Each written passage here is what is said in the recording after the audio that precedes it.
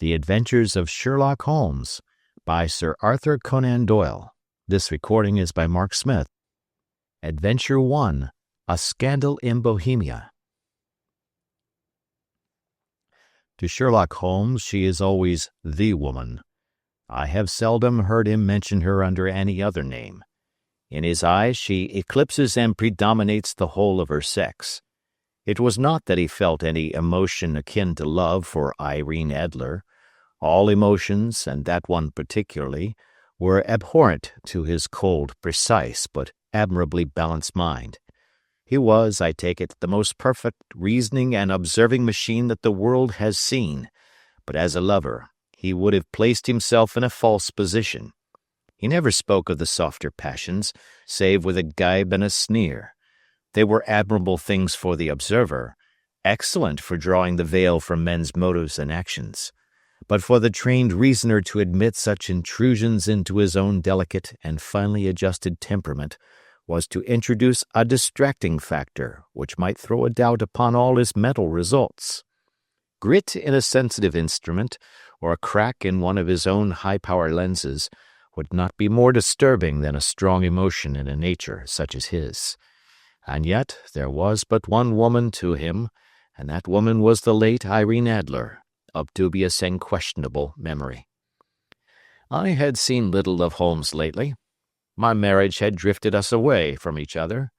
My own complete happiness and the home-centered interests which rise up around the man who first finds himself master of his own establishment was sufficient to absorb all my attention, while Holmes, who loathed every form of society with his whole Bohemian soul, remained in our lodgings in Baker Street, buried among his old books, and alternating from week to week between cocaine and ambition, the drowsiness of the drug, and the fierce energy of his own keen nature.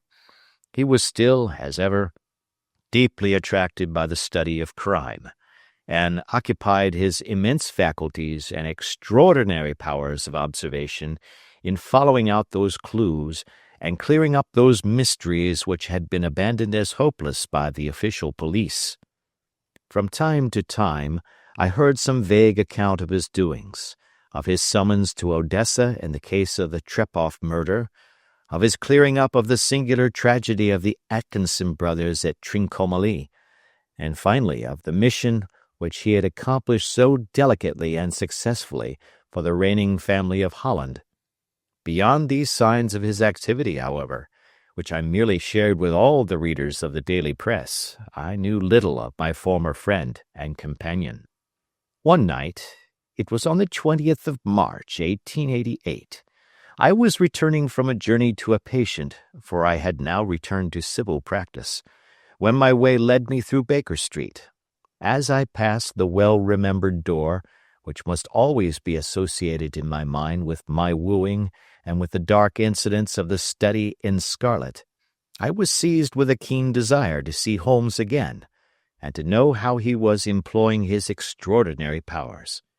His rooms were brilliantly lit, and even as I looked up, I saw his tall, spare figure pass twice in a dark silhouette against the blind. He was pacing the room swiftly, eagerly, with his head sunk upon his chest and his hands clasped behind him.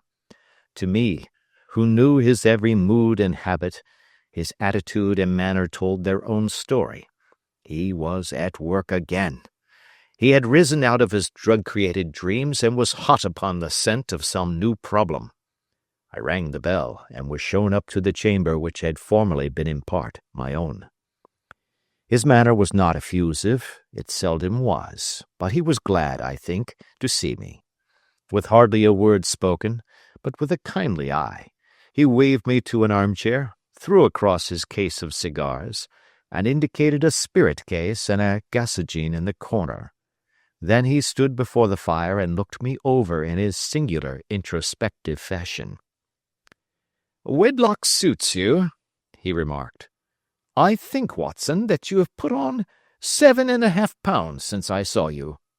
"7," I answered. "Indeed, I should have thought a little more. Just a trifle more, I fancy, Watson. And in practice again, I observe. You did not tell me that you intended to go into harness. Then how do you know? I see it, I deduce it. How do I know that you have been getting yourself very wet lately, and that you have a most clumsy and careless servant girl? My dear Holmes, said I, this is too much. You would certainly have been burned had you lived a few centuries ago.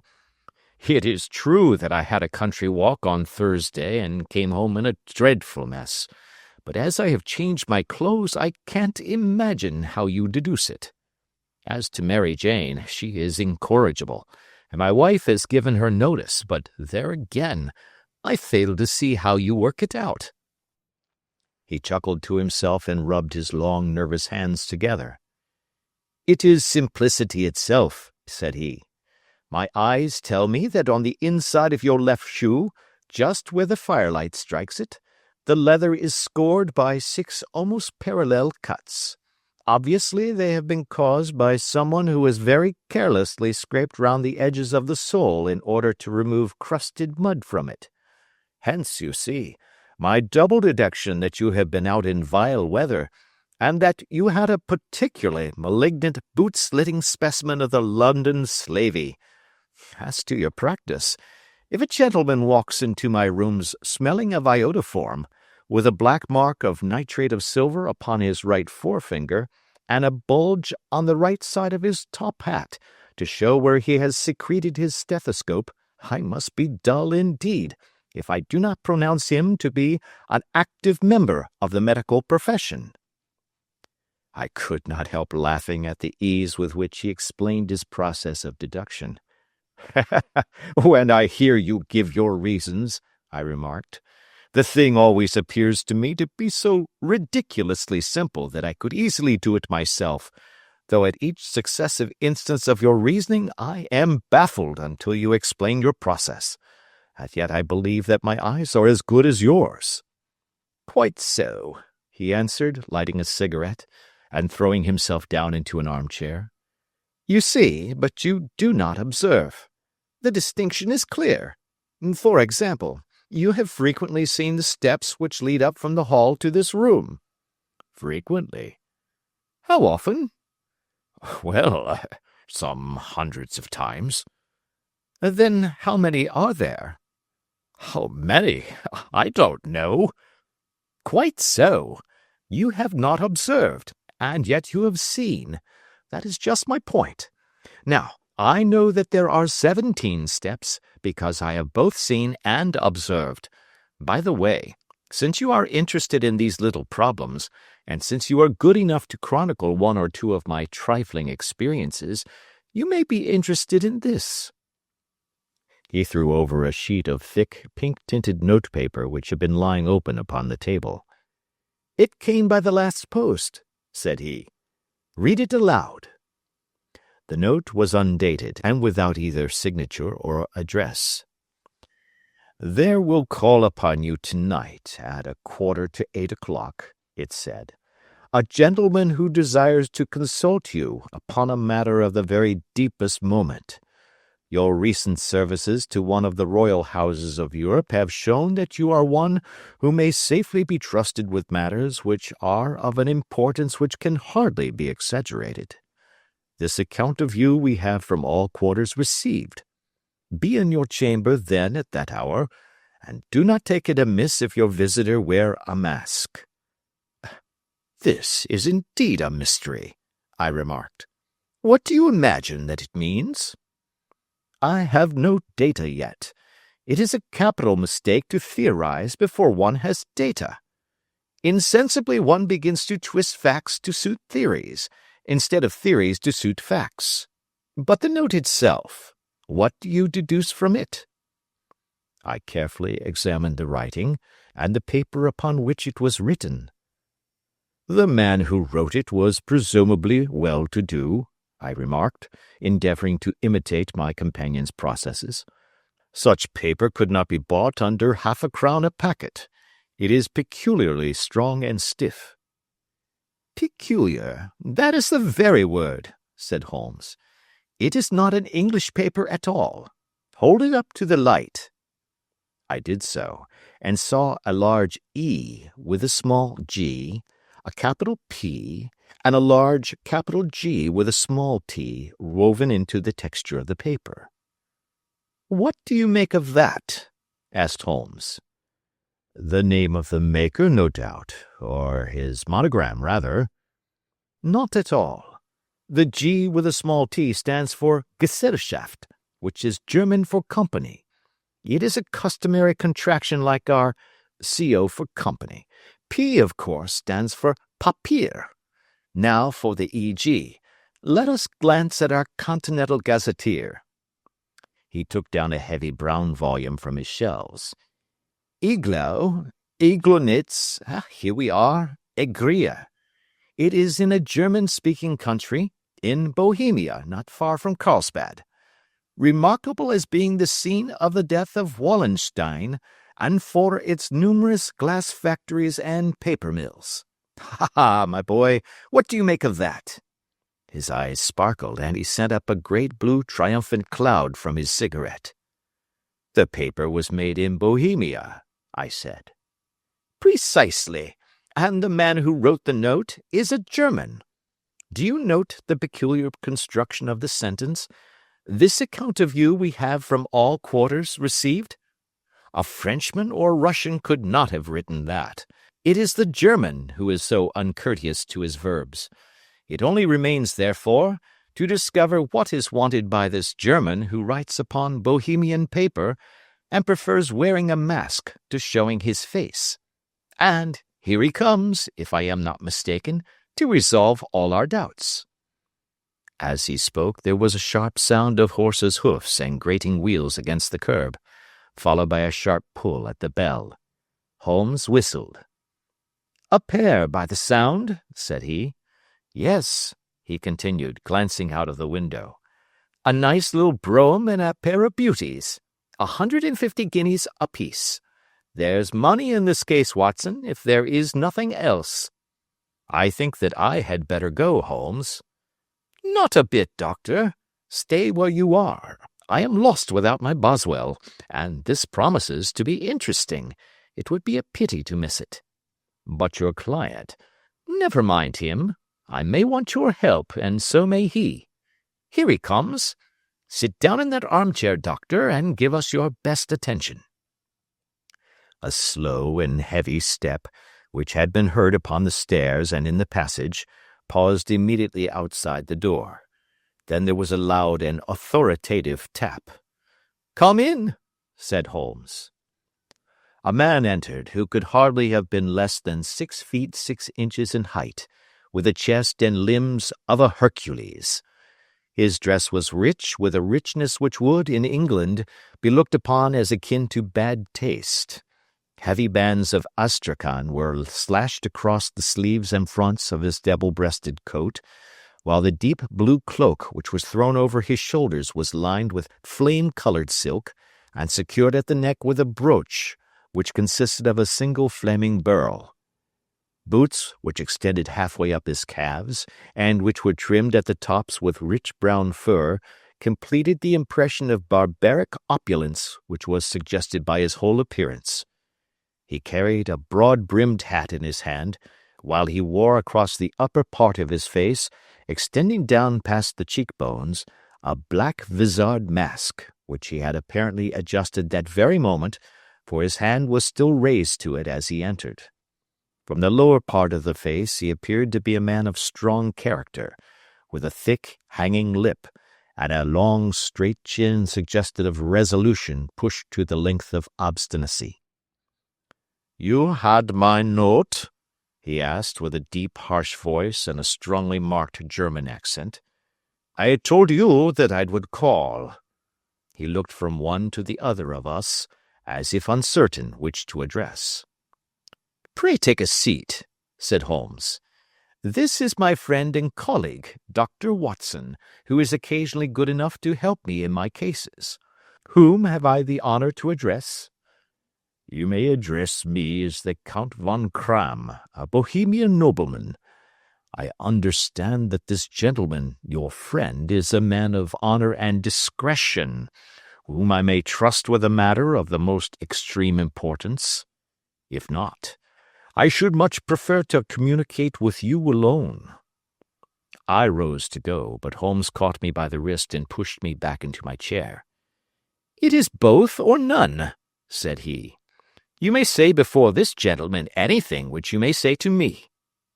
The Count shrugged his broad shoulders. "Then I must begin," said he, "by binding you both to absolute secrecy for 2 years. At the end of that time, the matter will be of no importance. At present it is not too much to say that it is of such weight it may have an influence upon European history." "I promise," said Holmes. "And I." "You will excuse this mask," continued our strange visitor. "The august person who employs me wishes his agent to be unknown to you, and I may confess at once that the title by which I have just called myself is not exactly my own." "I was aware of it," said Holmes dryly.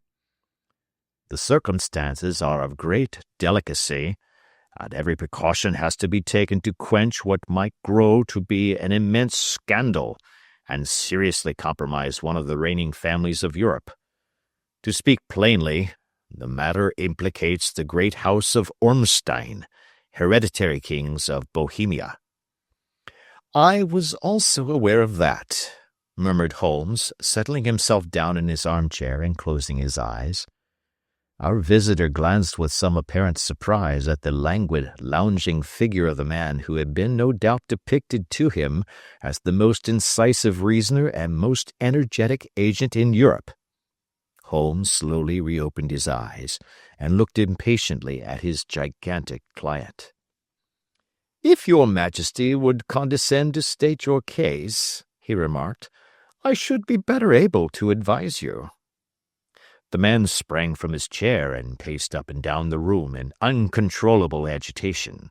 Then, with a gesture of desperation, he tore the mask from his face and hurled it upon the ground. "You are right," he cried. "I am the king. Why should I attempt to conceal it?" "Why, indeed?" murmured Holmes. "Your Majesty had not spoken before I was aware that I was addressing Wilhelm Gottschalk Sigmunds von Ormstein, Grand Duke of Cassel-Felstein, and hereditary King of Bohemia." "But you can understand," said our strange visitor, sitting down once more and passing his hand over his high white forehead, "you can understand that I am not accustomed to doing such business in my own person. Yet the matter was so delicate that I could not confide it to an agent without putting myself in his power. I have come incognito from Prague for the purpose of consulting you." "Then pray consult," said Holmes, shutting his eyes once more. "The facts are briefly these. Some 5 years ago, during a lengthy visit to Warsaw, I made the acquaintance of the well-known adventuress Irene Adler. The name is no doubt familiar to you." "Kindly look her up in my index, Doctor," murmured Holmes without opening his eyes. For many years he had adopted a system of docketing all paragraphs concerning men and things, so that it was difficult to name a subject or a person on which he could not at once furnish information. In this case I found her biography sandwiched in between that of a Hebrew rabbi and that of a staff commander who had written a monograph upon the deep-sea fishes. "Let me see," said Holmes. Born in New Jersey in the year 1858. Contralto. La Scala. Prima donna Imperial Opera of Warsaw. Yes. Retired from operatic stage. Living in London. Quite so.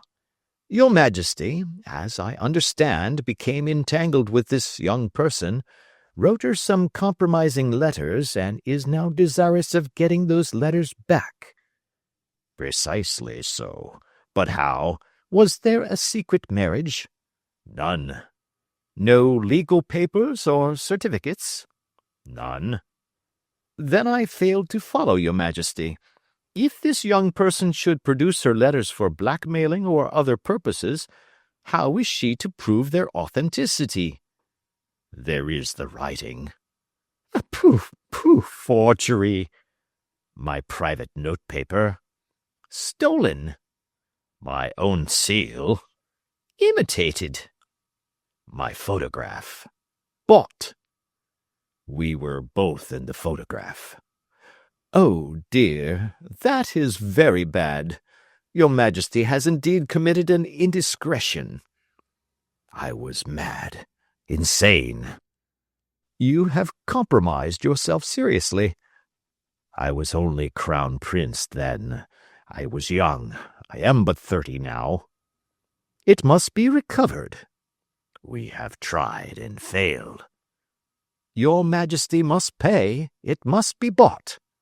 She will not sell. Stolen, then. 5 attempts have been made. Twice burglars in my pay ransacked her house. Once we diverted her luggage when she traveled. Twice she has been waylaid. There has been no result.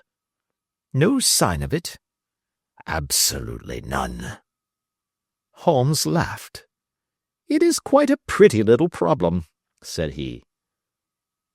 But a very serious one to me, returned the king reproachfully. Very, indeed. And what does she propose to do with the photograph? To ruin me. But how? I am about to be married. So I have heard. To Clotilde Lothman von Saxe-Meiningen, second daughter of the King of Scandinavia. You may know the strict principles of her family. She is herself the very soul of delicacy. A shadow of a doubt as to my conduct would bring the matter to an end. And Irene Adler? Threatens to send them the photograph, and she will do it. I know that she will do it. You do not know her, but she has a soul of steel. She has the face of the most beautiful of women, and the mind of the most resolute of men. Rather than I should marry another woman, there are no lengths to which she would not go. None. You are sure that she has not sent it yet? I am sure. And why? Because she has said that she would send it on the day when the betrothal was publicly proclaimed. That will be next Monday. Oh, then we have 3 days yet, said Holmes with a yawn. That is very fortunate, as I have 1 or 2 matters of importance to look into just at present. Your Majesty will, of course, stay in London for the present? Certainly. You will find me at the Langham under the name of the Count von Kram.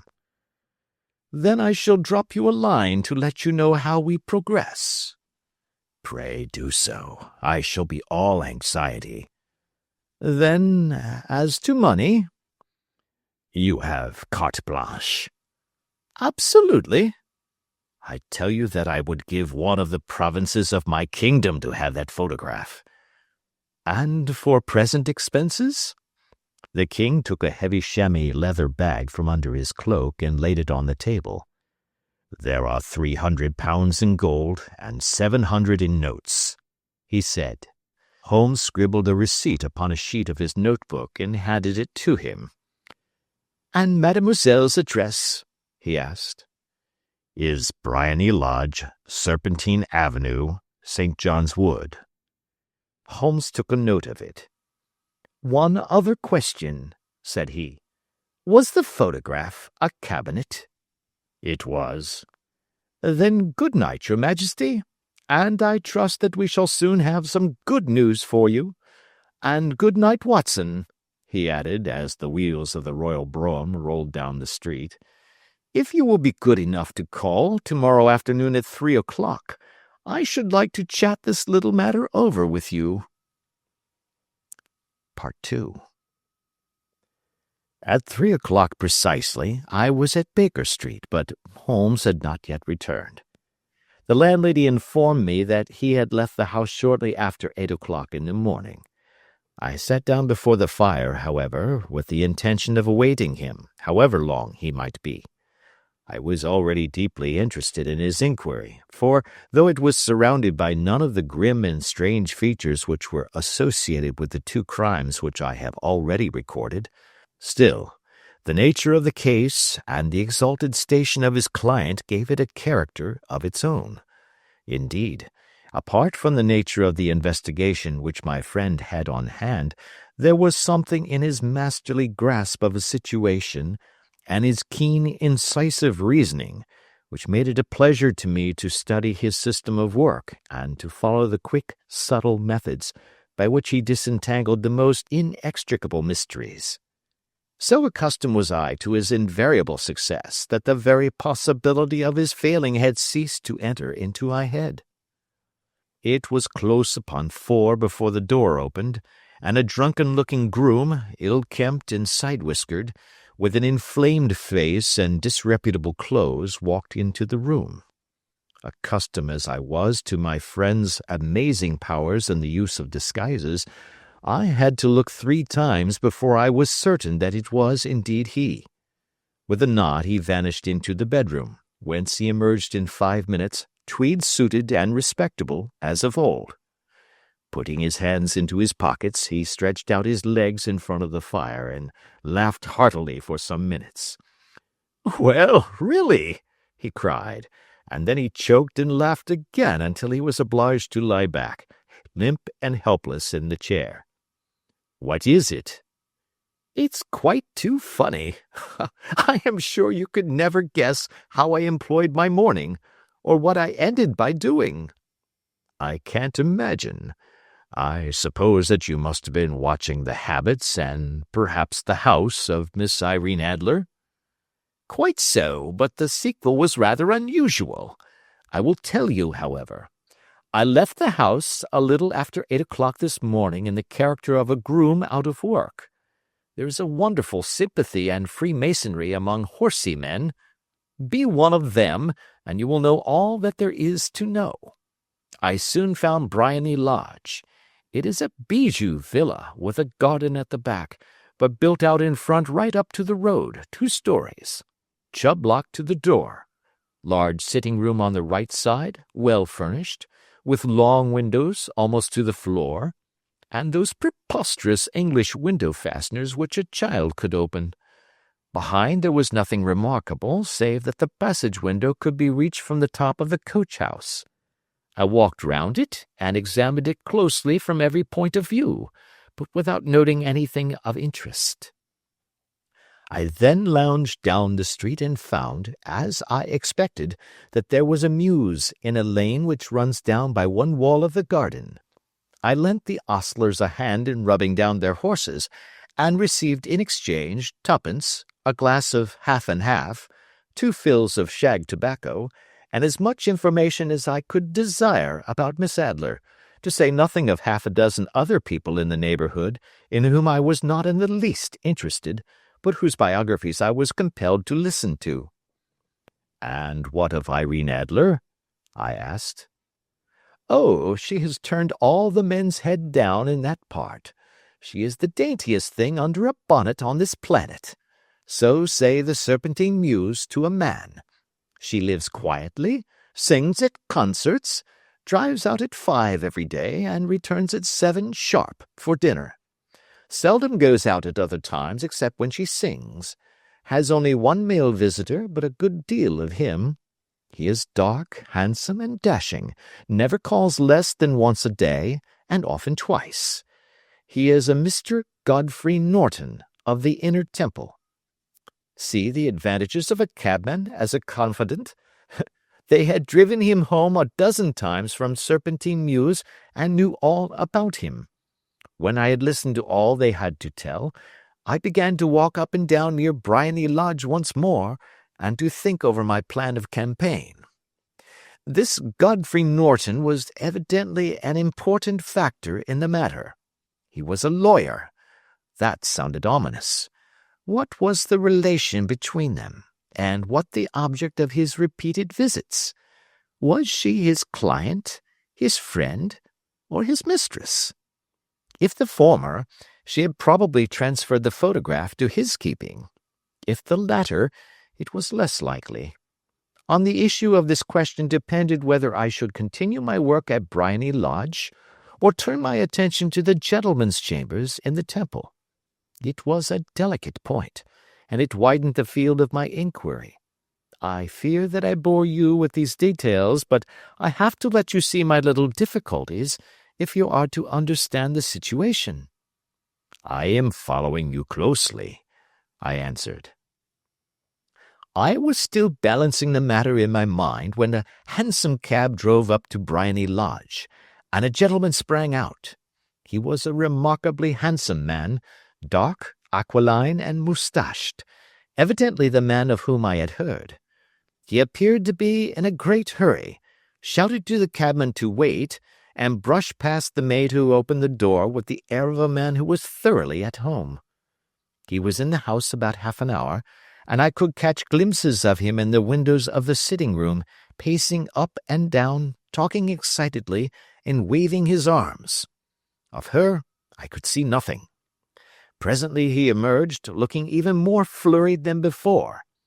As he stepped up to the cab, he pulled a gold watch from his pocket and looked at it earnestly.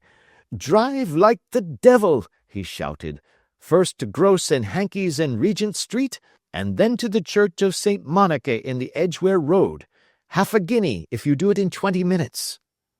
Away they went, and I was just wondering whether I should not do well to follow them, when up the lane comes a neat little landau, the coachman with his coat only half buttoned and his tie under his ear, while all the tags of his harness were sticking out of the buckles. It hadn't pulled up before she shot out of the hall door and into it. I only caught a glimpse of her at the moment, but she was a lovely woman, with a face that a man might die for. "The Church of St. Monica, John," she cried, "and half a sovereign if you reach it in 20 minutes. This was quite too good to lose, Watson. I was just balancing whether I should run for it, or whether I should perch behind her landau, when a cab came through the street. The driver looked twice at such a shabby fare, but I jumped in before he could object. "The Church of St. Monica," said I, "and half a sovereign if you reach it in 20 minutes. It was 25 minutes to 12, and of course it was clear enough what was in the wind. My cabby drove fast. I don't think I ever drove faster, but the others were there before us. The cab and the landau with their steaming horses were in front of the door when I arrived. I paid the man and hurried into the church. There was not a soul there save the two whom I had followed and a surpliced clergyman who seemed to be expostulating with them. They were all three standing in a knot in front of the altar. I lounged up the side aisle like any other idler who has dropped into a church. Suddenly, to my surprise, the three at the altar faced round to me, and Godfrey Norton came running as hard as he could towards me. "Thank God!" he cried. "You'll do. Come, come." "What then?" I asked. "Come, man, come. Only 3 minutes, or it won't be legal." I was half dragged up to the altar, and before I knew where I was, I found myself mumbling responses which were whispered in my ear, and vouching for things of which I knew nothing, and generally assisting in the secure tying up of Irene Adler, spinster, to Godfrey Norton, bachelor. It was all done in an instant, and there was the gentleman thanking me on the one side and the lady on the other, while the clergyman beamed on me in front. It was the most preposterous position in which I ever found myself in my life, and it was the thought of it that started me laughing just now. It seems that there had been some informality about their license, that the clergyman absolutely refused to marry them without a witness of some sort, and that my lucky appearance saved the bridegroom from having to sally out into the streets in search of a best man. The bride gave me a sovereign, and I mean to wear it on my watch chain in memory of the occasion. "This is a very unexpected turn of affairs," said I. "And what then?" "Well, I found my plans very seriously menaced. It looked as if the pair might take an immediate departure, and so necessitate very prompt and energetic measures on my part. At the church door, however, they separated. he driving back to the temple, and she to her own house. "I shall drive out in the park at 5 as usual," she said as she left him. I heard no more. They drove away in different directions, and I went off to make my own arrangements. "Which are?" "Some cold beef and a glass of beer," he answered, ringing the bell. "I have been too busy to think of food, and I am likely to be busier still this evening. By the way, Doctor, I shall want your cooperation." "I shall be delighted." "You don't mind breaking the law?" "Not in the least." "Nor running a chance of arrest?" "Not in a good cause." "Oh, the cause is excellent." "Then I am your man." "I was sure that I might rely on you." "But what is it you wish?" "When Mrs. Turner has brought in the tray, I will make it clear to you. Now," he said as he turned hungrily on the simple fare that our landlady had provided, "I must not discuss it while I eat, for I have not much time. It is nearly 5 now. In 2 hours we must be on the scene of action. Miss Irene, or Madame rather, returns from her drive at 7. We must be at Briony Lodge to meet her." "And what then?" "You must leave that to me. I have already arranged what is to occur. There is only one point on which I must insist. You must not interfere, come what may. You understand?" "I am to be neutral?" "To do nothing whatever. There will probably be some small unpleasantness. Do not join in it. It will end in my being conveyed into the house. 4 or 5 minutes afterwards the sitting-room window will open. You are to station yourself close to that open window." "Yes." "You are to watch me, for I will be visible to you." "Yes." "And when I raise my hand, so, you will throw into the room what I give you to throw, and will, at the same time, raise the cry of fire. You quite follow me?" "Entirely." "It is nothing very formidable," he said, taking a long cigar-shaped roll from his pocket. "It is an ordinary plumber's smoke rocket, fitted with a cap at either end to make it self-lighting. Your task is confined to that. When you raise your cry of fire, it will be taken up by quite a number of people. You may then walk to the end of the street, and I will rejoin you in 10 minutes. I hope that I have made myself clear?" "I am to remain neutral, to get near the window, to watch you, and at the signal to throw in this object, then to raise the cry of fire, and to wait you at the corner of the street." "Precisely." "Then you may entirely rely on me." "That is excellent. I think perhaps it is almost time that I prepare for the new role I have to play." He disappeared into his bedroom and returned in a few minutes in the character of an amiable and simple-minded nonconformist clergyman. His broad black hat, his baggy trousers, his white tie, his sympathetic smile, and general look of peering and benevolent curiosity were such as Mr. John Hare alone could have equalled. It was not merely that Holmes changed his costume. His expression, his manner, his very soul seemed to vary with every fresh part that he assumed. The stage lost a fine actor, even as science lost an acute reasoner when he became a specialist in crime. It was 6:15 when we left Baker Street, and it still wanted 10 minutes to the hour when we found ourselves in Serpentine Avenue.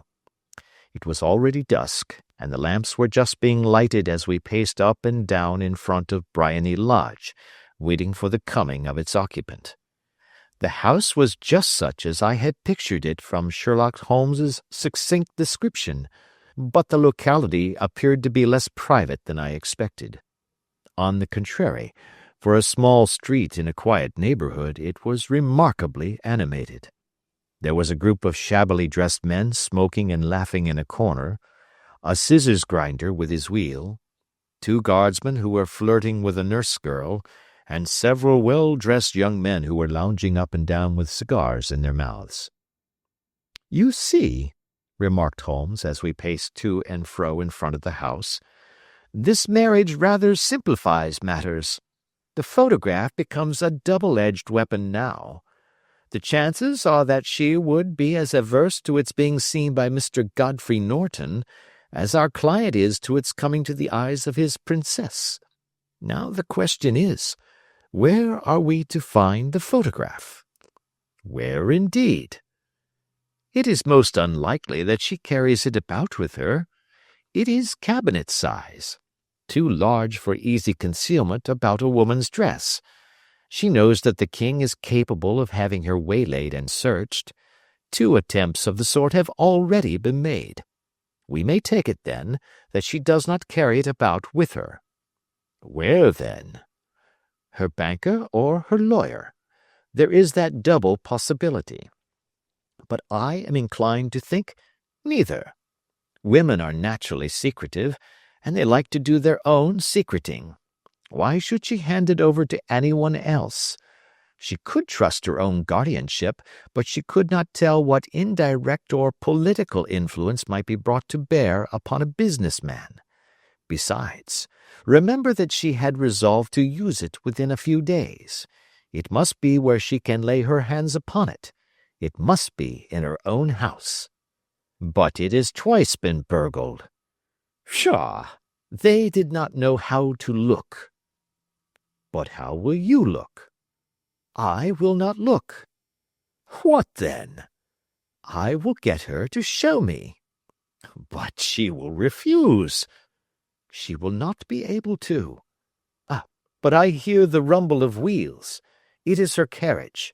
Now carry out my orders to the letter."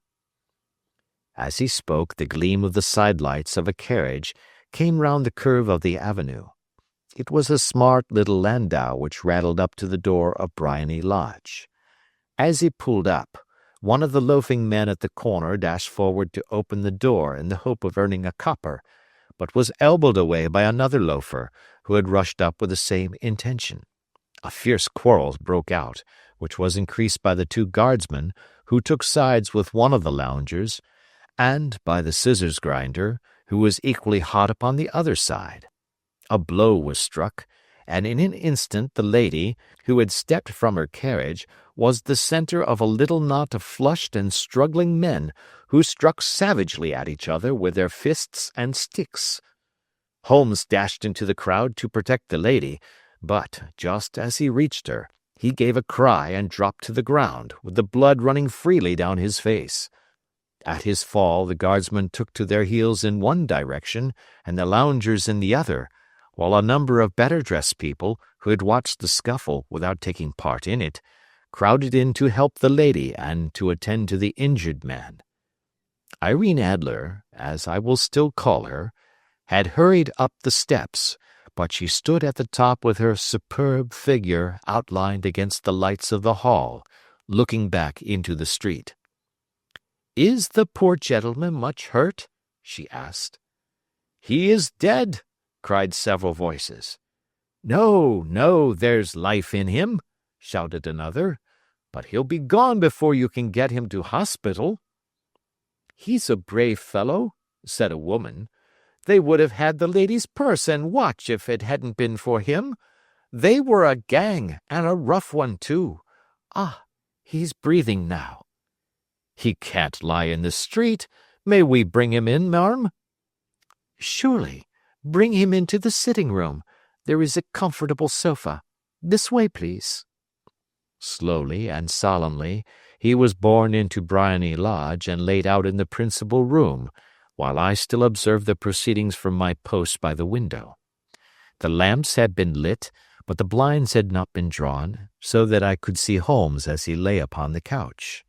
I do not know whether he was seized with compunction at that moment for the part he was playing, but I know that I never felt more heartily ashamed of myself in my life than when I saw the beautiful creature against whom I was conspiring, or the grace and kindliness with which she waited upon the injured man. And yet it would be the blackest treachery to Holmes to draw back now from the part which he had entrusted to me. I hardened my heart and took the smoke rocket from under my ulster. After all, I thought, we are not injuring her. We are but preventing her from injuring another. Holmes had sat up upon the couch, and I saw him motion like a man who is in need of air. A maid rushed across and threw open the window. At the same instant I saw him raise his hand, and at the signal I tossed my rocket into the room with a cry of "Fire!"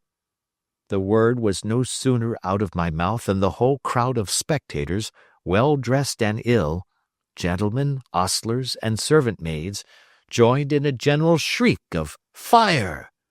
Thick clouds of smoke curled through the room and out at the open window. I caught a glimpse of rushing figures, and a moment later the voice of Holmes from within, assuring them that it was a false alarm. Slipping through the shouting crowd, I made my way to the corner of the street, and in 10 minutes was rejoiced to find my friend's arm in mine, and to get away from the scene of uproar. He walked swiftly and in silence for some minutes until we had turned down one of the quiet streets which lead towards the Edgware Road. "You did it very nicely, Doctor," he remarked. "Nothing could have been better. It is all right." "You have the photograph?" "I know where it is." "And how did you find out?" "She showed me, as I told you she would." "I am still in the dark." "I do not wish to make a mystery," said he, laughing. "The matter was perfectly simple. You, of course, saw that everyone in the street was an accomplice. They were all engaged for the evening." "I guessed as much." "Then, when the row broke out, I had a little moist red paint in the palm of my hand. I rushed forward, fell down, clapped my hand to my face, and became a piteous spectacle. It is an old trick. That also I could fathom. Then they carried me in. She was bound to have me in. What else could she do? And into her sitting-room, which was the very room which I suspected. It lay between that and her bedroom, and I was determined to see which. They laid me on a couch. I motioned for air. They were compelled to open the window, and you had your chance." "How did that help you?" "It was all important. When a woman thinks that her house is on fire, her instinct is at once to rush to the thing which she values most. It is a perfectly overpowering impulse, and I have more than once taken advantage of it. In the case of the Darlington substitution scandal it was of use to me, and also in the Arnsworth Castle business. A married woman grabs at her baby, an unmarried one reaches for her jewel-box. Now it was clear to me that Our Lady of today had nothing in the house more precious to her than what we are in quest of. She would rush to secure it. The alarm of fire was admirably done. The smoke and shouting were enough to shake nerves of steel. She responded beautifully. The photograph is in a recess behind a sliding panel just above the right bell-pull. She was there in an instant, and I caught a glimpse of it as she half drew it out. When I cried out that it was a false alarm, she replaced it, glanced at the rocket, rushed from the room, and I have not seen her since. I rose, and making my excuses, escaped from the house. I hesitated whether to attempt to secure the photograph at once, but the coachman had come in, and as he was watching me narrowly, it seemed safer to wait. A little over-precipitance may ruin all. "And now?" I asked. "Our quest is practically finished. I shall call with the king tomorrow, and with you if you care to come with us. We will be shown into the sitting-room to wait for the lady, but it is probable that when she comes she may find neither of us nor the photograph. It might be a satisfaction to His Majesty to regain it with his own hands." "And when will you call?" "At 8 in the morning. She will not be up, so that we shall have a clear field. Besides, we must be prompt, for this marriage may mean a complete change in her life and habits. I must wire to the king without delay." We had reached Baker Street and had stopped at the door. He was searching his pockets for the key when someone passing said, "Good night, Mr. Sherlock Holmes." There were several people on the pavement at the time, but the greeting appeared to come from a slim youth in an ulster who had hurried by. "I've heard that voice before," said Holmes, staring down the dimly lit street. "Now, I wonder who the deuce that could have been." Part 3.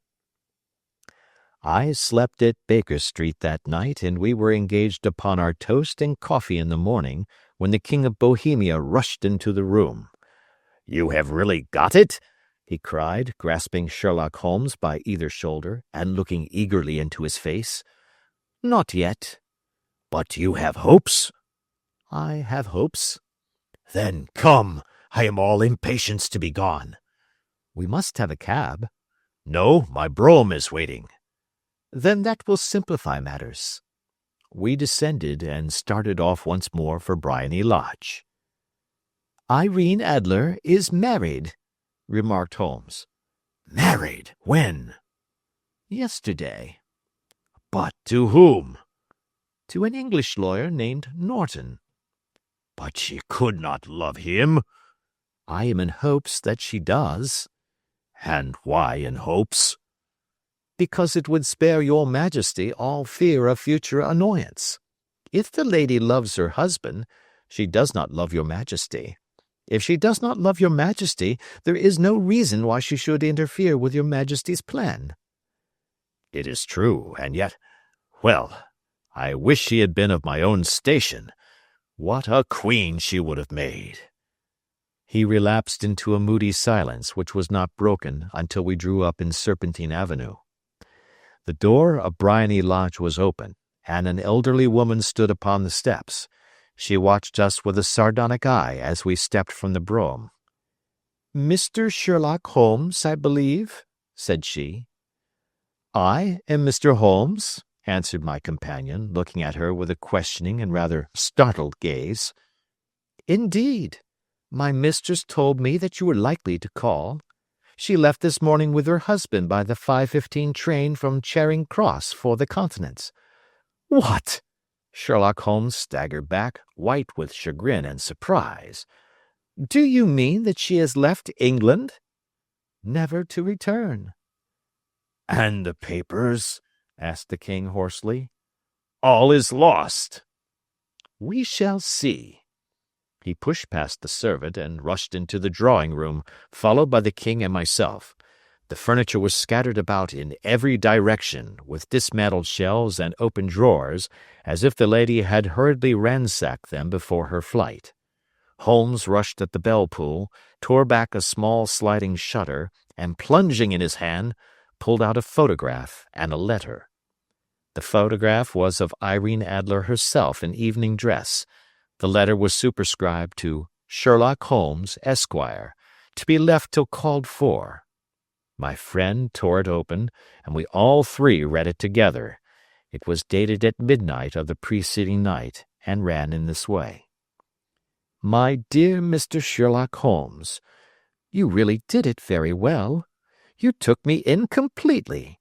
Until after the alarm of fire I had not a suspicion. But then when I found how I had betrayed myself, I began to think. I had been warned against you months ago. I had been told that, if the king employed an agent, it would certainly be you. And your address had been given me. Yet, with all this, you made me reveal what you wanted to know. Even after I became suspicious, I found it hard to think evil of such a dear, kind old clergyman. But, you know, I have been trained as an actress myself. Male costume is nothing new to me. I often take advantage of the freedom which it gives. I sent John, the coachman, to watch you, ran upstairs, got into my walking clothes, as I call them, and came down just as you departed.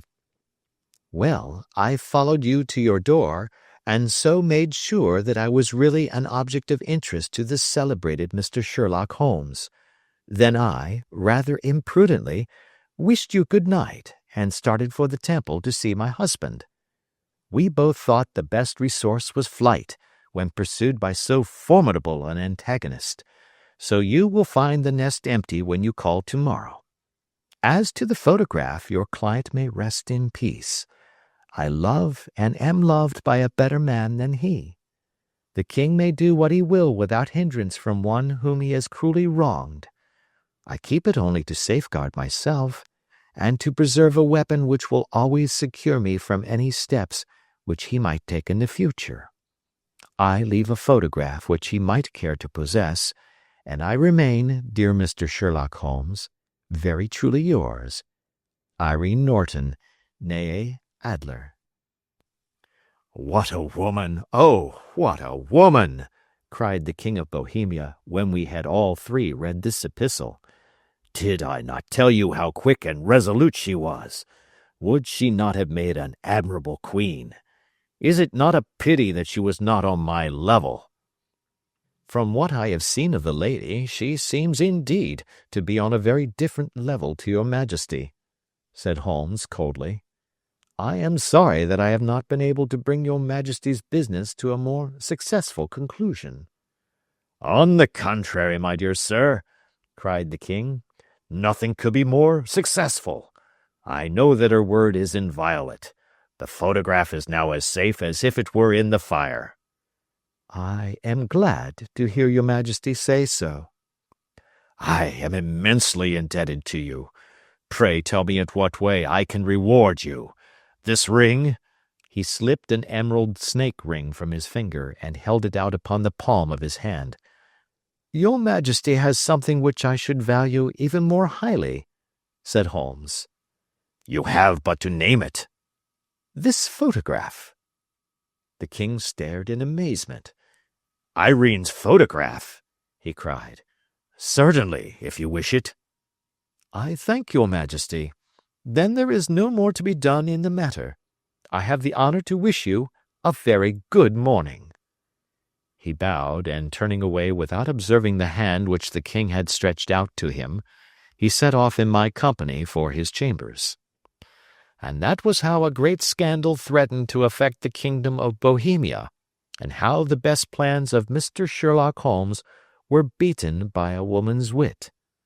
He used to make merry over the cleverness of woman, but I have not heard him do it of late. And when he speaks of Irene Adler, or when he refers to her photograph, it is always under the honorable title of the woman. Adventure 2. The Red-Headed League. I had called upon my friend, Mr. Sherlock Holmes, one day in the autumn of last year, and found him in deep conversation with a very stout, florid-faced, elderly gentleman with fiery red hair. With an apology for my intrusion, I was about to withdraw, when Holmes pulled me abruptly into the room and closed the door behind me. "You could not possibly have come at a better time, my dear Watson," he said cordially. "I was afraid that you were engaged." "So I am, very much so." "Then I can wait in the next room." "Not at all. This gentleman, Mr. Wilson, has been my partner and helper in many of my most successful cases, and I have no doubt that he will be of the utmost use to me and yours also." The stout gentleman half rose from his chair and gave a bob of greeting, with a quick little questioning glance from his small, fat, encircled eyes. "Try the settee," said Holmes, relapsing into his armchair and putting his fingertips together, as was his custom when in judicial moods. "I know, my dear Watson, that you share my love of all that is bizarre and outside the conventions and humdrum routine of everyday life. You have shown your relish for it by the enthusiasm which has prompted you to chronicle, and, if you will excuse my saying so, somewhat to embellish so many of my own little adventures." "Your cases have indeed been of the greatest interest to me," I observed. "You will remember that I remarked the other day, just before we went into the very simple problem presented by Miss Mary Sutherland, that for strange effects and extraordinary combinations we must go to life itself, which is always far more daring than any effort of the imagination." "A proposition which I took the liberty of doubting." "You did, Doctor, but none the less you must come round to my view, for otherwise I shall keep on piling fact upon fact on you until your reason breaks down under them and acknowledges me to be right. Now, Mr. Jabez Wilson here has been good enough to call upon me this morning, and to begin a narrative which promises to be one of the most singular which I have listened to for some time. You have heard me remark that the strangest and most unique things are very often connected not with the larger but with the smaller crimes, and occasionally, indeed, where there is room for doubt whether any positive crime has been committed. As far as I have heard, it is impossible for me to say whether the present case is an instance of crime or not, but the course of events is certainly among the most singular that I have ever listened to. Perhaps, Mr. Wilson, you would have the great kindness to recommence your narrative. I ask you not merely because my friend Dr. Watson has not heard the opening part, but also because the peculiar nature of the story makes me anxious to have every possible detail from your lips. As a rule, when I have heard some slight indication of the course of events, I am able to guide myself by thousands of other similar cases which occur to my memory. In the present instance, I am forced to admit that the facts are, to the best of my belief, unique." The portly client puffed out his chest with an appearance of some little pride, and pulled a dirty and wrinkled newspaper from the inside pocket of his greatcoat. As he glanced down the advertisement column, with his head thrust forward and the paper flattened out upon his knee, I took a good look at the man and endeavored, after the fashion of my companion, to read the indications which might be presented by his dress or appearance. I did not gain very much, however, by my inspection. Our visitor bore every mark of being an average, commonplace British tradesman, obese, pompous, and slow. He wore rather baggy grey shepherd's check trousers, a not over-clean black frock-coat, unbuttoned in the front, and a drab waistcoat with a heavy brassy Albert chain, and a square pierced bit of metal dangling down as an ornament. A frayed top hat and a faded brown overcoat with a wrinkled velvet collar lay upon a chair beside him. Altogether, look as I would, there was nothing remarkable about the man save his blazing red head and the expression of extreme chagrin and discontent upon his features. Sherlock Holmes's quick eye took in my occupation, and he shook his head with a smile as he noticed my questioning glances. "Beyond the obvious facts that he has at some time done manual labor, that he takes snuff, that he is a Freemason, that he has been in China, and that he has done a considerable amount of writing lately, I can deduce nothing else." Mr. Jabez Wilson started up in his chair, with his forefinger upon the paper, but his eyes upon my companion. "How, in the name of good fortune, did you know all that, Mr. Holmes?" he asked. "How did you know, for example, that I did manual labor? It's as true as gospel, for I began as a ship's carpenter." "Your hands, my dear sir. Your right hand is quite a size larger than your left. You have worked with it, and the muscles are more developed." "Well, there's snuff, then, and the Freemasonry?" "I won't insult your intelligence by telling you how I read that, especially as, rather against the strict rules of your order, you use an arc and compass breastpin." "Ah, of course, I forgot that. But the writing?" "What else can be indicated by that right cuff so very shiny for 5 inches, and the left one with the smooth patch near the elbow where you rested upon the desk?" "Well, but China?" "The fish that you have tattooed immediately above your right wrist could only have been done in China. I have made a small study of tattoo marks, and have even contributed to the literature of the subject. That trick of staining the fish's scales of a delicate pink is quite peculiar to China.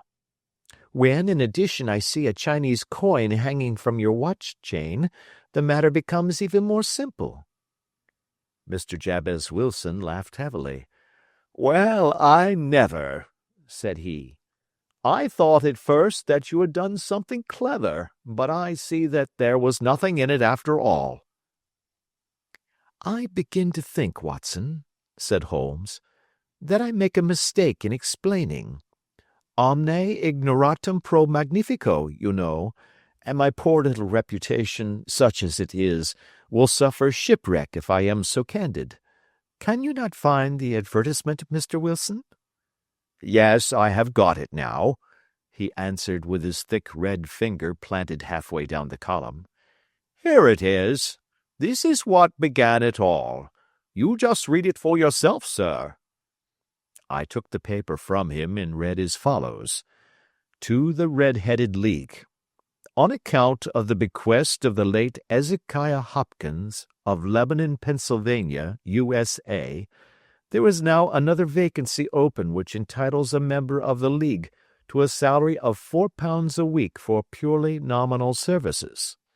All red-headed men who are sound in body and mind and above the age of 21 years are eligible. Apply in person on Monday at 11 o'clock to Duncan Ross at the offices of the League, 7 Pope's Court, Fleet Street." "What on earth does this mean?" I ejaculated after I had twice read over the extraordinary announcement. Holmes chuckled and wriggled in his chair, as was his habit when in high spirits. "It is a little off the beaten track, isn't it?" said he. "And now, Mr. Wilson, off you go at scratch and tell us all about yourself, your household, and the effect which this advertisement had upon your fortunes. You will first make a note, Doctor, of the paper and the date." "It is the Morning Chronicle of April 27, 1890, just 2 months ago." "Very good. Now, Mr. Wilson?" "Well, it is just as I have been telling you, Mr. Sherlock Holmes," said Jabez Wilson, mopping his forehead. "I have a small pawnbroker's business at Coburg Square, near the city. It's not a very large affair, and of late years it has not done more than just give me a living.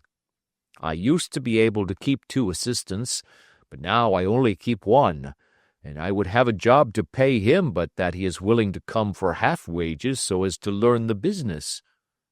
"What is the name of this obliging youth?"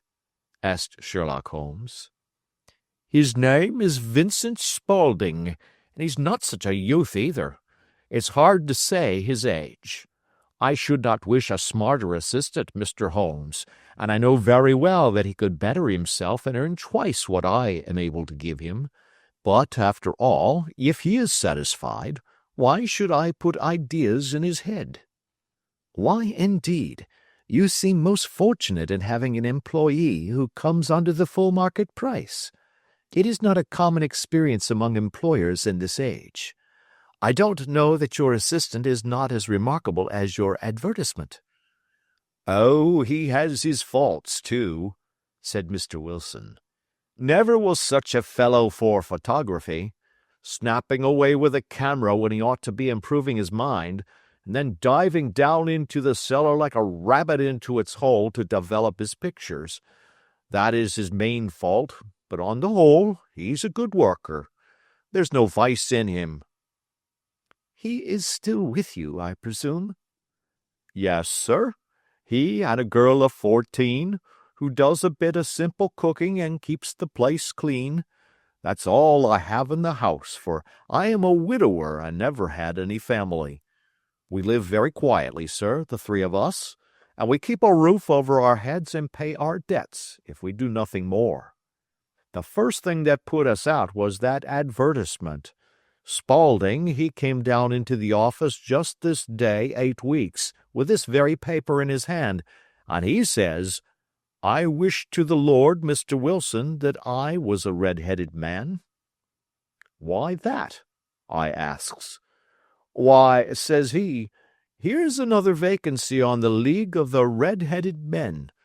It's worth quite a little fortune to any man that gets it, and I understand that there are more vacancies than there are men, so that the trustees are at their wits' end what to do with the money.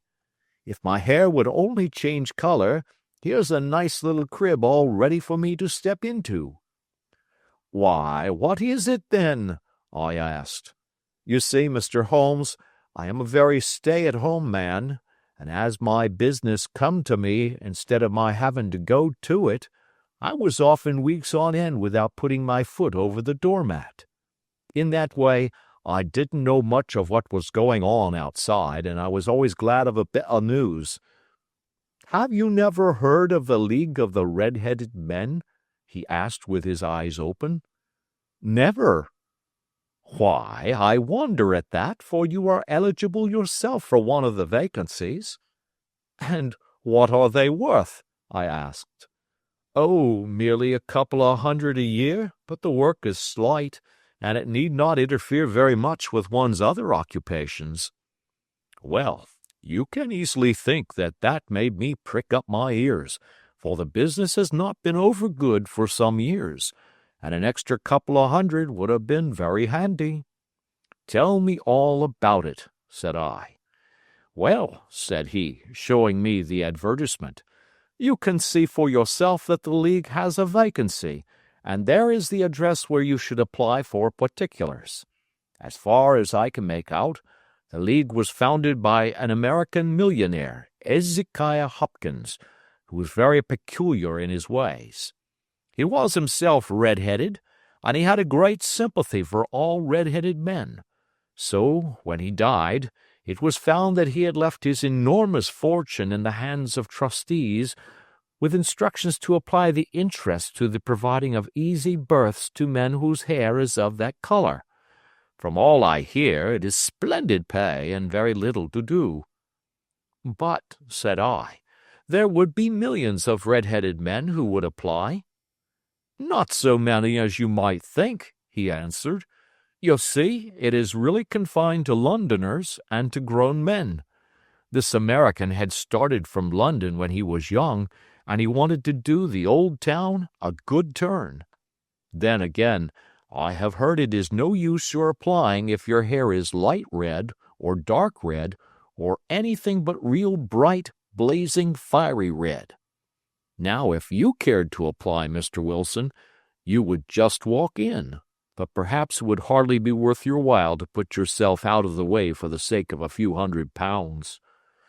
Now, it is a fact, gentlemen, as you may see for yourselves, that my hair is of a very full and rich tint, so that it seemed to me that if there was to be any competition in the matter, I stood as good a chance as any man that I had ever met. Vincent Spaulding seemed to know so much about it that I thought he might prove useful, so I just ordered him to put up the shutters for the day, and to come right away with me. He was very willing to have a holiday, so we shut the business up and started off for the address that was given us in the advertisement. I never hope to see such a sight as that again, Mr. Holmes. From north, south, east, and west, every man who had a shade of red in his hair had tramped into the city to answer the advertisement. Fleet Street was choked with red-headed folk, and Pope's Court looked like a coster's orange barrow. I should not have thought there were so many in the whole country as were brought together by that single advertisement. Every shade of color they were: straw, lemon, orange, brick, Irish setter, liver, clay. But, as Spaulding said, there were not many who had the real vivid flame-colored tint. When I saw how many were waiting, I would have given it up in despair, but Spaulding would not hear of it. How he did it, I could not imagine, but he pushed and pulled and butted until he got me through the crowd, and right up to the steps which led to the office. There was a double stream upon the stair, some going up in hope, and some coming back dejected, but we wedged in as well as we could and soon found ourselves in the office. "Your experience has been a most entertaining one," remarked Holmes as his client paused and refreshed his memory with a huge pinch of snuff. "Pray continue your very interesting statement." "There was nothing in the office but a couple of wooden chairs and a deal table, behind which sat a small man with a head that was even redder than mine. He said a few words to each candidate as he came up, and that he always managed to find some fault in them which would disqualify them. Getting a vacancy did not seem to be such a very easy matter, after all. However, when our turn came, the little man was much more favorable to me than to any of the others, and he closed the door as we entered, so that he might have a private word with us. "This is Mr. Jabez Wilson," said my assistant, "and he is willing to fill a vacancy in the league." "And he is admirably suited for it," the other answered. "He has every requirement. I cannot recall when I have seen anything so fine." He took a step backward, cocked his head on one side, and gazed at my hair until I felt quite bashful. Then suddenly he plunged forward, wrung my hand, and congratulated me warmly on my success. "It would be injustice to hesitate," said he. "You will, however, I am sure, excuse me for taking an obvious precaution." With that he seized my hair in both his hands and tugged until I yelled with the pain. "There is water in your eyes," said he as he released me. "I perceive that all is as it should be. But we have to be careful, for we have twice been deceived by wigs and once by paint. I could tell you tales of cobbler's wax which would disgust you with human nature." He stepped over to the window and shouted through it at the top of his voice that the vacancy was filled. A groan of disappointment came up from below, and the folk all trooped away in different directions until there was not a red head to be seen except my own and that of the manager. "My name," said he, "is Mr. Duncan Ross, and I am myself one of the pensioners upon the fund left by our noble benefactor. Are you a married man, Mr. Wilson?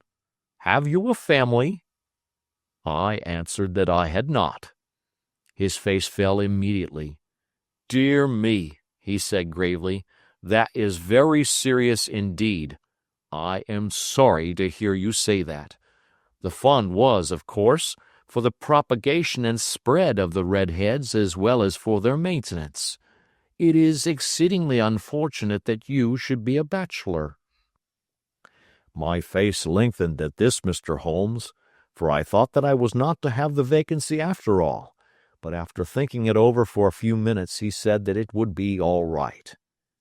"In the case of another," said he, "the objection might be fatal, but we must stretch a point in favor of a man with such a head of hair as yours.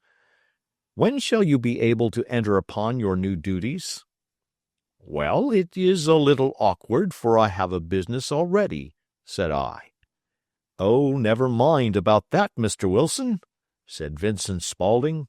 "I shall be able to look after that for you." "What would be the hours?" I asked. 10 to 2. Now, a pawnbroker's business is mostly done of an evening, Mr. Holmes, especially Thursday and Friday evening, which is just before payday. So it would suit me very well to earn a little in the mornings.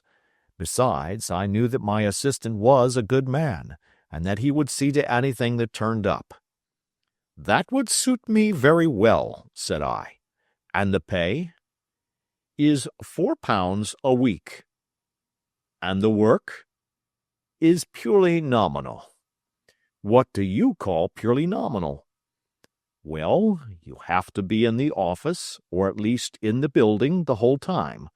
If you leave, you forfeit your whole position forever. The will is very clear upon that point. You don't comply with the conditions if you budge from the office during that time." "It's only 4 hours a day, and I should not think of leaving," said I. "No excuse will avail," said Mr. Duncan Ross. "Neither sickness nor business nor anything else. There you must stay, or you lose your billet." "And the work?" "Is to copy out the Encyclopaedia Britannica. There is the first volume of it in that press.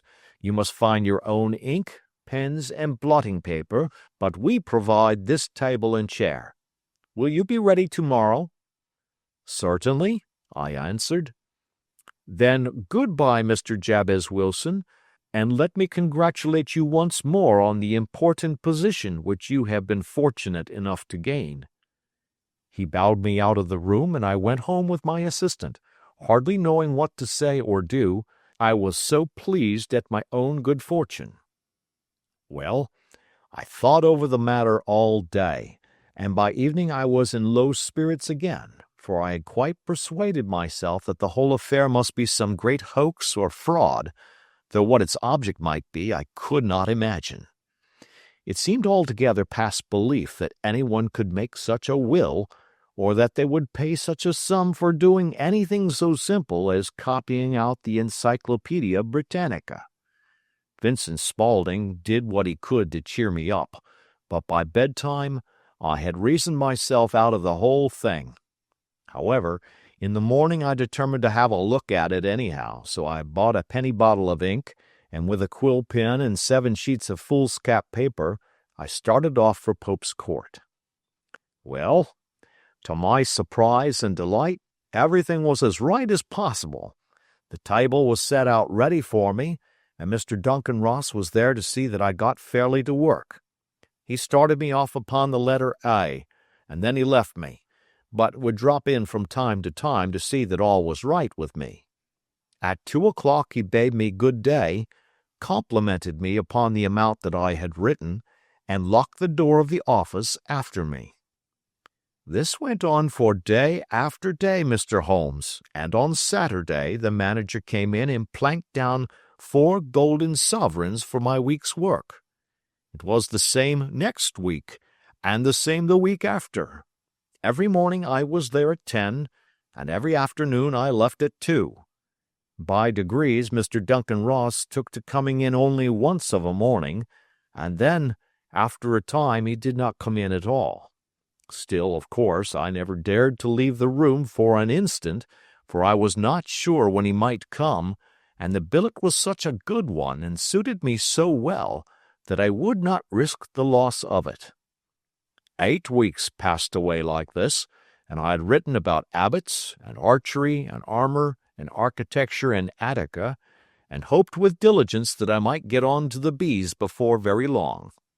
It cost me something in foolscap, and I had pretty nearly filled a shelf with my writings, and then suddenly the whole business came to an end. To an end? Yes, sir, and no later than this morning. I went to my work as usual at 10 o'clock, but the door was shut and locked, with a little square of cardboard hammered on to the middle of the panel with a tack. Here it is, and you can read for yourself. He held up a piece of white cardboard about the size of a sheet of notepaper. It read in this fashion: "The Red-Headed League is dissolved. October 9, 1890. Sherlock Holmes and I surveyed this curt announcement and the rueful face behind it, until the comical side of the affair so completely overtopped every other consideration that we both burst out into a roar of laughter. "I cannot see that there is anything very funny," cried our client, flushing up to the roots of his flaming head. "If you can do nothing better than laugh at me, I can go elsewhere." "No, no," cried Holmes, shoving him back into the chair from which he had half risen. "I really wouldn't miss your case for the world. It is most refreshingly unusual. But there is, if you will excuse my saying so, something just a little funny about it. Pray, what steps did you take when you found the card upon the door?" "I was staggered, sir. I did not know what to do. Then I called at the offices round, but none of them seemed to know anything about it. Finally, I went to the landlord, who is an accountant living on the ground floor, and I asked him if he could tell me what had become of the Red-Headed League. He said that he had never heard of any such body. Then I asked him who Mr. Duncan Ross was. He answered that the name was new to him. "Well," said I, "the gentleman at number 4. "What, the red-headed man?" "Yes." "Oh," said he, "his name was William Morris. He was a solicitor and was using my room as a temporary convenience until his new premises were ready. He moved out yesterday." "Where could I find him?" "Oh, at his new offices. He did tell me the address. Yes, 17 King Edward Street, near St. Paul's. I started off, Mr. Holmes, but when I got to that address it was a manufactory of artificial kneecaps, and no one in it had ever heard of either Mr. William Morris or Mr. Duncan Ross. "And what did you do then?" asked Holmes. "I went home to Saxe-Coburg Square, and I took the advice of my assistant, but he could not help me in any way. He could only say that if I waited I should hear by post. But that was not quite good enough, Mr. Holmes. I did not wish to lose such a place without a struggle, so, as I have heard that you were good enough to give advice to poor folk who were in need of it, I came right away to you." "And you did very wisely," said Holmes. "Your case is an exceedingly remarkable one, and I shall be happy to look into it. From what you have told me, I think it is possible that graver issues hang from it than might at first sight appear." "Grave enough," said Mr. Jabez Wilson. "Why, I have lost £4 a week." "As far as you are personally concerned," remarked Holmes, "I do not see that you have any grievance against this extraordinary league. On the contrary, you are, as I understand, richer by some £30, to say nothing of the minute knowledge which you have gained on every subject which comes under the letter A. You have lost nothing by them." "No, sir, but I want to find out about them, and who they are, and what their object was in playing this prank, if it was a prank, upon me. It was a pretty expensive joke for them, for it cost them £32.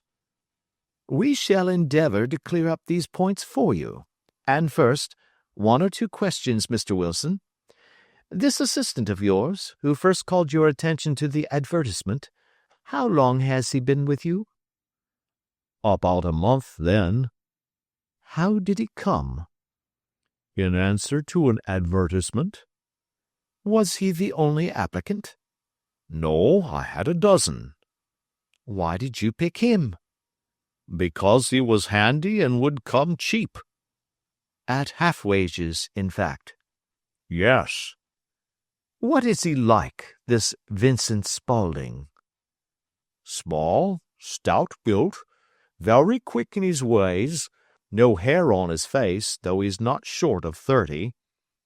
Has a white splash of acid upon his forehead." Holmes sat up in his chair in considerable excitement.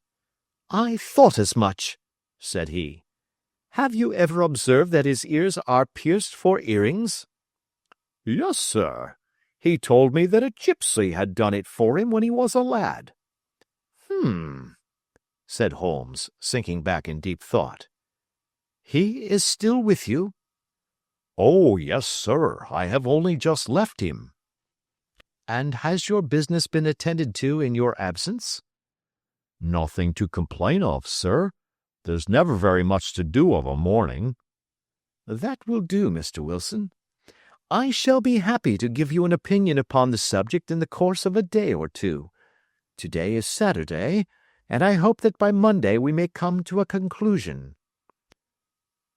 "Well, Watson," said Holmes when our visitor had left us, "what do you make of it all?" "I make nothing of it," I answered frankly. "It is a most mysterious business." "As a rule," said Holmes, "the more bizarre a thing is, the less mysterious it proves to be. It is your commonplace featureless crimes which are really puzzling, just as a commonplace face is the most difficult to identify. But I must be prompt over this matter." "What are you going to do, then?" I asked. "To smoke," he answered. "It is quite a three-pipe problem, and I beg that you won't speak to me for 50 minutes." He curled himself up in his chair, with his thin knees drawn up to his hawk-like nose, and there he sat with his eyes closed and his black clay pipe thrusting out like the bill of some strange bird.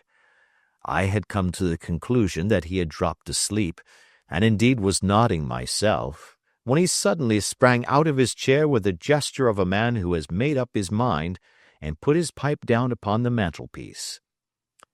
"Sarasate plays at St. James's Hall this afternoon," he remarked. "What do you think, Watson? Could your patient spare you for a few hours?" "I have nothing to do today. My practice is never very absorbing." "Then put on your hat and come. I am going through the city first, and we can have some lunch on the way. I observe that there is a good deal of German music on the program, which is rather more to my taste than Italian or French. It is introspective, and I want to introspect. Come along." We traveled by the Underground as far as Aldersgate, and a short walk took us to Saxe Coburg Square, the scene of the singular story which we had listened to in the morning. It was a poky, little, shabby, genteel place, where 4 lines of dingy, 2-storied brick houses looked out into a small railed-in enclosure, where a lawn of weedy grass and a few clumps of faded laurel bushes made a hard fight against a smoke-laden and uncongenial atmosphere. 3 gilt balls and a brown board with Jabez Wilson in white letters upon a corner house announced the place where our red-headed client carried on his business. Sherlock Holmes stopped in front of it with his head on one side and looked it all over, with his eyes shining brightly between puckered lids.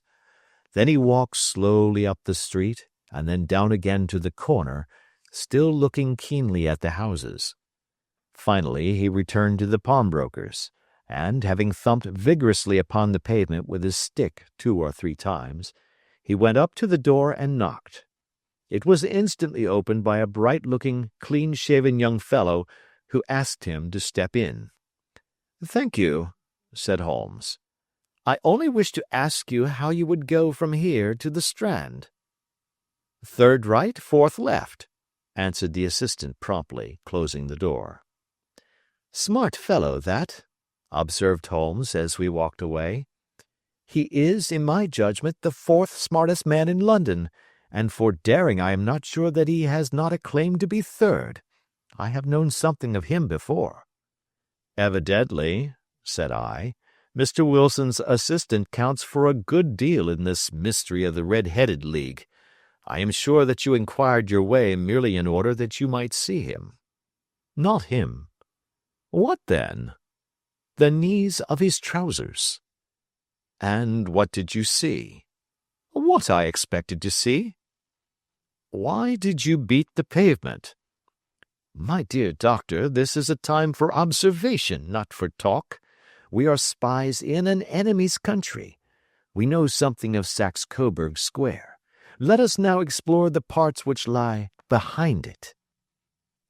The road in which we found ourselves as we turned round the corner from the retired Saxe Coburg Square presented as great a contrast to it as the front of a picture does to the back.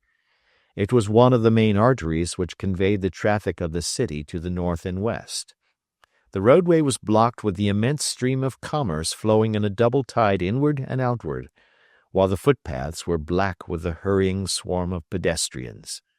It was difficult to realize, as we looked at the line of fine shops and stately business premises, that they really abutted on the other side upon the faded and stagnant square which we had just quitted. "Let me see," said Holmes, standing at the corner and glancing along the line. "I should like just to remember the order of the houses here. It is a hobby of mine to have an exact knowledge of London. There is Mortimer's, the tobacconist, the Coburg branch of the City and Suburban Bank, the Vegetarian Restaurant, and McFarlane's carriage-building depot. That carries us right on to the other block.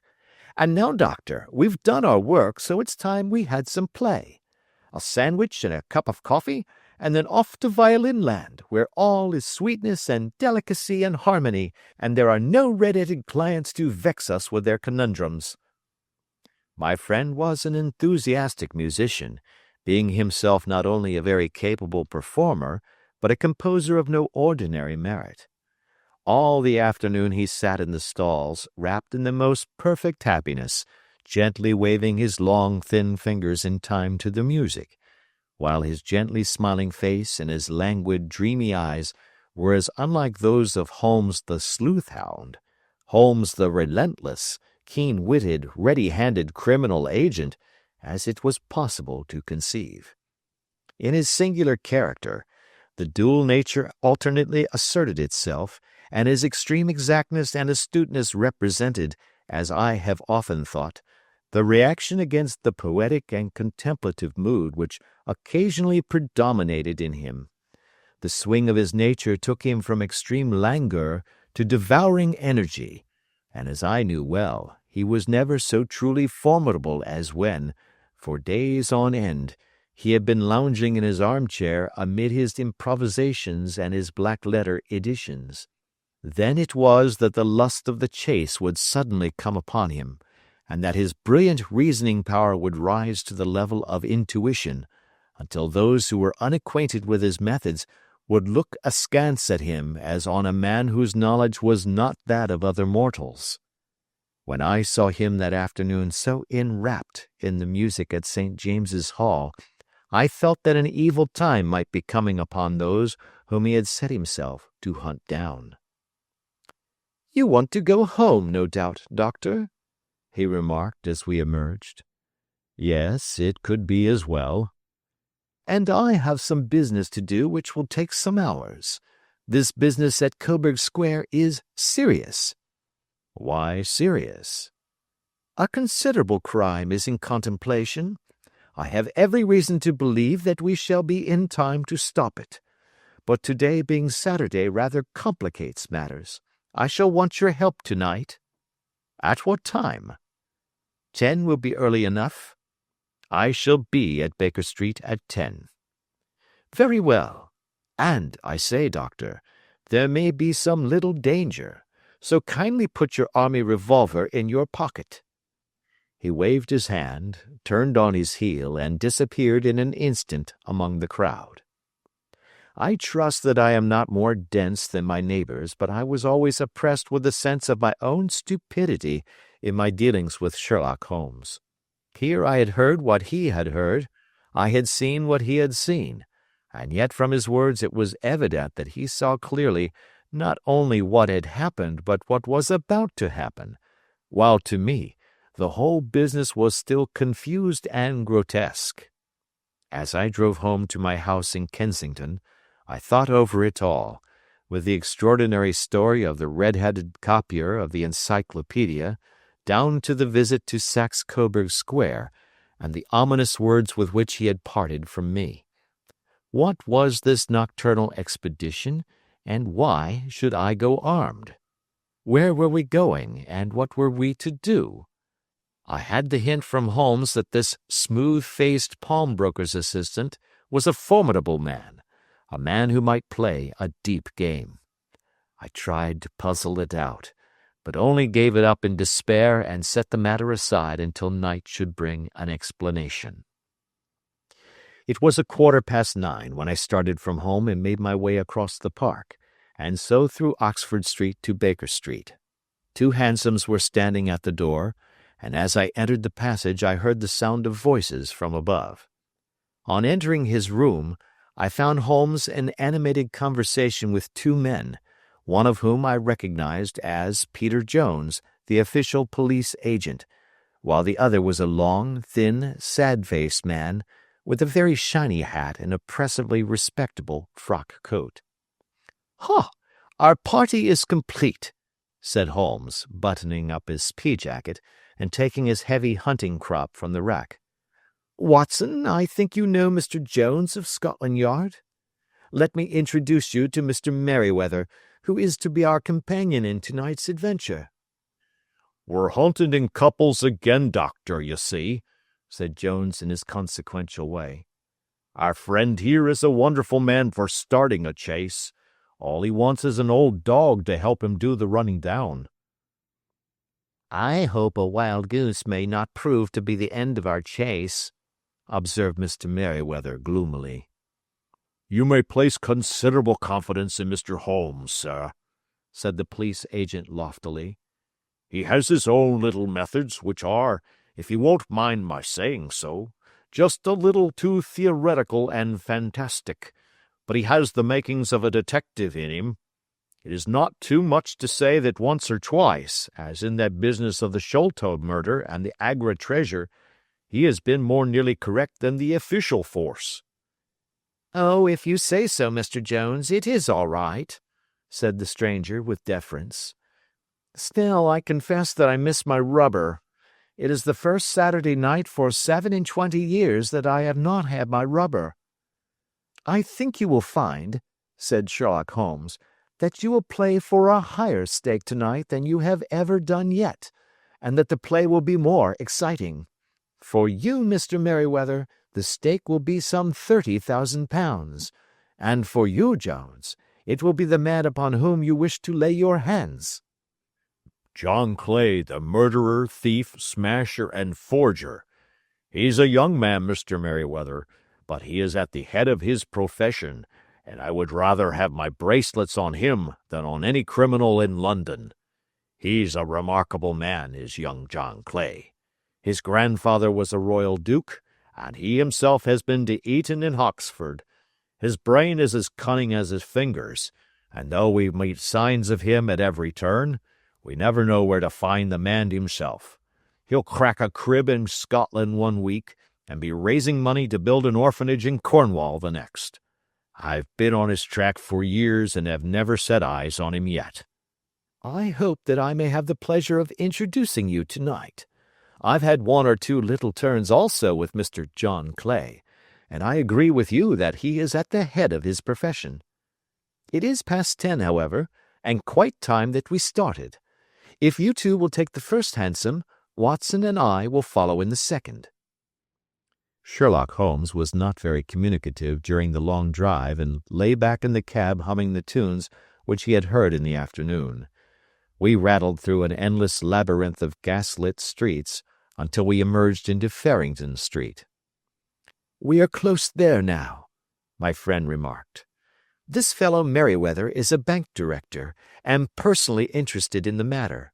I thought it as well to have Jones with us also. He is not a bad fellow, though an absolute imbecile in his profession. He has one positive virtue. He is as brave as a bulldog, and as tenacious as a lobster if he gets his claws upon anyone. Here we are, and they are waiting for us." We had reached the same crowded thoroughfare in which we had found ourselves in the morning. Our cabs were dismissed, and following the guidance of Mr. Merryweather, we passed down a narrow passage and through a side door which he opened for us. Within there was a small corridor, which ended in a very massive iron gate.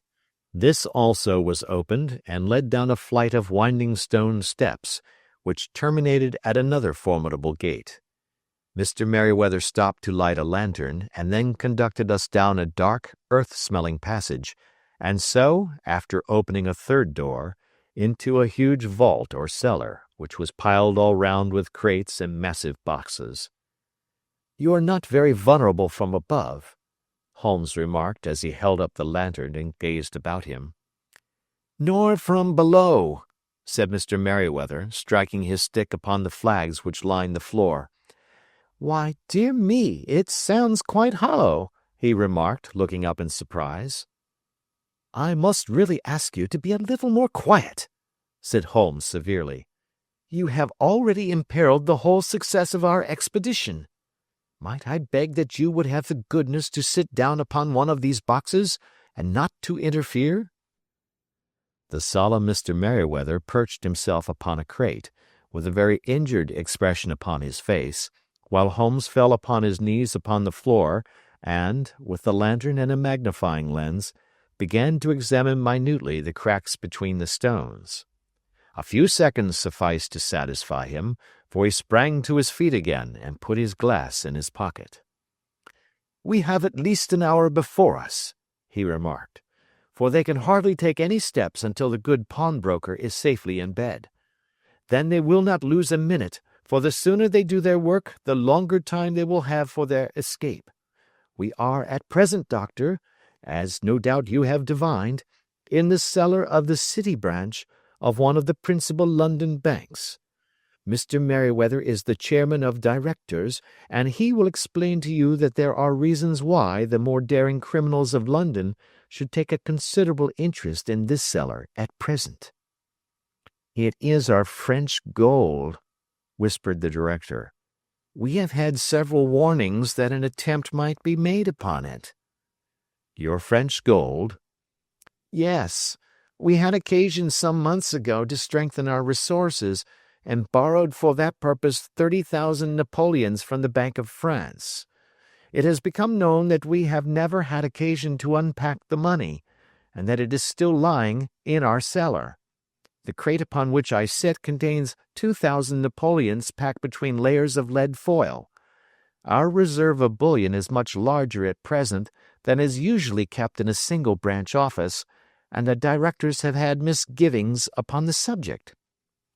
"Which were very well justified," observed Holmes.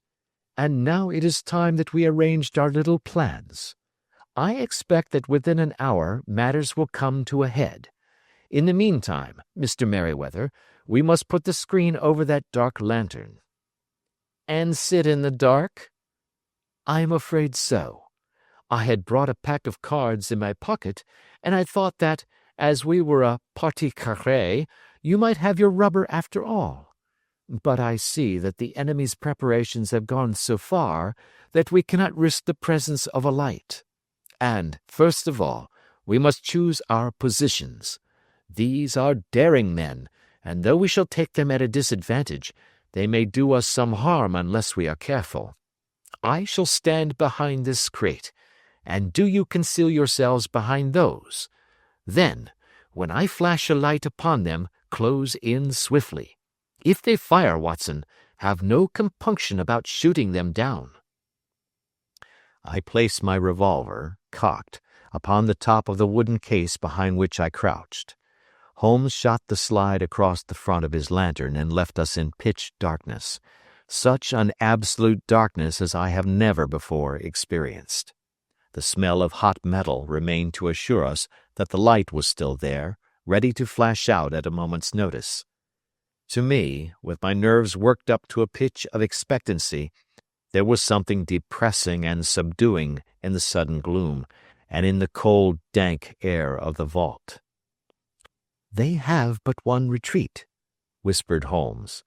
"That is back through the house into Saxe Coburg Square. I hope that you have done what I asked you, Jones." "I have an inspector and 2 officers waiting at the front door." "Then we have stopped all the holes, and now we must be silent and wait." What a time it seemed! From comparing notes afterwards, it was but an hour and a quarter. Yet it appeared to me that the night must have almost gone, and the dawn be breaking above us.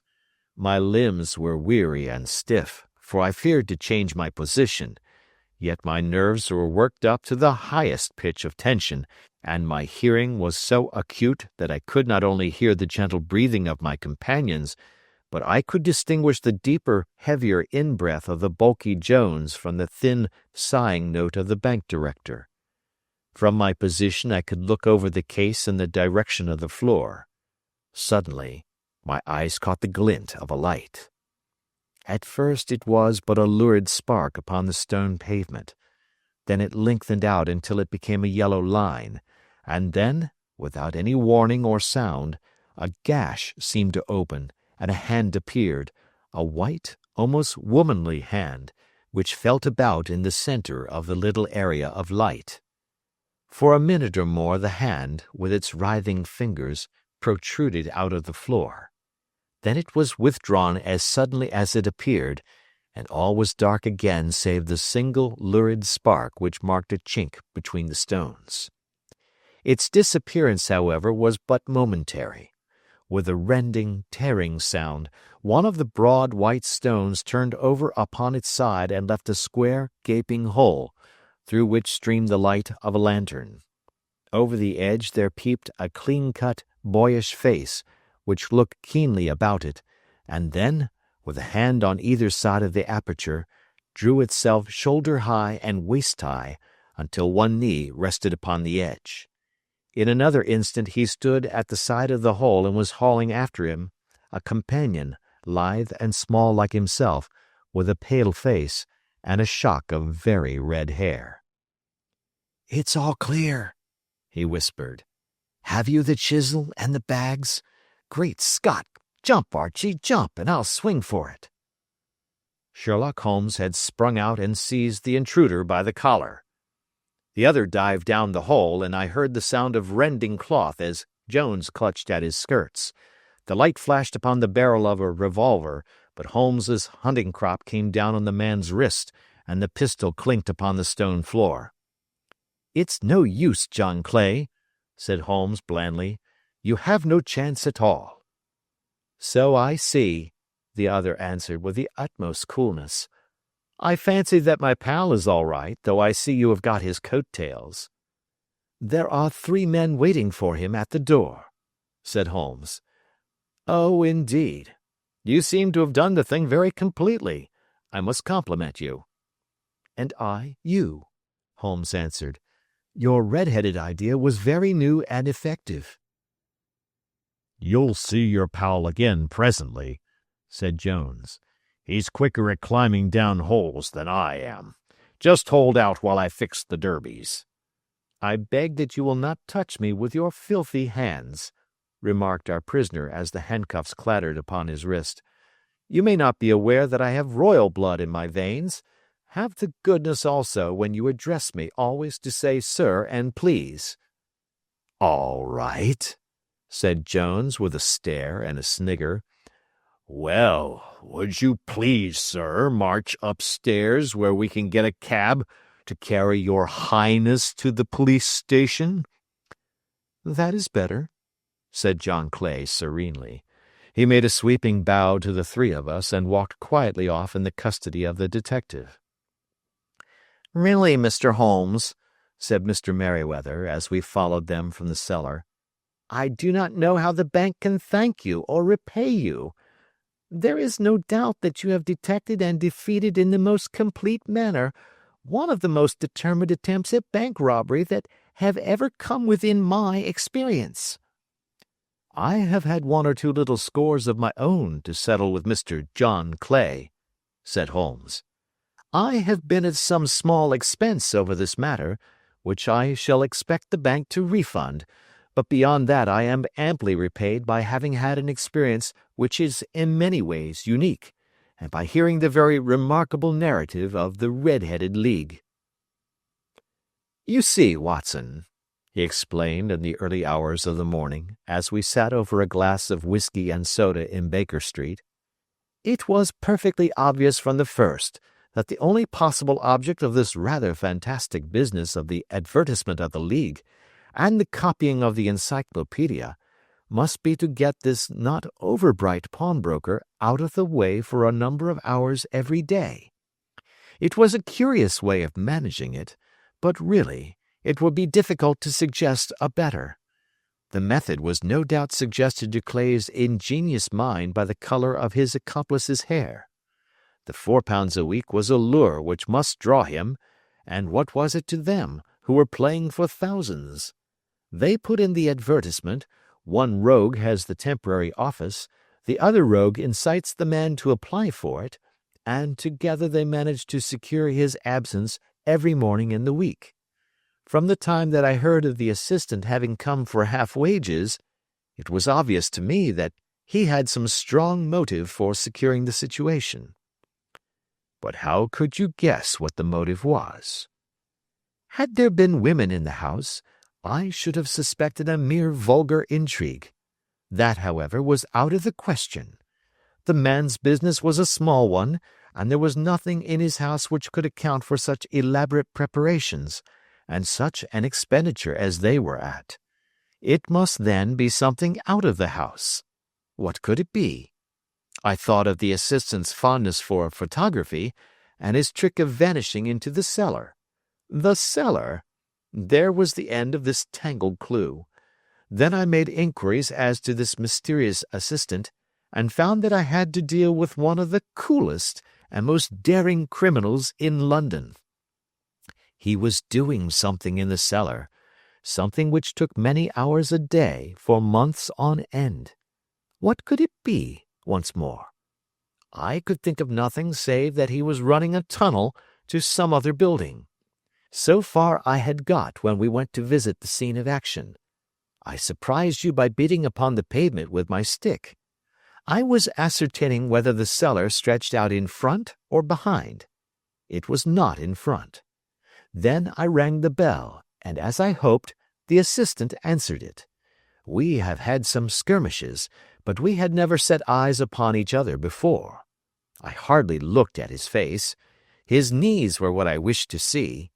You must yourself have remarked how worn, wrinkled, and stained they were. They spoke of those hours of burrowing. The only remaining point was what they were burrowing for. I walked round the corner, saw the City and Suburban Bank abutted on our friend's premises, and felt that I had solved my problem. When you drove home after the concert, I called upon Scotland Yard and upon the chairman of the bank directors, with the result that you have seen. And how could you tell that they would make their attempt tonight? I asked. Well, when they closed their league offices, that was a sign that they cared no longer about Mr. Jabez Wilson's presence. In other words, that they had completed their tunnel. But it was essential that they should use it soon, as it might be discovered, or the bullion might be removed. Saturday would suit them better than any other day, as it would give them 2 days for their escape. For all these reasons, I expected them to come tonight. You reasoned it out beautifully, I exclaimed in unfeigned admiration. It is so long a chain, and yet every link rings true. It saved me from ennui, he answered, yawning. Alas, I already feel it closing in upon me. My life is spent in one long effort to escape from the commonplaces of existence. These little problems help me to do so.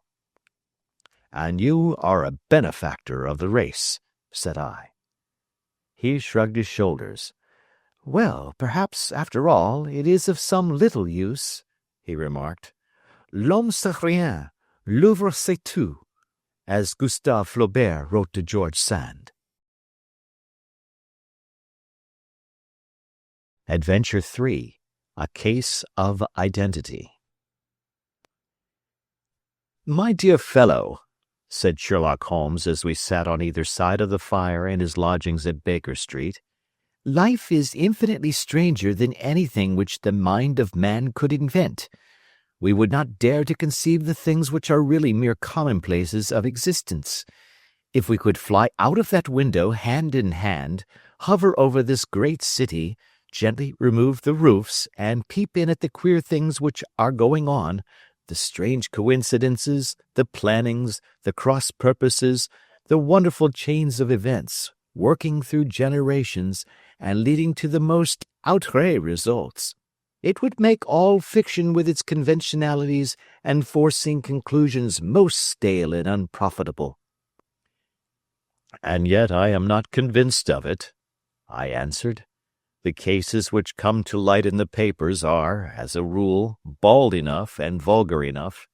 We have in our police reports realism pushed to its extreme limits, and yet the result is, it must be confessed, neither fascinating nor artistic."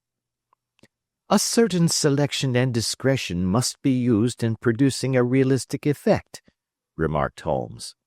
"This is wanting in the police report, where more stress is laid, perhaps, upon the platitudes of the magistrate than upon the details, which to an observer contain the vital essence of the whole matter. Depend upon it, there is nothing so unnatural as the commonplace." I smiled and shook my head. "I can quite understand your thinking so," I said.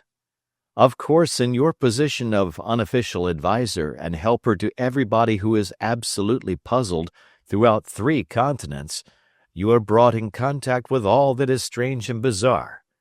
But here," I picked up the morning paper from the ground, "let us put it to a practical test. Here is the first heading upon which I come: A husband's cruelty to his wife. There is half a column of print, but I know without reading it that it is all perfectly familiar to me. There is, of course, the other woman, the drink, the push, the blow, the bruise, the sympathetic sister or landlady. The crudest of writers could invent nothing more crude. "Indeed, your example is an unfortunate one for your argument," said Holmes, taking the paper and glancing his eye down it. "This is the Dundas separation case, and as it happens, I was engaged in clearing up some small points in connection with it. The husband was a teetotaler. There was no other woman, and the conduct complained of was that he had drifted into the habit of winding up every meal by taking out his false teeth and hurling them at his wife, which, you will allow, is not an action likely to occur to the imagination of the average storyteller. Take a pinch of snuff, Doctor, and acknowledge that I have scored over you in your example." He held out his snuff-box of old gold, with a great amethyst in the center of the lid. Its splendor was in such contrast to his homely ways and simple life that I could not help commenting upon it. "Ah," said he, "I forgot that I had not seen you for some weeks. It is a little souvenir from the King of Bohemia in return for my assistance in the case of the Irene Adler papers." "And the ring?" I asked, glancing at a remarkable brilliant which sparkled upon his finger. "It was from the reigning family of Holland, though the matter in which I served them was of such delicacy that I cannot confide it even to you, who have been good enough to chronicle one or two of my little problems." "And have you any on hand just now?" I asked with interest. "Some 10 or 12, but none which present any feature of interest. They are important, you understand, without being interesting. Indeed, I have found that it is usually in unimportant matters that there is a field for the observation and for the quick analysis of cause and effect which gives the charm to an investigation. The larger crimes are apt to be the simpler, for the bigger the crime, the more obvious, as a rule, is the motive. In these cases, save for one rather intricate matter which has been referred to me from Marseille, there is nothing which presents any features of interest. It is possible, however, that I may have something better before very many minutes are over, for this is one of my clients, or I am much mistaken." He had risen from his chair and was standing between the parted blinds, gazing down into the dull, neutral-tinted London street. Looking over his shoulder, I saw that on the pavement opposite there stood a large woman with a heavy fur boa round her neck, and a large curling red feather in a broad-brimmed hat, which was tilted in a coquettish Duchess of Devonshire fashion over her ear. From under this great panoply she peeped up in a nervous, hesitating fashion at our windows, while her body oscillated backward and forward, and her fingers fidgeted with her glove buttons. Suddenly, with a plunge, as of the swimmer who leaves the bank, she hurried across the road, and we heard the sharp clang of the bell. "I have seen those symptoms before," said Holmes, throwing his cigarette into the fire. "Oscillation upon the pavement always means an affaire court. She would like advice, but it is not sure that the matter is not too delicate for communication. And yet even here we may discriminate. When a woman has been seriously wronged by a man she no longer oscillates, and the usual symptom is a broken bell wire. Here we may take it that there is a love matter, but that the maiden is not so much angry as perplexed or grieved. But here she comes in person to resolve our doubts." As he spoke there was a tap at the door, and the boy in buttons entered to announce Miss Mary Sutherland, while the lady herself loomed behind his small black figure like a full-sailed merchantman behind a tiny pilot-boat. Sherlock Holmes welcomed her with the easy courtesy for which he was remarkable, and having closed the door and bowed her into an armchair, he looked her over in the minute yet abstracted fashion which was peculiar to him. "Do you not find," he said, "that with your short sight it is a little trying to do so much typewriting?" "I did it first," she answered, "but now I know where the letters are without looking." Then, suddenly realizing the full purport of his words, she gave a violent start and looked up, with fear and astonishment upon her broad, good-humored face. "You've heard about me, Mr. Holmes," she cried. "Else how could you know all that?" "Ha! Never mind," said Holmes, laughing. "It is my business to know things. Perhaps I have trained myself to see what others overlook. If not, why should you come to consult me?" "I came to you, sir, because I heard of you from Mrs. Etheridge, whose husband you found so easy when the police and everyone had given him up for dead. Oh, Mr. Holmes, I wish you would do as much for me.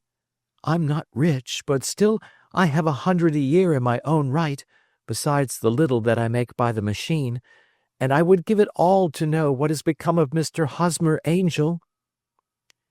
"Why did you come away to consult me in such a hurry?" asked Sherlock Holmes, with his fingertips together and his eyes to the ceiling. Again a startled look came over the somewhat vacuous face of Miss Mary Sutherland. "Yes, I did bang out of the house," she said, "for it made me angry to see the easy way in which Mr. Winbank, that is, my father, took it all. He would not go to the police, and he would not go to you, and so at last, as he would do nothing, and kept on saying that there was no harm done, it made me mad, and I just on with my things and came right away to you." "Your father?" said Holmes. "Your stepfather, surely, since the name is different." "Yes, my stepfather. I call him father, though it sounds funny, too, for he is only 5 years and 2 months older than myself." "And your mother is alive?" "Oh, yes, mother is alive and well. I wasn't best pleased, Mr. Holmes, when she married again so soon after father's death, and a man who was nearly 15 years younger than herself. Father was a plumber in the Tottenham Court Road, and he left a tidy business behind him, which mother carried on with Mr. Hardy, the foreman. But when Mr. Windibank came, he made her sell the business, for he was very superior, being a traveller in wines.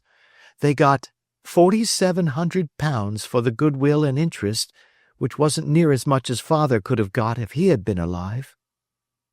I had expected to see Sherlock Holmes impatient under this rambling and inconsequential narrative, but on the contrary, he had listened with the greatest concentration of attention.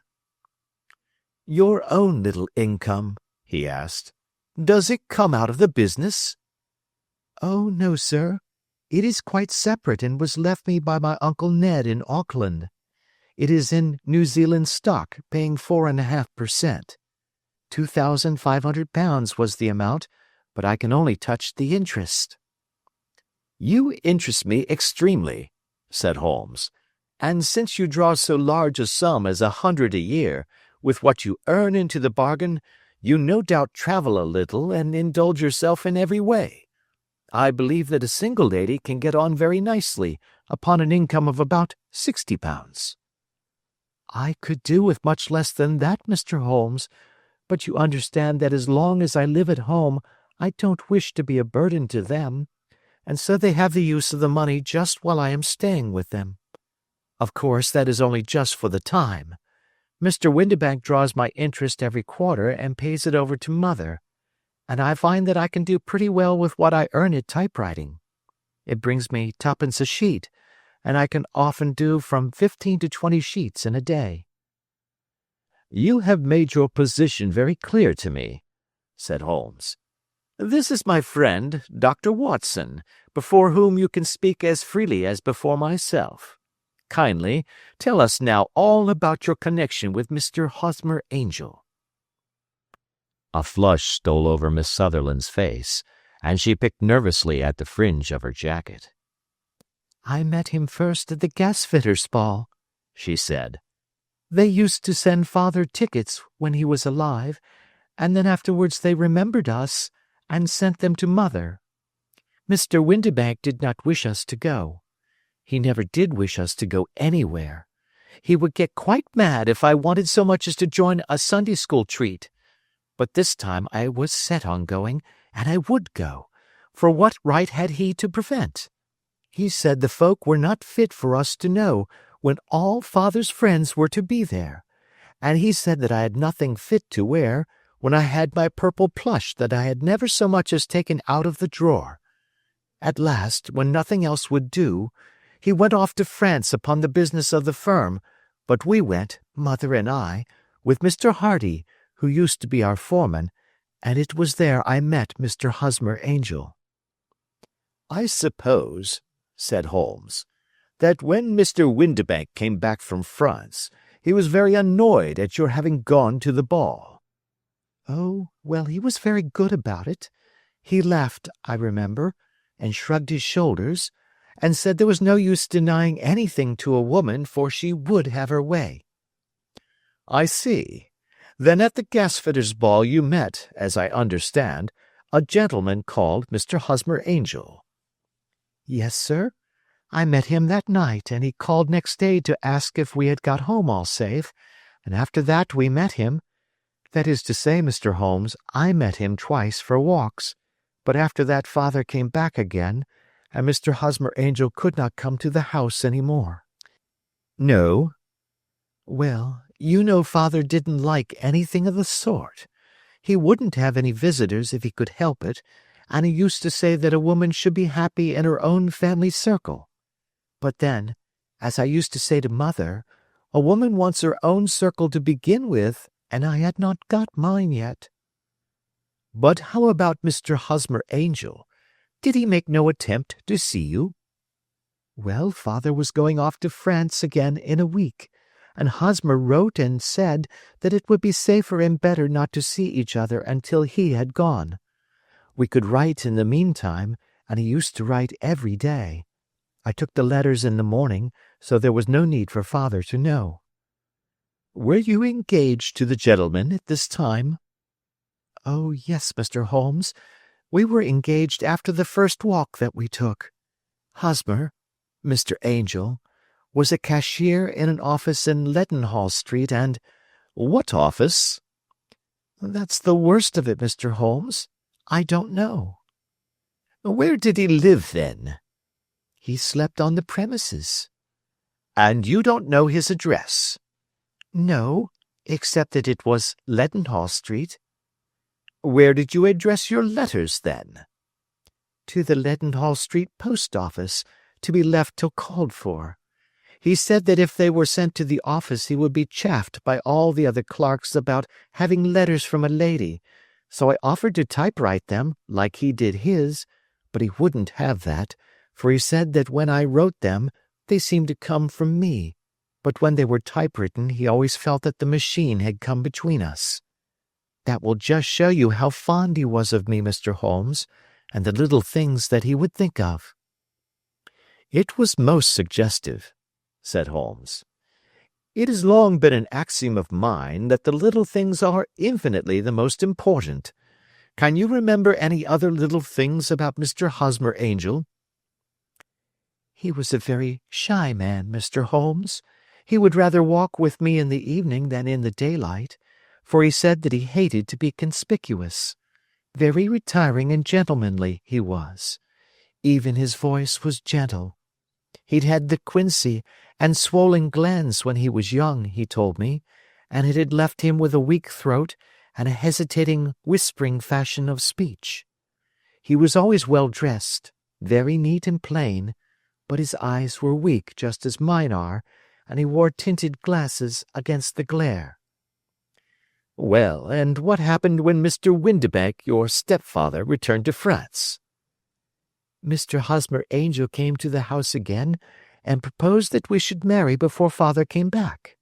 He was in dreadful earnest, and made me swear, with my hands on the testament, that whatever happened I would always be true to him. Mother said he was quite right to make me swear, and that it was a sign of his passion. Mother was all in his favor from the first, and was even fonder of him than I was. Then, when they talked of marrying within the week, I began to ask about father, but they both said never to mind about father, but just to tell him afterwards, and mother said she would make it all right with him. I didn't quite like that, Mr. Holmes. It seemed funny that I should ask his leave, as he was only a few years older than me. But I didn't want to do anything on the sly, so I wrote to father at Bordeaux, where the company has its French offices. But the letter came back to me on the very morning of the wedding. It missed him, then? Yes, sir, for he had started to England just before it arrived. Ha! That was unfortunate. Your wedding was arranged, then, for the Friday. Was it to be in church? Yes, sir, but very quietly.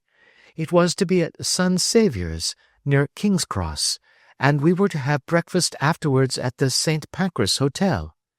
Hosmer came for us in a hansom, but as there were two of us, he put us both into it and stepped himself into a four-wheeler, which happened to be the only other cab in the street.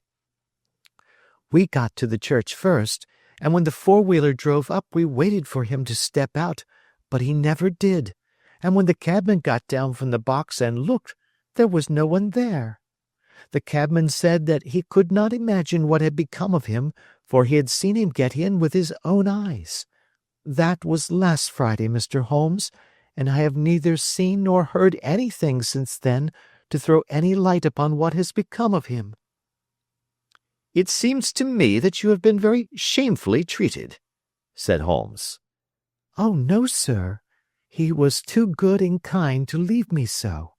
Why, all the morning he was saying to me that, whatever happened, I was to be true, and that even if something quite unforeseen occurred to separate us, I was always to remember that I was pledged to him, and that he would claim his pledge sooner or later.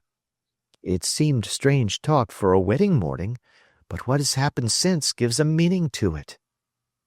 Most certainly it does. Your own opinion is, then, that some unforeseen catastrophe has occurred to him? Yes, sir. I believe that he foresaw some danger, or else he would not have talked so. And then I think that what he foresaw happened. But you have no notion as to what it could have been? None. One more question. How did your mother take the matter? She was angry, and said that I was never to speak of the matter again. And your father? Did you tell him? Yes, and he seemed to think, with me, that something had happened, and that I should hear of Hosmer again. As he said, what interest could anyone have in bringing me to the doors of the church, and then leaving me? Now, if he had borrowed my money, or if he had married me and got my money settled on him, there might be some reason, but Hosmer was very independent about money and never would look at a shilling of mine. And yet, what could have happened? And why could he not write? Oh, it drives me half mad to think of it, and I can't sleep a wink at night. She pulled a little handkerchief out of her muff and began to sob heavily into it. I shall glance into the case for you, said Holmes, rising, and I have no doubt that we shall reach some definite result. Let the weight of the matter rest upon me now, and do not let your mind dwell upon it further. Above all, try to let Mr. Hosmer Angel vanish from your memory, as he has done from your life. Then you don't think I'll see him again? I fear not. Then what has happened to him? You will leave that question in my hands. I should like an accurate description of him, and any letters of his which you can spare. I advertised for him in last Saturday's Chronicle, said she. Here is the slip, and here are 4 letters from him. Thank you. And your address? Number 31 Lion Place, Camberwell. Mr. Angel's address you never had, I understand. Where is your father's place of business? He travels for Westhouse and Marbank, the great claret importers of Fenchurch Street. Thank you. You have made your statement very clearly. You will leave the papers here, and remember the advice which I have given you. Let the whole incident be a sealed book, and do not allow it to affect your life. You are very kind, Mr. Holmes, but I cannot do that. I shall be true to Hosmer. He shall find me ready when he comes back. For all the preposterous hat and the vacuous face, there was something noble in the simple faith of our visitor which compelled our respect. She laid her little bundle of papers upon the table and went her way, with a promise to come again whenever she might be summoned. Sherlock Holmes sat silent for a few minutes with his fingertips still pressed together, his legs stretched out in front of him, and his gaze directed upward to the ceiling.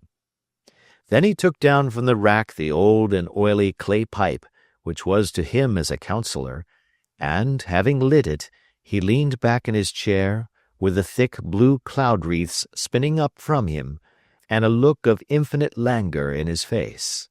"Quite an interesting study, that maiden," he observed. "I found her more interesting than her little problem, which, by the way, is rather a trite one. You will find parallel cases, if you consult my index, in Andover in '77, and there was something of the sort at The Hague last year. Old as is the idea, however, there were one or two details which were new to me, but the maiden herself was most instructive." "You appeared to read a good deal upon her which was quite invisible to me," I remarked. "Not invisible, but unnoticed, Watson. You did not know where to look, and so you missed all that was important. I can never bring you to realize the importance of sleeves, the suggestiveness of thumbnails, or the great issues that may hang from a bootlace. Now, what did you gather from that woman's appearance? Describe it." "Well, she had a slate-colored, broad-brimmed straw hat, with a feather of a brickish red. Her jacket was black, with black beads sewn upon it, and a fringe of little black jet ornaments. Her dress was brown, rather darker than coffee color, with a little purple plush at the neck and sleeves. Her gloves were grayish and were worn through at the right forefinger. Her boots I didn't observe. She had small, round, hanging gold earrings, and a general air of being fairly well-to-do in a vulgar, comfortable, easy-going way." Sherlock Holmes clapped his hands softly together and chuckled. "'Pon my word, Watson, you are coming along wonderfully. You have really done very well indeed. It is true that you have missed everything of importance, but you have hit upon the method, and you have a quick eye for color. Never trust to general impressions, my boy, but concentrate yourself upon details. My first glance is always at a woman's sleeve. In a man it is perhaps better first to take the knee of the trouser. As you observe, this woman had plush upon her sleeves, which is a most useful material for showing traces. The double line a little above the wrist, where the typewriter presses against the table, was beautifully defined. The sewing machine, of the hand type, leaves a similar mark, but only on the left arm, and on the side of it farthest from the thumb, instead of being right across the broadest part, as this was. I then glanced at her face, and, observing the dint of a pince-nez at either side of her nose, I ventured to remark upon short sight in typewriting, which seemed to surprise her." "It surprised me." "But surely it was obvious. I was then much surprised and interested on glancing down to observe that, though the boots which she was wearing were not unlike each other, they were really odd ones, the one having a slightly decorated toe cap, and the other a plain one. One was buttoned only in the 2 lower buttons out of 5, and the other at the 1st, 3rd, and 5th. Now, when you see that a young lady, otherwise neatly dressed, has come away from home with odd boots, half-buttoned, it is no great deduction to say that she came away in a hurry." "And what else?" I asked, keenly interested, as I always was, by my friend's incisive reasoning. "I noted in passing that she had written a note before leaving home, but after being fully dressed. You observed that her right glove was torn at the forefinger, but you did not apparently see that both glove and finger were stained with violet ink. She had written in a hurry and dipped her pen too deep. It must have been this morning, or the mark would not remain clear upon the finger. All this is amusing, though rather elementary, but I must go back to business, Watson. Would you mind reading me the advertised description of Mr. Hosmer Angel?" I held the little printed slip to the light. Missing, it said, on the morning of the 14th, a gentleman named Hosmer Angel, about 5 feet 7 inches in height, strongly built, sallow complexion, black hair, a little bald in the center, bushy black side whiskers and mustache, tinted glasses, slight infirmity of speech, was dressed when last seen in black frock coat faced with silk, black waistcoat, gold Albert chain, and grey Harris tweed trousers with brown gaiters over elastic-sided boots, known to have been employed in an office in Leadenhall Street. Anybody bringing— "That will do," said Holmes. "As to the letters," he continued, glancing over them, "they are very commonplace. Absolutely no clue in them to Mr. Angel, save that he quotes Balzac once. There is one remarkable point, however, which will no doubt strike you." "They are typewritten," I remarked. "Not only that, but the signature is typewritten. Look at the neat little Hosmer Angel at the bottom. There is a date, you see, but no superscription except Leadenhall Street, which is rather vague. The point about the signature is very suggestive. In fact, we may call it conclusive." "Of what?" "My dear fellow, is it possible you do not see how strongly it bears upon the case?" "I cannot say that I do, unless it were that he wished to be able to deny his signature if an action for breach of promise were instituted." "No, that was not the point. However, I shall write 2 letters, which should settle the matter. One is to a firm in the city, the other is to the young lady's stepfather, Mr. Windibank, asking him whether he could meet us here at 6 o'clock tomorrow evening. It is just as well that we should do business with the male relatives. And now, Doctor, we can do nothing until the answers to those letters come, so we may put our little problem upon the shelf for the interim." I had had so many reasons to believe in my friend's subtle powers of reasoning and extraordinary energy in action, that I felt that he must have some solid grounds for the assured and easy demeanor with which he treated the singular mystery which he had been called upon to fathom. Once only had I known him to fail, in the case of the King of Bohemia and the Irene Adler photograph. But when I looked back to the weird business of the sign of 4, and the extraordinary circumstances connected with the study in scarlet, I felt that it would be a strange tangle indeed which he could not unravel. I left him then, still puffing at his black clay pipe, with the conviction that when I came again on the next evening, I would find that he held in his hands all the clues which would lead up to the identity of the disappearing bridegroom of Miss Mary Sutherland. A professional case of great gravity was engaging my own attention at the time, and the whole of next day I was busy at the bedside of the sufferer. It was not until close upon 6 o'clock that I found myself free, and was able to spring into a hansom and drive to Baker Street, half afraid that I might be too late to assist at the dénouement of the little mystery. I found Sherlock Holmes alone, however, half asleep, with his long, thin form curled up in the recesses of his armchair.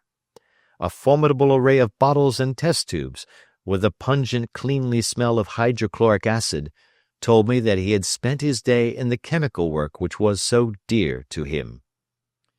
"Well, have you solved it?" I asked as I entered. "Yes, it was the bisulfate of baryta." "No, no, the mystery!" I cried. "Oh, that! I thought of the salt that I had been working upon. There was never any mystery in the matter, though, as I said yesterday, some of the details are of interest. The only drawback is that there is no law, I fear, that can touch the scoundrel." "Who was he, then, and what was his object in deserting Miss Sutherland?" The question was hardly out of my mouth, and Holmes had not yet opened his lips to reply, when we heard a heavy footfall in the passage and a tap at the door. "This is the girl's stepfather, Mr. James Windibank," said Holmes. "He has written to me to say that he would be here at 6. Come in." The man who entered was a sturdy, middle-sized fellow, some 30 years of age, clean-shaven and sallow-skinned, with a bland, insinuating manner, and a pair of wonderfully sharp and penetrating gray eyes. He shot a questioning glance at each of us, placed his shiny top hat upon the sideboard, and with a slight bow sidled down into the nearest chair. "Good evening, Mr. James Windibank," said Holmes. "I think that this typewritten letter is from you, in which you have made an appointment with me for 6 o'clock?" "Yes, sir. I am afraid that I am a little late, but I am not quite my own master, you know. I am sorry that Miss Sutherland has troubled you about this little matter, for I think it is far better not to wash linen of the sort in public. It was quite against my wishes that she came, but she is a very excitable, impulsive girl, as you may have noticed, and she is not easily controlled when she has made up her mind on a point. Of course, I did not mind you so much, as you are not connected with the official police, but it is not pleasant to have a family misfortune like this noised abroad. Besides, it is a useless expense, for how could you possibly find this Hosmer Angel?" "On the contrary," said Holmes quietly, "I have every reason to believe that I will succeed in discovering Mr. Hosmer Angel." Mr. Windibank gave a violent start and dropped his gloves. "I am delighted to hear it," he said. "It is a curious thing," remarked Holmes, "that a typewriter has really quite as much individuality as a man's handwriting. Unless they are quite new, no two of them write exactly alike. Some letters get more worn than others, and some wear only on one side. Now, you remark in this note of yours, Mr. Windibank, that in every case there is some little slurring over of the E, and a slight defect in the tail of the R. There are 14 other characteristics, but those are the more obvious." "We do all our correspondence with this machine at the office, and no doubt it is a little worn," our visitor answered, glancing keenly at Holmes with his bright little eyes. "And now I will show you what is really a very interesting study, Mr. Windibank," Holmes continued. "I think of writing another little monograph some of these days on the typewriter and its relation to crime. It is a subject to which I have devoted some little attention. I have here 4 letters which purport to come from the missing man. They are all typewritten. In each case, not only are the E's slurred and the R's tailless, but you will observe, if you care to use my magnifying lens, that the 14 other characteristics to which I have alluded are there as well." Mr. Windibank sprang out of his chair and picked up his hat. "I cannot waste time over this sort of fantastic talk, Mr. Holmes," he said. "If you can catch the man, catch him, and let me know when you have done it." "Certainly," said Holmes, stepping over and turning the key in the door. "I let you know then that I have caught him." "What? Where?" shouted Mr. Windibank, turning white to his lips and glancing about him like a rat in a trap. "Oh, it won't do. Really it won't," said Holmes suavely. "There is no possible getting out of it, Mr. Windibank. It is quite too transparent, and it was a very bad compliment when you said that it was impossible for me to solve so simple a question. That's right. Sit down and let us talk it over." Our visitor collapsed into a chair, with a ghastly face and a glitter of moisture on his brow. It's not actionable," he stammered. "I am very much afraid that it is not. But between ourselves, Windibank, it was as cruel and selfish and heartless a trick in a petty way as ever came before me. Now, let me just run over the course of events, and you will contradict me if I go wrong." The man sat huddled up in his chair, with his head sunk upon his breast, like one who is utterly crushed. Holmes stuck his feet up on the corner of the mantelpiece, and leaning back with his hands in his pockets, began talking rather to himself, as it seemed, than to us. "The man married a woman very much older than himself for her money," said he, "and he enjoyed the use of the money of the daughter as long as she lived with them. It was a considerable sum, for people in their position, and the loss of it would have made a serious difference. It was worth an effort to preserve it. The daughter was of a good, amiable disposition, but affectionate and warm-hearted in her ways, so that it was evident that with her fair personal advantages and her little income, she would not be allowed to remain single long. Now her marriage would mean, of course, the loss of 100 a year, so what does her stepfather do to prevent it? He takes the obvious course of keeping her at home and forbidding her to seek the company of people of her own age.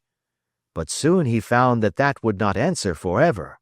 She became restive, insisted upon her rights, and finally announced her positive intention of going to a certain ball. What does her clever stepfather do then? He conceives an idea more creditable to his head than to his heart. With the connivance and assistance of his wife, he disguised himself, covered those keen eyes with tinted glasses, masked the face with a moustache and a pair of bushy whiskers, sunk that clear voice into an insinuating whisper, and doubly secure on account of the girl's short sight, he appears as Mr. Hosmer Angel and keeps off other lovers by making love himself. "It was only a joke at first," groaned our visitor. "We never thought that she would have been so carried away." Very likely not.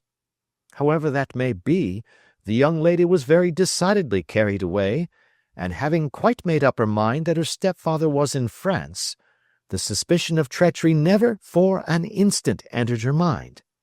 She was flattered by the gentleman's attentions, and the effect was increased by the loudly expressed admiration of her mother. Then Mr. Angel began to call, for it was obvious that the matter should be pushed as far as it would go if a real effect were to be produced. There were meetings, and an engagement, which would finally secure the girl's affections from turning towards anyone else. But the deception could not be kept up forever. These pretended journeys to France were rather cumbrous. The thing to do was clearly to bring the business to an end in such a dramatic manner that it would leave a permanent impression upon the young lady's mind, and prevent her from looking upon any other suitor for some time to come. Hence those vows of fidelity exacted upon a testament, and hence also the allusions to a possibility of something happening on the very morning of the wedding. James Windibank wished Miss Sutherland to be so bound to Hosmer Angel, and so uncertain as to his fate, that for 10 years to come, at any rate, she would not listen to another man. As far as the church door he brought her, and then, as he could go no farther, he conveniently vanished away by the old trick of stepping in at one door of a four-wheeler and out at the other. I think that was the chain of events, Mr. Windibank." Our visitor had recovered something of his assurance while Holmes had been talking, and he rose from his chair now with a cold sneer upon his pale face. "It may be so, or it may not, Mr. Holmes," said he. "But if you are so very sharp, you ought to be sharp enough to know that it is you who are breaking the law now, and not me. I have done nothing actionable from the first, but as long as you keep that door locked, you lay yourself open to an action for assault and illegal constraint." "The law cannot, as you say, touch you," said Holmes, unlocking and throwing open the door. "Yet there never was a man who deserved punishment more. If the young lady has a brother or a friend, he ought to lay a whip across your shoulders. By Jove!" he continued, flushing up at the sight of the bitter sneer upon the man's face. "It is not part of my duties to my client, but here's a hunting crop handy, and I think I shall just treat myself to—" He took 2 swift steps to the whip, but before he could grasp it there was a wild clatter of steps upon the stairs, the heavy hall door banged, and from the window we could see Mr. James Windibank running at the top of his speed down the road. "There's a cold-blooded scoundrel," said Holmes, laughing, as he threw himself down into his chair once more. "That fellow will rise from crime to crime until he does something very bad and ends on a gallows. The case has, in some respects, been not entirely devoid of interest. I cannot now entirely see all the steps of your reasoning, I remarked. Well, of course it was obvious from the first that this Mr. Hosmer Angel must have some strong object for his curious conduct, and it was equally clear that the only man who really profited by the incident, as far as we could see, was the stepfather. Then the fact that the two men were never together, but that the one always appeared when the other was away, was suggestive. So were the tinted spectacles and the curious voice, which both hinted at a disguise, as did the bushy whiskers. My suspicions were all confirmed by his peculiar action in typewriting his signature, which, of course, inferred that his handwriting was so familiar to her that she would recognize even the smallest sample of it. You see, all these isolated facts, together with many minor ones, all pointed in the same direction. And how did you verify them? Having once spotted my man, it was easy to get corroboration. I knew the firm for which this man worked. Having taken the printed description, I eliminated everything from it which could be the result of a disguise, the whiskers, the glasses, the voice, and I sent it to the firm with a request that they would inform me whether it answered to the description of any of their travelers. I had already noticed the peculiarities of the typewriter, and I wrote to the man himself at his business address, asking him if he would come here. As I expected, his reply was typewritten and revealed the same trivial but characteristic defects. The same post brought me a letter from Westhouse and Marbank of Fenchurch Street to say that the description tallied in every respect with that of their employee, James Windibank. Voilà tout. And Miss Sutherland? If I tell her, she will not believe me. You may remember the old Persian saying, "There is danger for him who taketh the tiger cub, and danger also for whoso snatches a delusion from a woman." There is as much sense in Hafiz as in Horace, and as much knowledge of the world. Adventure 4. The Boscombe Valley Mystery. We were seated at breakfast one morning, my wife and I, when the maid brought in a telegram. It was from Sherlock Holmes and ran in this way. "Have you a couple of days to spare? Have just been wired for from the west of England in connection with Boscombe Valley tragedy. Shall be glad if you will come with me. Air and scenery perfect. Leave Paddington by the 11:15. "What do you say, dear?" said my wife, looking across at me. "Will you go?" I really don't know what to say. I have a fairly long list at present. "Oh, Anstruther would do your work for you. You have been looking a little pale lately. I think that the change would do you good, and you are always so interested in Mr. Sherlock Holmes's cases." I should be ungrateful if I were not, seeing what I gained through one of them, I answered. But if I am to go, I must pack at once, for I have only half an hour. My experience of camp life in Afghanistan had at least had the effect of making me a prompt and ready traveler. My wants were few and simple, so that in less than the time stated I was in a cab with my valise, rattling away to Paddington Station. Sherlock Holmes was pacing up and down the platform, his tall, gaunt figure made even gaunter and taller by his long gray traveling cloak and close-fitting cloth cap. "It is really very good of you to come, Watson," said he. "It makes a considerable difference to me, having someone with me on whom I can thoroughly rely. Local aid is always either worthless or else biased. If you will keep the two corner seats, I shall get the tickets." We had the carriage to ourselves, save for an immense litter of papers which Holmes had brought with him. Among these he rummaged and read, with intervals of note-taking and of meditation, until we were past Reading. Then he suddenly rolled them all into a gigantic ball and tossed them up onto the rack. "Have you heard anything of the case?" he asked. "Not a word. I have not seen a paper for some days." The London press has not had very full accounts. I have just been looking through all the recent papers in order to master the particulars. It seems, from what I gather, to be one of those simple cases which are so extremely difficult."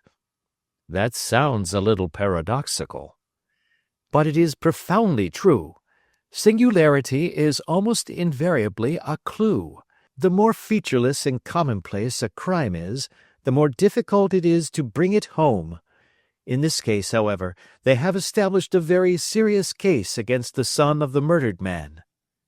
"It is a murder, then?" "Well, it is conjectured to be so. I shall take nothing for granted until I have the opportunity of looking personally into it. I will explain the state of things to you, as far as I have been able to understand it, in a very few words. Boscombe Valley is a country district not very far from Ross, in Herefordshire. The largest landed proprietor in that part is a Mr. John Turner, who made his money in Australia and returned some years ago to the old country.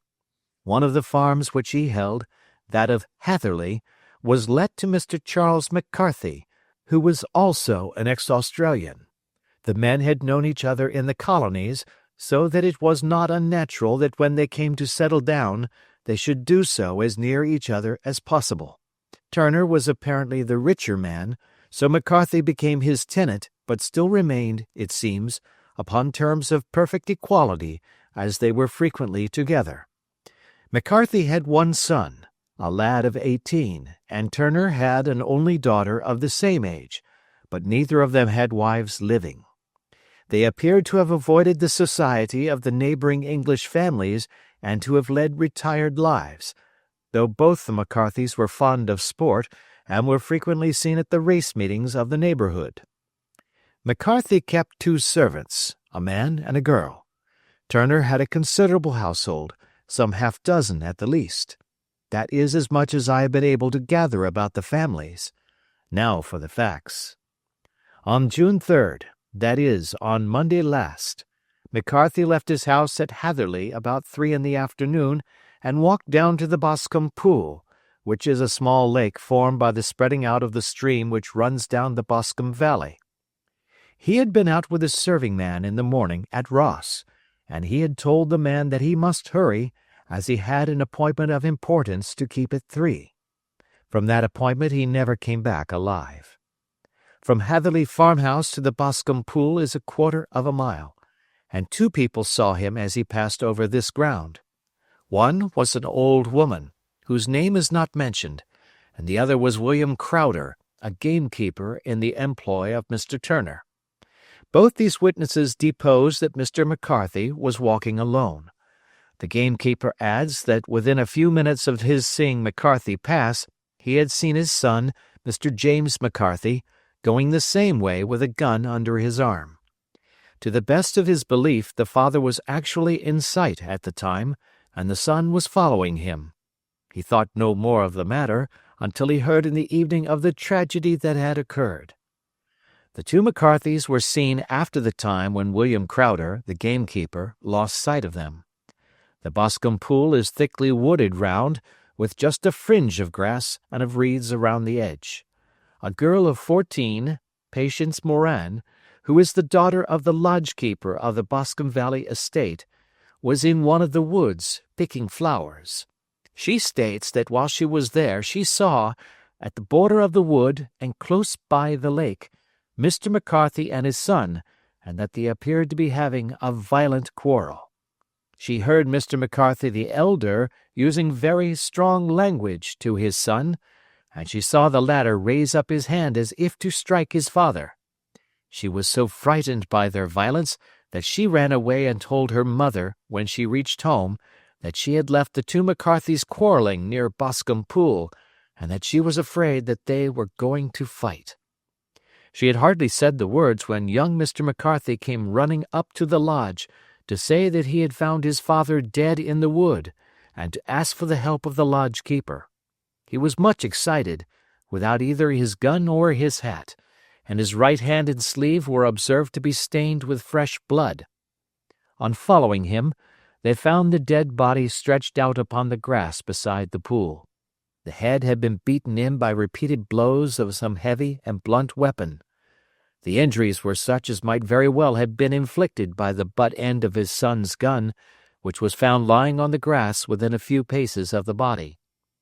Under these circumstances the young man was instantly arrested, and a verdict of wilful murder having been returned at the inquest on Tuesday, he was on Wednesday brought before the magistrates at Ross, who have referred the case to the next assizes. Those are the main facts of the case, as they came out before the coroner and the police court. I could hardly imagine a more damning case, I remarked. If ever circumstantial evidence pointed to a criminal, it does so here. Circumstantial evidence is a very tricky thing, answered Holmes thoughtfully. It may seem to point very straight to one thing, but if you shift your own point of view a little, you will find it pointing in an equally uncompromising manner to something entirely different. It must be confessed, however, that the case looks exceedingly grave against the young man, and it is very possible that he is indeed the culprit.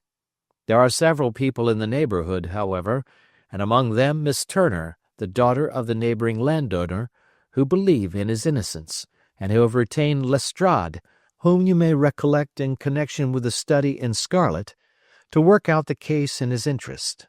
Lestrade, being rather puzzled, has referred the case to me, and hence it is that two middle-aged gentlemen are flying westward at 50 miles an hour instead of quietly digesting their breakfasts at home. I am afraid, said I, that the facts are so obvious that you will find little credit to be gained out of this case. There is nothing more deceptive than an obvious fact, he answered, laughing. Besides, we may chance to hit upon some other obvious facts, which may have been by no means obvious to Mr. Lestrade. You know me too well to think that I am boasting when I say that I shall either confirm or destroy his theory by means which he is quite incapable of employing, or even of understanding.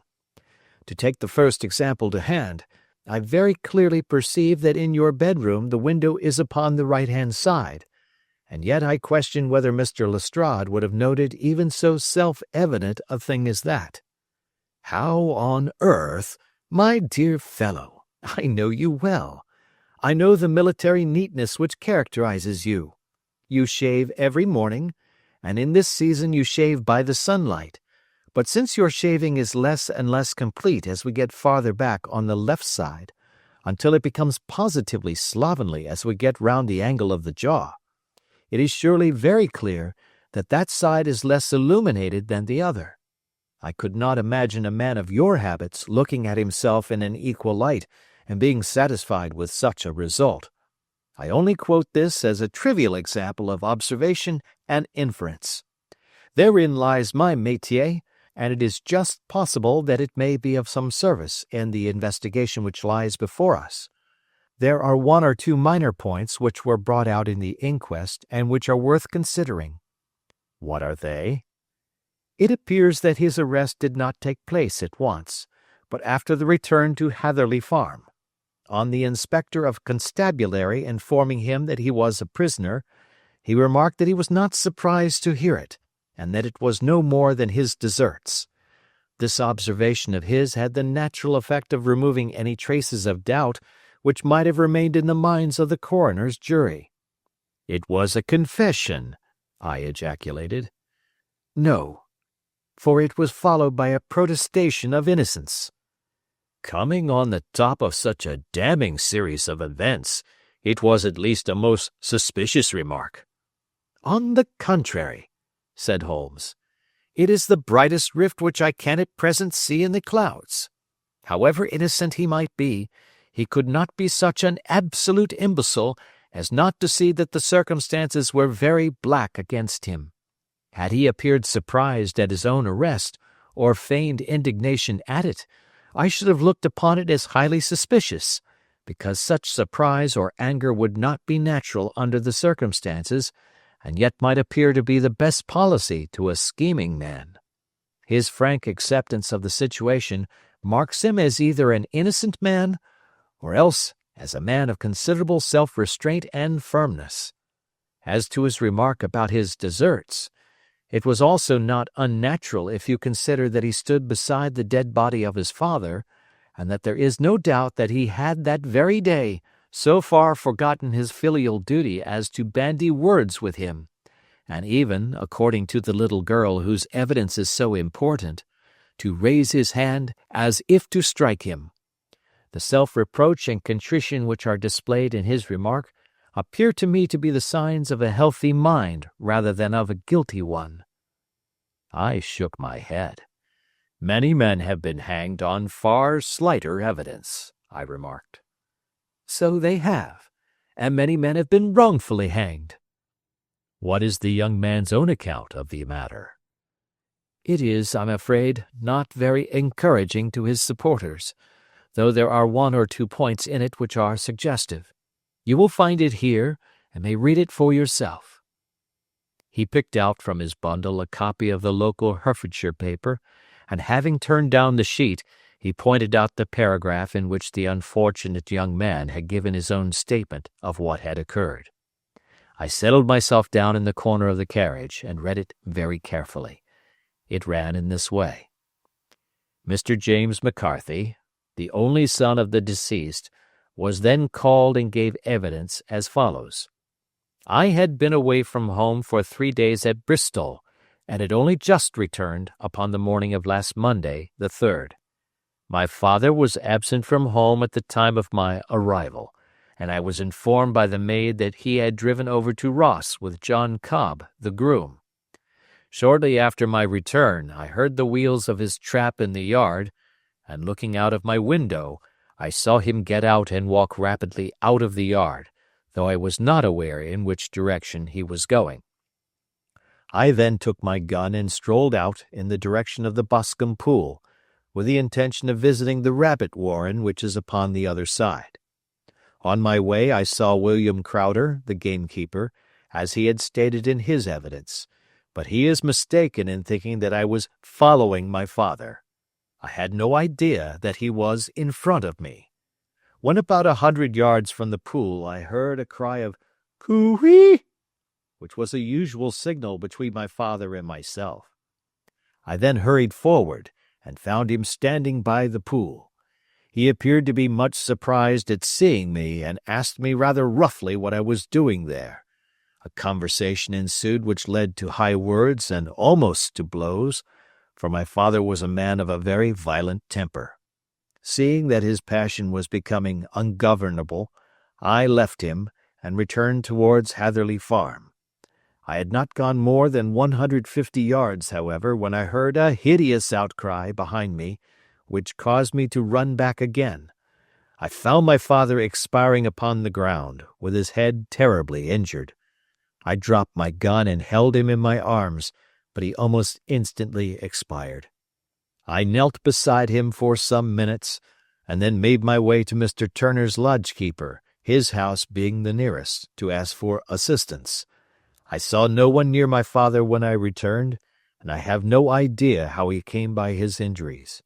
He was not a popular man, being somewhat cold and forbidding in his manners, but he had, as far as I know, no active enemies. I know nothing further of the matter. The Coroner: Did your father make any statement to you before he died? Witness: He mumbled a few words, but I could only catch some allusion to a rat.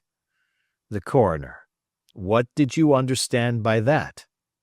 Witness: It conveyed no meaning to me. I thought that he was delirious.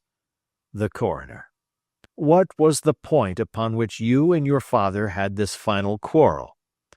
Witness: I should prefer not to answer. The Coroner: I am afraid that I must press it. Witness: It is really impossible for me to tell you. I can assure you that it has nothing to do with the sad tragedy which followed. The Coroner: That is for the court to decide. I need not point out to you that your refusal to answer will prejudice your case considerably in any future proceedings which may arise. Witness: I must still refuse. The coroner. I understand that the cry of "Cooey" was a common signal between you and your father? Witness. It was. The coroner. How was it, then, that he uttered it before he saw you, and before he even knew that you had returned from Bristol? Witness, with considerable confusion. I do not know. A juryman. Did you see nothing which aroused your suspicions when you returned on hearing the cry and found your father fatally injured? Witness. Nothing definite. The coroner. What do you mean? Witness. I was so disturbed and excited as I rushed out into the open that I could think of nothing except of my father. Yet I have a vague impression that as I ran forward something lay upon the ground to the left of me. It seemed to me to be something gray in color, a coat of some sort, or a plaid perhaps. When I rose from my father I looked round for it, but it was gone. Do you mean that it disappeared before you went for help? Yes, it was gone. You cannot say what it was? No, I had a feeling something was there. How far from the body? 12 yards or so. And how far from the edge of the wood? About the same.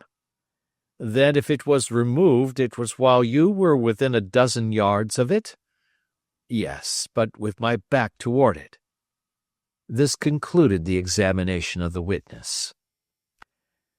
I see, said I as I glanced down the column, that the coroner in his concluding remarks was rather severe upon young McCarthy. He calls attention, and with reason, to the discrepancy about his father having signaled to him before seeing him, also to his refusal to give details of his conversation with his father, and his singular account of his father's dying words. They are all, as he remarks, very much against the son. Holmes laughed softly to himself and stretched himself out upon the cushioned seat. "Both you and the coroner have been at some pains," said he, "to single out the very strongest points in the young man's favor. Don't you see that you alternately give him credit for having too much imagination and too little? Too little if he could not invent a cause of quarrel which would give him the sympathy of the jury; too much if he evolved from his own inner consciousness anything so outré as a dying reference to a rat, and the incident of the vanishing cloth. No, sir, I shall approach this case from the point of view that what this young man says is true, and we shall see whither that hypothesis will lead us. And now here is my pocket Petrarch, and not another word shall I say of this case until we are on the scene of action. We lunch at Swindon, and I see that we shall be there in 20 minutes. It was nearly 4 o'clock when we at last, after passing through the beautiful Stroud Valley and over the broad gleaming Severn, found ourselves at the pretty little country town of Ross. A lean, ferret-like man, furtive and sly-looking, was waiting for us upon the platform. In spite of the light brown dust coat and leather leggings which he wore in deference to his rustic surroundings, I had no difficulty in recognizing Lestrade of Scotland Yard. With him we drove to the Hereford Arms, where a room had already been engaged for us. "I have ordered a carriage," said Lestrade as we sat over a cup of tea. "I knew your energetic nature, and that you would not be happy until you had been on the scene of the crime." "It was very nice and complimentary of you," Holmes answered. "It is entirely a question of barometric pressure." Lestrade looked startled. "I do not quite follow," he said. "How is the glass? 29, I see. No wind, and not a cloud in the sky. I have a caseful of cigarettes here which need smoking, and the sofa is very much superior to the usual country hotel abomination. I do not think that it is probable that I shall use the carriage tonight." Lestrade laughed indulgently. "You have, no doubt, already formed your conclusions from the newspapers," he said. The case is as plain as a pikestaff, and the more one goes into it, the plainer it becomes. Still, of course, one can't refuse a lady, and such a very positive one, too. She has heard of you, and would have your opinion, though I repeatedly told her that there was nothing which you could do which I have not already done. Why, bless my soul, here is her carriage at the door." He had hardly spoken before there rushed into the room one of the most lovely young women that I had ever seen in my life. Her violet eyes shining, her lips parted, a pink flush upon her cheeks, all thought of her natural reserve lost in her overpowering excitement and concern. "Oh, Mr. Sherlock Holmes!" she cried, glancing from one to the other of us, and finally, with a woman's quick intuition, fastening upon my companion. "I am so glad that you have come. I have driven down to tell you so. I know that James didn't do it. I know it, and I want you to start upon your work knowing it, too. Never let yourself doubt upon that point. We have known each other since we were little children, and I know his faults as no one else does, but he is too tender-hearted to hurt a fly. Such a charge is absurd to anyone who really knows him." "I hope we may clear him, Miss Turner," said Sherlock Holmes. "You may rely upon my doing all that I can." "But you have read the evidence? You have formed some conclusion? Do you not see some loophole, some flaw? Do you not yourself think that he is innocent?" "I think that it is very probable." "There now!" she cried, throwing back her head and looking defiantly at Lestrade. "You hear? He gives me hopes." Lestrade shrugged his shoulders. "I am afraid that my colleague has been a little quick in forming his conclusions," he said. "But he is right. Oh, I know that he is right. James never did it, and about his quarrel with his father, I am sure that the reason why he would not speak about it to the coroner was because I was concerned in it." "In what way?" asked Holmes. "It is no time for me to hide anything. James and his father had many disagreements about me. Mr. McCarthy was very anxious that there should be a marriage between us. James and I have always loved each other as brother and sister. But of course he is young and has seen very little of life yet, well, he naturally did not wish to do anything like that yet. And there were quarrels, and this, I am sure, was one of them." "And your father," asked Holmes, "was he in favor of such a union?" "No, he was quite averse to it also. No one but Mr. McCarthy was in favor of it." A quick blush passed over her fresh young face as Holmes shot one of his keen, questioning glances at her. "Thank you for this information," said he. "May I see your father if I call tomorrow?" "I am afraid the doctor won't allow it." "The doctor?" "Yes. Have you not heard? Poor father has never been strong for years back, but this has broken him down completely. He is taken to his bed, and Dr. Willows says that he is a wreck and that his nervous system is shattered. Mr. McCarthy was the only man alive who had known Dad in the old days in Victoria." "Ha! In Victoria? That is important." "Yes, at the mines." "Quite so, at the gold mines, where, as I understand, Mr. Turner made his money."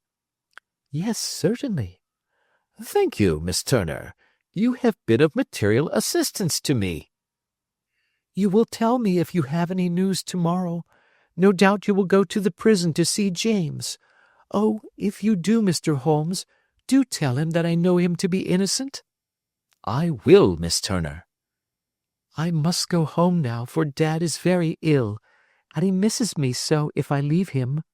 Good-bye, and God help you in your undertaking." She hurried from the room as impulsively as she had entered, and we heard the wheels of her carriage rattle off down the street. "I am ashamed of you, Holmes," said Lestrade with dignity after a few minutes' silence. Why should you raise up hopes which you are bound to disappoint? I am not over-tender of heart, but I call it cruel. I think that I see my way to clearing James McCarthy, said Holmes. Have you an order to see him in prison? Yes, but only for you and me. Then I shall reconsider my resolution about going out. We have still time to take a train to Hereford and see him tonight? Ample. Then let us do so. Watson, I fear that you will find it very slow, but I shall only be away a couple of hours. I walked down to the station with them and then wandered through the streets of the little town, finally returning to the hotel, where I lay upon the sofa and tried to interest myself in a yellow-backed novel. The puny plot of the story was so thin, however, when compared to the deep mystery through which we were groping, and I found my attention wander so continually from the action to the fact, that I at last flung it across the room and gave myself up entirely to a consideration of the events of the day. Supposing that this unhappy young man's story were absolutely true, then what hellish thing, what absolutely unforeseen and extraordinary calamity could have occurred between the time when he parted from his father and the moment when, drawn back by his screams, he rushed into the glade? It was something terrible and deadly. What could it be? Might not the nature of the injuries reveal something to my medical instincts? I rang the bell and called for the weekly county paper, which contained a verbatim account of the inquest. In the surgeon's deposition it was stated that the posterior third of the left parietal bone and the left half of the occipital bone had been shattered by a heavy blow from a blunt weapon. I marked the spot upon my own head. Clearly, such a blow must have been struck from behind. That was to some extent in favor of the accused, as when seen quarreling he was face to face with his father. Still, it did not go for very much, for the older man might have turned his back before the blow fell. Still, it might be worthwhile to call Holmes's attention to it. Then there was the peculiar dying reference to a rat. What could that mean? It could not be delirium. A man dying from a sudden blow does not commonly become delirious. No, it was more likely to be an attempt to explain how he met his fate. But what could it indicate? I cudgeled my brains to find some possible explanation. And then the incident of the gray cloth seen by young McCarthy. If that were true, the murderer must have dropped some part of his dress, presumably his overcoat, in his flight, and must have had the hardihood to return and to carry it away at the instant when the son was kneeling with his back turned not a dozen paces off. What a tissue of mysteries and improbabilities the whole thing was! I did not wonder at Lestrade's opinion, and yet I had so much faith in Sherlock Holmes's insight that I could not lose hope as long as every fresh fact seemed to strengthen his conviction of young McCarthy's innocence. It was late before Sherlock Holmes returned. He came back alone, for Lestrade was staying in lodgings in the town. "The glass still keeps very high," he remarked as he sat down. "It is of importance that it should not rain before we are able to go over the ground.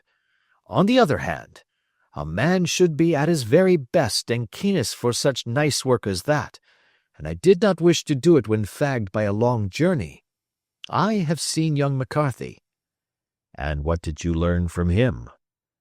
"Nothing." "Could he throw no light?" "None at all.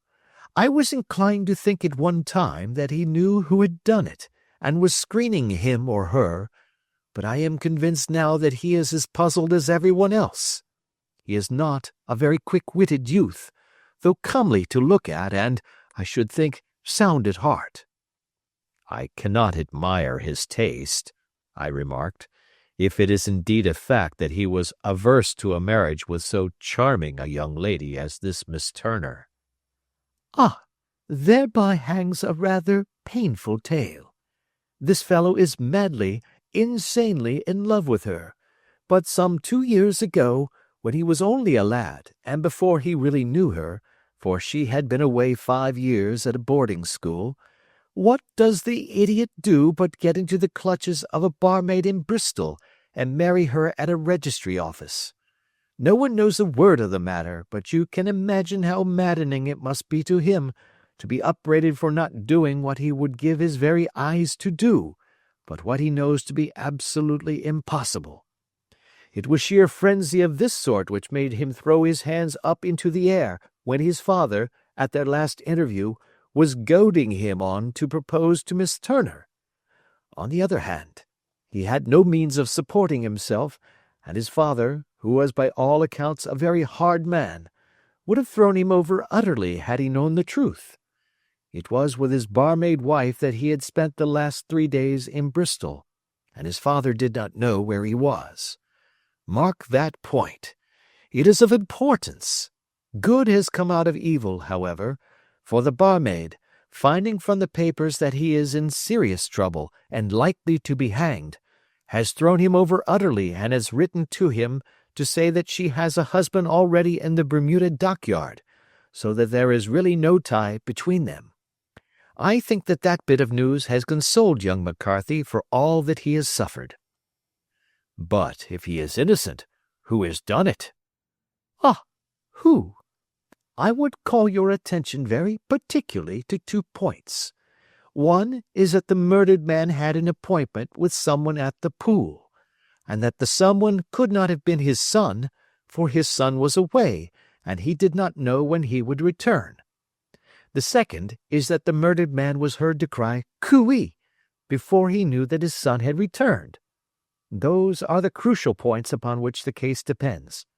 And now let us talk about George Meredith, if you please, and we shall leave all minor matters until tomorrow. There was no rain, as Holmes had foretold, and the morning broke bright and cloudless. At 9 o'clock Lestrade called for us with the carriage, and we set off for Hatherley Farm and the Boscombe pool. "There is serious news this morning," Lestrade observed. "It is said that Mr. Turner, of the Hall, is so ill that his life is despaired of." "An elderly man, I presume?" said Holmes. "About 60, but his constitution has been shattered by his life abroad, and he has been in failing health for some time. This business has had a very bad effect upon him. He was an old friend of McCarthy's, and, I may add, a great benefactor to him, for I have learned that he gave him Hatherley Farm rent-free." "Indeed, that is interesting," said Holmes. "Oh, yes, in 100 other ways he has helped him. Everybody about here speaks of his kindness to him." "Really? Does it not strike you as a little singular that this McCarthy, who appears to have had little of his own, and to have been under such obligations to Turner, should still talk of marrying his son to Turner's daughter, who is presumably heiress to the estate, and that in such a very cocksure manner, as if it were merely a case of a proposal and all else would follow? It is the more strange, since we know that Turner himself was averse to the idea. The daughter told us as much. Do you not deduce something from that?" "We have got to the deductions and the inferences," said Lestrade, winking at me. "I find it hard enough to tackle facts, Holmes, without flying away after theories and fancies." "You are right," said Holmes demurely. "You do find it very hard to tackle the facts." "Anyhow, I have grasped one fact which you seem to find it difficult to get hold of," replied Lestrade with some warmth. "And that is?" "That McCarthy Sr. met his death from McCarthy Jr., and that all theories to the contrary are the merest moonshine." "Well, moonshine is a brighter thing than fog," said Holmes, laughing. "But I am very much mistaken if this is not Hatherley Farm upon the left." "Yes, that is it." It was a wide-spread, comfortable-looking building, 2-storied, slate-roofed, with great yellow blotches of lichen upon the grey walls. The drawn blinds and the smokeless chimneys, however, gave it a stricken look, as though the weight of this horror still lay heavy upon it. We called at the door when the maid, at Holmes's request, showed us the boots which her master wore at the time of his death, and also a pair of the son's, though not the pair which he had then had. Having measured these very carefully from 7 or 8 different points, Holmes desired to be led to the courtyard, from which we all followed the winding track which led to Boscombe Pool. Sherlock Holmes was transformed when he was hot upon such a scent as this. Men who had only known the quiet thinker and logician of Baker Street would have failed to recognize him. His face flushed and darkened. His brows were drawn into 2 hard black lines, while his eyes shone out from beneath them with a steely glitter. His face was bent downward, his shoulders bowed, his lips compressed, and the veins stood out like whipcord in his long sinewy neck. His nostrils seemed to dilate with a purely animal lust for the chase, and his mind was so absolutely concentrated upon the matter before him that a question or remark fell unheeded upon his ears, or at the most only provoked a quick, impatient snarl in reply. Swiftly and silently he made his way along the track which ran through the meadows, and so by way of the woods to the Boscombe Pool. It was damp, marshy ground, as is all that district, and there were marks of many feet, both upon the path and amid the short grass which bounded it on either side. Sometimes Holmes would hurry on, sometimes stop dead, and once he made quite a little detour into the meadow. Lestrade and I walked behind him, the detective indifferent and contemptuous, while I watched my friend with the interest which sprang from the conviction that every one of his actions was directed towards a definite end. The Boscombe Pool, which is a little reed-girt sheet of water some 50 yards across, is situated at the boundary between the Hatherley farm and the private park of the wealthy Mr. Turner. Above the woods which lined it upon the farther side we could see the red, jutting pinnacles which marked the site of the rich landowner's dwelling. On the Hatherley side of the pool the woods grew very thick, and there was a narrow belt of sodding grass 20 paces across, between the edge of the trees and the reeds which lined the lake. Lestrade showed us the exact spot at which the body had been found, and indeed, so moist was the ground that I could plainly see the traces which had been left by the fall of the stricken man. To Holmes, as I could see by his eager face and peering eyes, very many other things were to be read upon the trampled grass. He ran round like a dog who is picking up a scent, and then turned upon my companion. "What did you go into the pool for?" he asked. "I fished about with a rake. I thought there might be some weapon or other trace. But how on earth—" "Oh, tut, tut, I have no time. That left foot of yours with its inward twist is all over the place. A mole could trace it, and there it vanishes among the reeds. Oh, how simple it would all have been had I been here before they came like a herd of buffalo and wallowed all over it. Here is where the party with the lodge-keeper came, and they have covered all tracks for 6 or 8 feet round the body. But here are 3 separate tracks of the same feet."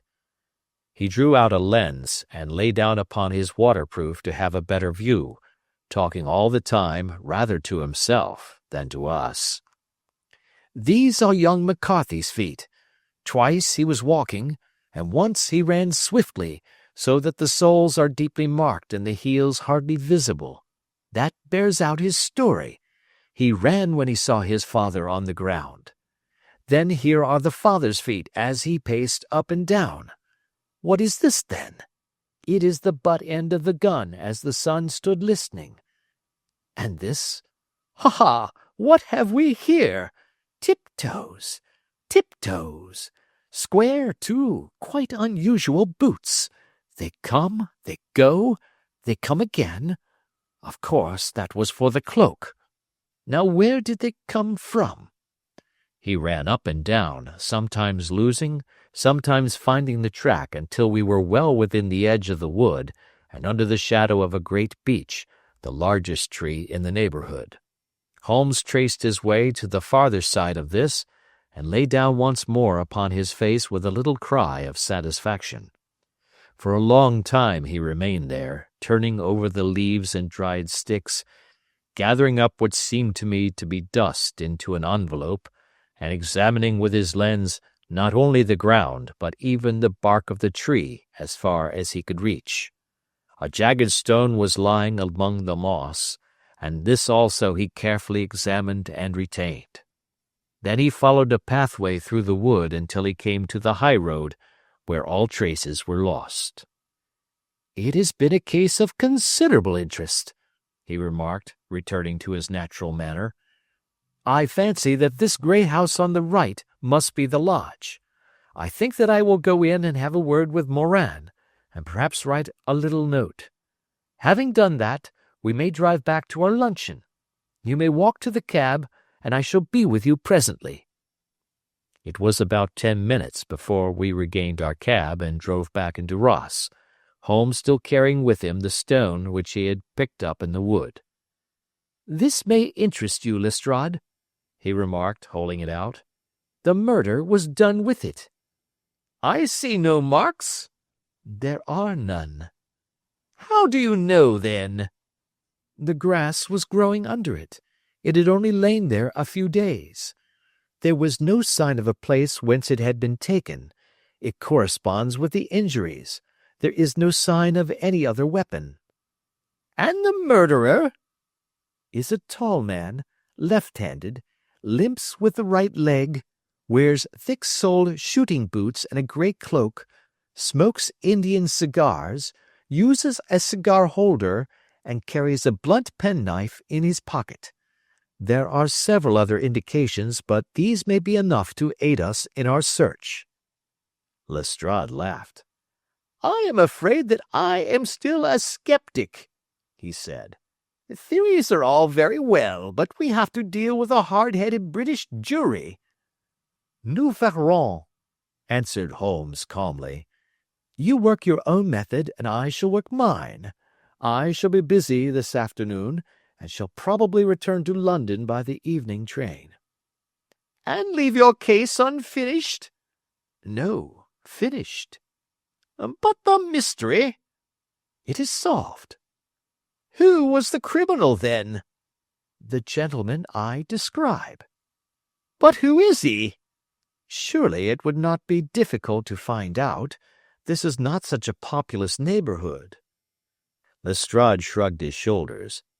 "I am a practical man," he said, "and I really cannot undertake to go about the country looking for a left-handed gentleman with a game leg. I should become the laughing-stock of Scotland Yard." "All right," said Holmes quietly. "I have given you the chance. Here are your lodgings. Good-bye. I shall drop you a line before I leave." Having left Lestrade at his rooms, we drove to our hotel, where we found lunch upon the table. Holmes was silent and buried in thought, with a pained expression upon his face, as one who finds himself in a perplexing position. "Look here, Watson," he said when the cloth was cleared. "Just sit down in this chair and let me preach to you for a little. I don't know quite what to do, and I should value your advice. Light a cigar and let me expound." "Pray do so." "Well now, in considering this case there are 2 points about young McCarthy's narrative which struck us both instantly, although they impressed me in his favor and you against him. One was the fact that his father should, according to his account, cry cooee before seeing him. The other was his singular dying reference to a rat. He mumbled several words, you understand, but that was all that caught the son's ear. Now from this double point our research must commence, and we will begin it by presuming that what the lad says is absolutely true." "What of this cooee, then?" "Well, obviously, it could not have been meant for the son. The son, as far as he knew, was in Bristol. It was mere chance that he was within earshot. The cooee was meant to attract the attention of whoever it was that he had the appointment with. but cooee is a distinctly Australian cry, and one which is used between Australians. There is a strong presumption that the person whom McCarthy expected to meet him at Boscombe Pool was someone who had been in Australia. What of the rat, then? Sherlock Holmes took a folded paper from his pocket and flattened it out on the table. "This is a map of the colony of Victoria," he said. "I wired to Bristol for it last night." He put his hand over part of the map. "What do you read?" "A rat," I read. "And now?" He raised his hand. "Ballarat." "Quite so. That was the word the man uttered, and of which his son only caught the last 2 syllables. He was trying to utter the name of his murderer, so-and-so of Ballarat." "It is wonderful," I exclaimed. "It is obvious. And now you see I had narrowed the field down considerably. The possession of a grey garment was a third point which, granting the son's statement to be correct, was a certainty. We have come now out of mere vagueness to the definite conception of an Australian from Ballarat with a grey cloak." "Certainly." "And one who was at home in the district, for the pool can only be approached by the farm or by the estate, where strangers could hardly wander." "Quite so." "Then comes our expedition of today.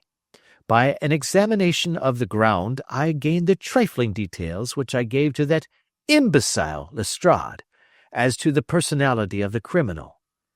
"But how did you gain them?" "You know my method. It is founded upon the observation of trifles." "His height I know that you might roughly judge from the length of his stride. His boots, too, might be told from their traces." "Yes, they were peculiar boots." "But his lameness?" "The impression of his right foot was always less distinct than his left. He put less weight upon it. Why? Because he limped. He was lame." "But his left-handedness?" "You were yourself struck by the nature of the injury as recorded by the surgeon at the inquest. The blow was struck from immediately behind, and yet was upon the left side. Now, how can that be unless it were by a left-handed man? He had stood behind that tree during the interview between the father and the son. He had even smoked there. I found the ash of a cigar, which my special knowledge of tobacco ashes enables me to pronounce as an Indian cigar. I have, as you know, devoted some attention to this, and written a little monograph on the ashes of 140 different varieties of pipe, cigar, and cigarette tobacco. Having found the ash, I then looked round and discovered the stump among the moss where he had tossed it. It was an Indian cigar, of the variety which are rolled in Rotterdam." "And the cigar-holder?" "I could see that the end had not been in his mouth. Therefore he used a holder. The tip had been cut off, not bitten off, but the cut was not a clean one, so I deduced a blunt penknife." "Holmes," I said, "you have drawn a net round this man from which he cannot escape, and you have saved an innocent human life as truly as if you had cut the cord which was hanging him. I see the direction in which all this points. The culprit is—" "Mr. John Turner," cried the hotel waiter, opening the door of our sitting-room and ushering in a visitor. The man who entered was a strange and impressive figure. His slow, limping step and bowed shoulders gave the appearance of decrepitude, and yet his hard, deep-lined, craggy features and his enormous limbs showed that he was possessed of unusual strength of body and of character. His tangled beard, grizzled hair, and outstanding drooping eyebrows combined to give an air of dignity and power to his appearance, but his face was of an ashen white, while his lips and the corners of his nostrils were tinged with a shade of blue. It was clear to me at a glance that he was in the grip of some deadly and chronic disease. "Pray sit down on the sofa," said Holmes gently. "You had my note?" Yes, the lodge-keeper brought it up. You said that you wished to see me here to avoid scandal. I thought people would talk if I went to the hall. And why did you wish to see me? He looked across at my companion with despair in his weary eyes, as though his question was already answered. Yes, said Holmes, answering the look rather than the words. It is so. I know all about McCarthy. The old man sank his face in his hands. God help me, he cried, but I would not have let the young man come to harm. I give you my word that I would have spoken out if it went against him at the assizes. I am glad to hear you say so, said Holmes gravely. I would have spoken now had it not been for my dear girl. It would break her heart. It will break her heart when she hears that I am arrested. It may not come to that, said Holmes. What? I am no official agent. I understand that it was your daughter who required my presence here, and I am acting in her interests. Young McCarthy must be got off, however. I am a dying man, said old Turner. I have had diabetes for years. My doctor says it is a question whether I shall live a month. Yet I would rather die under my own roof than in a jail. Holmes rose and sat down at the table with his pen in his hand and a bundle of paper before him. Just tell us the truth, he said. I shall jot down the facts. You will sign it, and Watson here can witness it. Then I could produce your confession at the last extremity to save young McCarthy. I promise you that I shall not use it unless it is absolutely needed. It's as well, said the old man. It's a question whether I shall live to the assizes, so it matters little to me, but I should wish to spare Alice the shock. And now I will make the thing clear to you. It has been a long time in the acting, but will not take me long to tell. You didn't know this dead man, McCarthy. He was a devil incarnate. I tell you that. God keep you out of the clutches of such a man as he. His grip has been upon me these 20 years, and he has blasted my life. I'll tell you first how I came to be in his power. It was in the early 60s at the diggings. I was a young chap then, hot-blooded and reckless, ready to turn my hand at anything. I got among bad companions, took to drink, had no luck with my claim, took to the bush, and in a word became what you would call over here a highway robber. There were 6 of us, and we had a wild, free life of it, sticking up a station from time to time, or stopping the wagons on the road to the diggings. Black Jack of Ballarat was the name I went under, and our party is still remembered in the colony as the Ballarat Gang. One day, a gold convoy came down from Ballarat to Melbourne, and we lay in wait for it and attacked it. There were 6 troopers and 6 of us, so it was a close thing, but we emptied 4 of their saddles at the first volley. 3 of our boys were killed, however, before we got the swag. I put my pistol to the head of the wagon driver, who was this very man McCarthy. I wished to the Lord that I had shot him then, but I spared him, though I saw his wicked little eyes fixed on my face as though to remember every feature. We got away with the gold, became wealthy men, and made our way over to England without being suspected. There I parted from my old pals and determined to settle down to a quiet and respectable life. I bought this estate, which chanced to be in the market, and I set myself to do a little good with my money to make up for the way in which I had earned it. I married, too, and though my wife died young, she left me my dear little Alice. Even when she was just a baby, her wee hand seemed to lead me down the right path as nothing else had ever done. In a word, I turned over a new leaf and did my best to make up for the past. All was going well when McCarthy laid his grip upon me. I had gone up to town about an investment, and I met him in Regent Street with hardly a coat to his back or a boot to his foot. "Here we are, Jack," says he, touching me on the arm. "We'll be as good as a family to you. There's two of us, me and my son, and you can have the keeping of us. If you don't, it's a fine law-abiding country is England, and there's always a policeman within hail." Well, down they came to the West Country. There was no shaking them off, and there they have lived rent-free on my best land ever since. There was no rest for me, no peace, no forgetfulness. Turn where I would, there was his cunning, grinning face at my elbow. It grew worse as Alice grew up, for he soon saw I was more afraid of her knowing my past than of the police. Whatever he wanted he must have, and whatever it was I gave him without question, land, money, houses, until at last he asked a thing which I could not give. He asked for Alice. His son, you see, had grown up, and so had my girl, and as I was known to be in weak health, it seemed a fine stroke to him that his lad should step into the whole property. But there I was firm. I would not have his cursed stock mixed with mine, not that I had any dislike to the lad, but his blood was in him, and that was enough. I stood firm. McCarthy threatened.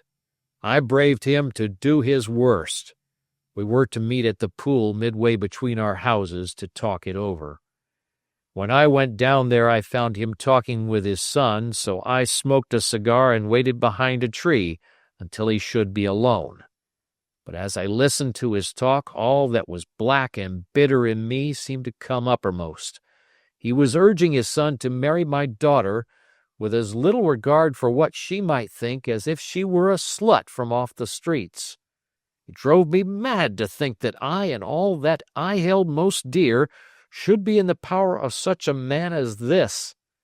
Could I not snap the bond? I was already a dying and desperate man. Though clear of mind and fairly strong of limb, I knew that my own fate was sealed. But my memory and my girl, both could be saved if I could but silence that foul tongue. I did it, Mr. Holmes. I would do it again. Deeply as I have sinned, I have led a life of martyrdom to atone for it. But that my girl should be entangled in the same meshes which held me was more than I could suffer. I struck him down with no more compunction than if he had been some foul and venomous beast. His cry brought back his son, but I had gained the cover of the wood, though I was forced to go back to fetch the cloak which I had dropped in my flight. That is the true story, gentlemen, of all that occurred. "Well, it is not for me to judge you," said Holmes as the old man signed the statement which had been drawn out. "I pray that we may never be exposed to such a temptation." "I pray not, sir. And what do you intend to do?" "In view of your health, nothing. You are yourself aware that you will soon have to answer for your deed at a higher court than the assizes. I will keep your confession, and if McCarthy is condemned I shall be forced to use it. If not, it shall never be seen by mortal eye, and your secret, whether you be alive or dead, shall be safe with us." "Farewell, then," said the old man solemnly. "Your own deathbeds, when they come, will be the easier for the thought of the peace which you have given to mine." Tottering and shaking in all his giant frame, he stumbled slowly from the room. "God help us," said Holmes after a long silence. "Why does fate play such tricks with poor helpless worms? I never hear of such a case as this that I do not think of Baxter's words and say, 'There, but for the grace of God, goes Sherlock Holmes.'" James McCarthy was acquitted at the assizes on the strength of a number of objections which had been drawn out by Holmes and submitted to the defending counsel. Old Turner lived for 7 months after our interview, but he is now dead, and there is every prospect that the son and daughter may come to live happily together in ignorance of the black cloud which rests upon their past. Adventure 5. The 5 Orange Pips. When I glance over my notes and records of the Sherlock Holmes cases between the years 82 and 90, I am faced by so many which present strange and interesting features that it is no easy matter to know which to choose and which to leave. Some, however, have already gained publicity through the papers, and others have not offered a field for those peculiar qualities which my friend possessed in so high a degree, and which it is the object of these papers to illustrate. Some, too, have baffled his analytical skill, and would be, as narratives, beginnings without an ending, while others have been but partially cleared up, and have their explanations founded rather upon conjecture and surmise than on the absolute logical proof which was so dear to him. There is, however, one of these last which was so remarkable in its details, and so startling in its results, that I am tempted to give some account of it, in spite of the fact that there are points in connection with it which never have been, and probably never will be, entirely cleared up. The year 87 furnished us with a long series of cases of greater or less interest, of which I retain the records. Among my headings under this one 12 months, I find an account of the adventure of the Paradol Chamber, of the Amateur Mendicant Society, who held a luxurious club in the lower vault of a furniture warehouse, of the facts connected with the loss of the British bark Sophie Anderson, of the singular adventures of the Grice Pattersons in the island of Uffa, and finally of the Camberwell poisoning case. In the latter, as may be remembered, Sherlock Holmes was able, by winding up the dead man's watch, to prove that it had been wound up 2 hours before, and that therefore the deceased had gone to bed within that time, a deduction which was of the greatest importance in clearing up the case. All these I may sketch out at some future date, but none of them present such singular features as the strange train of circumstances which I have now taken up my pen to describe. It was in the latter days of September, and the equinoctial gales had set in with exceptional violence. All day the wind had screamed and the rain had beaten against the windows, so that even here in the heart of great, handmade London we were forced to raise our minds for the instant from the routine of life and to recognize the presence of those great elemental forces which shriek at mankind through the bars of his civilization, like untamed beasts in a cage. As evening drew in, the storm grew higher and louder, and the wind cried and sobbed like a child in the chimney. Sherlock Holmes sat moodily at one side of the fireplace, cross-indexing his records of crime, while I at the other was deep in one of Clark Russell's fine sea stories, until the howl of the gale from without seemed to blend with the text, and the splash of the rain to lengthen out into the long swash of the sea waves. My wife was on a visit to her mother's, and for a few days I was a dweller once more in my old quarters at Baker Street. "Why," said I, glancing up at my companion, "that was surely the bell. Who could come tonight? Some friend of yours, perhaps?" "Except yourself, I have none," he answered. "I do not encourage visitors." "A client, then?" "If so, it is a serious case. Nothing less would bring a man out on such a day and at such an hour. But I take it that it is more likely to be some crony of the landlady's." Sherlock Holmes was wrong in his conjecture, however, for there came a step in the passage and a tapping at the door. He stretched out his long arm to turn the lamp away from himself and towards the vacant chair upon which a newcomer must sit. "Come in," said he.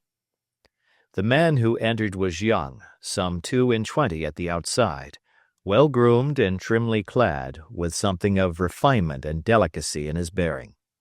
The streaming umbrella which he held in his hand, and his long shining waterproof told of the fierce weather through which he had come. He looked about him anxiously in the glare of the lamp, and I could see that his face was pale and his eyes heavy, like those of a man who is weighed down with some great anxiety. "I owe you an apology," he said, raising his golden pince-nez to his eyes.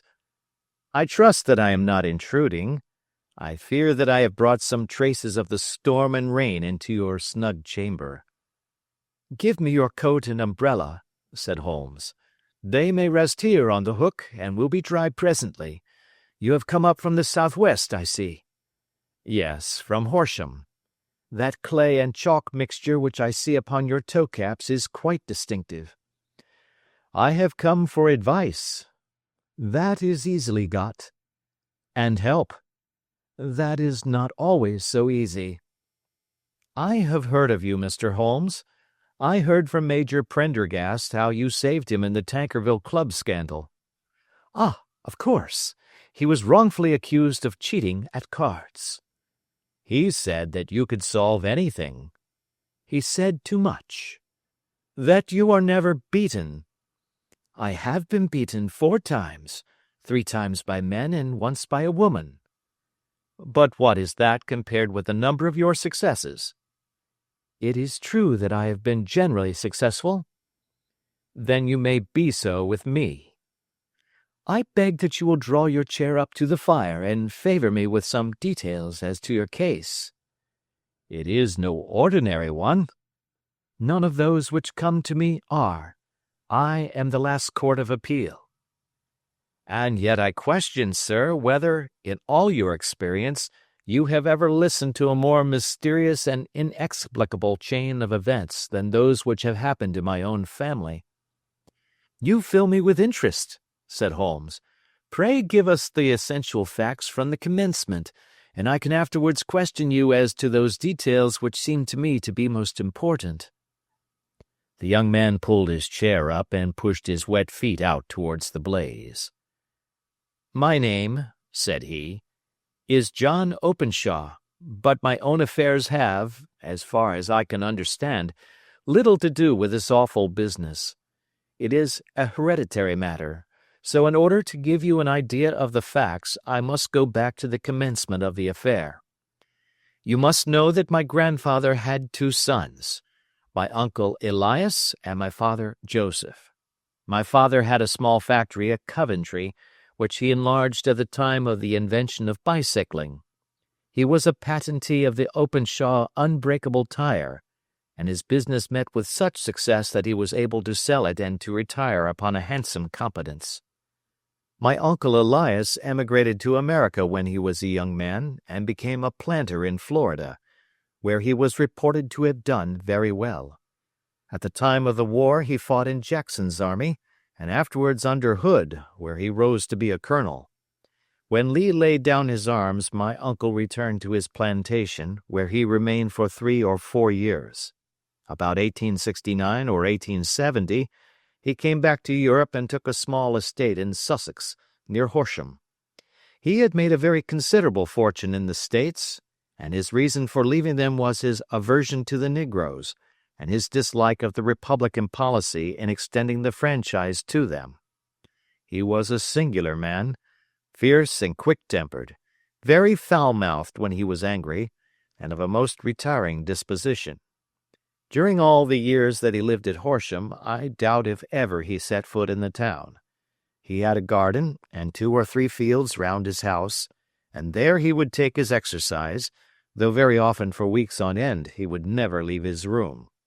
He drank a great deal of brandy and smoked very heavily, but he would see no society and did not want any friends, not even his own brother. He didn't mind me. In fact, he took a fancy to me, for at the time when he saw me first I was a youngster of 12 or so. This would be in the year 1878, after he had been 8 or 9 years in England. He begged my father to let me live with him, and he was very kind to me in his way. When he was sober he used to be fond of playing backgammon and draughts with me, and he would make me his representative both with the servants and with the tradespeople, so that by the time that I was 16 I was quite master of the house. I kept all the keys and could go where I liked and do what I liked, so long that I did not disturb him in his privacy.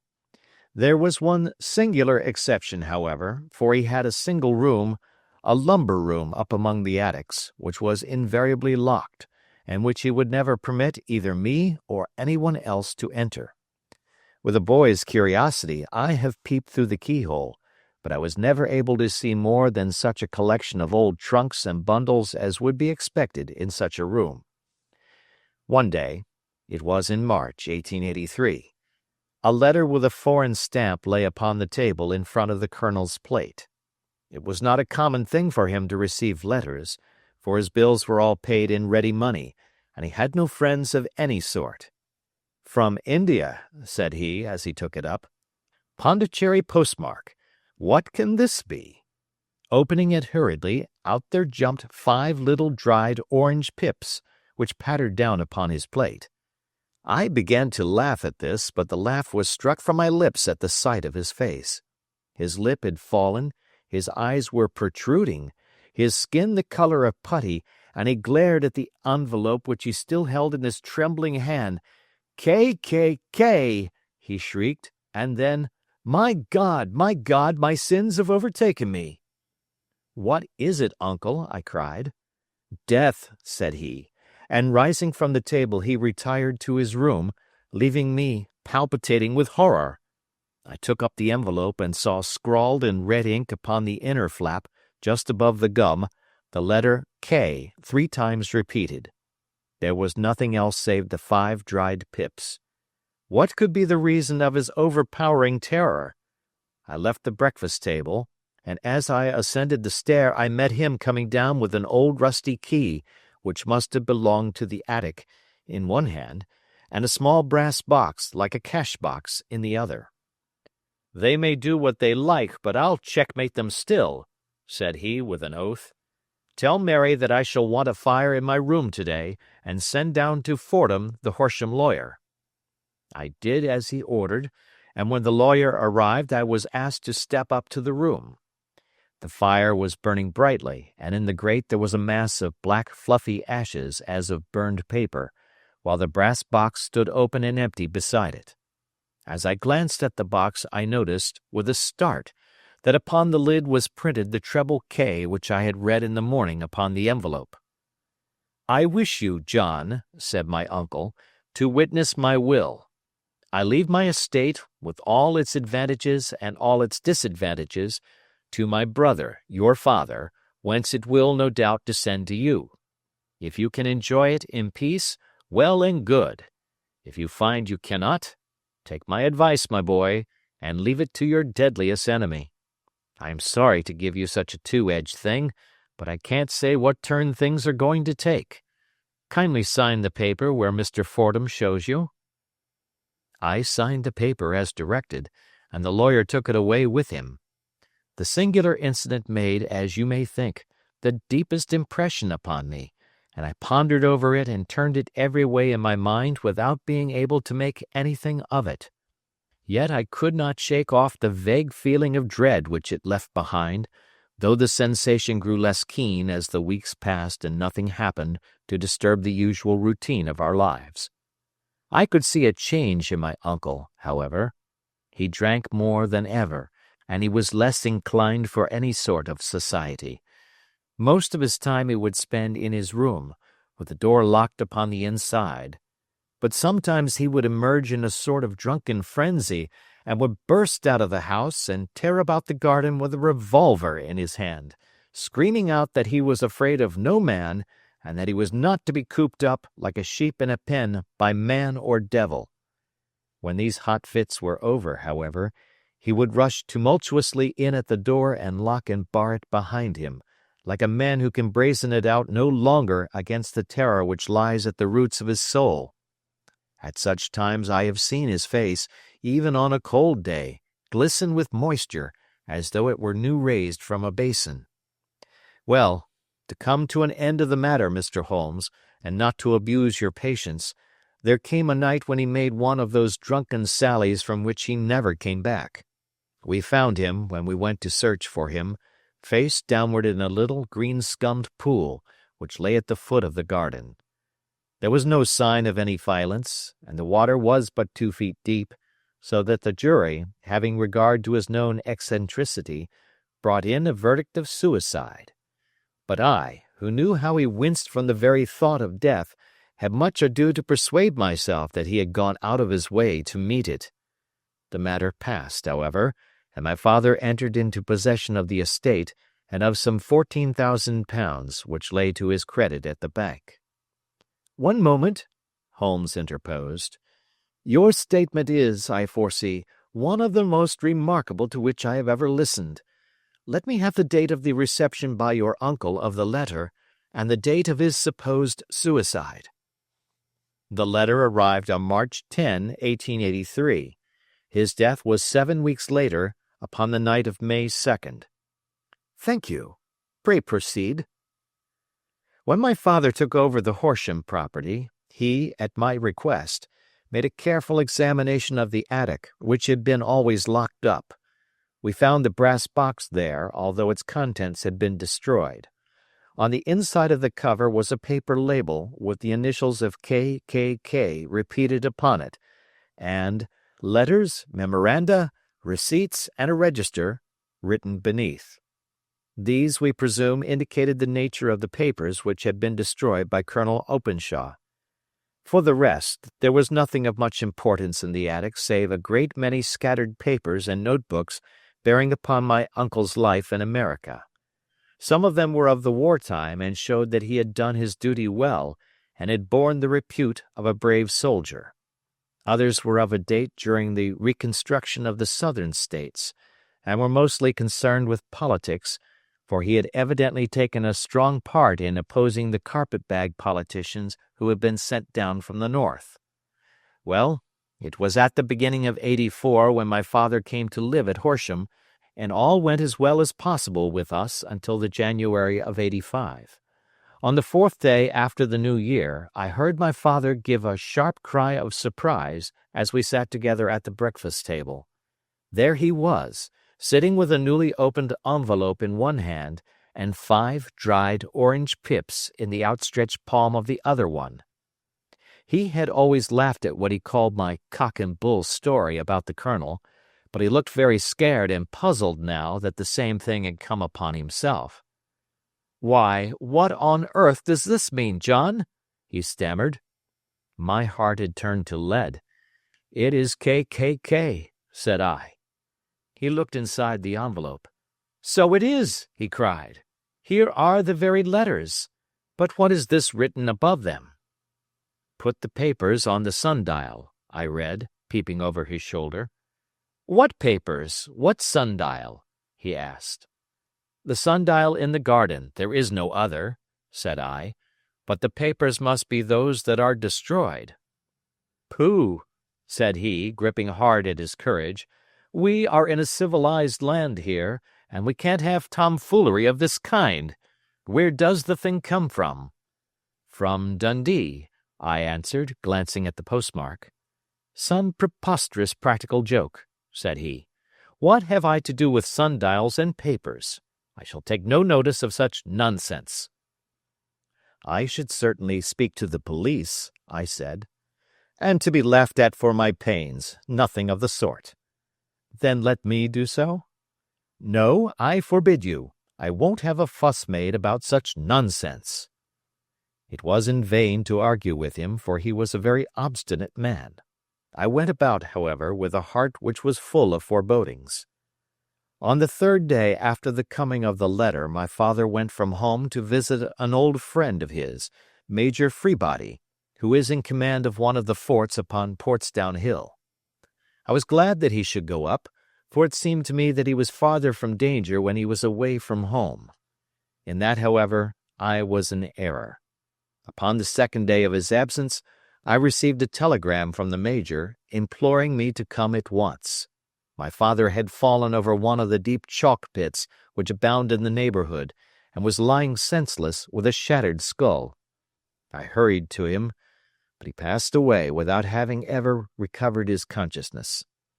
He had, as it appears, been returning from Fareham in the twilight, and as the country was unknown to him and the chalk pit unfenced, The jury had no hesitation in bringing in a verdict of death from accidental causes.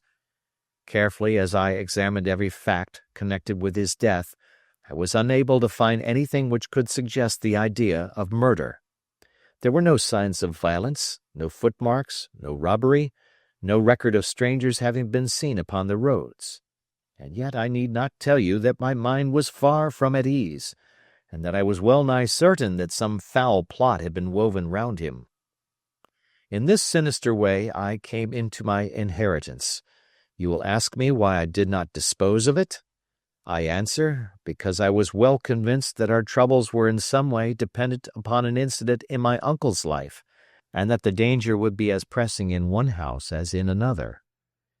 It was in January '85 that my poor father met his end, and 2 years and 8 months have elapsed since then. During that time I have lived happily at Horsham, and I had begun to hope that his curse had passed away from the family, and that it had ended with the last generation. I had begun to take comfort too soon, however. Yesterday morning the blow fell in the very shape in which it had come upon my father.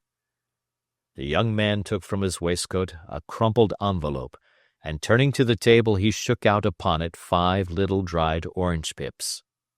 "This is the envelope," he continued. "The postmark is London, Eastern Division. Within are the very words which were upon my father's last message, K, K, K, and then, 'Put the papers on the sundial.'" "What have you done?" asked Holmes. "Nothing."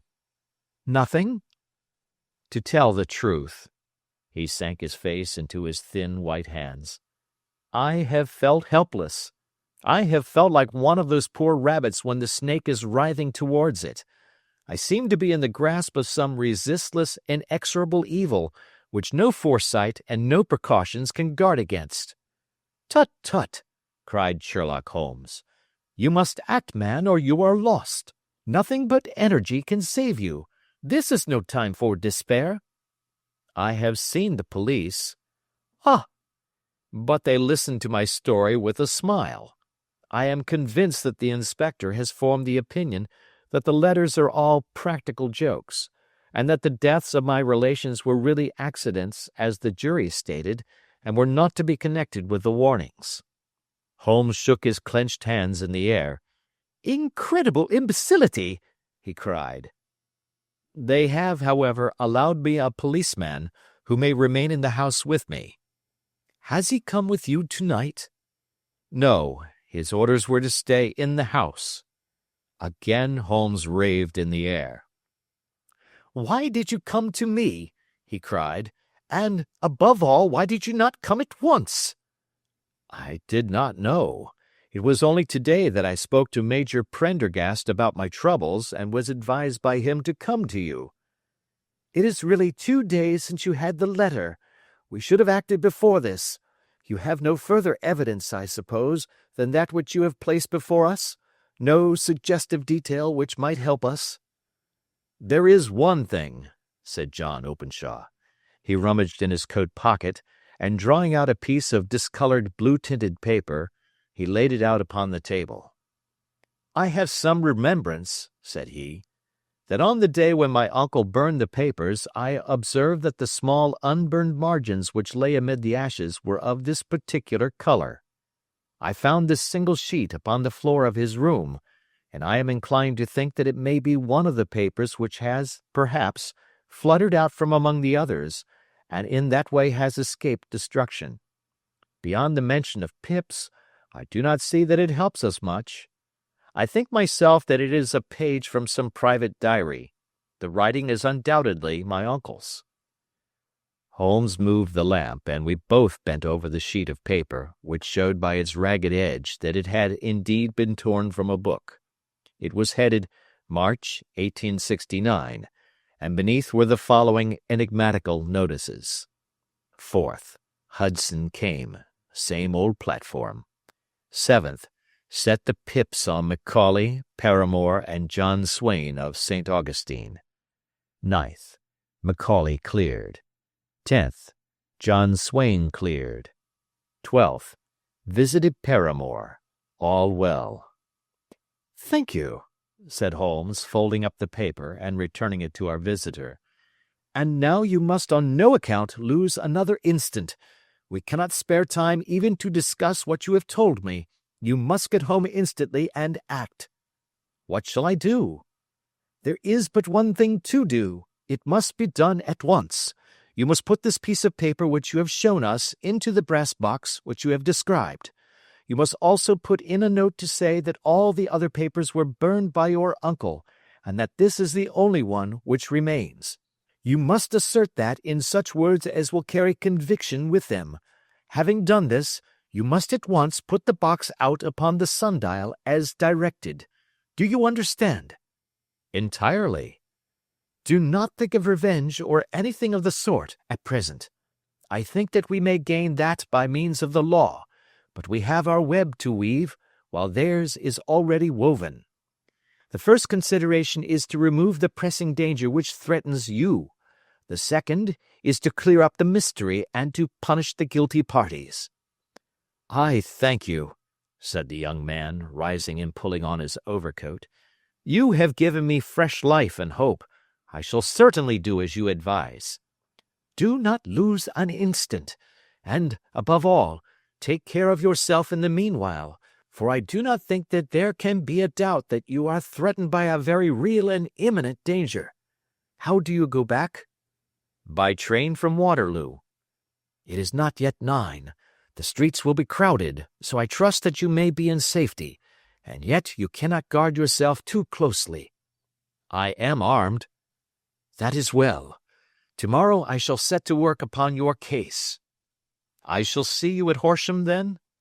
"No, your secret lies in London. It is there that I shall seek it." "Then I shall call upon you in a day, or in 2 days, with news as to the box and the papers.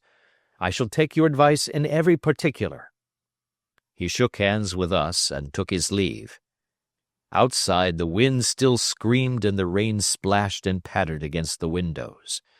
This strange, wild story seemed to have come to us from amid the mad elements, blown in upon us like a sheet of seaweed in a gale, and now to have been reabsorbed by them once more.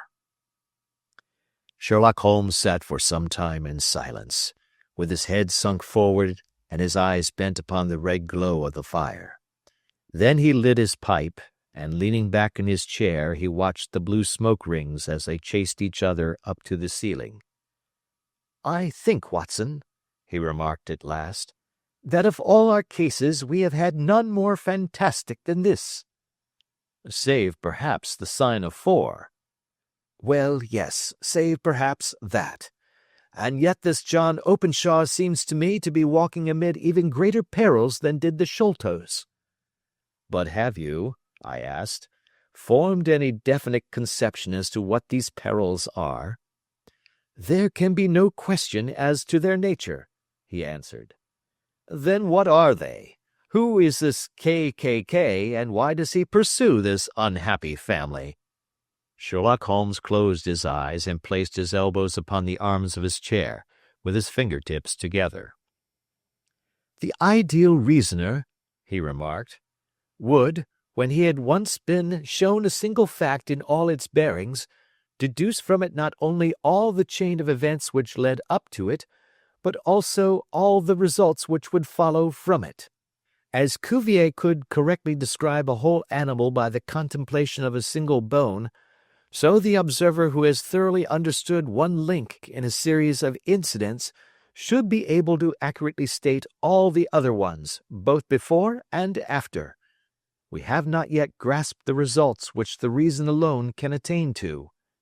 Problems may be solved in the study which have baffled all those who have sought a solution by the aid of their senses. To carry the art, however, to its highest pitch, it is necessary that the reasoner should be able to utilize all the facts which have come to his knowledge. And this in itself implies, as you will readily see, a possession of all knowledge, which, even in these days of free education and encyclopedias, is a somewhat rare accomplishment. It is not so impossible, however, that a man should possess all knowledge which is likely to be useful to him in his work, and this I have endeavored in my case to do. If I remember rightly, you on one occasion, in the early days of our friendship, defined my limits in a very precise fashion. Yes, I answered, laughing. It was a singular document. Philosophy, astronomy, and politics were marked at 0, I remember.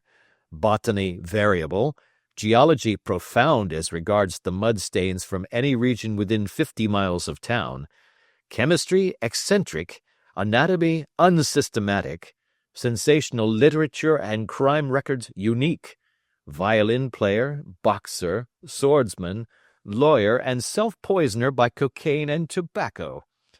Those, I think, were the main points of my analysis. Holmes grinned at the last item. Well, he said, I say now, as I said then, that a man should keep his little brain attic stocked with all the furniture that he is likely to use, and the rest he can put away in the lumber room of his library, where he can get it if he wants it. Now, for such a case as the one which has been submitted to us tonight, we need certainly to muster all our resources. Kindly hand me down the letter K of the American Encyclopedia which stands upon the shelf beside you. Thank you. Now let us consider the situation and see what may be deduced from it. In the first place, we may start with a strong presumption that Colonel Openshaw had some very strong reason for leaving America. Men at his time of life do not change all their habits and exchange willingly the charming climate of Florida for the lonely life of an English provincial town. His extreme love of solitude in England suggests the idea that he was in fear of someone or something, so we may assume as a working hypothesis that it was fear of someone or something which drove him from America. As to what it was he feared, we can only deduce that by considering the formidable letters which were received by himself and his successors. Did you remark the postmarks of these letters? The first was from Pondicherry, the second from Dundee, and the third from London. From East London. What do you deduce from that? They are all seaports, that the writer was on board of a ship. Excellent. We have already a clue. There can be no doubt that the probability, the strong probability, is that the writer was on board of a ship. And now let us consider another point. In the case of Pondicherry, 7 weeks elapsed between the threat and its fulfillment. In Dundee it was only some 3 or 4 days. Does that suggest anything? A greater distance to travel. But the letter had also a greater distance to come. Then I do not see the point. There is at least a presumption that the vessel in which the man or men are is a sailing ship. It looks as if they always send their singular warning or token before them when starting upon their mission. You see how quickly the deed followed the sign when it came from Dundee. If they had come from Pondicherry in a steamer, they would have arrived almost as soon as their letter. But, as a matter of fact, 7 weeks elapsed. I think that those 7 weeks represented the difference between the mail boat which brought the letter and the sailing vessel which brought the writer. It is possible. More than that, it is probable. And now you see the deadly urgency of this new case, and why I urged young Openshaw to caution. The blow has always fallen at the end of the time which it would take the senders to travel the distance. But this one comes from London, and therefore we cannot count upon delay. Good God! I cried. What can it mean, this relentless persecution? The papers which Openshaw carried are obviously of vital importance to the person or persons in the sailing ship. I think that it is quite clear that there must be more than one of them. A single man could not have carried out 2 deaths in such a way as to deceive a coroner's jury. There must have been several in it, and there must have been men of resource and determination. Their papers they mean to have, be the holder of them who it may. In this way you see KKK ceases to be the initials of an individual and becomes the badge of a society. But of what society? "Have you never," said Sherlock Holmes, bending forward and sinking his voice, "have you never heard of the Ku Klux Klan?" "I never have." Holmes turned over the leaves of the book upon his knee. "Here it is," said he presently. "Ku Klux Klan, a name derived from the fanciful resemblance to the sound produced by cocking a rifle. This terrible secret society was formed by some ex-Confederate soldiers in the Southern states after the Civil War, and it rapidly formed local branches in different parts of the country, notably in Tennessee, Louisiana, the Carolinas, Georgia, and Florida. Its power was used for political purposes, principally for the terrorizing of the Negro voters and the murdering and driving from the country of those who were opposed to its views. Its outrages were usually preceded by a warning sent to the marked man in some fantastic but generally recognized shape, a sprig of oak leaves in some parts, melon seeds or orange pips in others. On receiving this, the victim might either openly abjure his former ways or might fly from the country. If he braved the matter out, death would unfailingly come upon him, and usually in some strange and unforeseen manner. So perfect was the organization of the society, and so systematic its methods, that there is hardly a case upon record where any man succeeded in braving it with impunity, or in which any of its outrages were traced home to the perpetrators. For some years the organization flourished in spite of the efforts of the United States government and of the better classes of the community in the South. Eventually, in the year 1869, the movement rather suddenly collapsed, although there have been sporadic outbreaks of the same sort since that date. "You will observe," said Holmes, laying down the volume, "that the sudden breaking up of the society was coincident with the disappearance of Openshaw from America with their papers. It may well have been cause and effect. It is no wonder that he and his family have some of the more implacable spirits upon their track. You can understand that this register and diary may implicate some of the first men in the South, and that there may be many who will not sleep easy at night until it is recovered. Then the page we have seen is such as we might expect. It ran, if I remember right, sent the pips to A, B, and C. That is, sent the society's warning to them. Then there are successive entries that A and B cleared, or left the country, and finally that C was visited, with, I fear, a sinister result for C. Well, I think, Doctor, that we may let some light into this dark place, and I believe that the only chance young Openshaw has in the meantime is to do what I have told him. There is nothing more to be said or to be done tonight, so hand me over my violin, and let us try to forget for half an hour the miserable weather and the still more miserable ways of our fellow men." It had cleared in the morning, and the sun was shining with a subdued brightness through the dim veil which hangs over the great city. Sherlock Holmes was already at breakfast when I came down. "You will excuse me for not waiting for you," said he. "I have, I foresee, a very busy day before me in looking into this case of young Openshaw's." "What steps will you take?" I asked. "It will very much depend upon the results of my first inquiries. I may have to go down to Horsham after all." "You will not go there first?" "No, I shall commence with the city. Just ring the bell and the maid will bring up your coffee." As I waited, I lifted the unopened newspaper from the table and glanced my eye over it. It rested upon a heading which sent a chill to my heart. "Holmes!" I cried. "You are too late."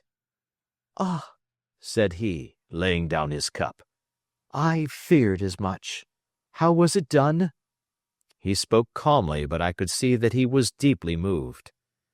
My eye caught the name of Openshaw and the heading "Tragedy near Waterloo Bridge." Here is the account. Between 9 and 10 last night, Police Constable Cook of the H Division, on duty near Waterloo Bridge, heard a cry for help and a splash in the water. The night, however, was extremely dark and stormy, so that, in spite of the help of several passers-by, it was quite impossible to effect a rescue. The alarm, however, was given, and by the aid of the water police the body was eventually recovered. It proved to be that of a young gentleman whose name, as it appears from an envelope which was found in his pocket, was John Openshaw, and whose residence is near Horsham. It is conjectured that he may have been hurrying down to catch the last train from Waterloo Station, and that in his haste and the extreme darkness he missed his path and walked over the edge of one of the small landing places for river steamboats.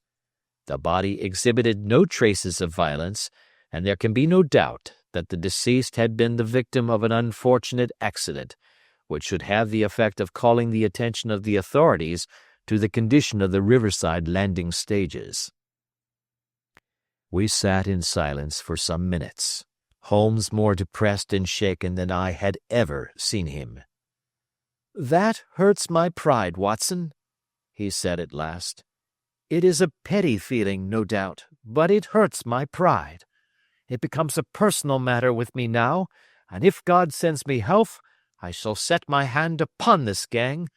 That he should come to me for help, and that I should send him away to his death." He sprang from his chair and paced about the room in uncontrollable agitation, with a flush upon his sallow cheeks and a nervous clasping and unclasping of his long, thin hands. "They must be cunning devils," he exclaimed at last. "How could they have decoyed him down there? The embankment is not on the direct line to the station. The bridge no doubt was too crowded, even on such a night, for their purpose. Well, Watson, we shall see who will win in the long run. I am going out now." "To the police?" "No, I shall be my own police. When I have spun the web they may take the flies, but not before." All day I was engaged in my professional work, and it was late in the evening before I returned to Baker Street. Sherlock Holmes had not come back yet. It was nearly 10 o'clock before he entered, looking pale and worn. He walked up to the sideboard, and tearing a piece from the loaf he devoured it voraciously, washing it down with a long draught of water.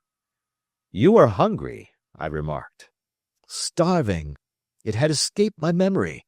I have had nothing since breakfast." "Nothing?" "Not a bite. I had no time to think of it." "And how have you succeeded?" "Well." "You have a clue?" "I have them in the hollow of my hand. Young Openshaw shall not long remain unavenged. Why, Watson, let us put their own devilish trademark upon them. It is well thought of." "What do you mean?" He took an orange from the cupboard, and tearing it to pieces he squeezed out the pips upon the table. Of these he took 5 and thrust them into an envelope. On the inside of the flap he wrote S.H. for J.O.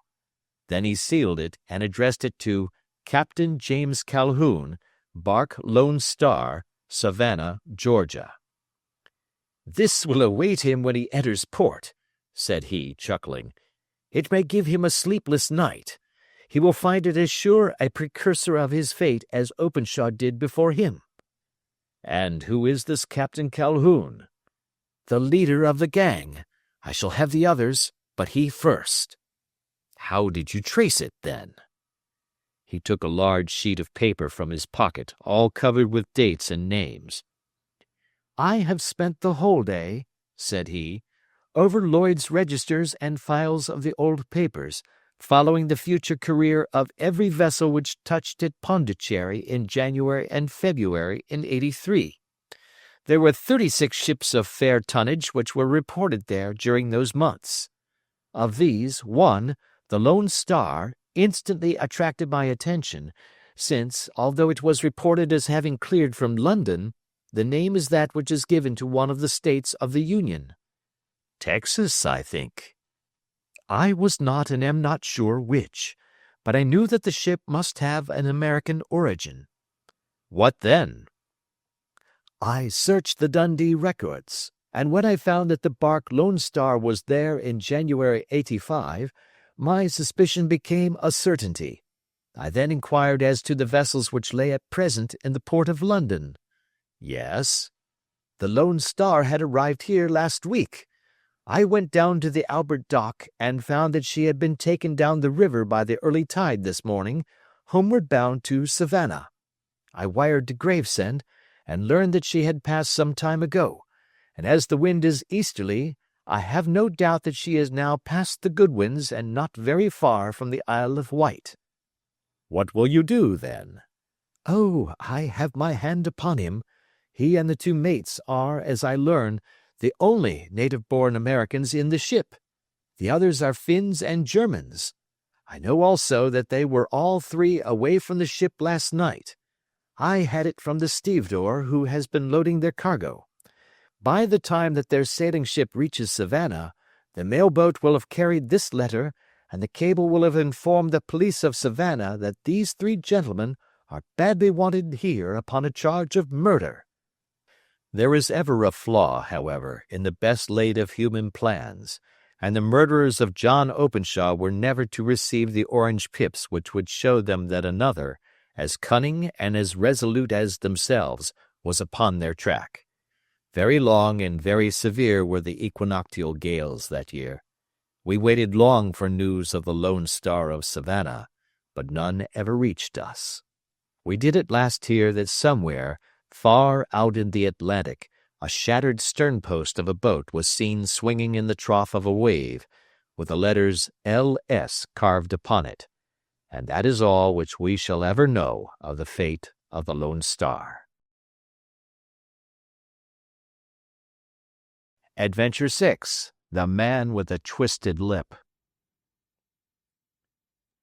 Isa Whitney, brother of the late Elias Whitney, D.D., principal of the Theological College of St. George's, was much addicted to opium. The habit grew upon him, as I understand, from some foolish freak when he was at college, for having read De Quincey's description of his dreams and sensations, he had drenched his tobacco with laudanum in an attempt to produce the same effects. He found, as so many more have done, that the practice is easier to attain than to get rid of, and for many years he continued to be a slave to the drug, an object of mingled horror and pity to his friends and relatives. I can see him now, with yellow, pasty face, drooping lids, and pinpoint pupils, all huddled in a chair, the wreck and ruin of a noble man. One night, it was in June '89, there came a ring to my bell, about the hour when a man gives his first yawn and glances at the clock. I sat up in my chair, and my wife laid her needlework down in her lap and made a little face of disappointment. "A patient," said she. "You'll have to go out." I groaned, for I was newly come back from a weary day. We heard the door open, a few hurried words, and then quick steps upon the linoleum. Our own door flew open, and a lady, clad in some dark-colored stuff with a black veil, entered the room. "You will excuse my calling so late," she began, and then, suddenly losing her self-control, she ran forward, threw her arms about my wife's neck, and sobbed upon her shoulder. "Oh, I'm in such trouble!" she cried. "I do so want a little help." "Why," said my wife, pulling up her veil, "it is Kate Whitney. How you startled me, Kate!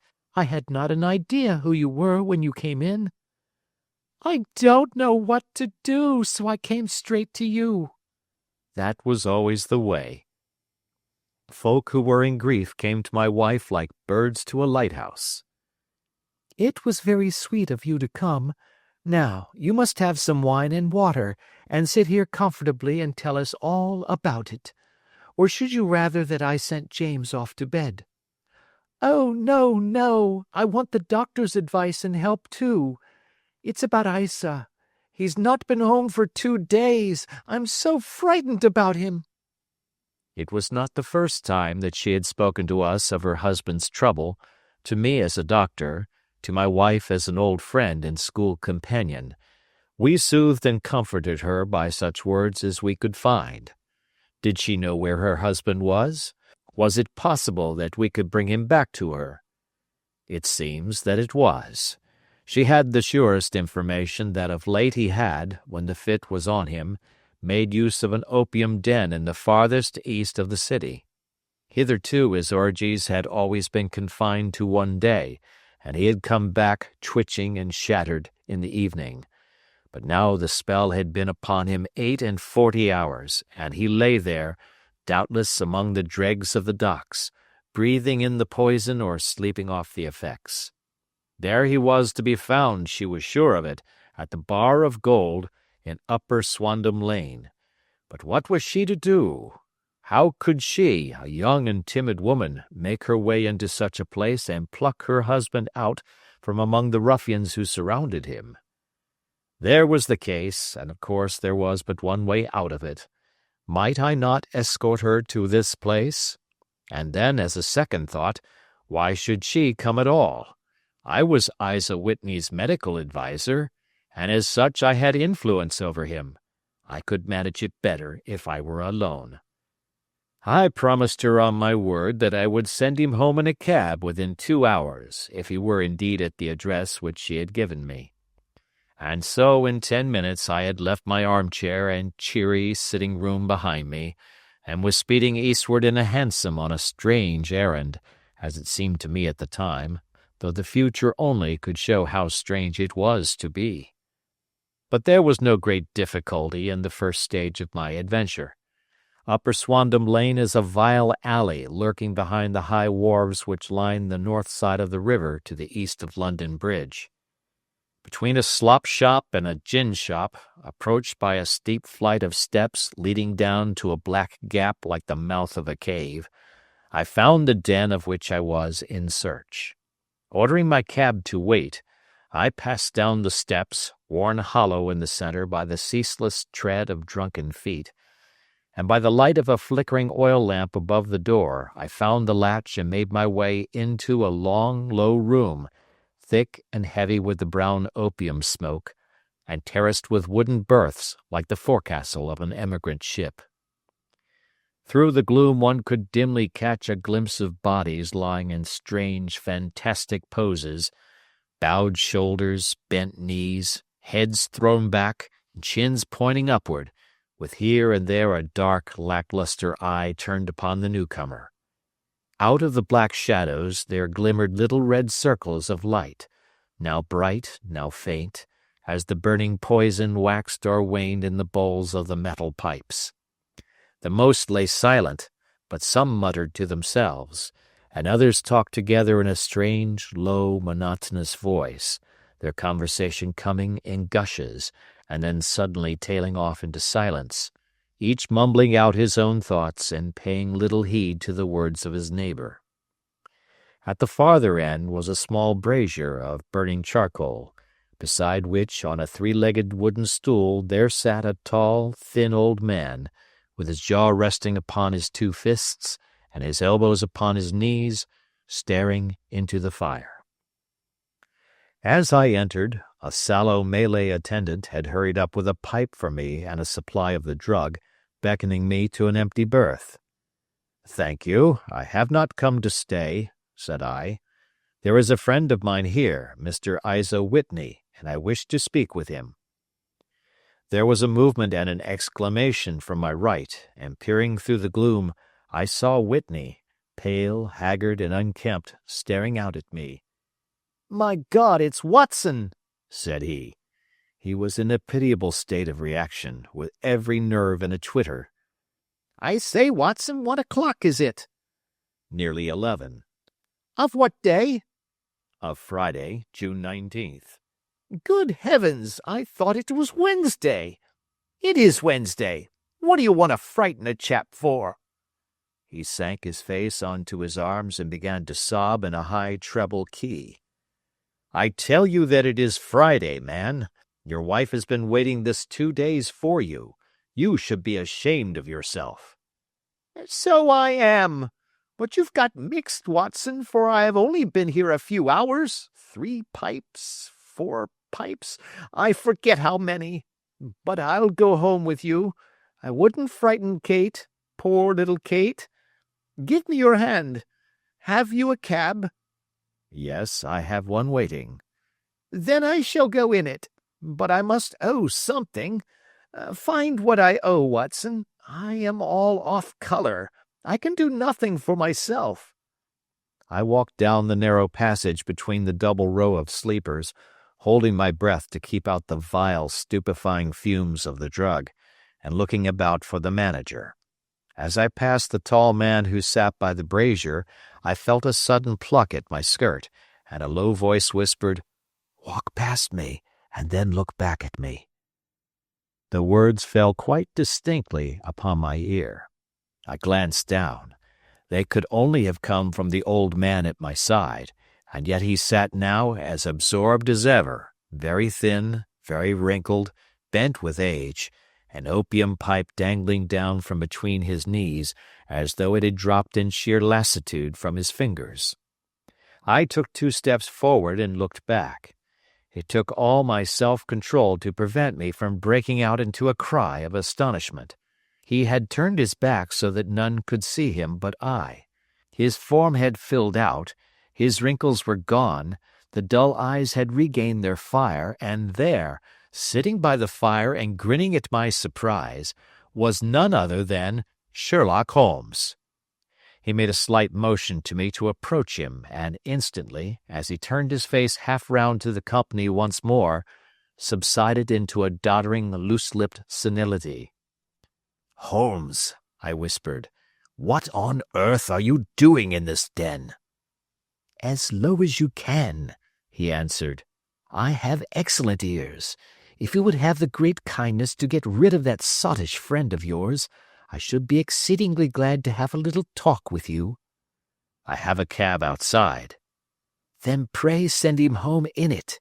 You may safely trust him, for he appears to be too limp to get into any mischief. I should recommend you also to send a note by the cabman to your wife to say that you have thrown in your lot with me. If you will wait outside, I shall be with you in 5 minutes." It was difficult to refuse any of Sherlock Holmes's requests, for they were always so exceedingly definite, and put forward with such a quiet air of mastery. I felt, however, that when Whitney was once confined in the cab my mission was practically accomplished, and for the rest, I could not wish anything better than to be associated with my friend in one of those singular adventures which were the normal condition of his existence. In a few minutes I had written my note, paid Whitney's bill, led him out to the cab, and seen him driven through the darkness. In a very short time a decrepit figure had emerged from the opium den, and I was walking down the street with Sherlock Holmes. For 2 streets he shuffled along with a bent back and an uncertain foot. Then, glancing quickly round, he straightened himself out and burst into a hearty fit of laughter. "I suppose, Watson," said he, "that you imagine that I have added opium smoking to cocaine injections and all the other little weaknesses on which you have favored me with your medical views." "I was certainly surprised to find you there." "But not more so than I to find you." "I came to find a friend." "And I to find an enemy." "An enemy?" "Yes, one of my natural enemies, or shall I say, my natural prey. Briefly, Watson, I am in the midst of a very remarkable inquiry, and I have hoped to find a clue in the incoherent ramblings of these sots, as I have done before now. Had I been recognized in that den, my life would not have been worth an hour's purchase, for I have used it before now for my own purposes, and the rascally Lascar who runs it has sworn to have vengeance upon me. There is a trap-door at the back of that building, near the corner of Paul's Wharf, which could tell some strange tales of what has passed through it upon the moonless nights." "What? You do not mean bodies?" "Aye, bodies, Watson. We should be rich men if we had £1,000 for every poor devil who has been done to death in that den. It is the vilest murder trap on the whole riverside, and I fear that Neville St. Clair has entered it never to leave it more. But our trap should be here. He put his two forefingers between his teeth and whistled shrilly, a signal which was answered by a similar whistle from the distance, followed shortly by the rattle of wheels and the clink of horses' hoofs. "Now, Watson," said Holmes, as a tall dog-cart dashed up through the gloom, throwing out two golden tunnels of yellow light from its side lanterns, "you'll come with me, won't you?" "If I can be of use." "Oh, a trusty comrade is always of use, and a chronicler still more so. My room at the Cedars is a double-bedded one." "The Cedars?" "Yes, that is Mr. St. Clair's house. I am staying there while I conduct the inquiry." "Where is it, then?" "Near Lee, in Kent. We have a 7-mile drive before us." "But I am all in the dark." "Of course you are. You'll know all about it presently. Jump up here. All right, John, we shall not need you. Here's half-a-crown. Look out for me tomorrow about 11. Give her head. So long, then." He flicked the horse with his whip, and we dashed away through the endless succession of somber and deserted streets, which widened gradually until we were flying across a broad balustraded bridge, with a murky river flowing sluggishly beneath us. Beyond lay another dull wilderness of bricks and mortar, its silence broken only by the heavy, regular footfall of the policemen, or the songs and shouts of some belated party of revellers. A dull wrack was drifting slowly across the sky, and a star or two twinkled dimly here and there through the rifts of the clouds. Holmes drove in silence, with his head sunk upon his breast, and the air of a man who is lost in thought, while I sat beside him, curious to learn what this new quest might be which seemed to tax his powers so sorely, and yet afraid to break in upon the current of his thoughts. We had driven several miles, and were beginning to get to the fringe of the belt of suburban villas, when he shook himself, shrugged his shoulders, and lit up his pipe with the air of a man who has satisfied himself that he is acting for the best. "You have a grand gift of silence, Watson," said he. "It makes you quite invaluable as a companion. 'Pon my word, it is a great thing for me to have someone to talk to, for my own thoughts are not over-pleasant. I was wondering what I should say to this dear little woman tonight when she meets me at the door." "You forget that I know nothing about it." "I shall just have time to tell you the facts of the case before we get to Lee. It seems absurdly simple, and yet, somehow I can get nothing to go upon. There's plenty of thread, no doubt, but I can't get the end of it into my hand. Now, I'll state the case clearly and concisely to you, Watson, and maybe you can see a spark where all is dark to me." "Proceed, then." "Some years ago, to be definite, in May 1884, there came to Lee a gentleman, Neville St. Clair by name, who appeared to have plenty of money. He took a large villa, laid out the grounds very nicely, and lived generally in good style. By degrees he made friends in the neighborhood, and in 1887 he married the daughter of a local brewer, by whom he now has 2 children. He had no occupation, but was interested in several companies, and went into town, as a rule, in the morning, returning by the 5:14 from Cannon Street every night.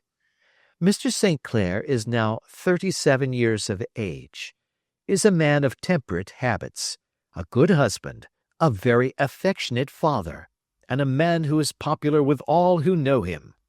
I may add that his whole debts at the present moment, as far as we have been able to ascertain, amount to £88 10s, while he has £220 standing to his credit in the Capital and Counties Bank.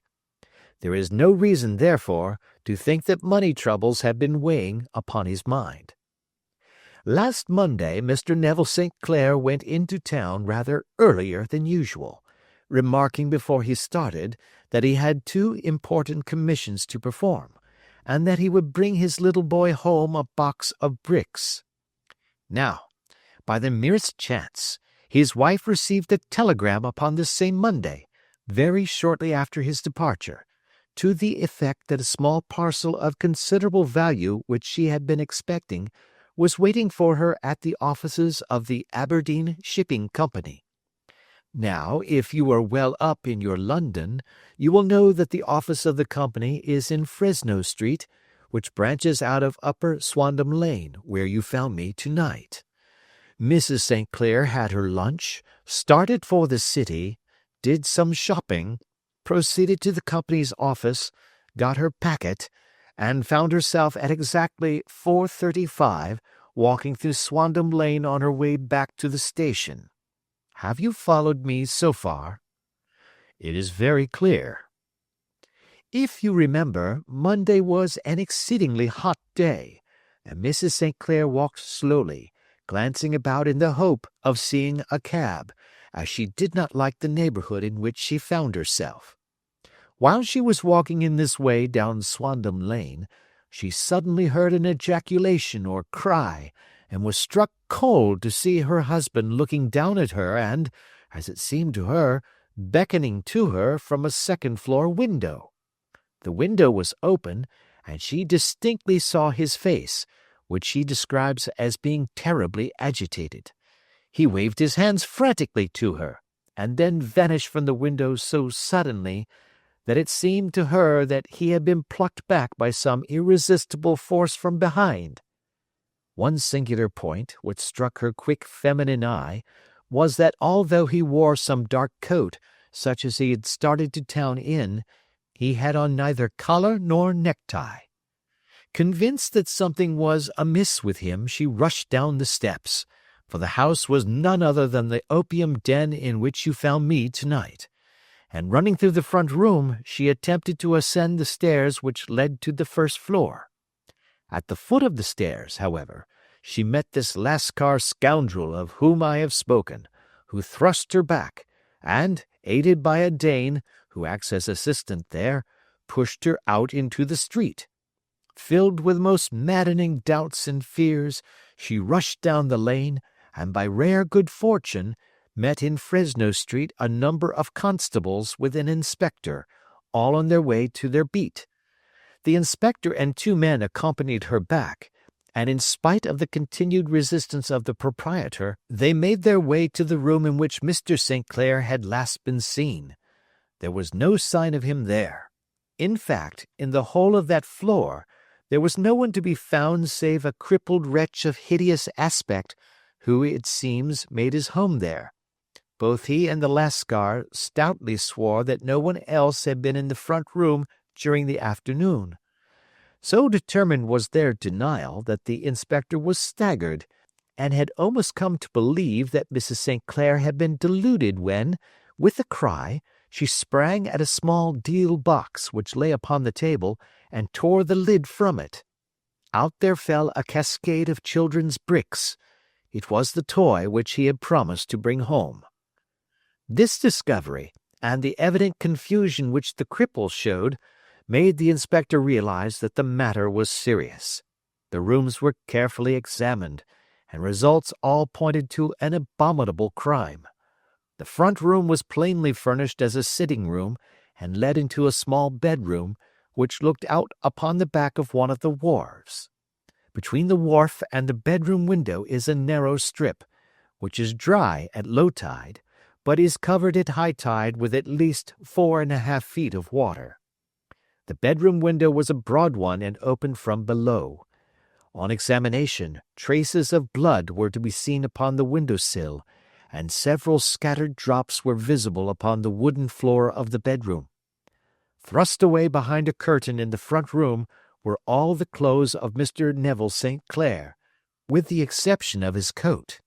His boots, his socks, his hat, and his watch, all were there. There were no signs of violence upon any of these garments, and there were no other traces of Mr. Neville St. Clair. Out of the window he must apparently have gone, for no other exit could be discovered, and the ominous bloodstains upon the sill gave little promise that he could save himself by swimming, for the tide was at its very highest at the moment of the tragedy. And now, as to the villains who seemed to be immediately implicated in the matter. The Lascar was known to be a man of the vilest antecedents, but as, by Mrs. St. Clair's story, he was known to have been at the foot of the stair within a very few seconds of her husband's appearance at the window, he could hardly have been more than an accessory to the crime. His defence was one of absolute ignorance, and he protested that he had no knowledge as to the doings of Hugh Bone, his lodger, and that he could not account in any way for the presence of the missing gentleman's clothes. So much for the Lascar manager. Now for the sinister cripple who lives upon the second floor of the opium den, and who was certainly the last human being whose eyes rested upon Neville St. Clair. His name is Hugh Bone, and his hideous face is one which is familiar to every man who goes much to the city. He is a professional beggar, though in order to avoid the police regulations he pretends to a small trade in wax vestas. Some little distance down Threadneedle Street, upon the left-hand side, there is, as you may have remarked, a small angle in the wall. Here it is that this creature takes his daily seat, cross-legged with his tiny stock of matches on his lap, and as he is a piteous spectacle, a small rain of charity descends into the greasy leather cap which lies upon the pavement beside him. I have watched the fellow more than once before ever I thought of making his professional acquaintance, and I have been surprised at the harvest which he has reaped in a short time. His appearance, you see, is so remarkable that no one can pass him without observing him. A shock of orange hair, a pale face disfigured by a horrible scar, which, by its contraction, has turned up the outer edge of his upper lip, a bulldog chin, and a pair of very penetrating dark eyes, which present a singular contrast to the color of his hair, all mark him out from amid the common crowd of mendicants, and so too does his wit, for he is ever ready with a reply to any piece of chaff which may be thrown at him by the passers-by. This is the man whom we now learn to have been the lodger at the opium den, and to have been the last man to see the gentleman of whom we are in quest. "But a cripple," said I. "What could he have done single-handed against a man in the prime of life?" "He is a cripple in the sense that he walks with a limp, but in other respects he appears to be a powerful and well-nurtured man. Surely your medical experience would tell you, Watson, that weakness in one limb is often compensated for by exceptional strength in the others." "Pray continue your narrative." "Mrs. St. Clair had fainted at the sight of the blood upon the window, and she was escorted home in a cab by the police, as her presence could be of no help to them in their investigations. Inspector Barton, who had charge of the case, made a very careful examination of the premises, but without finding anything which threw any light upon the matter. One mistake had been made in not arresting Boone instantly, as he was allowed some few minutes during which he might have communicated with his friend the Lascar, but this fault was soon remedied, and he was seized and searched, without anything being found which could incriminate him.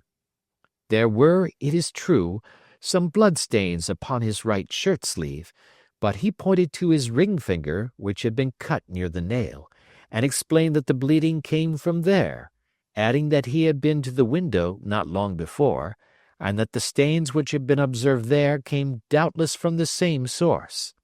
He denied strenuously having ever seen Mr. Neville St. Clair, and swore that the presence of the clothes in his room was as much a mystery to him as to the police. As to Mrs. St. Clair's assertion that she had actually seen her husband at the window, he declared that she must have been either mad or dreaming. He was removed, loudly protesting, to the police station, while the inspector remained upon the premises in the hope that the ebbing tide might afford some fresh clue. And it did, though they hardly found upon the mud-bank what they had feared to find. It was Neville St. Clair's coat, and not Neville St. Clair, which lay uncovered as the tide receded. And what do you think they found in the poppets? I cannot imagine. No, I don't think you would guess. every pocket stuffed with pennies and halfpennies, 421 pennies and 270 halfpennies. It was no wonder that it had not been swept away by the tide. But a human body is a different matter. There is a fierce eddy between the wharf and the house. It seemed likely enough that the weighted coat had remained when the stripped body had been sucked away into the river. But I understand that all the other clothes were found in the room. Would the body be dressed in a coat alone? No, sir, but the facts must be met speciously enough. Suppose that this man Boone had thrust Neville St. Clair through the window, there is no human eye which could have seen the deed. What would he do then? It would of course instantly strike him that he must get rid of the telltale garments. He would seize the coat then, and be in the act of throwing it out, when it would occur to him that it would swim and not sink. He has little time, for he has heard the scuffle downstairs when the wife tried to force her way up, and perhaps he has already heard from his Lascar confederate that the police are hurrying up the street. There is not an instant to be lost. He rushes to some secret hoard, where he has accumulated the fruits of his beggary, and he stuffs all the coins upon which he can lay his hands into the pockets to make sure of the coat's sinking. He throws it out, and would have done the same with the other garments had not he heard the rush of steps below, and only just had time to close the window when the police appeared. It certainly sounds feasible. Well, we will take it as a working hypothesis for want of a better. Boone, as I have told you, was arrested and taken to the station, but it could not be shown that there had ever before been anything against him. He had for years been known as a professional beggar, but his life appeared to have been a very quiet and innocent one. There the matter stands at present, and the questions which have to be solved: what Neville St. Clair was doing in the opium den, what happened to him when there, where he is now, and what Hugh Boone had to do with his disappearance, are all as far from a solution as ever. I confess that I cannot recall any case within my experience which looked at the first glance so simple, and yet which presented such difficulties. While Sherlock Holmes had been detailing this singular series of events, we had been whirling through the outskirts of the great town until the last straggling houses had been left behind, and we rattled along with a country hedge upon either side of us. Just as he finished, however, we drove through two scattered villages, where a few lights still glimmered in the windows. "We are on the outskirts of Lee," said my companion. "We have touched on 3 English counties in our short drive, starting in Middlesex, passing over an angle of Surrey, and ending in Kent. See that light among the trees? That is the Cedars, and beside that lamp sits a woman whose anxious ears have already, I have little doubt, caught the clink of our horses' feet." "But why are you not conducting the case from Baker Street?" I asked. "Because there are many inquiries which must be made out here. Mrs. St. Clair has most kindly put 2 rooms at my disposal, and you may rest assured that she will have nothing but a welcome for my friend and colleague. I hate to meet her, Watson, when I have no news of her husband. Here we are. Whoa there, whoa!" We had pulled up in front of a large villa which stood within its own grounds. A stable boy had run out to the horse's head, and springing down, I followed Holmes up the small, winding gravel drive which led to the house. As we approached, the door flew open, and a little blonde woman stood in the opening, clad in some sort of light mousseline de Sol, with a touch of fluffy pink chiffon at her neck and wrists. She stood with her figure outlined against the flood of light, one hand upon the door, one half raised in her eagerness, her body slightly bent, her head and face protruded, with eager eyes and parted lips, a standing question. "Well?" she cried. "Well?" And then, seeing that there were 2 of us, she gave a cry of hope, which sank into a groan as she saw that my companion shook his head and shrugged his shoulders. "No good news?" "None." "No bad?" "No." Thank God for that. But come in. You must be weary, for you have had a long day. This is my friend Dr. Watson.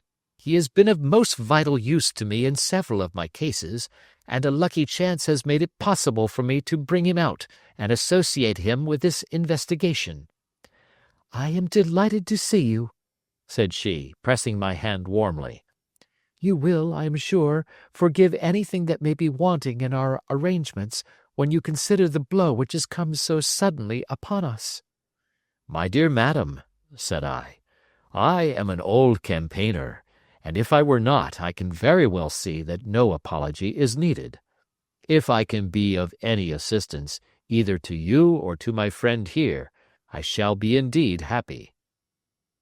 Now, Mr. Sherlock Holmes, said the lady as we entered a well-lit dining-room, upon the table of which a cold supper had been laid out, I should very much like to ask you one or two plain questions, to which I beg that you will give a plain answer. Certainly, madam. Do not trouble about my feelings. I am not hysterical, nor given to fainting. I simply wish to hear your real opinion. Upon what point? In your heart of hearts, do you think that Neville is alive? Sherlock Holmes seemed to be embarrassed by the question. Frankly now, she repeated, standing upon the rug and looking keenly down at him as he leaned back in a basket chair. Frankly then, madam, I do not. You think that he is dead? I do. Murdered? I don't say that. Perhaps. And on what day did he meet his death? On Monday. Then perhaps, Mr. Holmes, you will be good enough to explain how it is that I have received a letter from him today. Sherlock Holmes sprang out of his chair as if he had been galvanized. What? He roared. Yes, today. She stood smiling, holding up a little slip of paper in the air. May I see it? Certainly. He snatched it from her in his eagerness, and smoothing it out upon the table, he drew over the lamp and examined it intently. I had left my chair and was gazing at it over his shoulder. The envelope was a very coarse one and was stamped with the Gravesend postmark and with the date of that very day, or rather of the day before, for it was considerably after midnight. Coarse writing, murmured Holmes. Surely this is not your husband's writing, madam? No, but the enclosure is. I perceive also that whoever addressed the envelope had to go and inquire as to the address. How can you tell that? The name, you see, is in perfectly black ink, which has dried itself. The rest is of a grayish color, which shows that blotting paper has been used. If it had been written straight off and then blotted, none would be of a deep black shade. This man has written the name, and there has then been a pause before he wrote the address, which can only mean that he was not familiar with it. It is, of course, a trifle, but there is nothing so important as trifles. Now, let us now see the letter. Ha! There has been an enclosure here. Yes, there was a ring, his signet ring. And you are sure that this is your husband's hand? One of his hands. One? His hand when he wrote hurriedly. It is very unlike his usual writing, and yet I know it well. Dearest, do not be frightened. All will come well. There is a huge error which it may take some time to rectify. Wait in patience. Neville. Written in pencil upon the flyleaf of a book, octavo size, no watermark. Posted today in Gravesend by a fellow with a dirty thumb. Ha! And the flap has been gummed, if I am not very much in error, by a person who has been chewing tobacco. And you have no doubt that it is your husband's hand, madam? None. Neville wrote these words. And they were posted today at Gravesend. Well, Mrs. St. Clair, the clouds lighten, though I should not venture to say that the danger is over. But he must be alive, Mr. Holmes. unless this is a clever forgery to put us on the wrong scent. The ring, after all, proves nothing. It may have been taken from him." "No, no, it is. It is his very own writing." "Very well. It may, however, have been written on Monday and only posted today." "That is possible." "If so, much may have happened between." "Oh, you must not discourage me, Mr. Holmes. I know that all is well with him. There is so keen a sympathy between us that I should know if evil came upon him. On the very day that I saw him last, he cut himself in the bedroom, and yet I in the dining room rushed upstairs instantly with the utmost certainty that something had happened. Do you think that I would respond to such a trifle and yet be ignorant of his death?" "I have seen too much not to know that the impression of a woman may be more valuable than the conclusion of an analytical reasoner.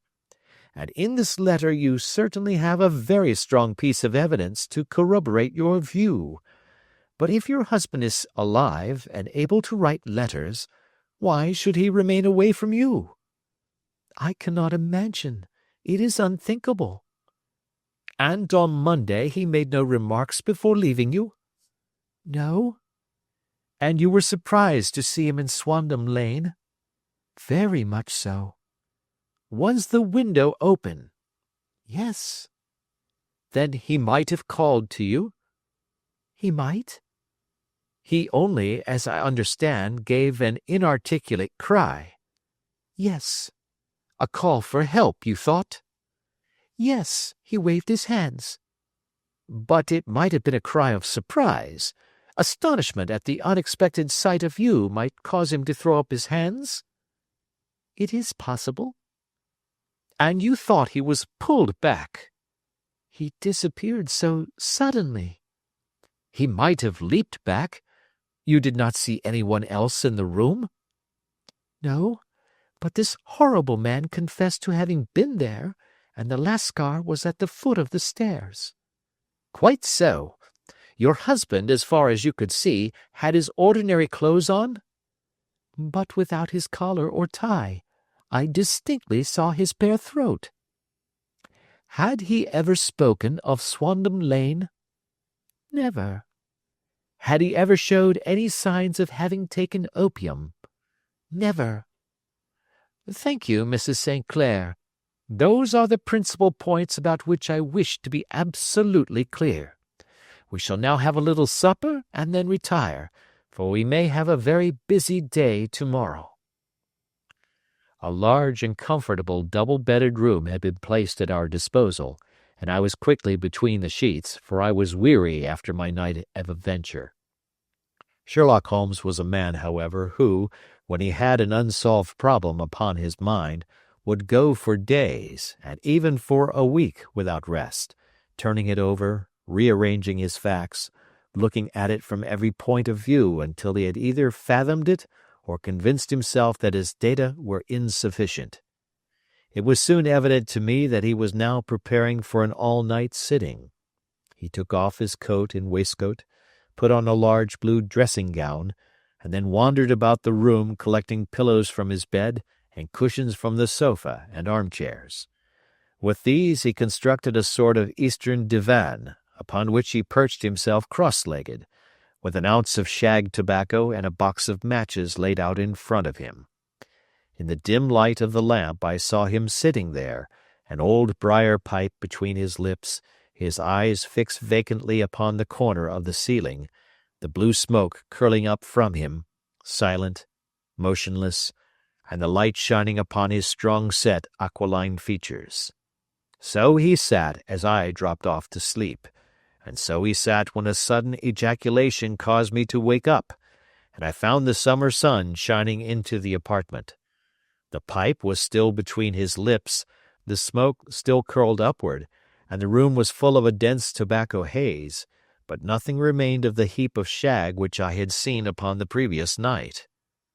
"Awake, Watson?" he asked. "Yes." "Game for a morning drive?" "Certainly." "Then dress. No one is stirring yet, but I know where the stable-boy sleeps, and we shall soon have the trap out. He chuckled to himself as he spoke. His eyes twinkled, and he seemed a different man to the somber thinker of the previous night. As I dressed, I glanced at my watch. It was no wonder that no one was stirring. It was 25 minutes past 4. I had hardly finished when Holmes returned with the news that the boy was putting in the horse. "I want to test a little theory of mine," said he, pulling on his boots. "I think, Watson, that you are now standing in the presence of one of the most absolute fools in Europe. I deserve to be kicked from here to Charing Cross, but I think I have the key of the affair now." "And where is it?" I asked, smiling. "In the bathroom," he answered. "Oh, yes, I am not joking," he continued, seeing my look of incredulity. "I have just been there, and I have taken it out, and I have got it in this Gladstone bag. Come on, my boy, and we shall see whether it will fit the lock." We made our way downstairs as quietly as possible, and out into the bright morning sunshine. In the road stood our horse and trap, with a half-clad stable-boy waiting at the head. We both sprang in, and away we dashed down the London road. A few country carts were stirring, bearing in vegetables to the metropolis, but the lines of villas on either side were as silent and lifeless as some city in a dream.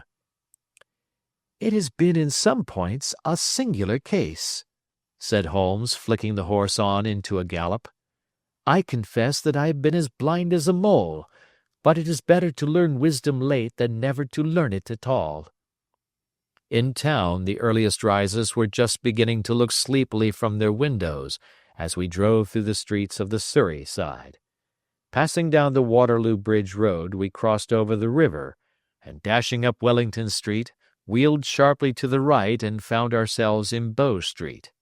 Sherlock Holmes was well known to the force, and the two constables at the door saluted him. One of them held the horse's head while the other led us in. "Who is on duty?" asked Holmes. "Inspector Bradstreet, sir." "Ah, Bradstreet, how are you?" A tall, stout official had come down the stone-flagged passage in a peaked cap and frogged jacket. "I wish to have a quiet word with you, Bradstreet." "Certainly, Mr. Holmes. Step into my room here." It was a small office-like room with a huge ledger upon the table and a telephone projecting from the wall. The inspector sat down at his desk. "What can I do for you, Mr. Holmes?"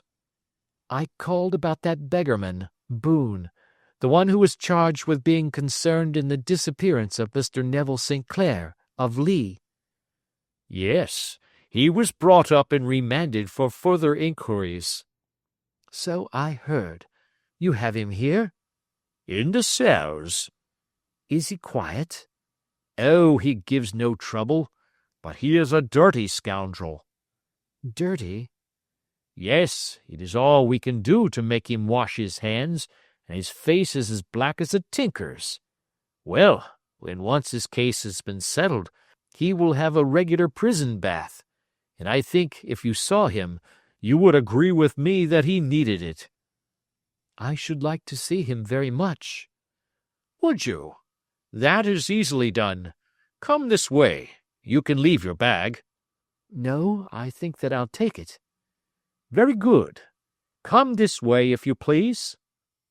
He led us down a passage, opened a barred door, passed down a winding stair, and brought us to a whitewashed corridor with a line of doors on each side. "The third on the right is his," said the inspector. "Here it is." He quietly shot back a panel in the upper part of the door and glanced through. "He is asleep," said he. "You can see him very well." We both put our eyes to the grating. The prisoner lay with his face towards us in a very deep sleep, breathing slowly and heavily. He was a middle-sized man, coarsely clad as became his calling, with a colored shirt protruding through the rent in his tattered coat. He was, as the inspector had said, extremely dirty, but the grime which covered his face could not conceal its repulsive ugliness. A broad wheal from an old scar ran right across it from eye to chin, and by its contraction had turned up one side of the upper lip, so that 3 teeth were exposed in a perpetual snarl. A shock of very bright red hair grew low over his eyes and forehead. "He's a beauty, isn't he?" said the inspector. "He certainly needs a wash," remarked Holmes. "I had an idea that he might, and I took the liberty of bringing the tools with me." He opened the Gladstone bag as he spoke, and took out, to my astonishment, a very large bath sponge. "Ha! You are a funny one," chuckled the inspector.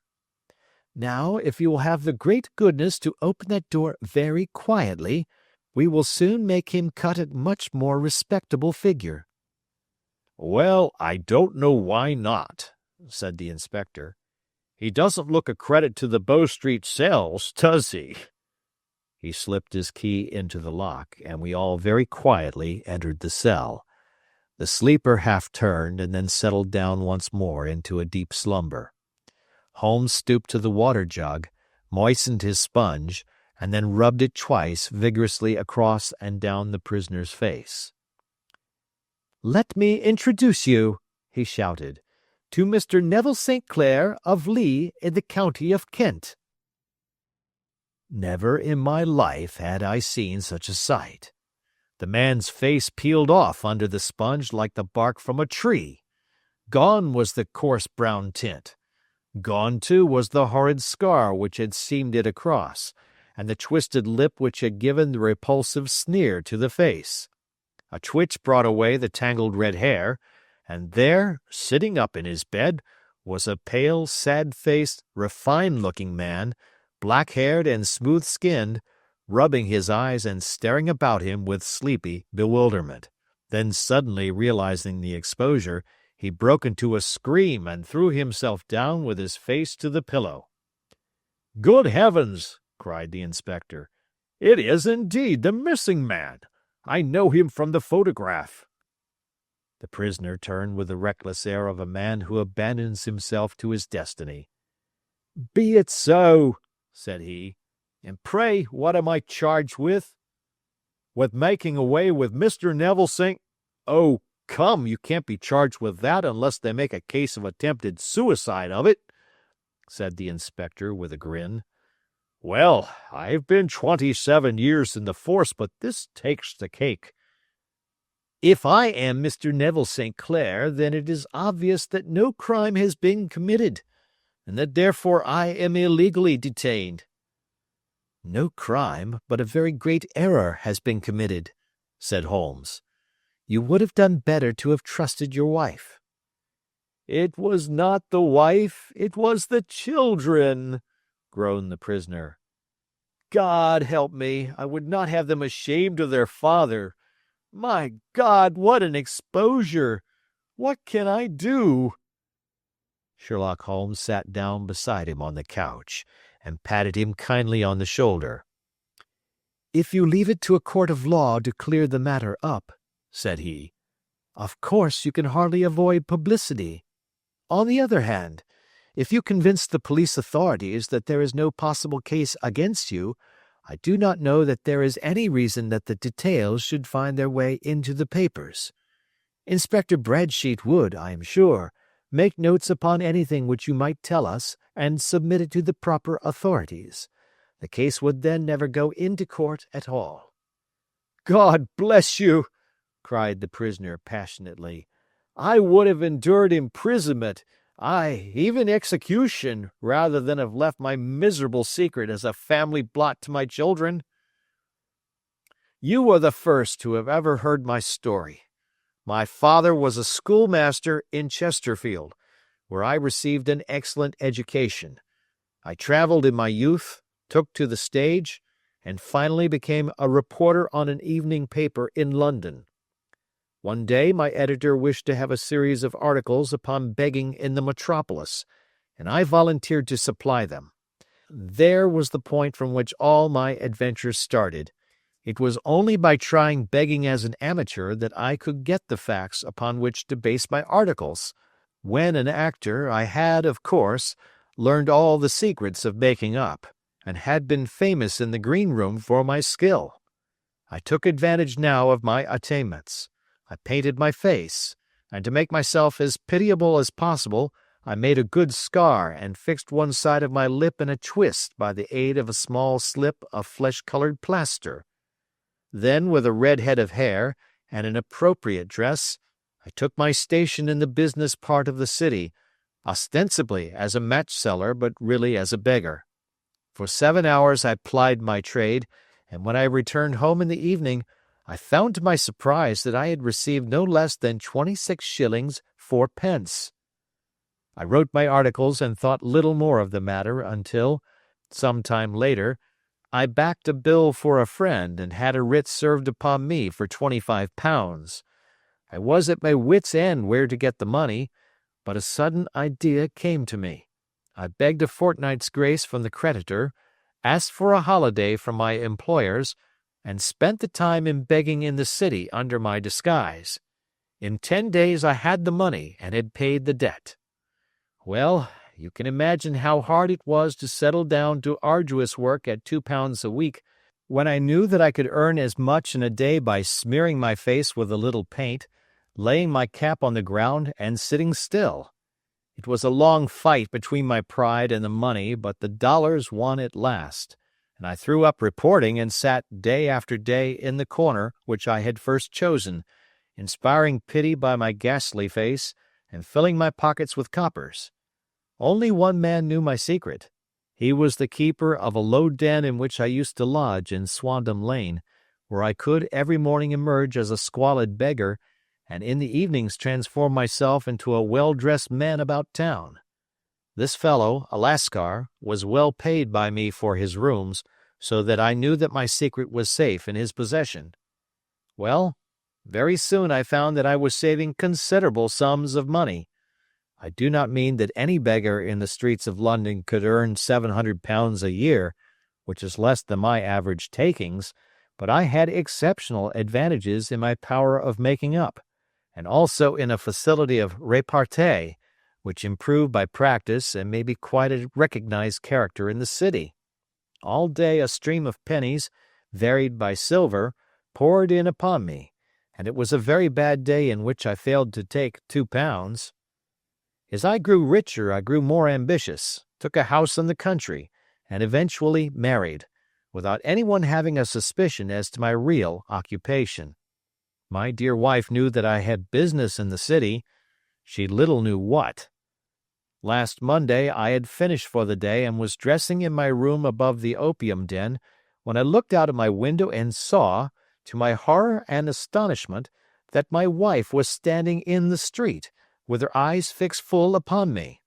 I gave a cry of surprise, threw up my arms to cover my face, and, rushing to my confidant, the Lascar, entreated him to prevent anyone from coming up to me.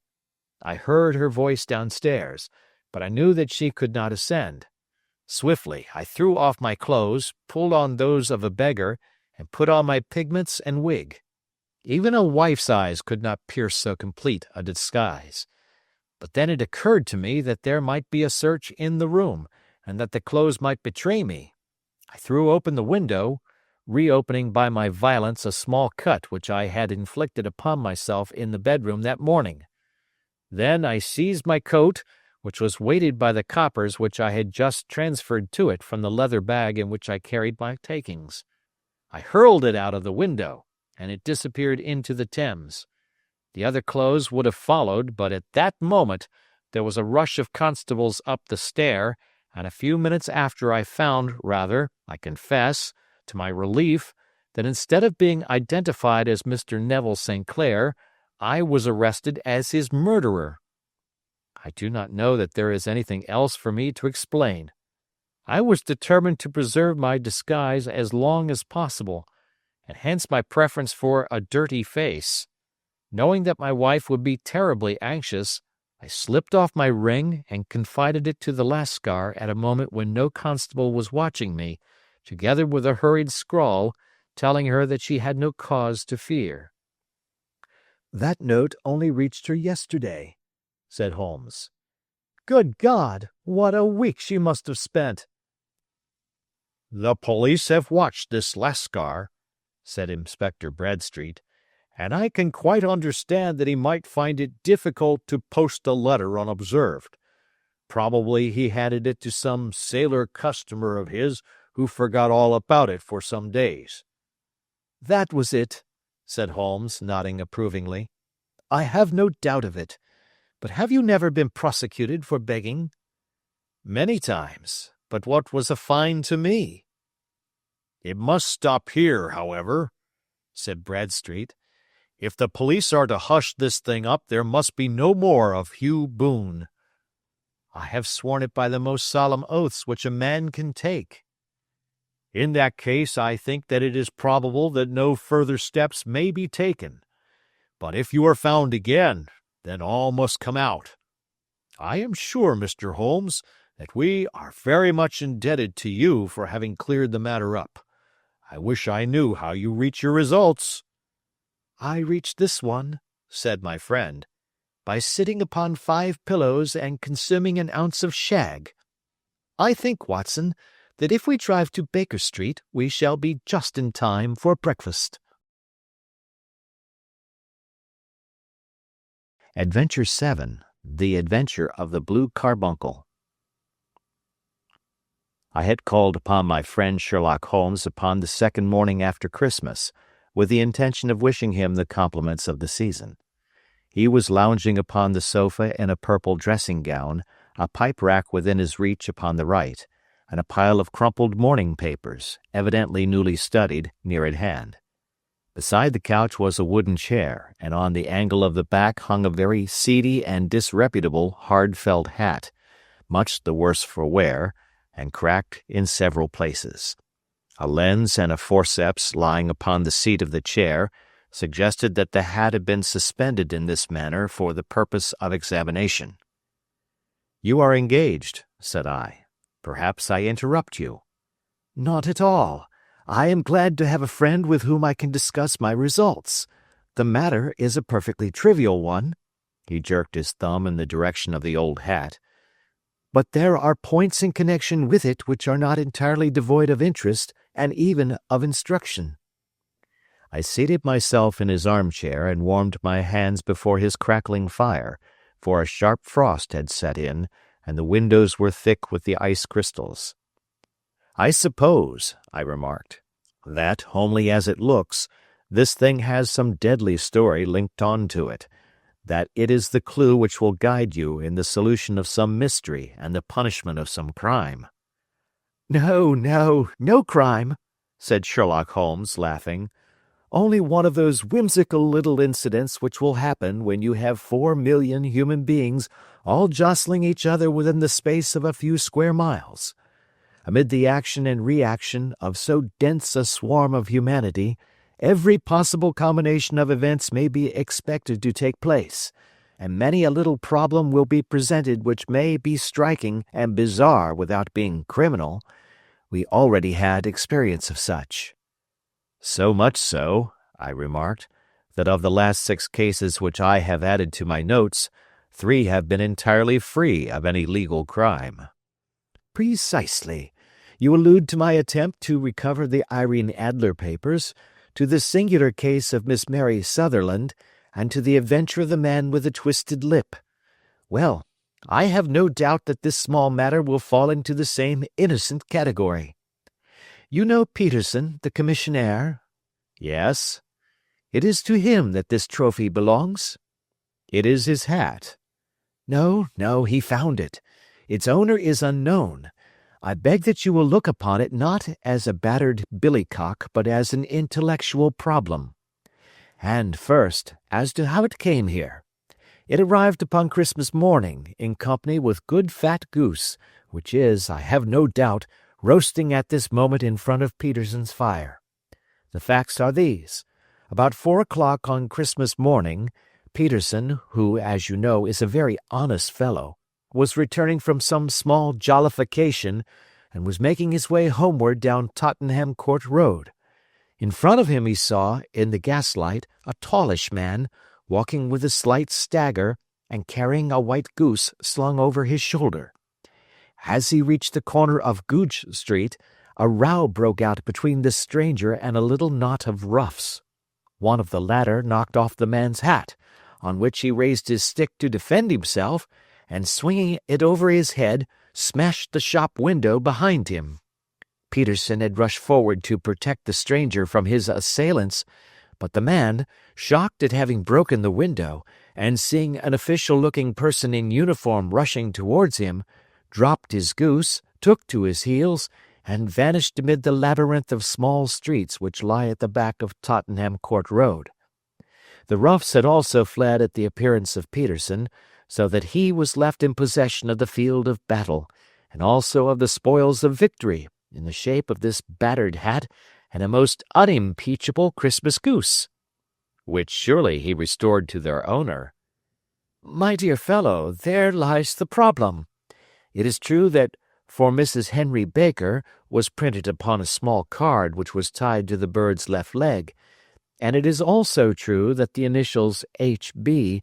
are legible upon the lining of his hat, but as there are some thousands of Bakers and some hundreds of Henry Bakers in this city of ours, it is not easy to restore lost property to any one of them. What, then, did Peterson do?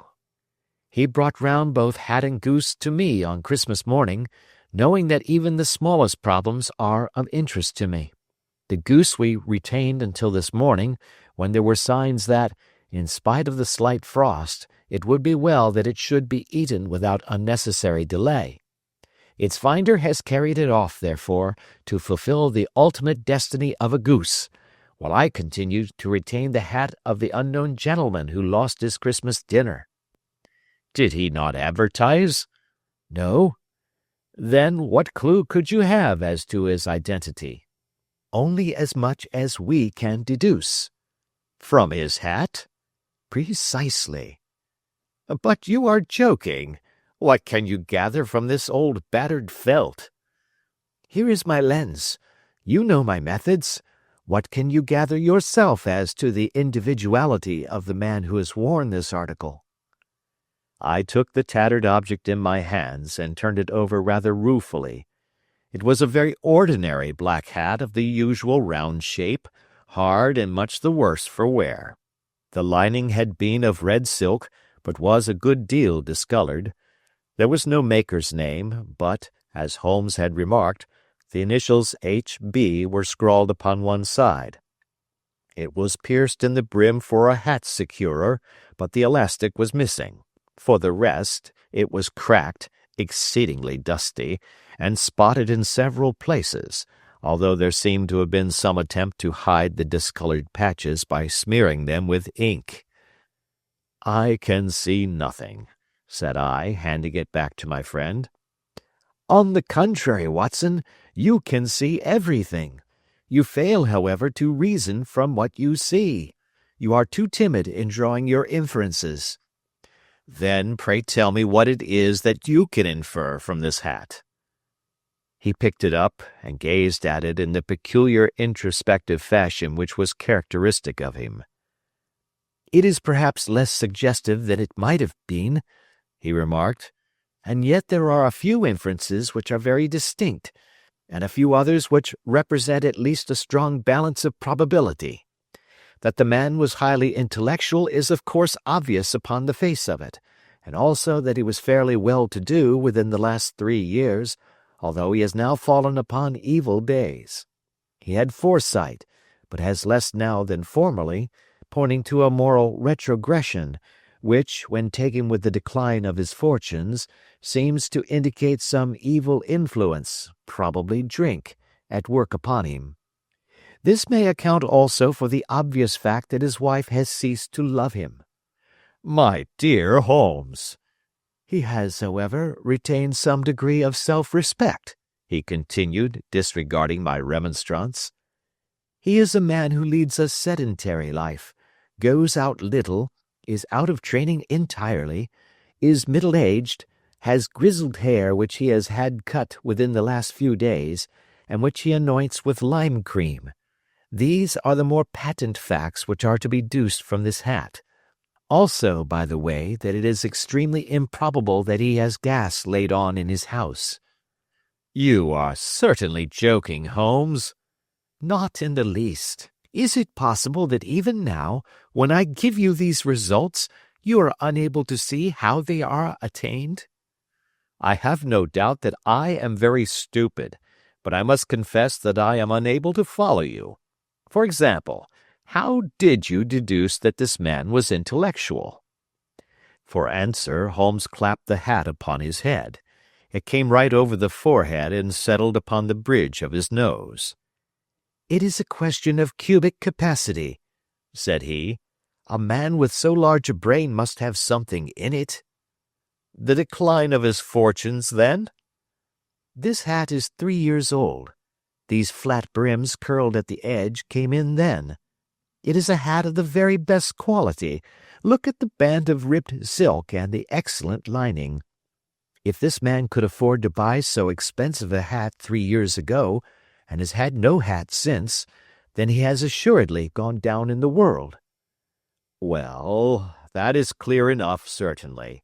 But how about the foresight and the moral retrogression?" Sherlock Holmes laughed. "Here is the foresight," said he, putting his finger upon the little disc and loop of the hat securer. "They are never sold upon hats. If this man ordered one, it is a sign of a certain amount of foresight, since he went out of his way to take this precaution against the wind. But since we see that he has broken the elastic and has not troubled to replace it, it is obvious that he has less foresight now than formerly, which is a distinct proof of a weakening nature. On the other hand, he has endeavored to conceal some of these stains upon the felt by daubing them with ink, which is a sign that he has not entirely lost his self-respect." "Your reasoning is certainly plausible." "The further points, that he is middle-aged, that his hair is grizzled, that it has been recently cut, and that he uses lime cream, are all to be gathered from a close examination of the lower part of the lining. The lens discloses a large number of hair ends, clean cut by the scissors of the barber. They all appear to be adhesive, and there is a distinct odor of lime cream. This dust, you will observe, is not the gritty gray dust of the street, but the fluffy brown dust of the house, showing that it has been hung up indoors most of the time, while the marks of moisture upon the inside are proof positive that the wearer perspired very freely, and could therefore hardly be in the best of training." "But his wife? You said that she had ceased to love him." "This hat has not been brushed for weeks. When I see you, my dear Watson, with a week's accumulation of dust upon your hat, and when your wife allows you to go out in such a state, I shall fear that you also have been unfortunate enough to lose your wife's affection." "But he might be a bachelor." "Nay, he was bringing home the goose as a peace offering to his wife. Remember the card upon the bird's leg." "You have an answer to everything. But how on earth do you deduce that the gas is not laid on in his house?" "One tallow stain, or even 2, might come by chance, but when I see no less than 5, I think that there can be little doubt that the individual must be brought into frequent contact with burning tallow. Walks upstairs at night, probably, with his hat in one hand and a guttering candle in the other. Anyhow, he never got tallow stains from a gas jet. Are you satisfied?" "Well, it is very ingenious," said I, laughing. "But since, as you said just now, there has been no crime committed, and no harm done save the loss of a goose, all this seems to be rather a waste of energy." Sherlock Holmes had opened his mouth to reply when the door flew open, and Peterson, the commissionaire, rushed into the apartment with flushed cheeks and the face of a man who is dazed with astonishment. "The goose, Mr. Holmes, the goose, sir," he gasped. "Eh? What of it, then? Has it returned to life and flapped off through the kitchen window?" Holmes twisted himself round upon the sofa to get a fairer view of the man's excited face. "See here, sir. See what my wife found in its crop." He held out his hand and displayed upon the center of the palm a brilliantly scintillating blue stone, rather smaller than a bean in size, but of such purity and radiance that it twinkled like an electric point in the dark hollow of his hand. Sherlock Holmes sat up with a whistle. "By Jove, Peterson," said he, "this is a treasure trove indeed. I suppose you know what you have got." "A diamond, sir. A precious stone. It cuts into glass as though it were putty." "It's more than a precious stone. It is the precious stone." "Not the Countess of Morcar's blue carbuncle!" I ejaculated. "Precisely so. I ought to know its size and shape, seeing that I have read the advertisement about it in the Times every day lately. It is absolutely unique, and its value can only be conjectured, but the reward offered of £1,000 is certainly not within a 20th part of the market price." "£1,000! Great Lord of mercy!" The commissionaire plumped down into a chair and stared from one to the other of us. "That is the reward, and I have reason to know that there are sentimental considerations in the background which would induce the Countess to part with half her fortune if she could but recover the gem." "It was lost, if I remember aright, at the Hotel Cosmopolitan," I remarked. "Precisely so, on December 22nd, just 5 days ago. John Horner, a plumber, was accused of having abstracted it from the lady's jewel case. The evidence against him was so strong that the case has been referred to the assizes. I have some account of the matter here, I believe." He rummaged amid his newspapers, glancing over the dates, until at last he smoothed one out, doubled it over, and read the following paragraph. "Hotel Cosmopolitan jewel robbery. John Horner, 26, plumber, was brought up upon the charge of having upon the 22nd instant abstracted from the jewel case of the Countess of Morcar the valuable gem known as the blue carbuncle. James Ryder, upper attendant at the hotel, gave his evidence to the effect that he had shown Horner up to the dressing-room of the Countess of Morcar upon the day of the robbery in order that he might solder the second bar of the grate, which was loose. He had remained with Horner some little time, but had finally been called away. On returning, he found that Horner had disappeared, that the bureau had been forced open, and that the small morocco casket in which, as it afterwards transpired, the Countess was accustomed to keep her jewel, was lying empty upon the dressing-table. Ryder instantly gave the alarm, and Horner was arrested the same evening, but the stone could not be found either upon his person or in his rooms. Catherine Cusack, maid to the Countess, deposed to having heard Ryder's cry of dismay on discovering the robbery, and to having rushed into the room, where she found matters as described by the last witness. Inspector Bradstreet, B Division, gave evidence as to the arrest of Horner, who struggled frantically and protested his innocence in the strongest terms. Evidence of a previous conviction for robbery having been given against the prisoner, the magistrate refused to deal summarily with the offence, but referred it to the assizes. Horner, who had shown signs of intense emotion during the proceedings, fainted away at the conclusion and was carried out of court. So much for the police court," said Holmes thoughtfully, tossing aside the paper.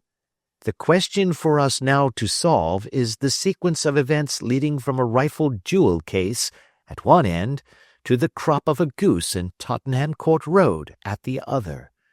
You see, Watson, our little deductions have suddenly assumed a much more important and less innocent aspect. Here is the stone. The stone came from the goose, and the goose came from Mr. Henry Baker, the gentleman with the bad hat, and all the other characteristics with which I have bored you. So now we must set ourselves very seriously to finding this gentleman and ascertaining what part he has played in this little mystery. To do this, we must try the simplest means first, and these lie undoubtedly in an advertisement in all the evening papers. If this fail, I shall have recourse to other methods." "What will you say?" Give me a pencil and that slip of paper. Now then, found at the corner of Goodge Street, a goose and a black felt hat. Mr. Henry Baker can have the same by applying at 6:30 this evening at 221B Baker Street. That is clear and concise." "Very, but will he see it?" "Well, he is sure to keep an eye on the papers, since, to a poor man, the loss was a heavy one. He was clearly so scared by his mischance in breaking the window and by the approach of Peterson that he thought of nothing but flight. But since then he must have bitterly regretted the impulse which caused him to drop his bird.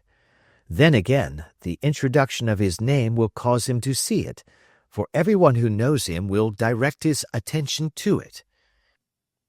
Here you are, Peterson. Run down to the advertising agency and have this put in the evening papers." "In which, sir?"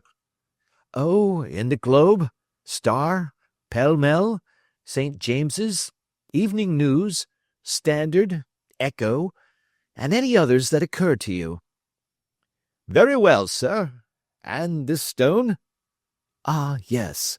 I shall keep the stone, thank you. And I say, Peterson, just buy a goose on your way back and leave it here with me, for we must have one to give to this gentleman in place of the one which your family is now devouring."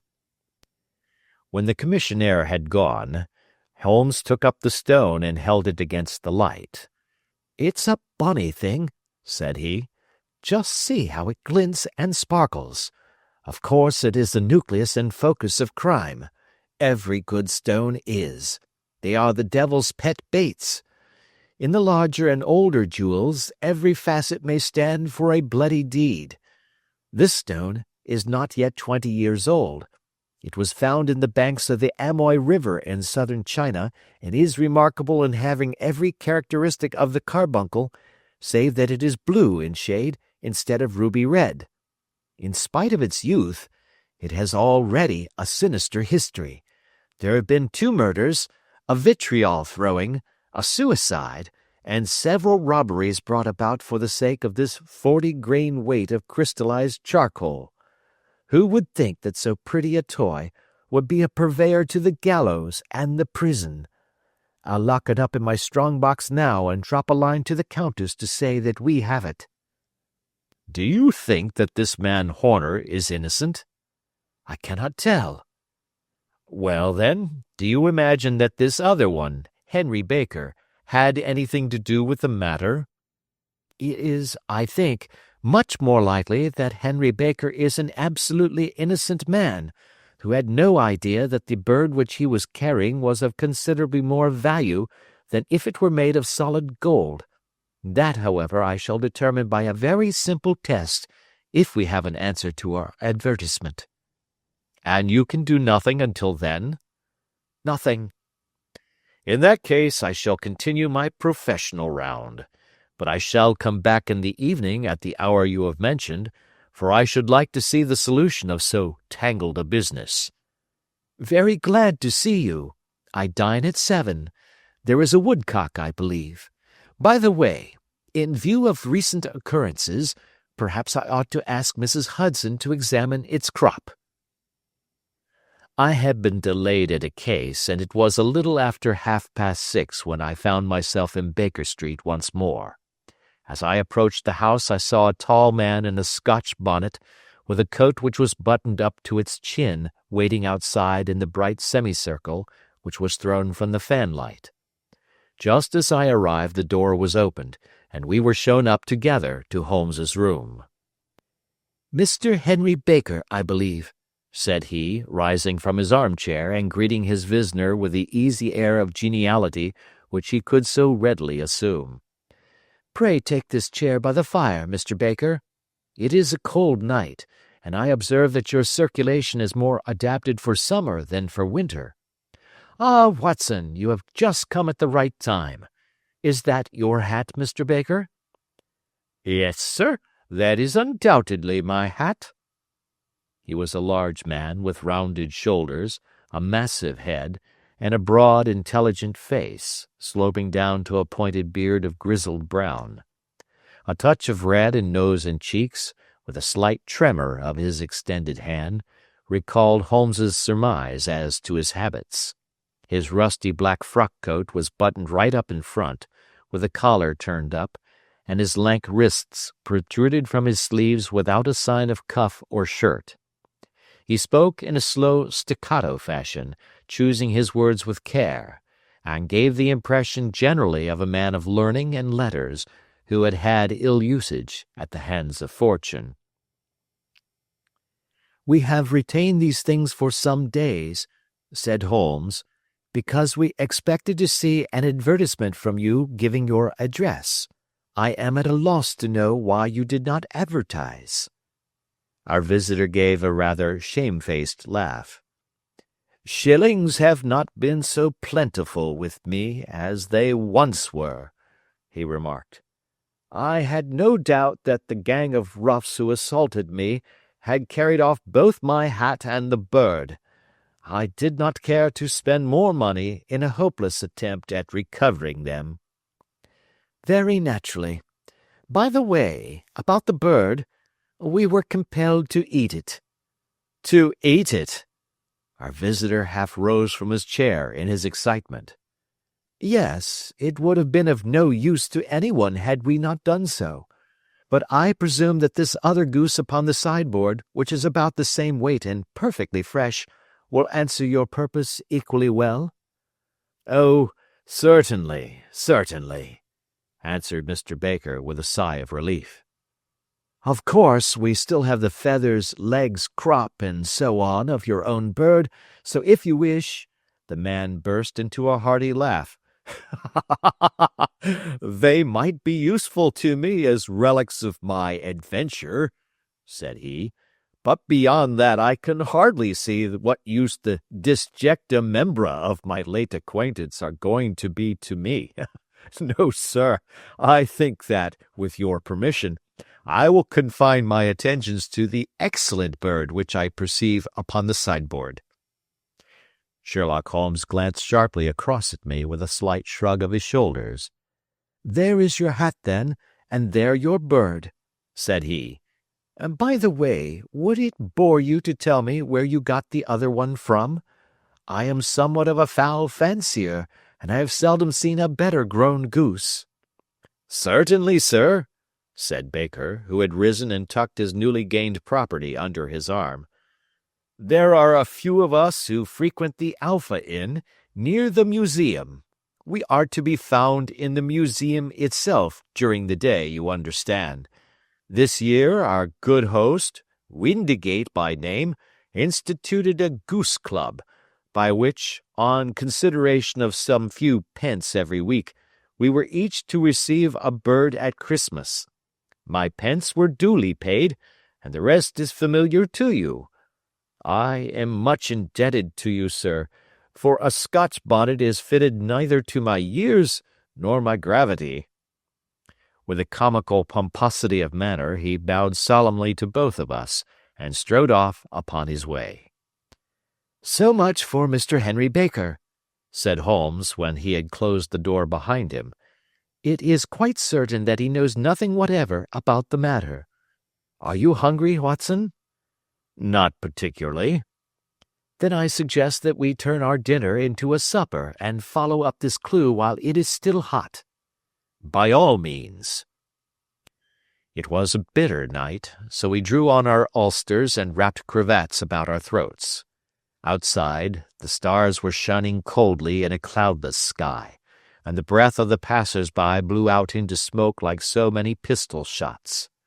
Our footfalls rang out crisply and loudly as we swung out through the Doctor's Quarter, Wimpole Street, Harley Street, and so through Wigmore Street into Oxford Street.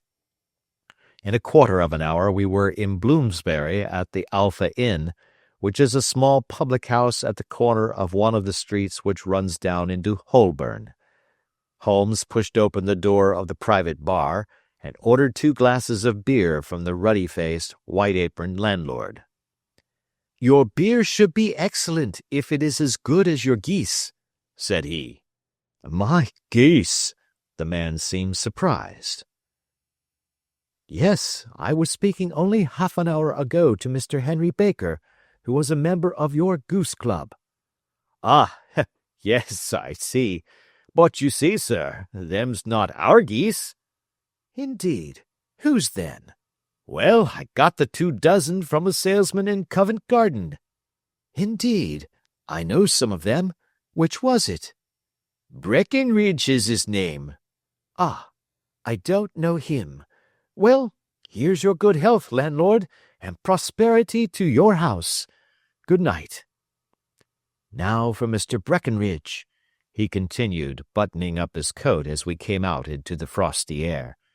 Remember, Watson, that though we have so homely a thing as a goose at one end of this chain, we have at the other a man who will certainly get 7 years penal servitude unless we can establish his innocence. It is possible that our inquiry may but confirm his guilt, but in any case, we have a line of investigation which has been missed by the police, and which a singular chance has placed in our hands. Let us follow it out to the bitter end. Faces to the south, then, and quick march. We passed across Holborn, down Endell Street, and so through a zigzag of slums to Covent Garden Market. One of the largest stalls bore the name of Breckenridge upon it, and the proprietor, a horsey-looking man, with a sharp face and trim side-whiskers, was helping a boy to put up the shutters. "Good evening. It's a cold night," said Holmes. The salesman nodded and shot a questioning glance at my companion. "Sold out of geese, I see," continued Holmes, pointing at the bare slabs of marble.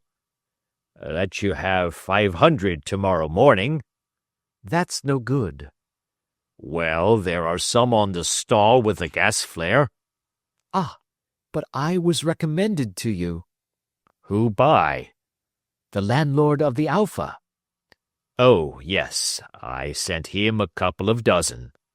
"Fine birds they were, too. Now where did you get them from?" To my surprise, the question provoked a burst of anger from the salesman. "Now then, mister," said he, with his head cocked and his arms akimbo, "what are you driving at? Let's have it straight now." "It is straight enough. I should like to know who sold you the geese which you supplied to the Alpha." "Well, then, I shan't tell you. So now."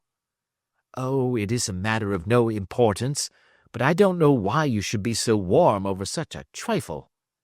"Warm? You'd be as warm, maybe, if you were as pestered as I am. When I pay good money for a good article, there should be an end of the business. But it's, where are the geese?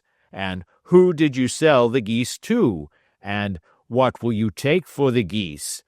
One would think they were the only geese in the world, to hear the fuss that is made over them."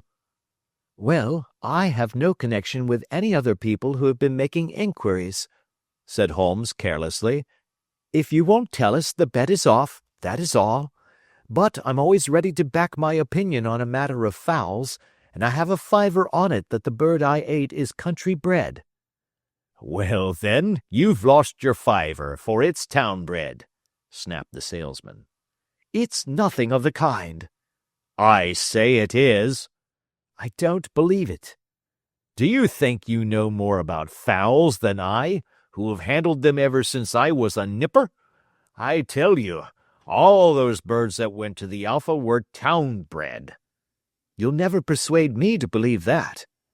"Will you bet, then?" "It's merely taking your money, for I know that I am right.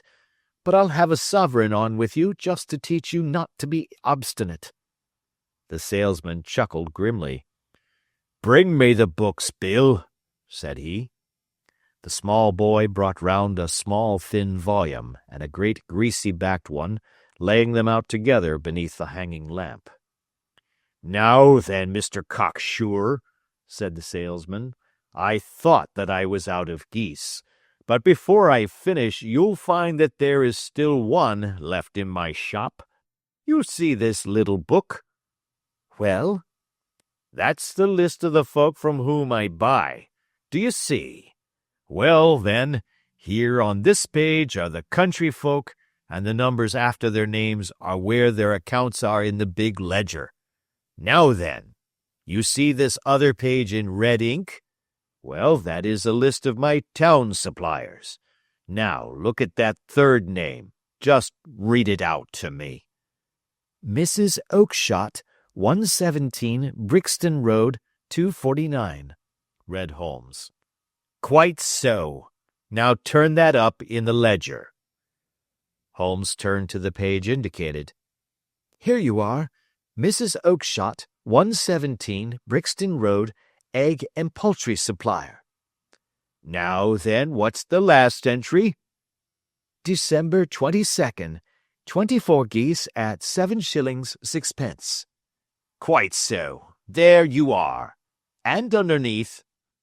"Sold to Mr. Windigate of the Alpha at 12 shillings. "What have you to say now?" Sherlock Holmes looked deeply chagrined. He drew a sovereign from his pocket and threw it down upon the slab, turning away with the air of a man whose disgust is too deep for words. A few yards off he stopped under a lamp-post and laughed in the hearty, noiseless fashion which was peculiar to him. "When you see a man with whiskers of that cut and the pink 'un protruding out of his pocket, you can always draw him by a bet," said he.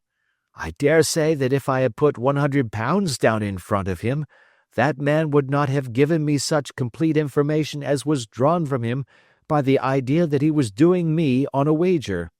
Well, Watson, we are, I fancy, nearing the end of our quest, and the only point which remains to be determined is whether we should go on to this Mrs. Oakshott tonight, or whether we should reserve it for tomorrow. It is clear from what that surly fellow said that there are others beside ourselves who are anxious about the matter, and I should—" His remarks were suddenly cut short by a loud hubbub which broke out from the stall which we had just left. Turning round, we saw a little rat-faced fellow standing in the center of the circle of yellow light which was thrown by the swinging lamp, while Breckenridge, the salesman, framed in the door of his stall, was shaking his fists fiercely at the cringing figure. "I've had enough of you and your geese," he shouted. "I wish you were all at the devil together. If you come pestering me any more with your silly talk, I'll set the dog at you. You bring Mrs. Oakshott here, and I'll answer her. But what have you to do with it? Did I buy the geese off you?" "No, but one of them was mine all the same," whined the little man. "Well, then, ask Mrs. Oakshott for it." "She told me to ask you." "Well, you can ask the King of Prussia for all I care. I've had enough of it. Get out of this." He rushed fiercely forward, and the inquirer flitted away into the darkness. "Ha! This may save us a visit to Brixton Road," whispered Holmes. "Come with me, and we will see what is to be made of this fellow." Striding through the scattered knots of people who lounged round the flaring stalls, my companion speedily overtook the little man and touched him upon the shoulder. He sprang round, and I could see in the gaslight that every vestige of color had been driven from his face. "Who are you, then? What do you want?" he asked in a quavering voice. "You will excuse me," said Holmes blandly, "but I could not help overhearing the questions which you put to the salesman just now. I think that I could be of assistance to you." "You? Who are you? How could you know anything of the matter?" "My name is Sherlock Holmes. It is my business to know what other people don't know." "But you can know nothing of this." "Excuse me, I know everything of it. You are endeavoring to trace some geese which were sold by Mrs. Oakshott of Brixton Road to a salesman named Breckenridge, by him in turn to Mr. Windigate of the Alpha, and by him to his club, of which Mr. Henry Baker is a member." "Oh, sir, you are the very man which I have longed to meet," cried the little fellow with outstretched hands and quivering fingers. "I can hardly explain to you how interested I am in this matter." Sherlock Holmes hailed a four-wheeler which was passing. In that case, we had better discuss it in a cozy room rather than in this wind-swept market-place," said he. "But pray tell me, before we go farther, who it is that I have the pleasure of assisting." The man hesitated for an instant. "My name is John Robinson," he answered with a sidelong glance. "No, no, the real name," said Holmes sweetly. "It is always awkward doing business with an alias." A flush sprang to the white cheeks of the stranger. "Well, then," said he, "my real name is James Ryder." "Precisely so. Head attendant at the Hotel Cosmopolitan. Pray step into the cab, and I shall soon be able to tell you everything which you would wish to know." The little man stood glancing from one to the other of us with half-frightened, half-hopeful eyes, as one who is not sure whether he is on the verge of a windfall or of a catastrophe.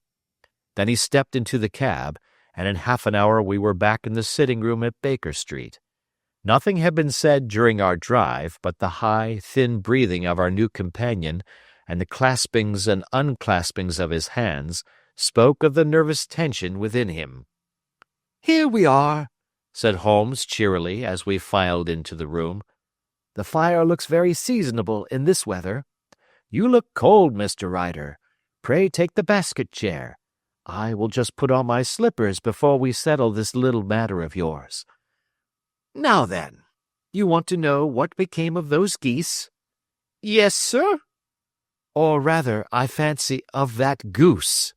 It was one bird, I imagine, in which you were interested, white, with a black bar across the tail." Ryder quivered with emotion. "Oh, sir," he cried, "can you tell me where it went to?" "It came here." "Here?" "Yes, and a most remarkable bird it proved. I don't wonder that you should take an interest in it. It laid an egg after it was dead, the bonniest, brightest little blue egg that ever was seen. I have it here in my museum." Our visitor staggered to his feet and clutched the mantelpiece with his right hand. Holmes unlocked his strong-box and held up the blue carbuncle, which shone out like a star with a cold, brilliant, many-pointed radiance. Ryder stood glaring with a drawn face, uncertain whether to claim or to disown it. "The game's up, Ryder," said Holmes quietly. "Hold up, man, or you'll be into the fire. Give him an arm back into his chair, Watson. He's not got blood enough to go in for felony with impunity. Give him a dash of brandy. So, now he looks a little more human. What a shrimp it is, to be sure." For a moment he had staggered and nearly fallen, but the brandy brought a tinge of color into his cheeks, and he sat staring with frightened eyes at his accuser. "I have almost every link in my hands, and all the proofs which I could possibly need, so there is little which you need tell me. Still, that little may as well be cleared up to make the case complete. You had heard, Ryder, of this blue stone of the Countess of Morcar's?" "It was Catherine Cusack who told me of it," he said in a cracking voice. "I see. Her ladyship's waiting-maid. Well, the temptation of sudden wealth so easily acquired was too much for you, as it has been for better men before you, but you were not very scrupulous in the means you used. It seems to me, Ryder, that there is the making of a very pretty villain in you. You knew that this man Horner, the plumber, had been concerned in some such matter before, and that suspicion would rest the more readily upon him. What did you do then? You made some small job in my lady's room, you and your confederate Cusack, and you managed that he should be the man sent for. Then, when he had left, you rifled the jewel case, raised the alarm, and had this unfortunate man arrested. You then—" Ryder threw himself down suddenly upon the rug and clutched at my companion's knees. "For God's sake, have mercy!" he shrieked. "Think of my father, of my mother. It would break their hearts. I never went wrong before. I never will again. I swear it. I'll swear it on a Bible. "Oh, don't bring it into court! For Christ's sake, don't!" "Get back into your chair," said Holmes sternly. "It is very well to cringe and crawl now, but you thought little enough of this poor Horner in the dock for a crime of which he knew nothing." "I will fly, Mr. Holmes. I will leave the country, sir. Then the charge against him will break down." "We will talk about that. And now let us hear a true account of the next act. How came the stone into the goose, and how came the goose into the open market? Tell us the truth, for there lies your only hope of safety." Ryder passed his tongue over his parched lips. "I will tell you it just as it happened, sir," said he. "When Horner had been arrested, it seemed to me that it would be best for me to get away with the stone at once, for I did not know at what moment the police might not take it into their heads to search me and my room. There was no place about the hotel where it would be safe. I went out as if on some commission, and I made for my sister's house. She had married a man named Oakshott and lived in Brixton Road, where she fattened fowls for the market. All the way there every man I met seemed to me to be a policeman or a detective, and for all that it was a cold night, the sweat was pouring down my face before I came to the Brixton Road. My sister asked me what was the matter, and why I was so pale, but I told her that I had been upset by the jewel robbery at the hotel. Then I went into the backyard and smoked a pipe and wondered what it would be best to do.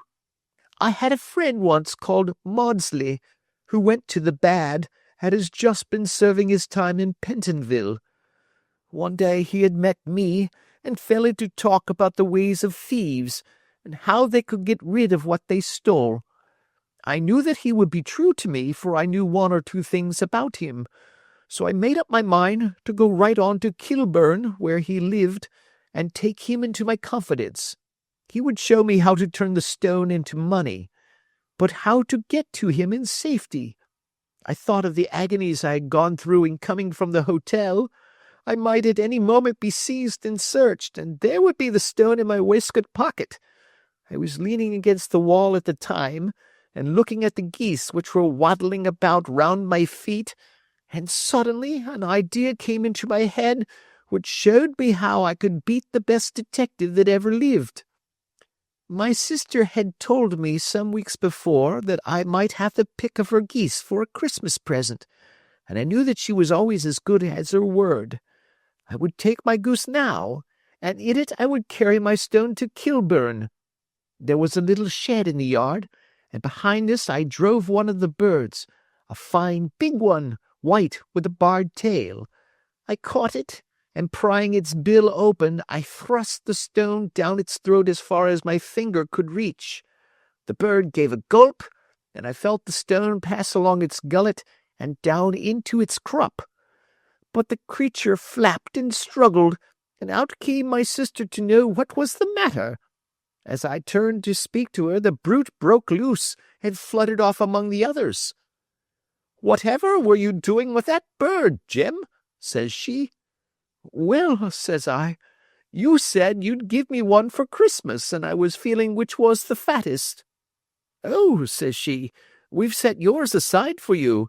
Jem's bird, we call it. It's the big white one over yonder. There's 26 of them, which makes one for you, and one for us, and 24 for the market." "Thank you, Maggie," says I, "but if it is all the same to you, I'd rather have that one I was handling just now."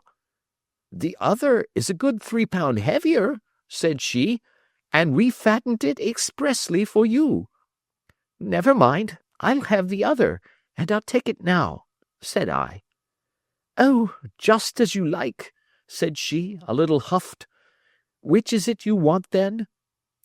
"That white one with the barred tail, right in the middle of the flock." "Oh, very well, kill it and take it with you." Well, I did what she said, Mr. Holmes, and I carried the bird all the way to Kilburn. I told my pal what I had done, for he was a man that it was easy to tell a thing like that to. He laughed until he choked, and we got a knife and opened the goose. My heart turned to water, for there was no sign of the stone, and I knew that some terrible mistake had occurred. I left the bird, rushed back to my sister's, and hurried into the backyard. There was not a bird to be seen there. "Where are they all, Maggie?" I cried. "Gone to the dealers, Jem." "Which dealers?" "Breckenridge, of Covent Garden." "But was there another with a barred tail?" I asked. "The same as the one I chose?" "Yes, Jem, there were two barred-tailed ones, and I never could tell them apart." Well, then, of course, I saw it all, and I ran off as hard as my feet would carry me to this man Breckenridge, but he had sold the lot at once, and not one word would he tell me as to where they had gone. You heard him yourselves tonight. Well, he has always answered me like that. My sister thinks that I am going mad. Sometimes I think that I am myself, and now I am myself a branded thief, without ever having touched the wealth for which I sold my character. God help me! God help me!" He burst into convulsive sobbing, with his face buried in his hands. There was a long silence, broken only by his heavy breathing and by the measured tapping of Sherlock Holmes's finger-tips upon the edge of the table. Then my friend rose and threw open the door. "Get out," said he. "What, sir? Oh, heaven bless you!" "No more words. Get out." And no more words were needed. There was a rush, a clatter upon the stairs, the bang of a door, and the crisp rattle of running footfalls from the street. "After all, Watson," said Holmes, reaching up his hand for his clay pipe, "I am not retained by the police to supply their deficiencies. If Horner were in danger, it would be another thing, but this fellow will not appear against him, and the case must collapse. I suppose that I am commuting a felony, but it is just possible that I am saving a soul. This fellow will not go wrong again. He is too terribly frightened. Send him to jail now, and you will make him a jailbird for life. Besides, it is the season of forgiveness. Chance has put in our way a most singular and whimsical problem, and its solution is its own reward. If you will have the goodness to touch the bell, Doctor, we will begin another investigation, in which also a bird will be the chief feature." Adventure 8. The Adventure of the Speckled Band. On glancing over my notes of the 70-odd cases in which I have, during the last 8 years, studied the methods of my friend Sherlock Holmes, I find many tragic, some comic, a large number merely strange, but none commonplace. For, working as he did rather for the love of his art than for the acquirement of wealth, he refused to associate himself with any investigation which did not tend towards the unusual and even the fantastic. Of all these varied cases, however, I cannot recall any which presented more singular features than that which was associated with the well-known Surrey family of the Roylotts of Stoke Moran. The events in question occurred in the early days of my association with Holmes, when we were sharing rooms as bachelors in Baker Street. It is possible that I might have placed them upon record before, but a promise of secrecy was made at the time, from which I have only been freed during the last month by the untimely death of the lady to whom the pledge was given. It is perhaps as well that the fact should now come to light, for I have reasons to know that there are widespread rumors as to the death of Dr. Grimesby Roylott, which tend to make the matter even more terrible than the truth. It was early in April in the year '83 that I woke one morning to find Sherlock Holmes standing, fully dressed, by the side of my bed. He was a late riser, as a rule, and as the clock on the mantelpiece showed me that it was only 7:15, I blinked up at him in some surprise, and perhaps just a little resentment, for I was myself regular in my habits. "Very sorry to knock you up, Watson," said he, "but it's the common lot this morning. Mrs. Hudson has been knocked up, she retorted upon me, and I on you." "What is it, then? A fire?" No, a client. It seems that a young lady has arrived in a considerable state of excitement, who insists upon seeing me. She is waiting now in the sitting-room. Now, when young ladies wander about the metropolis at this hour of the morning, and knock sleepy people up out of their beds, I presume that it is something very pressing which they have to communicate. Should it prove to be an interesting case, you would, I am sure, wish to follow it from the outset. I thought, at any rate, that I should call you and give you the chance. My dear fellow, I would not miss it for anything. I had no keener pleasure than in following Holmes in his professional investigations, and in admiring the rapid deductions, as swift as intuitions, and yet always founded on a logical basis with which he unraveled the problems which were submitted to him. I rapidly threw on my clothes and was ready in a few minutes to accompany my friend down to the sitting-room. A lady dressed in black and heavily veiled, who had been sitting in the window, rose as we entered. "Good morning, madam," said Holmes cheerily. "My name is Sherlock Holmes. This is my intimate friend and associate, Dr. Watson, before whom you can speak as freely as before myself. Ha! I am glad to see that Mrs. Hudson has had the good sense to light the fire. Pray draw up to it, and I shall order you a cup of hot coffee, for I observe that you are shivering." "It is not cold which makes me shiver," said the woman in a low voice, changing her seat as requested. "What then?" "It is fear, Mr. Holmes. It is terror." She raised her veil as she spoke, and we could see that she was indeed in a pitiable state of agitation, her face all drawn and grey, with restless, frightened eyes, like those of some hunted animal. Her features and figure were those of a woman of 30, but her hair was shot with premature grey, and her expression was weary and haggard. Sherlock Holmes ran her over with one of his quick, all-comprehensive glances. "You must not fear," said he, soothingly, bending forward and patting her forearm. "We shall soon set matters right, I have no doubt. You have come in by train this morning, I see." "You know me, then?"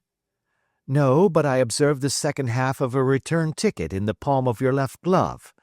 You must have started early, and yet you had a good drive in a dog-cart along heavy roads before you reached the station." The lady gave a violent start and stared in bewilderment at my companion. "There is no mystery, my dear madam," said he, smiling. "The left arm of your jacket is spattered with mud in no less than 7 places. The marks are perfectly fresh. There is no vehicle save a dog-cart which throws up mud in that way, and then only when you sit on the left-hand side of the driver." "Whatever your reasons may be, you are perfectly correct," said she. "I started from home before 6, reached Leatherwood at 20 past, and came in by the first train to Waterloo. Sir, I can stand the strain no longer. I shall go mad if it continues. I have no one to turn to, none, save only one, who cares for me, and he, poor fellow, can be of little aid. I have heard of you, Mr. Holmes. I have heard of you from Mrs. Farintosh, whom you helped in the hour of her sore need. It was from her that I had your address. Oh, sir, do you not think that you could help me, too, and at least throw a little light through the dense darkness which surrounds me? At present, it is out of my power to reward you for your services, but in a month or 6 weeks I shall be married, with the control of my own income, and then at least you shall not find me ungrateful." Holmes turned to his desk and, unlocking it, drew out a small case-book which he consulted. "Farintosh," said he. "Ah, yes, I recall the case. It was concerned with an opal tiara. I think it was before your time, Watson. I can only say, madam, that I shall be happy to devote the same care to your case as I did to that of your friend. As to reward, my profession is its own reward, but you are at liberty to defray whatever expenses I may be put to at the time which suits you best. And now I beg that you will lay before us everything that may help us in forming an opinion upon the matter." "Alas," replied our visitor. "The very horror of my situation lies in the fact that my fears are so vague, and my suspicions depend so entirely upon small points, which might seem trivial to another, that even he to whom of all others I have a right to look for help and advice looks upon all that I tell him about it as the fancies of a nervous woman. He does not say so, but I can read it from his soothing answers and averted eyes. But I have heard, Mr. Holmes, that you can see deeply into the manifold wickedness of the human heart. You may advise me how to walk amid the dangers which encompass me." "I am all attention, madam." "My name is Helen Stoner, and I am living with my stepfather, who is the last survivor of one of the oldest Saxon families in England, the Roylotts of Stoke Moran, on the western border of Surrey." Holmes nodded his head. "The name is familiar to me," said he. "The family was at one time among the richest in England, and the estates extended over the borders into Berkshire in the north and Hampshire in the west. In the last century, however, 4 successive heirs were of a dissolute and wasteful disposition, and the family ruin was eventually completed by a gambler in the days of the Regency. Nothing was left save a few acres of ground and the 200-year-old house, which is itself crushed under a heavy mortgage. The last squire dragged out his existence there, living the horrible life of an aristocratic pauper, but his only son, my stepfather, seeing that he must adapt himself to the new conditions, obtained an advance from a relative which enabled him to take a medical degree and went out to Calcutta, where, by his professional skill and his force of character, he established a large practice. In a fit of anger, however, caused by some robberies which had been perpetrated in the house, he beat his native butler to death and narrowly escaped a capital sentence. As it was, he suffered a long term of imprisonment, and afterwards returned to England a morose and disappointed man. When Dr. Roylott was in India, he married my mother, Mrs. Stoner, the young widow of Major General Stoner of the Bengal Artillery. My sister Julia and I were twins, and we were only 2 years old at the time of my mother's remarriage. She had a considerable sum of money, not less than £1,000 a year, and this she bequeathed to Dr. Roylott entirely while we resided with him, with the provision that a certain annual sum should be allowed to each of us in the event of our marriage. Shortly after our return to England, my mother died. She was killed 8 years ago in a railway accident near Crewe. Dr. Roylott then abandoned his attempts to establish himself in practice in London, and took us to live with him in the old ancestral house at Stoke Moran. The money which my mother had left was enough for all our wants, and there seemed to be no obstacle to our happiness. But a terrible change came over our stepfather about this time. Instead of making friends and exchanging visits with our neighbors, who had at first been overjoyed to see a Roylott of Stoke Moran back in the old family seat, he shut himself up in his house and seldom came out save to indulge in ferocious quarrels with whoever might cross his path. Violence of temper approaching to mania has been hereditary in the men of the family, and in my stepfather's case it had, I believe, been intensified by his long residence in the tropics. A series of disgraceful brawls took place, 2 of which ended in the police court, until at last he became the terror of the village, and the folks would fly at his approach, for he is a man of immense strength and absolutely uncontrollable in his anger. Last week he hurled the local blacksmith over a parapet into a stream, and it was only by paying over all the money which I could gather together that I was able to avert another public exposure. He had no friends at all save the wandering gypsies, and he would give these vagabonds leave to encamp upon the few acres of bramble-covered land which represent the family estate, and would accept in return the hospitality of their tents, wandering away with them sometimes for weeks on end. He has a passion also for Indian animals, which are sent over to him by a correspondent, and he has at this moment a cheetah, and a baboon, which wander freely over his grounds and are feared by the villagers almost as much as their master. You can imagine from what I say that my poor sister Julia and I had no great pleasure in our lives. No servant would stay with us, and for a long time we did all the work of the house. She was but 30 at the time of her death, and yet her hair had already begun to whiten, even as mine has. Your sister is dead, then?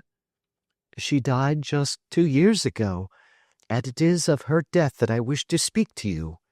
You can understand that, living the life which I have described, we were little likely to see anyone of our own age and position. We had, however, an aunt, my mother's maiden sister, Miss Honoria Westphail, who lives near Harrow, and we were occasionally allowed to pay short visits at this lady's house. Julia went there at Christmas 2 years ago, and met there a half-pay major of Marines, to whom she became engaged. My stepfather learned of the engagement when my sister returned, and offered no objection to the marriage, but within a fortnight of the day which had been fixed for the wedding, the terrible event occurred which has deprived me of my only companion." Sherlock Holmes had been leaning back in his chair with his eyes closed and his head sunk in a cushion, but he half opened his lids now and glanced across at his visitor. "Pray be precise as to details," said he. "It is easy for me to be so, for every event of that dreadful time is seared into my memory. The manor house is, as I have already said, very old, and only one wing is now inhabited. The bedrooms in this wing are on the ground floor, the sitting rooms being in the central block of the buildings. Of these bedrooms, the first is Dr. Roylott's, the second my sister's, and the third my own. There is no communication between them, but they all open out into the same corridor. Do I make myself plain?" "Perfectly so." The windows of the 3 rooms opened out upon the lawn. That fatal night, Dr. Roylott had gone to his room early, though we knew that he had not retired to rest, for my sister was troubled by the smell of the strong Indian cigars which it was his custom to smoke. She left her room, therefore, and came into mine, where she sat for some time, chatting about her approaching wedding. At 11 o'clock she rose to leave me, but she paused at the door and looked back. "Tell me, Helen," said she, "have you ever heard anyone whistle in the dead of the night?" "Never," said I. "I suppose that you could not possibly whistle yourself in your sleep?" "Certainly not. But why?" "Because during the last few nights I have always, about 3 in the morning, heard a low, clear whistle. I am a light sleeper, and it has awakened me. I cannot tell where it came from, perhaps from the next room, perhaps from the lawn. I thought that I would just ask you whether you had heard it." "No, I have not. It must be those wretched gypsies in the plantation." "Very likely. And yet, if it were on the lawn, I wonder that you did not hear it also." "Ah, but I sleep more heavily than you." "Well, it is of no great consequence at any rate." She smiled back at me, closed my door, and a few moments later I heard her key turn in the lock. "Indeed," said Holmes. "Was it your custom always to lock yourselves in at night?" "Always." "And why?" "I think that I mentioned to you that the doctor kept a cheetah and a baboon. We had no feeling of security unless our doors were locked." "Quite so. Pray proceed with your statement." "I could not sleep that night. A vague feeling of impending misfortune impressed me. My sister and I, you will recollect, were twins, and you know how subtle are the links which bind 2 souls which are so closely allied. It was a wild night. The wind was howling outside, and the rain was beating and splashing against the windows. Suddenly, amid all the hubbub of the gale, there burst forth the wild scream of a terrified woman. I knew that it was my sister's voice. I sprang from my bed, wrapped a shawl round me, and rushed into the corridor. As I opened my door, I seemed to hear a low whistle, such as my sister described, and a few moments later a clanging sound, as if a mass of metal had fallen. As I ran down the passage, my sister's door was unlocked and revolved slowly upon its hinges. I stared at it horror-stricken, not knowing what was about to issue from it. By the light of the corridor lamp I saw my sister appear at the opening, her face blanched with terror, her hands groping for help, her whole figure swaying to and fro like that of a drunkard. I ran to her and threw my arms round her, but at that moment her knees seemed to give way, and she fell to the ground. She writhed as one who is in terrible pain, and her limbs were dreadfully convulsed. At first, I thought that she had not recognized me, but as I bent over her, she suddenly shrieked out in a voice which I shall never forget, "Oh, my God, Helen! It was the band, the speckled band!" There was something else which she would fain have said, and she stabbed with her finger into the air in the direction of the doctor's room, but a fresh convulsion seized her and choked her words. I rushed out, calling loudly for my stepfather, and I met him hastening from his room in his dressing-gown. When he reached my sister's side, she was unconscious, and though he poured brandy down her throat and sent for medical aid from the village, all efforts were in vain, for she slowly sank and died without having recovered her consciousness. Such was the dreadful end of my beloved sister. "One moment," said Holmes. "Are you sure about this whistle and metallic sound? Could you swear to it?" "That was what the county coroner asked me at the inquiry. It is my strong impression that I heard it, and yet, among the crash of the gale and the creaking of an old house, I may possibly have been deceived." "Was your sister dressed?" "No, she was in her nightdress. In her right hand was found the charred stump of a match, and in her left a matchbox." "Showing that she had struck a light and looked about her when the alarm took place. That is important. And what conclusions did the coroner come to?" "He investigated the case with great care, for Dr. Roylett's conduct had long been notorious in the county, but he was unable to find any satisfactory cause of death.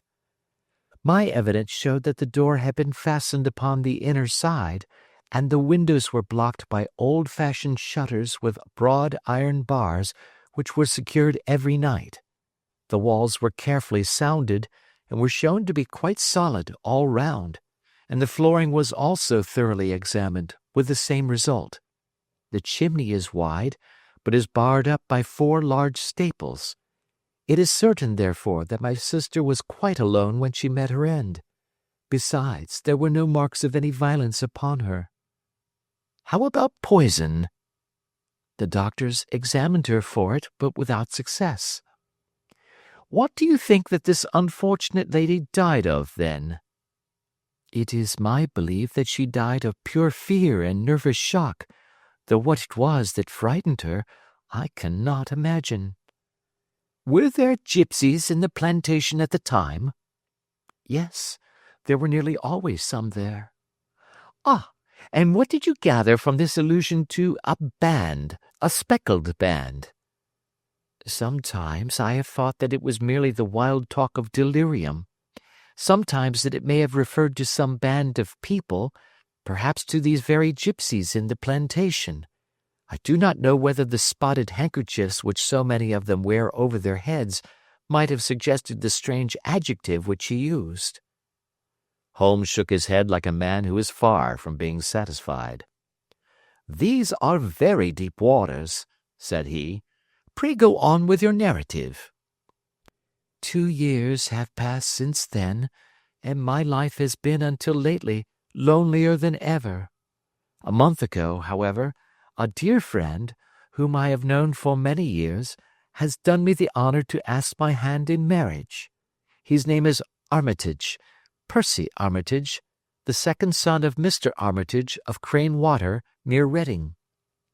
My stepfather has offered no opposition to the match, and we are to be married in the course of the spring. 2 days ago, some repairs were started in the west wing of the building, and my bedroom wall has been pierced, so that I have had to move into the chamber in which my sister died, and to sleep in the very bed in which she slept. Imagine, then, my thrill of terror when last night, as I lay awake, thinking over her terrible fate, I suddenly heard in the silence of the night the low whistle which had been the herald of her own death. I sprang up and lit the lamp, but nothing was to be seen in the room. I was too shaken to go to bed again, however, so I dressed, and as soon as it was daylight I slipped down, got a dog-cart at the Crown Inn, which is opposite, and drove to Leatherhead, from whence I have come on this morning with the one object of seeing you and asking your advice." "You have done wisely," said my friend. "But have you told me all?" "Yes, all."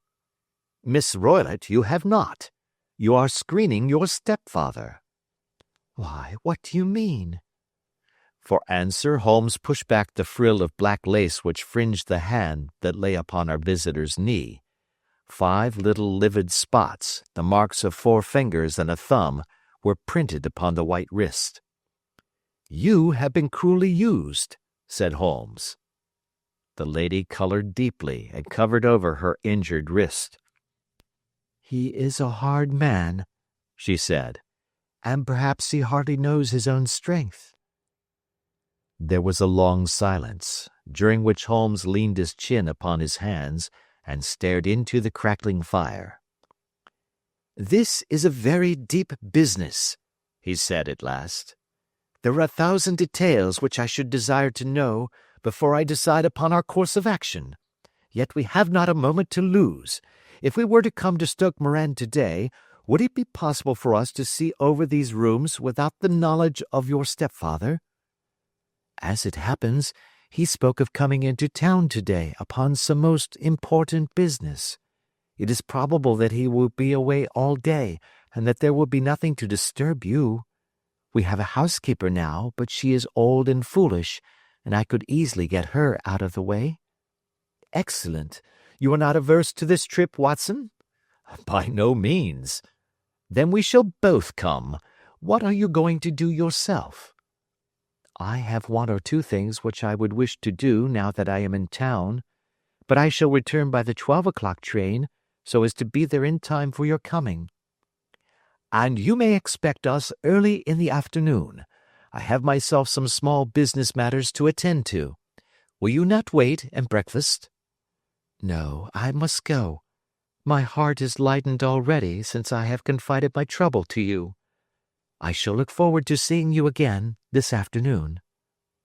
She dropped her thick black veil over her face and glided from the room. "And what do you think of it all, Watson?" asked Sherlock Holmes, leaning back in his chair. "It seems to me to be a most dark and sinister business." "Dark enough and sinister enough." "Yet if the lady is correct in saying that the flooring and walls are sound, and that the door, window, and chimney are impassable, then her sister must have been undoubtedly alone when she met her mysterious end." "What becomes, then, of these nocturnal whistles, and what of the very peculiar words of the dying woman?" "I cannot think." "When you combine the ideas of whistles at night, the presence of a band of gypsies who are on intimate terms with this old doctor, the fact that we have every reason to believe that the doctor has an interest in preventing his stepdaughter's marriage, the dying allusion to a band, and finally, the fact that Miss Helen Stoner heard a metallic clang, which might have been caused by one of those metal bars that secured the shutters falling back into its place, I think that there is good ground to think that the mystery may be cleared along those lines." "But what, then, did the gypsies do?" "I cannot imagine." "I see many objections to any such theory." "And so do I. It is precisely for that reason that we are going to Stoke Moran this day. I want to see whether the objections are fatal, or if they may be explained away. But what in the name of the devil—" The ejaculation had been drawn from my companion by the fact that our door had been suddenly dashed open, and that a huge man had framed himself in the aperture.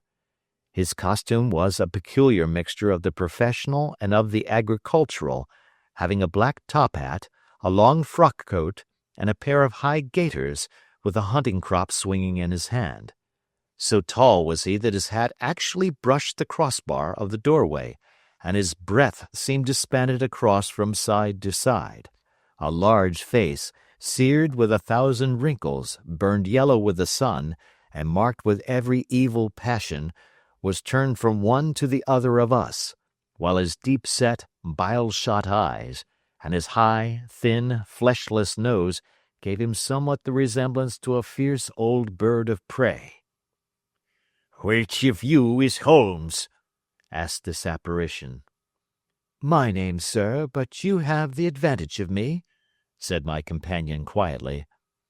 "I am Dr. Grimesby Roylott of Stoke Moran." "Indeed, doctor," said Holmes blandly. "Pray take a seat." "I will do nothing of the kind. My stepdaughter has been here. I have traced her. What has she been saying to you?" "It is a little cold for the time of the year," said Holmes. "What has she been saying to you?" cried the old man furiously. "But I have heard that the crocuses promise well," continued my companion imperturbably. "Ha! You put me off, do you?" said our new visitor, taking a step forward and shaking his hunting crop. "I know you, you scoundrel. I have heard of you before. You are Holmes the meddler." My friend smiled. "Holmes the busybody." His smile broadened. "Holmes the Scotland Yard Jack-in-Office." Holmes chuckled heartily. "Your conversation is most entertaining," said he. "When you go out, close the door, for there is a decided draught." "I will go when I have said my say. Don't you dare to meddle with my affairs. I know that Miss Stoner has been here. I traced her. I am a dangerous man to fall foul of. See here." He stepped swiftly forward, seized the poker, and bent it into a curve with his huge brown hands. "See that you keep yourself out of my grip," he snarled, and hurling the twisted poker into the fireplace, he strode out of the room. "He seems a very amiable person," said Holmes, laughing. "Ha, ha! I am not quite so bulky, but if he had remained I might have shown him that my grip was not much more feeble than his own." As he spoke he picked up the steel poker and, with a sudden effort, straightened it out again. "Fancy his having the insolence to confound me with the official detective force. This incident gives zest to our investigation, however, and I only trust that our little friend will not suffer from her imprudence in allowing this brute to trace her. And now, Watson, we shall order breakfast, and afterwards I shall walk down to Doctors' Commons, where I hope to get some data which may help us in this matter." It was nearly 1 o'clock when Sherlock Holmes returned from his excursion. He held in his hand a sheet of blue paper scrawled over with notes and figures. "I have seen the will of the deceased wife," said he. "To determine its exact meaning I have been obliged to work out the present prices of the investments with which it is concerned. The total income, which at the time of the wife's death was little short of £1,100, is now, through the fall in agricultural prices, not more than £750. Each daughter can claim an income of £250 in case of marriage. It is evident, therefore, that if both girls had married, this beauty would have been a mere pittance, while even one of them would cripple him to a very serious extent. My morning's work has not been wasted, since it has proved that he has the very strongest motives for standing in the way of anything of the sort. And now, Watson, this is too serious for dawdling, especially as the old man is aware that we are interesting ourselves in his affairs. So if you are ready, we shall call a cab and drive to Waterloo. I should be very much obliged if you would slip your revolver into your pocket. An Ely's No. 2 is an excellent argument with gentlemen who can twist steel pokers into knots. That and a toothbrush are, I think, all that we need." At Waterloo we were fortunate in catching a train for Leatherhead, where we hired a trap at the station inn and drove for 4 or 5 miles through the lovely Surrey lanes. It was a perfect day, with a bright sun and a few fleecy clouds in the heavens. The trees and wayside hedges were just throwing out their first green shoots, and the air was full of the pleasant smell of the moist earth. To me, at least, there was a strange contrast between the sweet promise of the spring and this sinister quest upon which we were engaged. My companion sat in the front of the trap, his arms folded, his hat pulled down over his eyes, and his chin sunk upon his breast, buried in the deepest thought. Suddenly, however, he started, tapped me on the shoulder, and pointed over the meadows. "Look there," said he. A heavily timbered park stretched up in a gentle slope, thickening into a grove at the highest point. From amid the branches there jutted out the grey gables and high roof-tree of a very old mansion. "Stoke Moran?" said he. "Yes, sir, that be the house of Dr. Grimesby Roylott," remarked the driver. "There is some building going on there," said Holmes. "That is where we are going." "There's the village," said the driver, pointing to a cluster of roofs some distance to the left. "But if you want to get to the house, you'll find it shorter to get over this stile and so by the footpath over the fields. There it is, where the lady is walking." "And the lady, I fancy, is Miss Stoner," observed Holmes, shading his eyes. "Yes, I think we had better do as you suggest." We got off, paid our fare, and the trap rattled back on its way to Leatherhead. "I thought it as well," said Holmes as we climbed the stile, "that this fellow should think we had come here as architects, or on some definite business. It may stop his gossip. Good afternoon, Miss Stoner. You see that we have been as good as our word."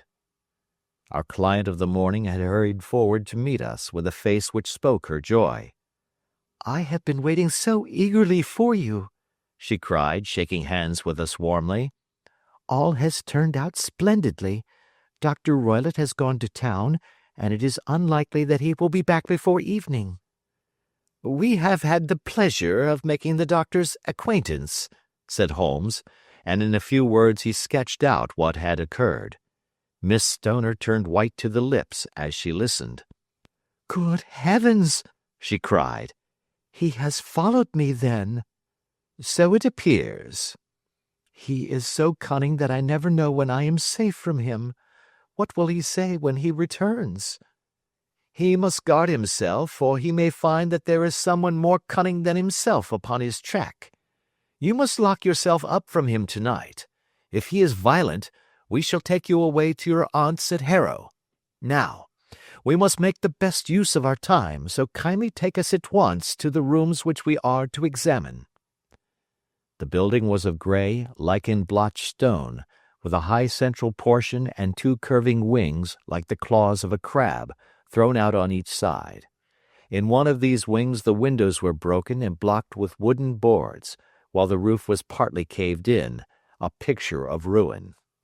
The central portion was in little better repair, but the right-hand block was comparatively modern, and the blinds in the windows, with the blue smoke curling up from the chimneys, showed that this was where the family resided.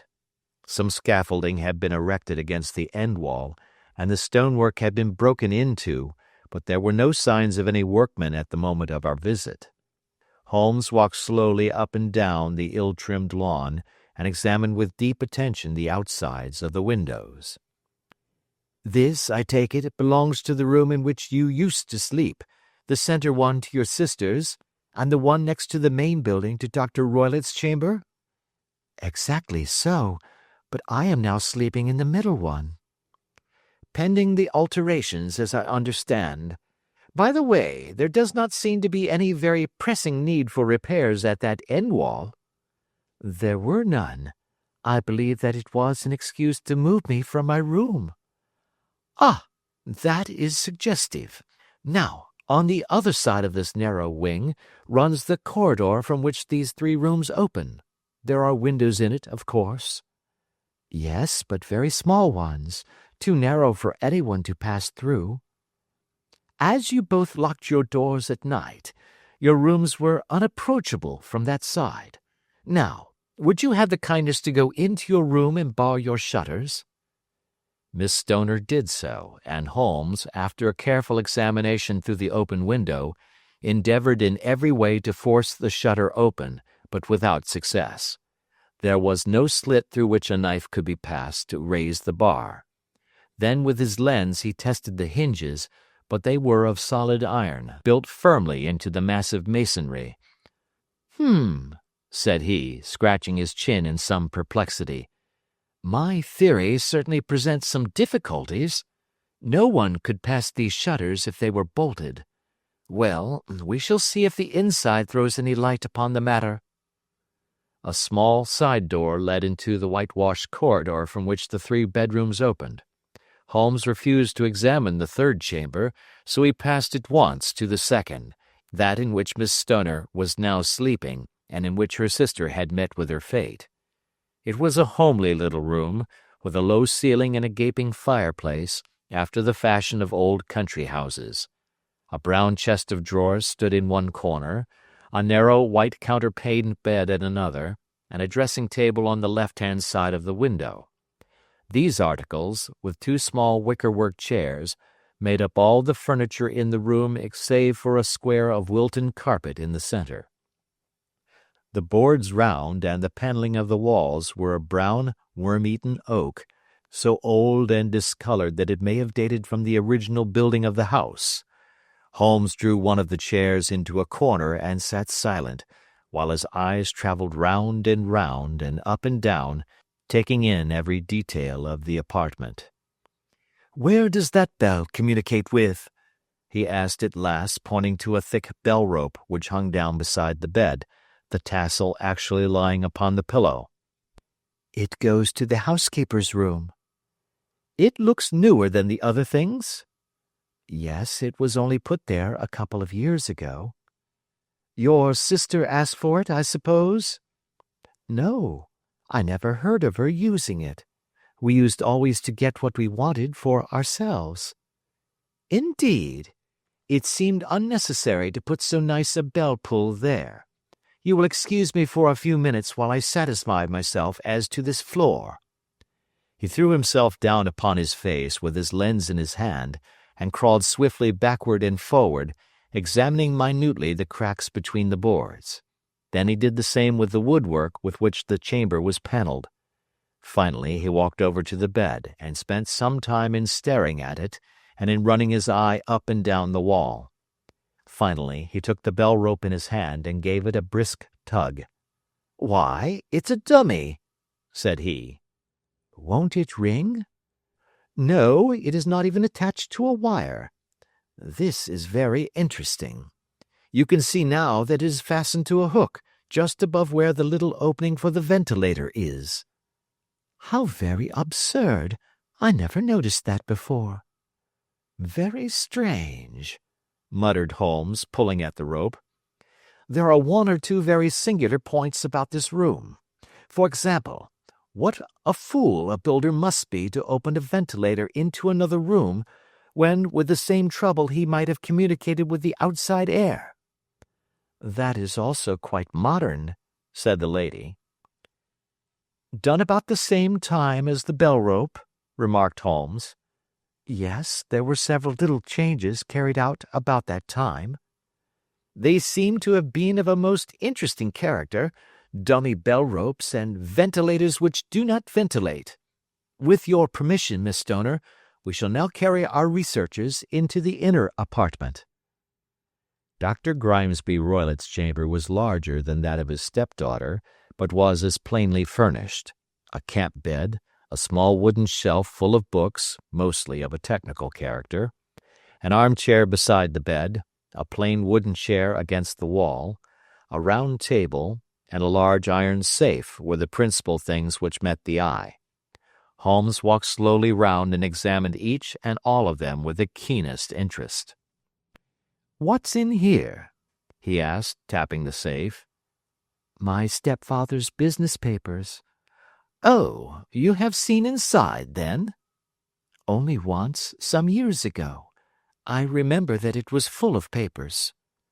There isn't a cat in it, for example? No. What a strange idea. Well, look at this. He took up a small saucer of milk which stood on the top of it. No, we don't keep a cat, but there is a cheetah and a baboon. Ah, yes, of course.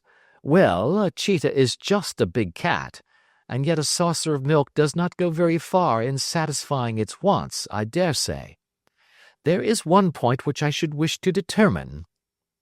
He squatted down in front of the wooden chair and examined the seat of it with the greatest attention. Thank you, that is quite settled, said he, rising and putting his lens in his pocket. Hello! Here is something interesting. The object which had caught his eye was a small dog lash hung on one corner of the bed.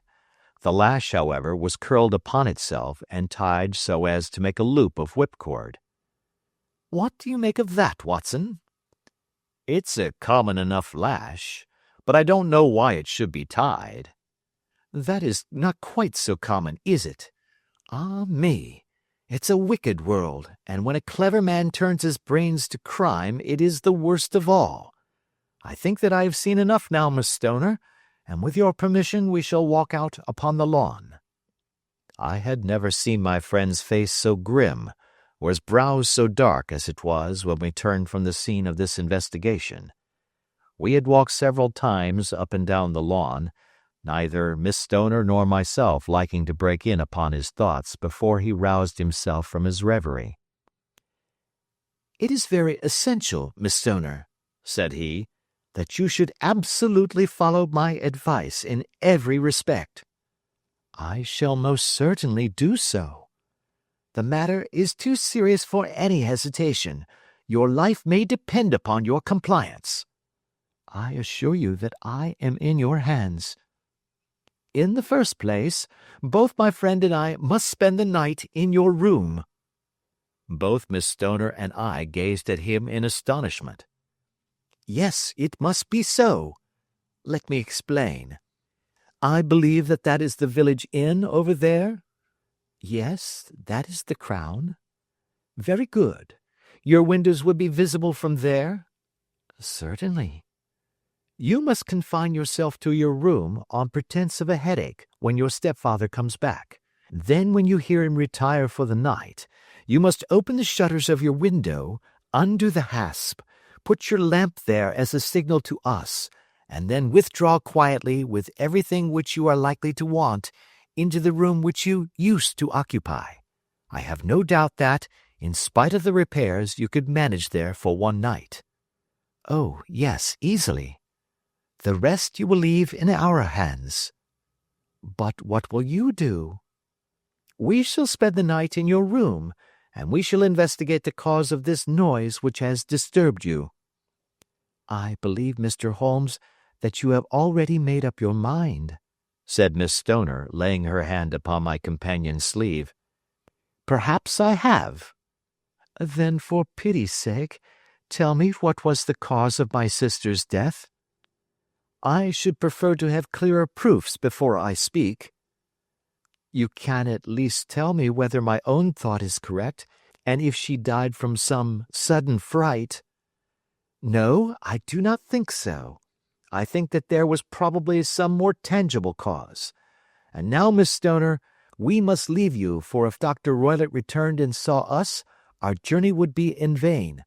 Goodbye, and be brave, for if you will do what I have told you, you may rest assured that we shall soon drive away the dangers that threaten you. Sherlock Holmes and I had no difficulty in engaging a bedroom and sitting-room at the Crown Inn. They were on the upper floor, and from our window we could command a view of the avenue gate and of the inhabited wing of Stoke Moran Manor House. At dusk we saw Dr. Grimesby Roylott drive past, his huge form looming up beside the little figure of the lad who drove him. The boy had some slight difficulty in undoing the heavy iron gates, and we heard the hoarse roar of the doctor's voice, and saw the fury with which he shook his clenched fists at him. The trap drove on, and a few minutes later we saw a sudden light spring up among the trees, as the lamp was lit in one of the sitting rooms.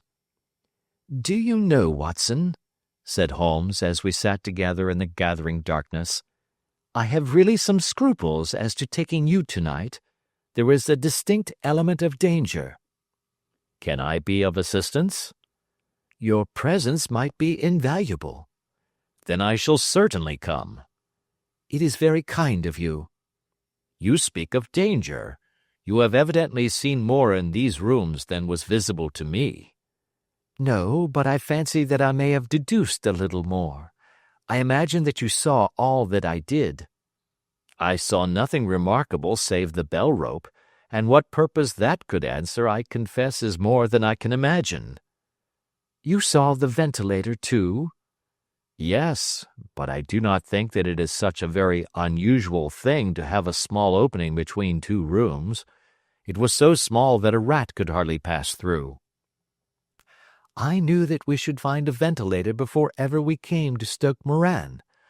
My dear Holmes! "Oh, yes, I did. You remember in her statement she said that her sister could smell Dr. Roylott's cigar. Now, of course that suggested at once that there must be a communication between the two rooms. It could only be a small one, or it would have been remarked upon at the coroner's inquiry. I deduced a ventilator." "But what harm can there be in that?" "Well, there is at least a curious coincidence of dates. A ventilator is made, a cord is hung, and a lady who sleeps in the bed dies. Does that not strike you?" "I cannot as yet see any connection." "Did you observe anything very peculiar about that bed?" "No." "It was clamped to the floor. Did you ever see a bed fastened like that before?" "I cannot say that I have." "The lady could not move her bed. It must always be in the same relative position to the ventilator and to the rope, or so we may call it, since it was clearly never meant for a bell pull." "Holmes," I cried, "I seem to see dimly what you are hinting at. We are only just in time to prevent some subtle and horrible crime." "Subtle enough and horrible enough. When a doctor does go wrong he is the first of criminals. He has nerve and he has knowledge. Palmer and Pritchard were among the heads of their profession. This man strikes even deeper, but I think, Watson, that we shall be able to strike deeper still. Yet we shall have horrors enough before the night is over. For goodness' sake let us have a quiet pipe, and turn our minds for a few hours to something more cheerful." About 9 o'clock the light among the trees was extinguished, and all was dark in the direction of the manor house. 2 hours passed slowly away, and then suddenly, just at the stroke of 11, a single bright light shone out right in front of us. "That is our signal," said Holmes, springing to his feet. "It comes from the middle window." As we passed out he exchanged a few words with the landlord, explaining that we were going on a late visit to an acquaintance, and that it was possible that we might spend the night there. A moment later we were out on the dark road, a chill wind blowing in our faces, and one yellow light twinkling in front of us through the gloom to guide us on our sombre errand. There was little difficulty in entering the grounds, for unrepaired breaches gaped in the old park wall. Making our way among the trees, we reached the lawn, crossed it, and were about to enter through the window when out from a clump of laurel bushes there darted what seemed to be a hideous and distorted child, who threw itself upon the grass with writhing limbs and then ran swiftly across the lawn into the darkness. "My God!" I whispered. "Did you see it?" Holmes was for the moment as startled as I. His hand closed like a vice upon my wrist in his agitation. Then he broke into a low laugh and put his lips to my ear.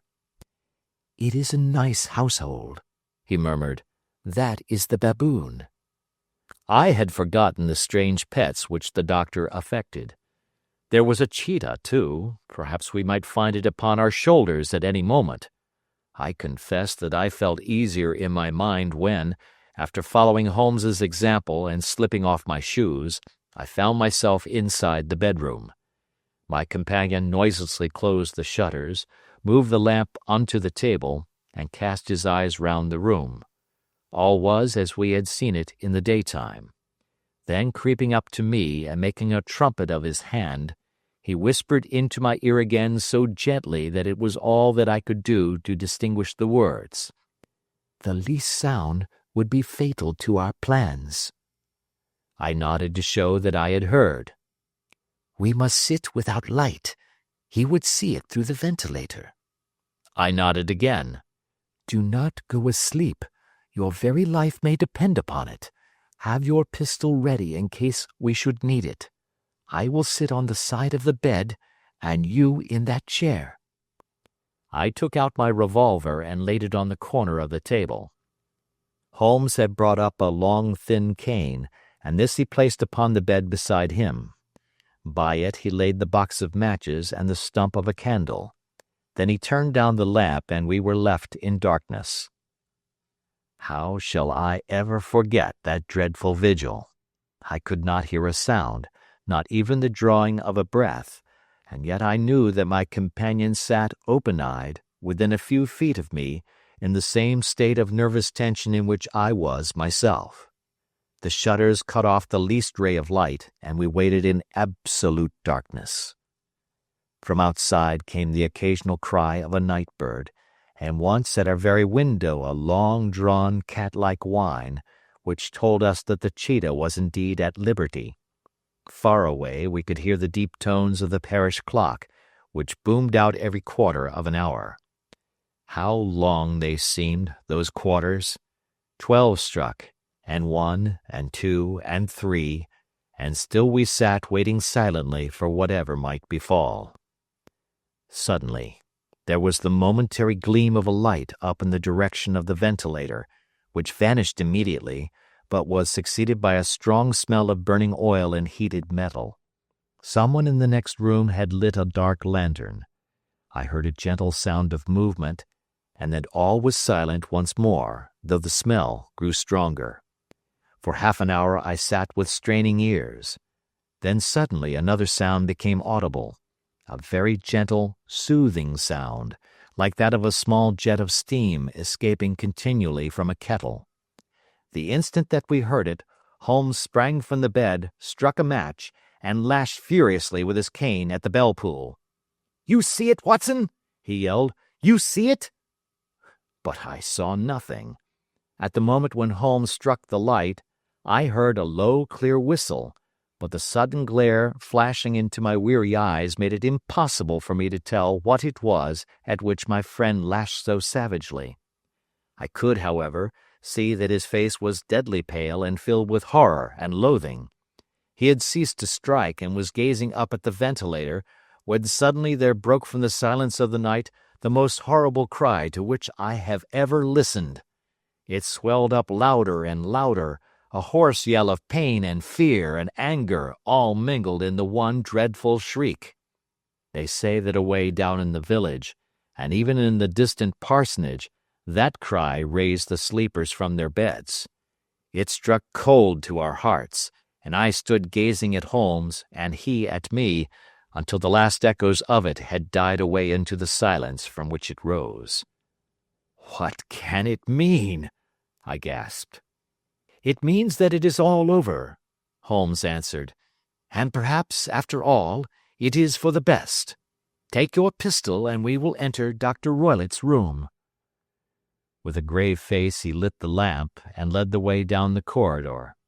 Twice he struck at the chamber door without any reply from within.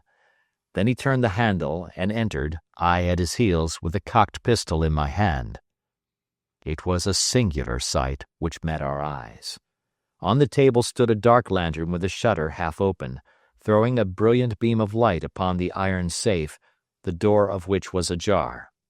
Beside this table, on the wooden chair, sat Dr. Grimesby Roylott, clad in a long grey dressing-gown, his bare ankles protruding beneath, and his feet thrust into red heelless Turkish slippers.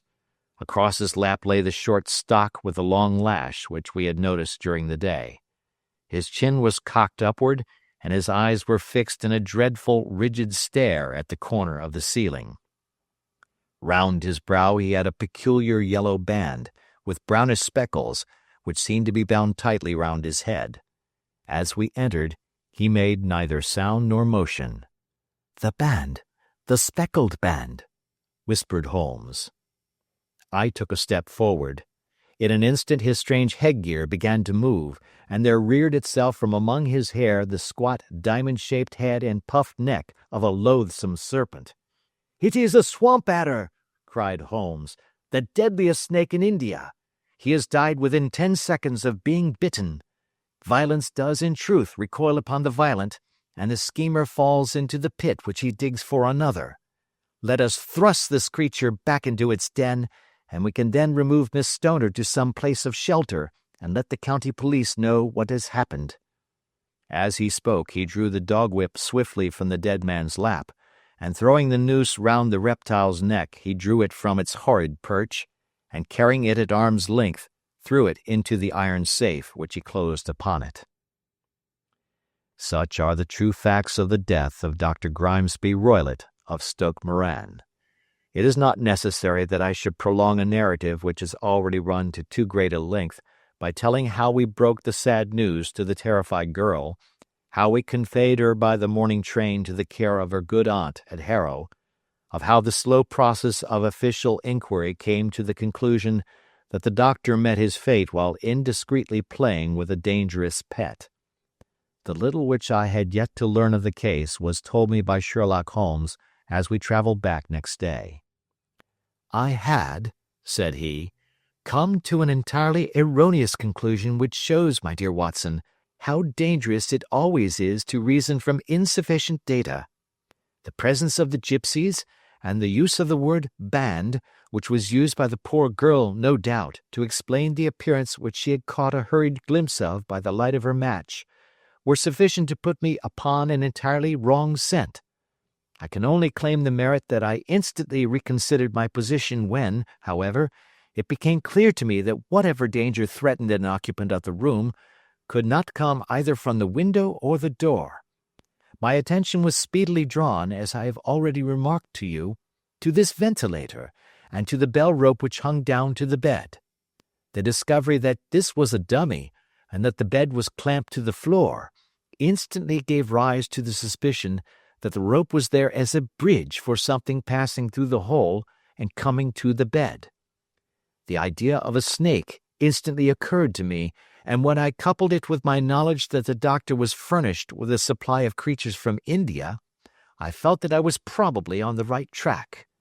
The idea of using a form of poison which could not possibly be discovered by any chemical test was just such a one as would occur to a clever and ruthless man who had had an Eastern training. The rapidity with which such a poison would take effect would also, from his point of view, be an advantage. It would be a sharp-eyed coroner, indeed, who could distinguish the two little dark punctures which would show where the poisoned fangs had done their work. Then I thought of the whistle.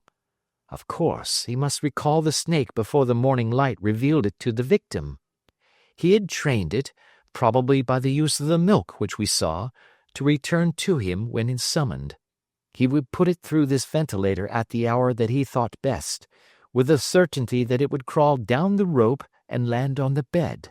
It might or might not bite the occupant. Perhaps she might escape every night for a week, but sooner or later she must fall a victim.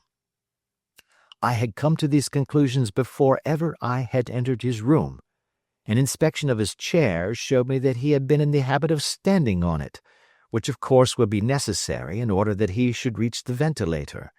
The sight of the safe, the saucer of milk, and the loop of whipcord were enough to finally dispel any doubts which may have remained. The metallic clang heard by Miss Stoner was obviously caused by her stepfather hastily closing the door of his safe upon its terrible occupant.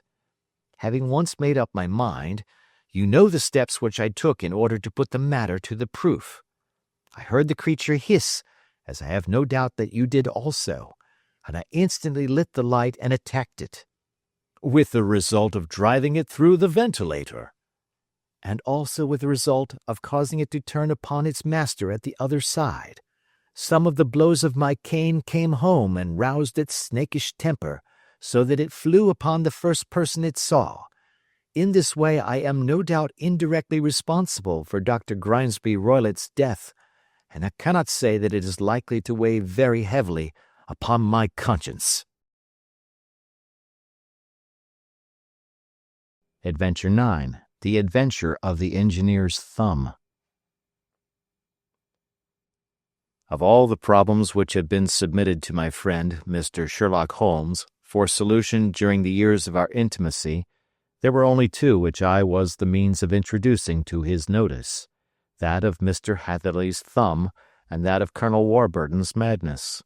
Of these the latter may have afforded a finer field for an acute and original observer, but the other was so strange in its inception and so dramatic in its details, that it may be the more worthy of being placed upon record, even if it gave my friend fewer openings for those deductive methods of reasoning by which he achieved such remarkable results.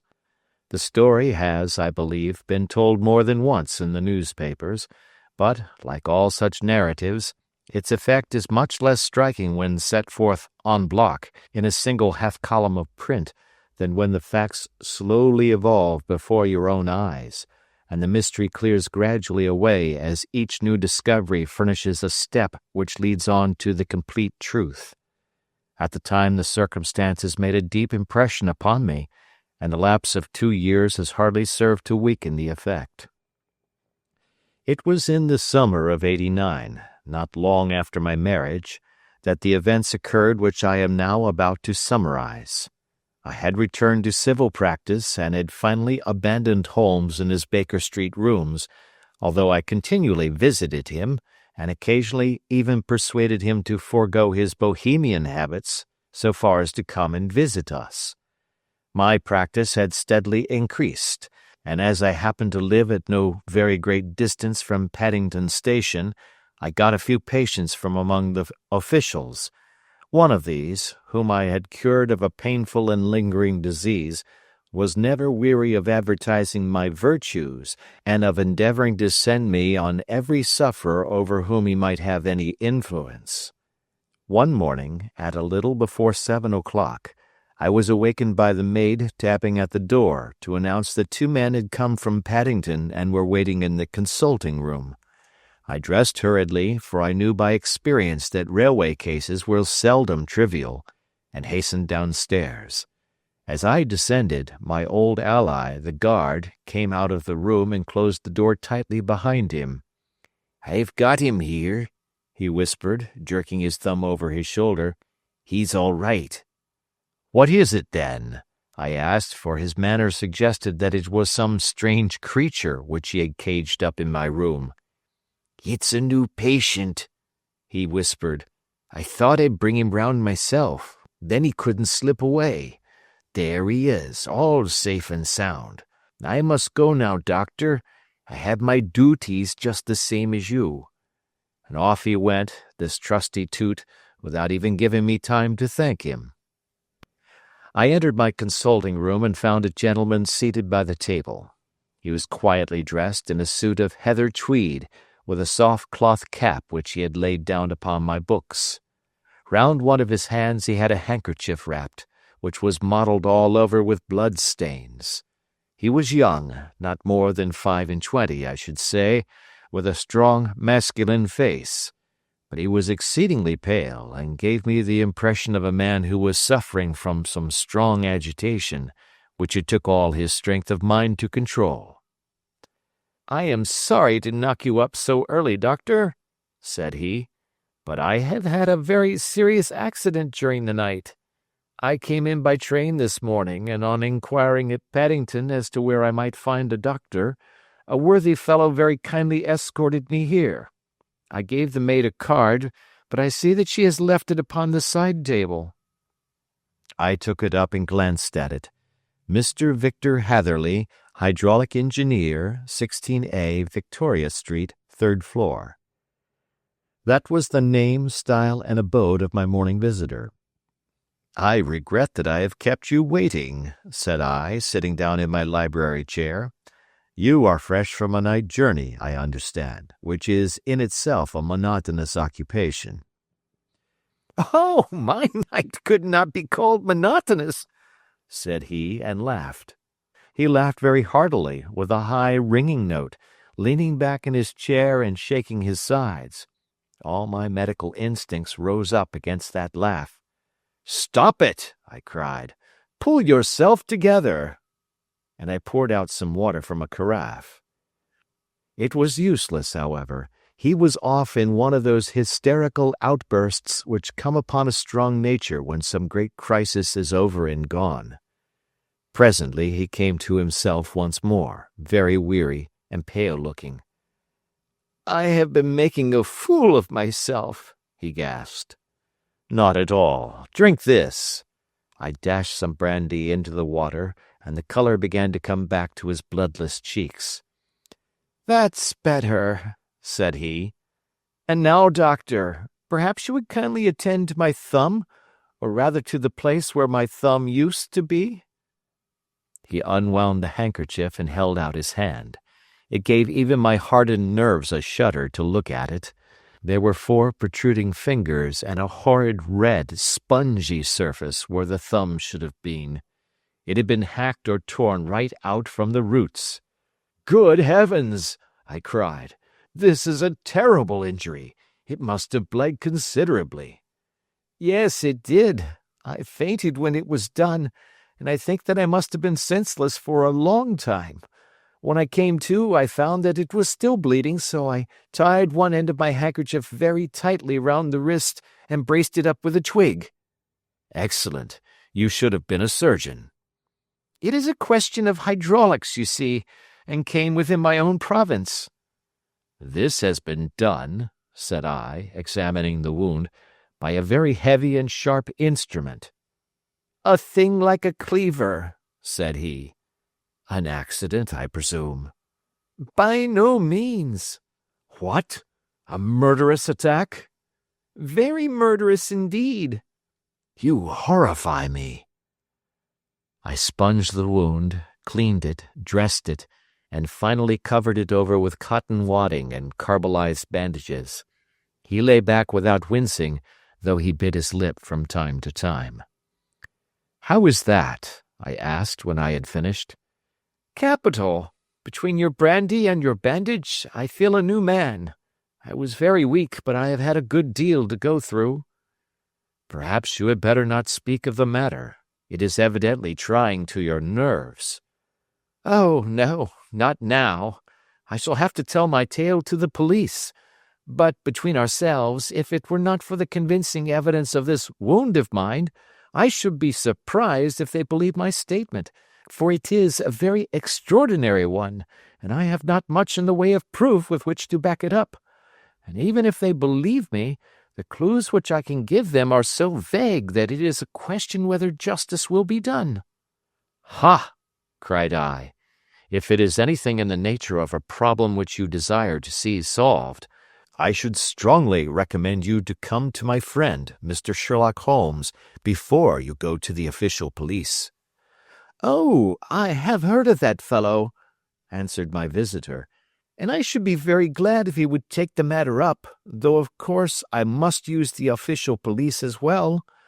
Would you give me an introduction to him?" "I'll do better. I'll take you round to him myself." "I should be immensely obliged to you." "We'll call a cab and go together. We shall just be in time to have a little breakfast with him. Do you feel equal to it?" "Yes, I shall not feel easy until I have told my story." "Then my servant will call a cab and I shall be with you in an instant." I rushed upstairs, explained the matter shortly to my wife, and in 5 minutes was inside a hansom driving with my new acquaintance to Baker Street. Sherlock Holmes was, as I expected, lounging about his sitting-room in his dressing-gown, reading the agony column of the Times and smoking his before-breakfast pipe, which was composed of all the plugs and dottles left from his smokes of the day before, all carefully dried and collected on the corner of the mantelpiece. He received us in his quietly genial fashion, ordered fresh rashers and eggs, and joined us in a hearty meal. When it was concluded, he settled our new acquaintance upon the sofa, placed a pillow beneath his head, and laid a glass of brandy and water within his reach. "It is easy to see that your experience has been no common one, Mr. Hatherley," said he. "Pray lie down there and make yourself absolutely at home. Tell us what you can, but stop when you are tired and keep up your strength with a little stimulant." "Thank you," said my patient, "but I have felt another man since the doctor bandaged me, and I think that your breakfast has completed the cure.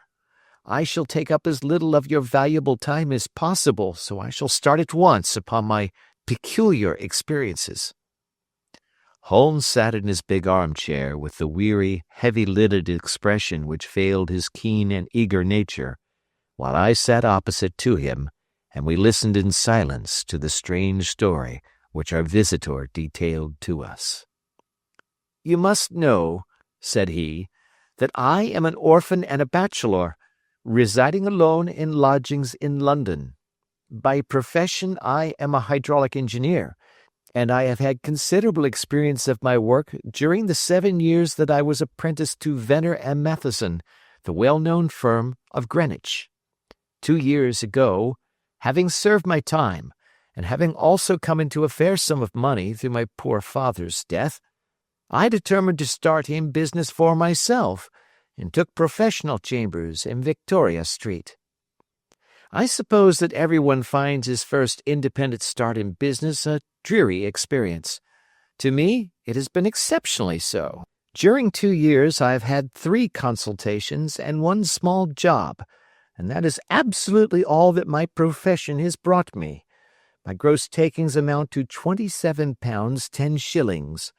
Every day, from 9 in the morning until 4 in the afternoon, I waited in my little den until at last my heart began to sink, and I came to believe that I should never have any practice at all.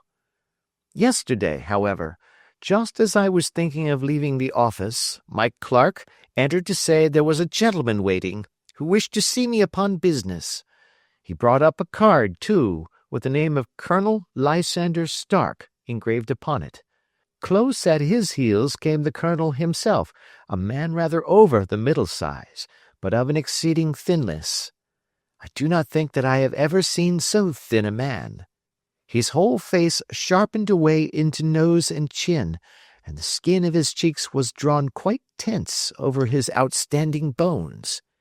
Yet this emaciation seemed to be his natural habit, and due to no disease, for his eye was bright, his step brisk, and his bearing assured.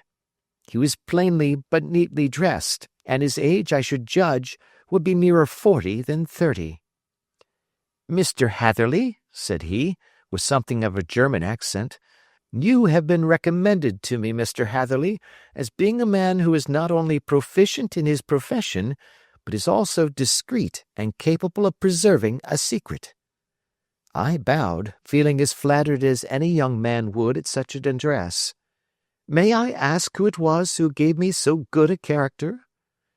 "Well, perhaps it is better that I should not tell you that just at this moment. I have it from the same source that you are both an orphan and a bachelor, and are residing alone in London." "That is quite correct," I answered, "but you will excuse me if I say that I cannot see how all this bears upon my professional qualifications. I understand that it was on a professional matter that you wished to speak to me?" "Undoubtedly so, but you will find that all I say is really to the point. I have a professional commission for you, but absolute secrecy is quite essential.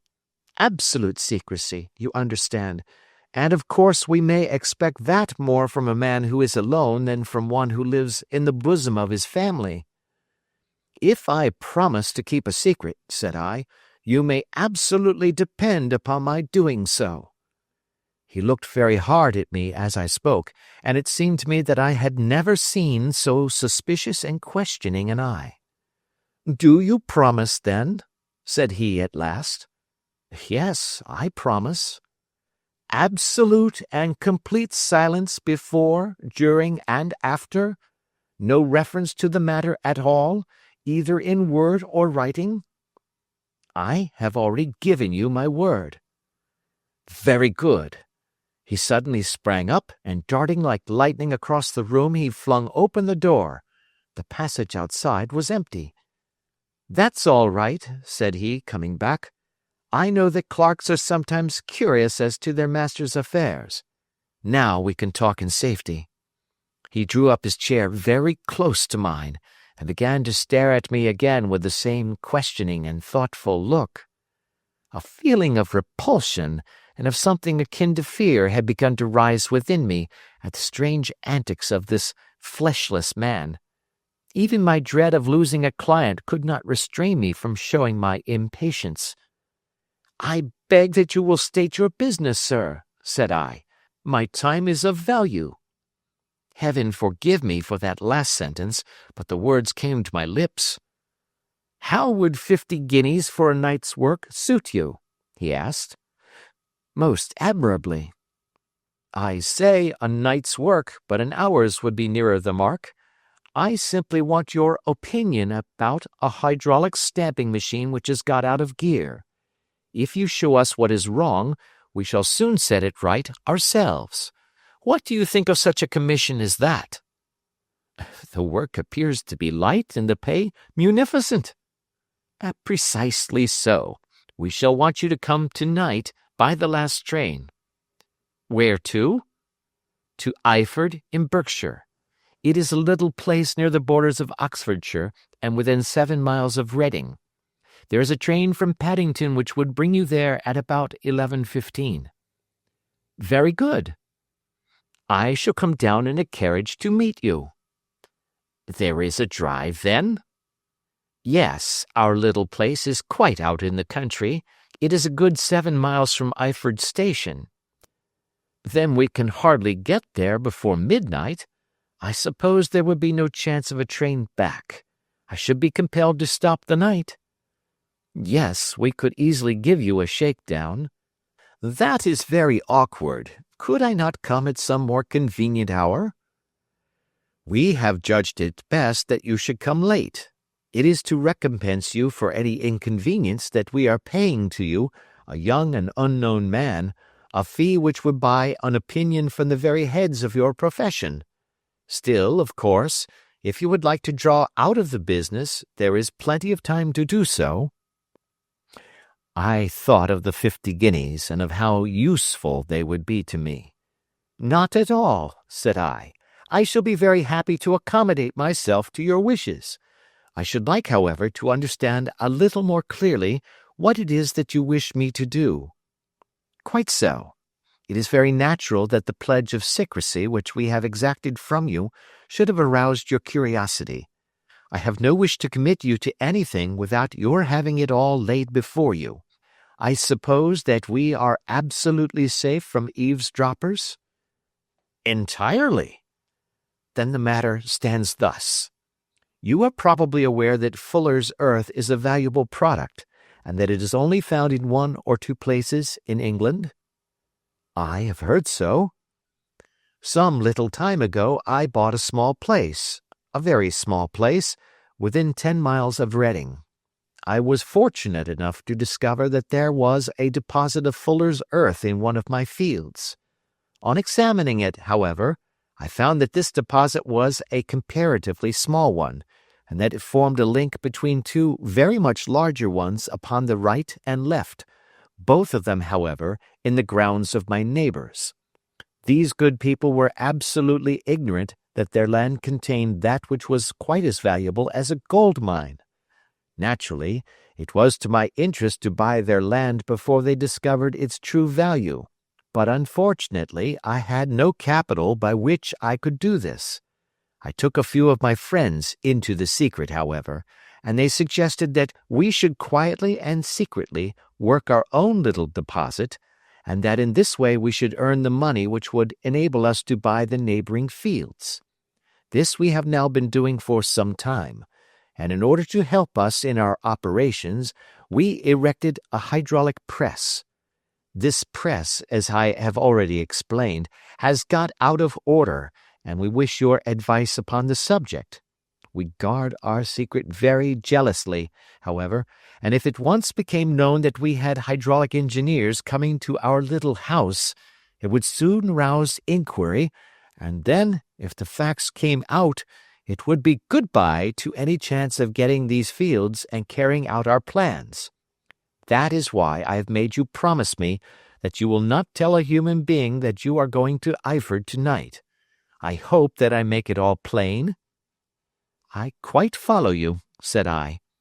"The only point which I could not quite understand was what use you could make of a hydraulic press in excavating fuller's earth, which, as I understand, is dug out like gravel from a pit." "Ah," said he carelessly, "we have our own process. We compress the earth into bricks, so as to remove them without revealing what they are. But that is a mere detail. I have taken you fully into my confidence now, Mr. Hatherley, and I have shown you how I trust you." He rose as he spoke. "I shall expect you, then, at Eyford at 11:15. "I shall certainly be there." And not a word to a soul. He looked at me with a last long, questioning gaze, and then, pressing my hand in a cold, dank grasp, he hurried from the room. Well, when I came to think it all over in cool blood, I was very much astonished, as you may both think, at this sudden commission which has been entrusted to me. On the one hand, of course, I was glad, for the fee was at least tenfold what I should have asked had I set a price upon my own services, and it was possible that this order might lead to other ones.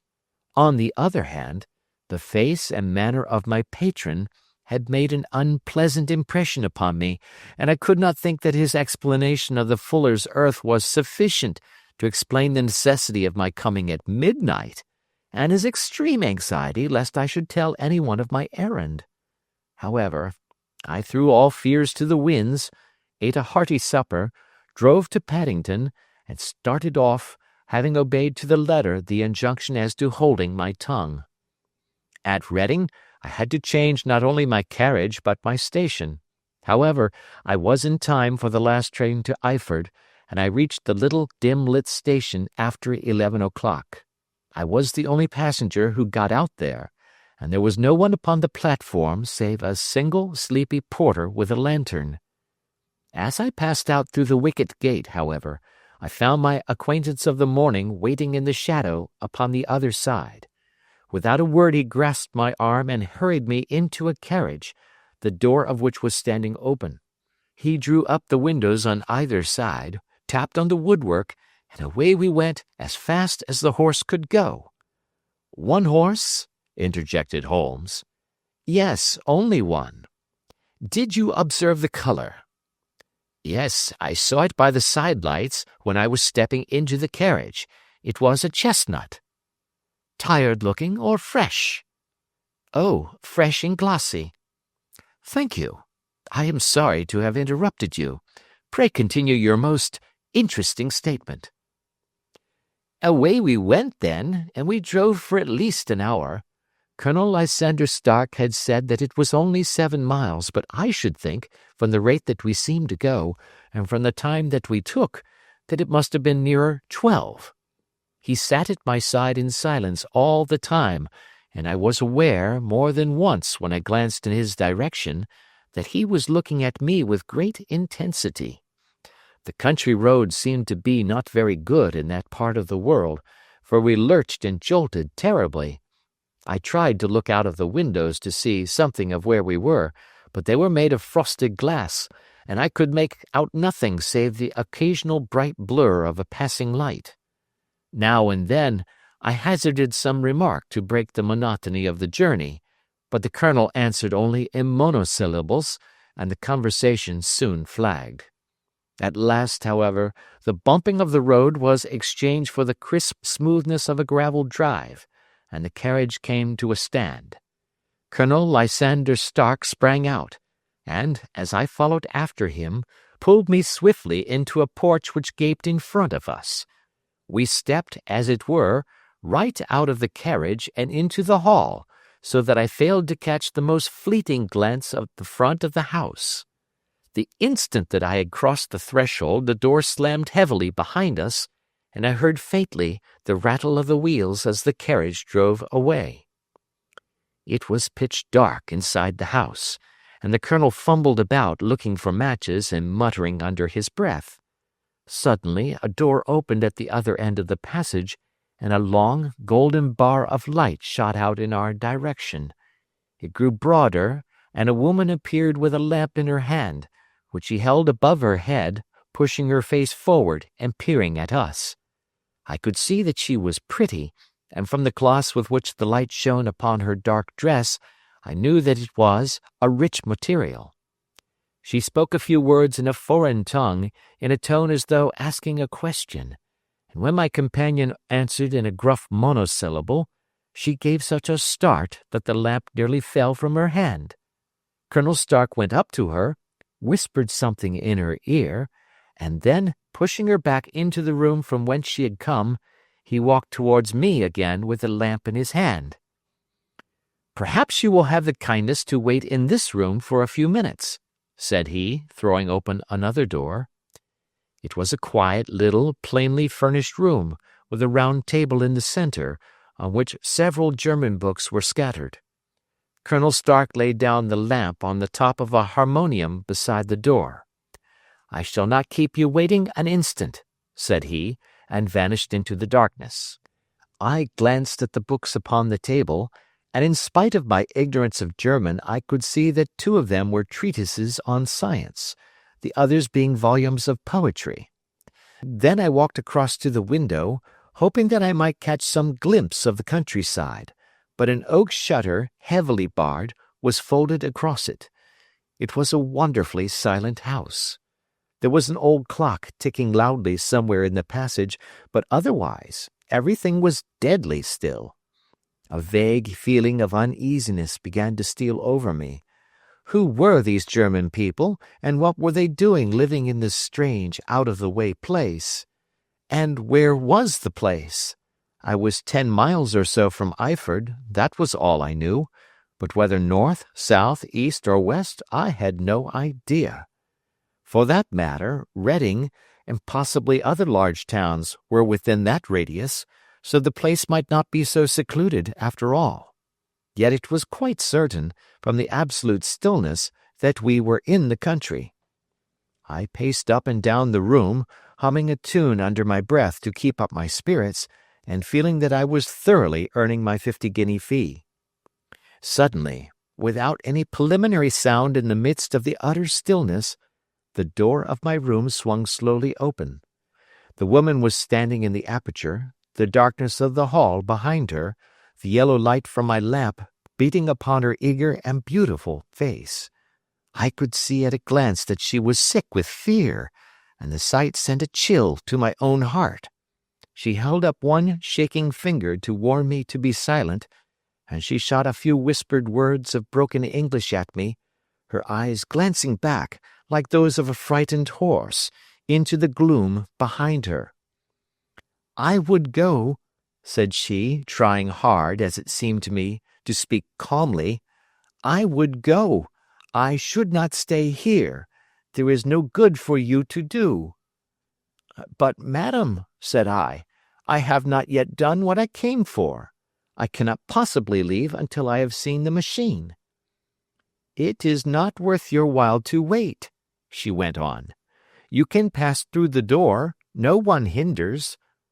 And then, seeing that I smiled and shook my head, she suddenly threw aside her constraint and made a step forward, with her hands wrung together. "For the love of heaven," she whispered, "get away from here before it is too late."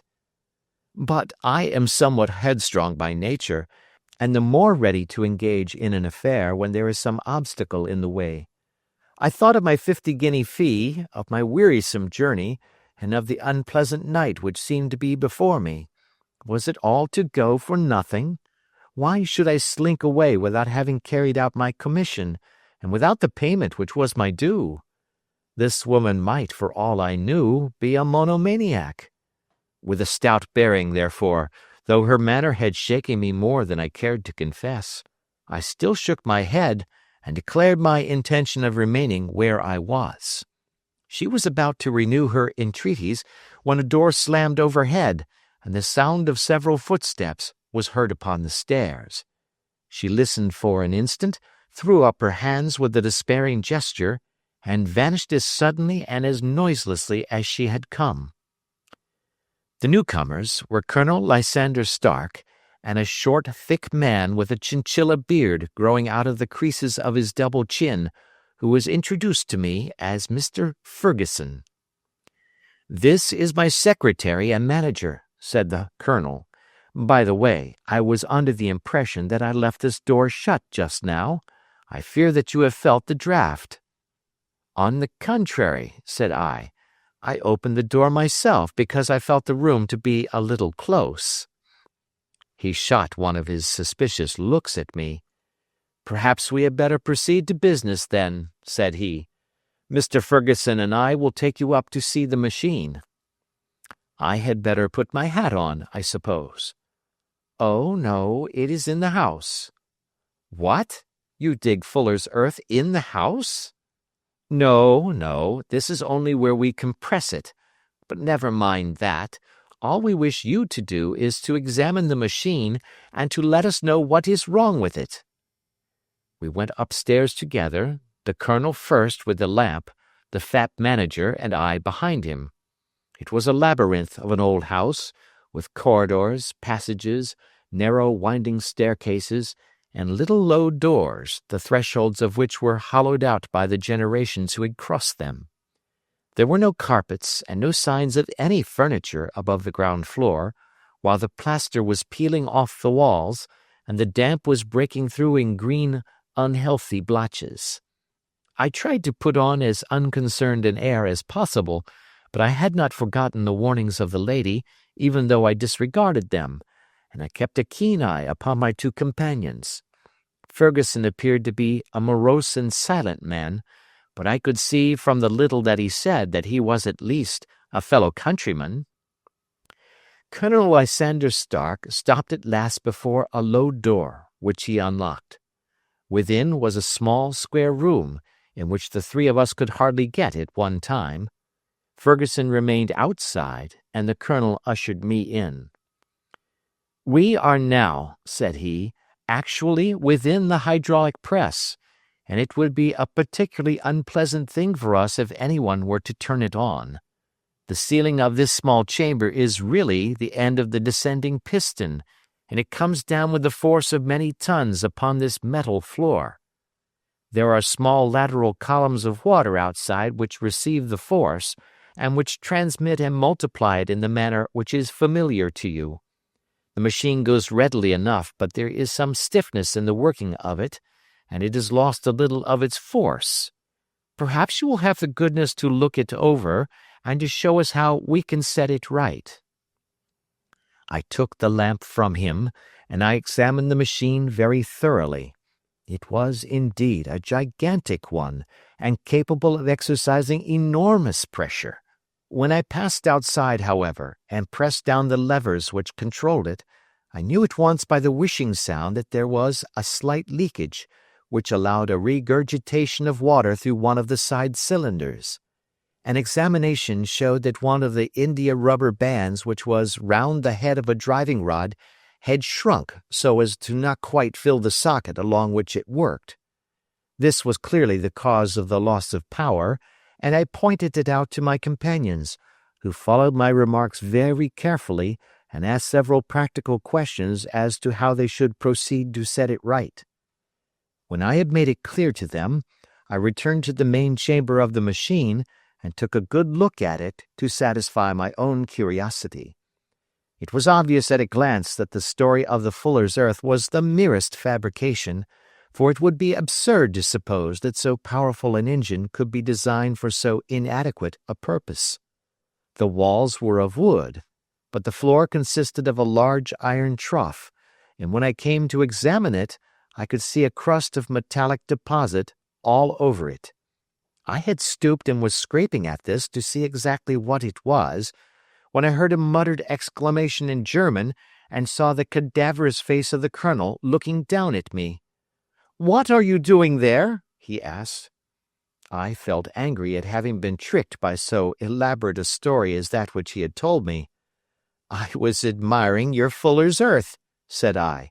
"I think that I should be better able to advise you as to your machine if I knew what the exact purpose was for which it was used." The instant that I uttered the words, I regretted the rashness of my speech. His face set hard, and a baleful light sprang up in his gray eyes. "Very well," said he, "you shall know all about the machine."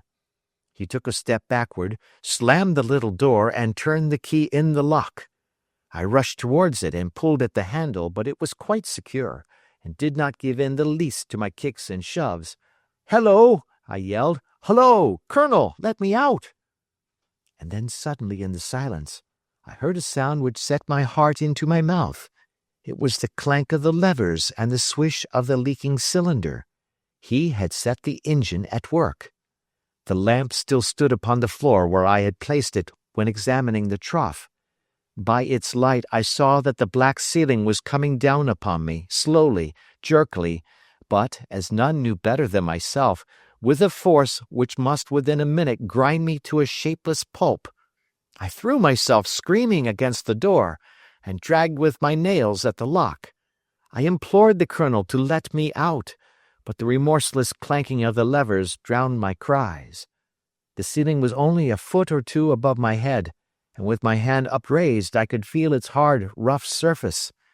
Then it flashed through my mind that the pain of my death would depend very much upon the position in which I met it. If I lay on my face, the weight would come upon my spine, and I shuddered to think of that dreadful snap. Easier the other way, perhaps, and yet, had I the nerve to lie and look up at that deadly black shadow wavering down upon me?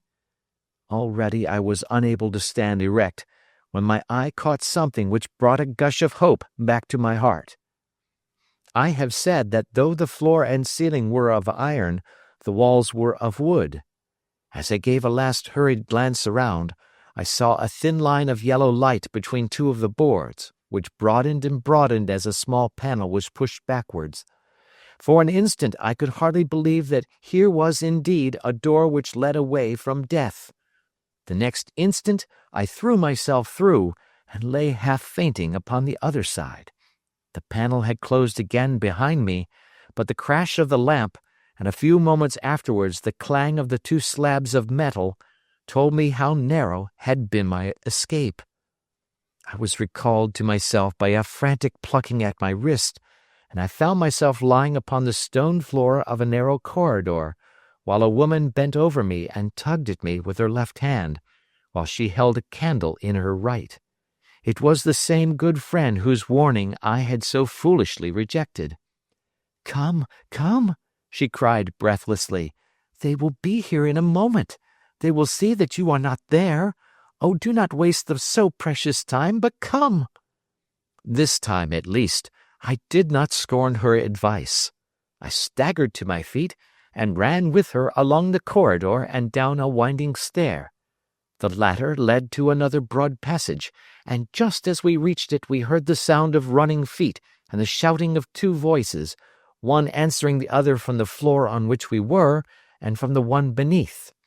My guide stopped and looked about her like one who is at her wit's end. Then she threw open a door which led into a bedroom, through the window of which the moon was shining brightly. "It is your only chance," said she. "It is high, but it may be that you can jump it." As she spoke, a light sprang into view at the further end of the passage, and I saw the lean figure of Colonel Lysander Stark rushing forward with a lantern in one hand and a weapon like a butcher's cleaver in the other. I rushed across the bedroom, flung open the window, and looked out. How quiet and sweet and wholesome the garden looked in the moonlight, and it could not be more than 30 feet down. I clambered out upon the sill, but I hesitated to jump until I should have heard what passed between my saviour and the ruffian who pursued me. If she were ill-used, then at any risks I was determined to go back to her assistance. The thought had hardly flashed through my mind before he was at the door, pushing his way past her, and she threw her arms round him and tried to hold him back. "Fritz, Fritz," she cried in English, "remember your promise after the last time. You said it should not be again. He will be silent. Oh, he will be silent." "You are mad, Elise," he shouted, struggling to break away from her. "You will be the ruin of us. He has seen too much. Let me pass, I say." He dashed her to one side, and rushing to the window, cut at me with his heavy weapon. I had let myself go, and was hanging by the hands to the sill when his blow fell.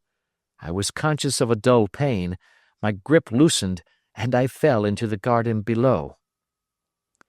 I was shaken but not hurt by the fall, so I picked myself up and rushed off among the bushes as hard as I could run, for I understood that I was far from being out of danger yet.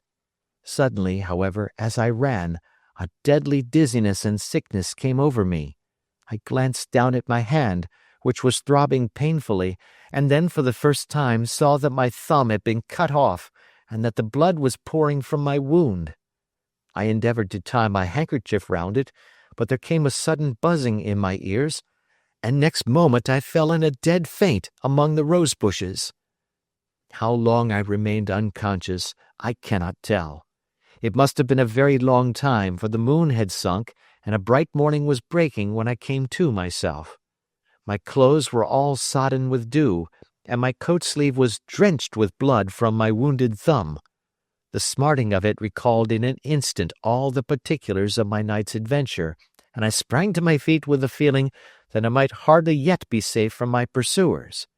But to my astonishment, when I came to look round me, neither house nor garden were to be seen. I had been lying in an angle of the hedge close by the highroad, and just a little lower down was a long building, which proved, upon my approaching it, to be the very station at which I had arrived upon the previous night. Were it not for the ugly wound upon my hand, all that had passed during those dreadful hours might have been an evil dream. Half dazed, I went into the station and asked about the morning train. There would be one to Reading in less than an hour. The same porter was on duty, I found, as had been there when I arrived. I inquired of him whether he had ever heard of Colonel Lysander Stark. The name was strange to him. Had he observed a carriage the night before waiting for me? No, he had not. Was there a police station anywhere near?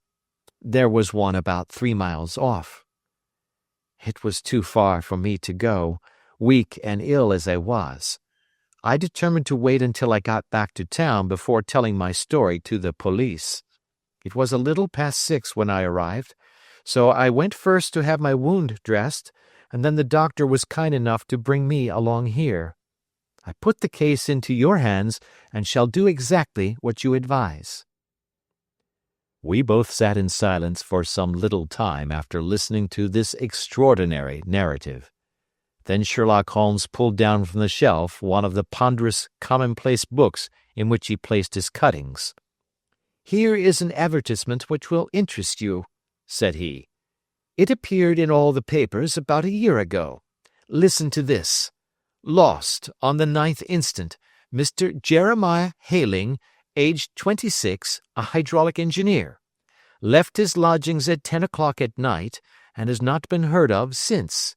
Was dressed in, etc., etc.' Ha! That represents the last time that the Colonel needed to have his machine overhauled, I fancy." "Good heavens!" cried my patient. "Then that explains what the girl said." "Undoubtedly. It is quite clear that the Colonel was a cool and desperate man, who was absolutely determined that nothing should stand in the way of his little game, like those out-and-out pirates who will leave no survivor from a captured ship. Well, every moment now is precious, so if you feel equal to it, we shall go down to Scotland Yard at once as a preliminary to starting for Eyford." Some 3 hours or so afterwards we were all in the train together, bound from Reading to the little Berkshire village. There were Sherlock Holmes, the hydraulic engineer, Inspector Bradstreet of Scotland Yard, a plain-clothes man, and myself. Bradstreet had spread an ordnance map of the county out upon the seat and was busy with his compasses drawing a circle with Iford for its center. "There you are," said he. "That circle is drawn at a radius of 10 miles from the village. The place we want must be somewhere near that line. You said 10 miles, I think, sir?" "It was an hour's good drive." "And you think that they brought you back all that way when you were unconscious?" "They must have done so. I have a confused memory, too, of having been lifted and conveyed somewhere." "What I cannot understand," said I, "is why they should have spared you when they found you lying fainting in the garden. Perhaps the villain was softened by the woman's entreaties." "I hardly think that likely. I never saw a more inexorable face in my life." "Oh, we shall soon clear up all that," said Bradstreet. "Well, I have drawn my circle, and I only wish I knew at what point upon it the folk that we are in search of are to be found." "I think I could lay my finger on it," said Holmes quietly. "Really now," cried the inspector, "you have formed your opinion. Come now, we shall see who agrees with you. I say it is south, for the country is more deserted there." "And I say east," said my patient. "I am for west," remarked the plain-clothes man. "There are several quiet little villages up there." "And I am for north," said I, "because there are no hills there, and our friend says he did not notice the carriage go up any." "Come," cried the inspector, laughing. "It's a very pretty diversity of opinion. We have boxed the compass among us. Who do you give your casting vote to?" "You are all wrong." "But we can't all be." "Oh, yes, you can. This is my point." He placed his finger in the center of the circle. "This is where we shall find them." "But the 12-mile drive?" gasped Hatherley. 6 out and 6 back. Nothing simpler. You say yourself that the horse was fresh and glossy when you got in. How could it be that it had gone 12 miles over heavy roads?" "Indeed, it is a likely ruse enough," observed Bradstreet thoughtfully. "Of course there can be no doubt as to the nature of this gang." "None at all," said Holmes. "They are coiners on a large scale and have used the machine to form the amalgam which has taken the place of silver." "We have known for some time that a clever gang was at work," said the inspector. "They have been turning out half-crowns by the thousand. We even traced them as far as Reading, but could get no farther, for they had covered their traces in a way that showed that they were very old hands. But now, thanks to this lucky chance, I think that we have got them right enough." But the inspector was mistaken, for those criminals were not destined to fall into the hands of justice. As we rolled into Iford station, we saw a gigantic column of smoke which streamed up from behind a small clump of trees in the neighborhood and hung like an immense ostrich feather over the landscape. "A house on fire?" asked Bradstreet as the train steamed off again on its way. "Yes, sir," said the station master. "When did it break out?" "I hear that it was during the night, sir, but it has got worse, and the whole place is in a blaze." "Whose house is it?"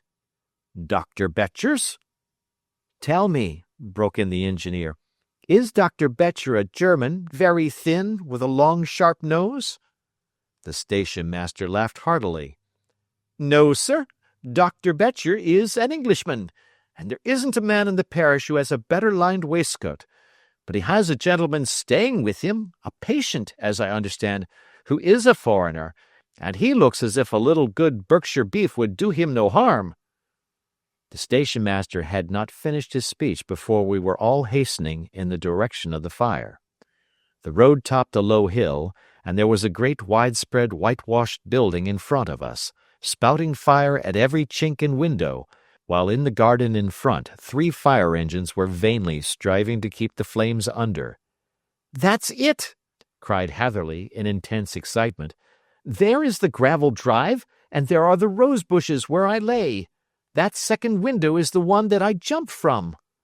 "Well, at least," said Holmes, "you have had your revenge upon them. There can be no question that it was your oil lamp which, when it was crushed in the press, set fire to the wooden walls, though no doubt they were too excited in the chase after you to observe it at the time. Now keep your eyes open in this crowd for your friends of last night, though I very much fear that they are a good 100 miles off by now." And Holmes's fears came to be realized, for from that day to this no word has ever been heard either of the beautiful woman, the sinister German, or the morose Englishman. Early that morning a peasant had met a cart containing several people and some very bulky boxes driving rapidly in the direction of Reading, but there all traces of the fugitives disappeared, and even Holmes's ingenuity failed ever to discover the least clue as to their whereabouts. The firemen had been much perturbed at the strange arrangements which they had found within, and still more so by discovering a newly severed human thumb upon a window-sill of the second floor. About sunset, however, their efforts were at last successful, and they subdued the flames, but not before the roof had fallen in, and the whole place been reduced to such absolute ruin that, save some twisted cylinders and iron piping, not a trace remained of the machinery which had cost our unfortunate acquaintance so dearly. Large masses of nickel and of tin were discovered stored in an outhouse, but no coins were to be found, which may have explained the presence of those bulky boxes which have been already referred to. How our hydraulic engineer had been conveyed from the garden to the spot where he recovered his senses might have remained forever a mystery were it not for the soft mold, which told us a very plain tale. He had evidently been carried down by two persons, one of whom had remarkably small feet, and the other unusually large ones. On the whole, it was most probable that the silent Englishman, being less bold or less murderous than his companion, had assisted the woman to bear the unconscious man out of the way of danger. "Well," said our engineer ruefully as we took our seats to return once more to London, "it has been a pretty business for me. I have lost my thumb and I have lost a 50-guinea fee, and what have I gained?" "Experience," said Holmes, laughing. "Indirectly it may be of value, you know. You have only to put it into words to gain the reputation of being excellent company for the remainder of your existence." Adventure 10. The Adventure of the Noble Bachelor. The Lord St. Simon marriage, and its curious termination, have long ceased to be a subject of interest in those exalted circles in which the unfortunate bridegroom moves, and their more piquant details have drawn the gossips away from this 4-year-old drama. As I have reason to believe, however, that the full facts have never been revealed to the general public, and as my friend Sherlock Holmes had a considerable share in clearing the matter up, I feel that no memoir of him would be complete without some little sketch of this remarkable episode. It was a few weeks before my own marriage, during the days when I was still sharing rooms with Holmes in Baker Street, that he came home from an afternoon stroll to find a letter on the table waiting for him. I had remained indoors all day, for the weather had taken a sudden turn to rain, with high autumnal winds, and the Jezebel bullet which I had brought back in one of my limbs as a relic of my Afghan campaign throbbed with dull persistence. With my body in one easy chair and my legs upon another, I had surrounded myself with a cloud of newspapers until at last, saturated with the news of the day, I tossed them all aside and lay listless, watching the huge crest and monogram upon the envelope upon the table, and wondering lazily who my friend's noble correspondent could be. "Here is a very fashionable epistle," I remarked as he entered. "Your morning letters, if I remember right, were from a fishmonger and a tide-waiter." "Yes, my correspondence has certainly the charm of variety," he answered, smiling, "and the humbler are usually the more interesting. This looks like one of those unwelcome social summonses which call upon a man either to be bored or to lie." He broke the seal and glanced over the contents. "Oh, come, it may prove to be something of interest after all." "Not social, then?" "No, distinctly professional." "And from a noble client?" "One of the highest in England." "My dear fellow, I congratulate you." "I assure you, Watson, without affectation, that the status of my client is a matter of less moment to me than the interest of his case. It is just possible, however, that also may not be wanting in this new investigation. You have been reading the papers diligently of late, have you not?" "It looks like it," said I ruefully, pointing to a huge bundle in the corner. "I have had nothing else to do." "It is fortunate, for you will perhaps be able to post me up. I read nothing except the criminal news and the agony column. The latter is always instructive. But if you have followed recent events so closely, you must have read about Lord St. Simon and his wedding?" "Oh, yes, with the deepest interest." "That is well. The letter which I hold in my hand is from Lord St. Simon. I will read it to you, and in return you must turn over these papers and let me have whatever bears upon the matter. This is what he says.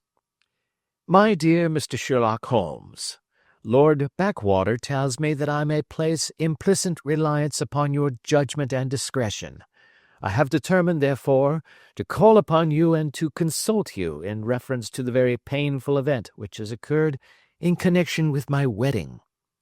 Mr. Lestrade, of Scotland Yard, is acting already in the matter, but he assures me that he sees no objection to your cooperation, and that he even thinks that it might be of some assistance. I will call at 4 o'clock in the afternoon, and should you have any other engagement at that time, I hope that you will postpone it, as this matter is of paramount importance. Yours faithfully, St. Simon. It is dated from Grosvenor Mansions, written with a quill pen, and the noble lord has had the misfortune to get a smear of ink upon the outer side of his right little finger," remarked Holmes as he folded up the epistle. "He says 4 o'clock. It is 3 now. He will be here in an hour." "Then I have just time, with your assistance, to get clear upon the subject. Turn over those papers and arrange the extracts in their order of time, while I take a glance as to who our client is." He picked a red-covered volume from a line of books of reference beside the mantelpiece. "Here he is," said he, sitting down and flattening out upon his knee. "Lord Robert Walsingham de Vere St. Simon, second son of the Duke of Balmoral. Arms, azure, 3 caltrops in chief over a fess sable. Born in 1846. He's 41 years of age, which is mature for marriage. Was Under-Secretary for the Colonies in a late administration. The Duke, his father, was at one time Secretary for Foreign Affairs. They inherit Plantagenet blood by direct descent, and Tudor on the distaff side. Ha! Well, there is nothing very instructive in all this. I think that I must turn to you, Watson, for something more solid." "I have very little difficulty in finding what I want," said I, "for the facts are quite recent, and the matter struck me as remarkable. I feared to refer them to you, however, as I knew that you had an inquiry on hand and that you disliked the intrusion of other matters." "Oh, you mean the little problem of the Grosvenor Square furniture van. That is quite cleared up now, though indeed it was obvious from the first. Pray give me the results of your newspaper selections." "Here is the first notice which I can find. It is in the personal column of the Morning Post and dates, as you see, some weeks back. A marriage has been arranged, it says, and will, if rumor is correct, very shortly take place between Lord Robert St. Simon, second son of the Duke of Balmoral, and Miss Hattie Doran, the only daughter of Aloysius Doran, Esquire, of San Francisco, California, USA. That is all." "Terse and to the point," remarked Holmes, stretching his long thin legs towards the fire. "There was a paragraph amplifying this in one of the society papers of the same week."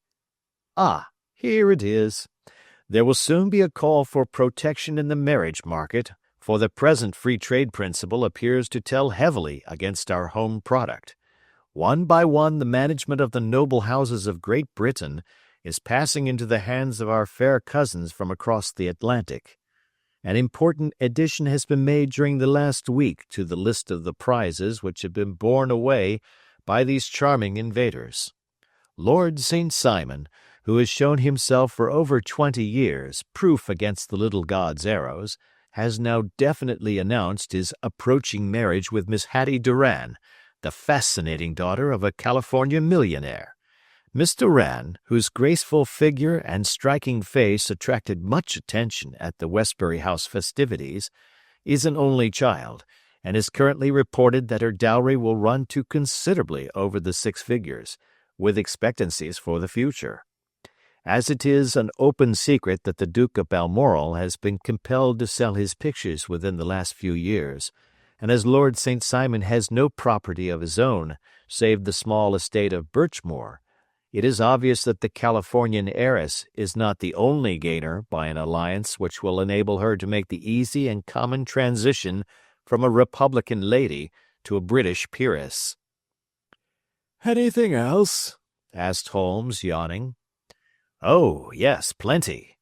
Then there is another note in the Morning Post to say that the marriage would be an absolutely quiet one, that it would be at St. George's, Hanover Square, that only half a dozen intimate friends would be invited, and that the party would return to the furnished house at Lancaster Gate which has been taken by Mr. Aloysius Doran.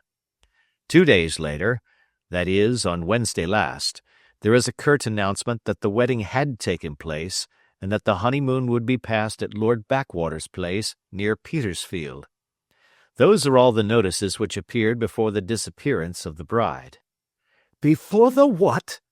asked Holmes with a start. "The vanishing of the lady." "When did she vanish, then?" "At the wedding breakfast." "Indeed. This is more interesting than it promised to be. Quite dramatic, in fact." "Yes, it struck me as being a little out of the common." "They often vanish before the ceremony, and occasionally during the honeymoon, but I cannot call to mind anything quite so prompt as this. Pray let me have the details." "I warn you that they are very incomplete."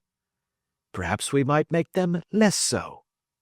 "Such as they are set forth in a single article of a morning paper of yesterday, which I will read to you. It is headed, 'Singular Occurrence at a Fashionable Wedding.' The family of Lord Robert St. Simon has been thrown into the greatest consternation by the strange and painful episodes which have taken place in connection with his wedding. The ceremony, as shortly announced in the papers of yesterday, occurred on the previous morning, but it is only now that it has been possible to confirm the strange rumors which have been so persistently floating about. In spite of the attempts of the friends to hush the matter up, so much public attention has now been drawn to it that no good purpose can be served by affecting to disregard what is a common subject for conversation.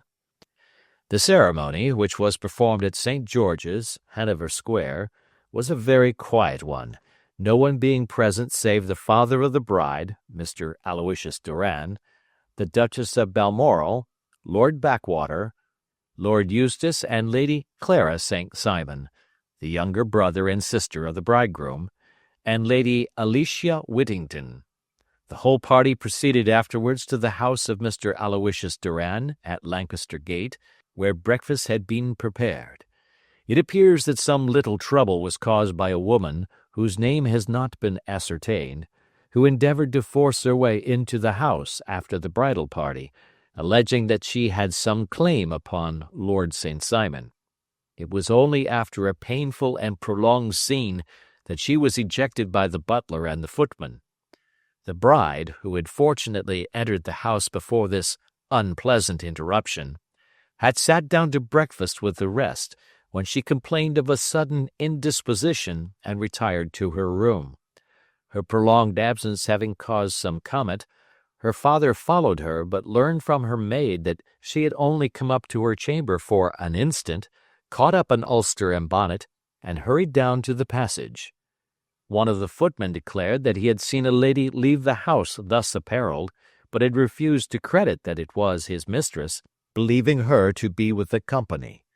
On ascertaining that his daughter had disappeared, Mr. Aloysius Doran, in conjunction with the bridegroom, instantly put themselves in communication with the police, and very energetic inquiries are being made, which will probably result in a speedy clearing up of this very singular business.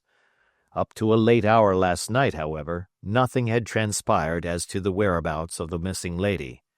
There are rumors of foul play in the matter, and it is said that the police have caused the arrest of the woman who had caused the original disturbance, in the belief that, from jealousy or some other motive, she may have been concerned in the strange disappearance of the bride.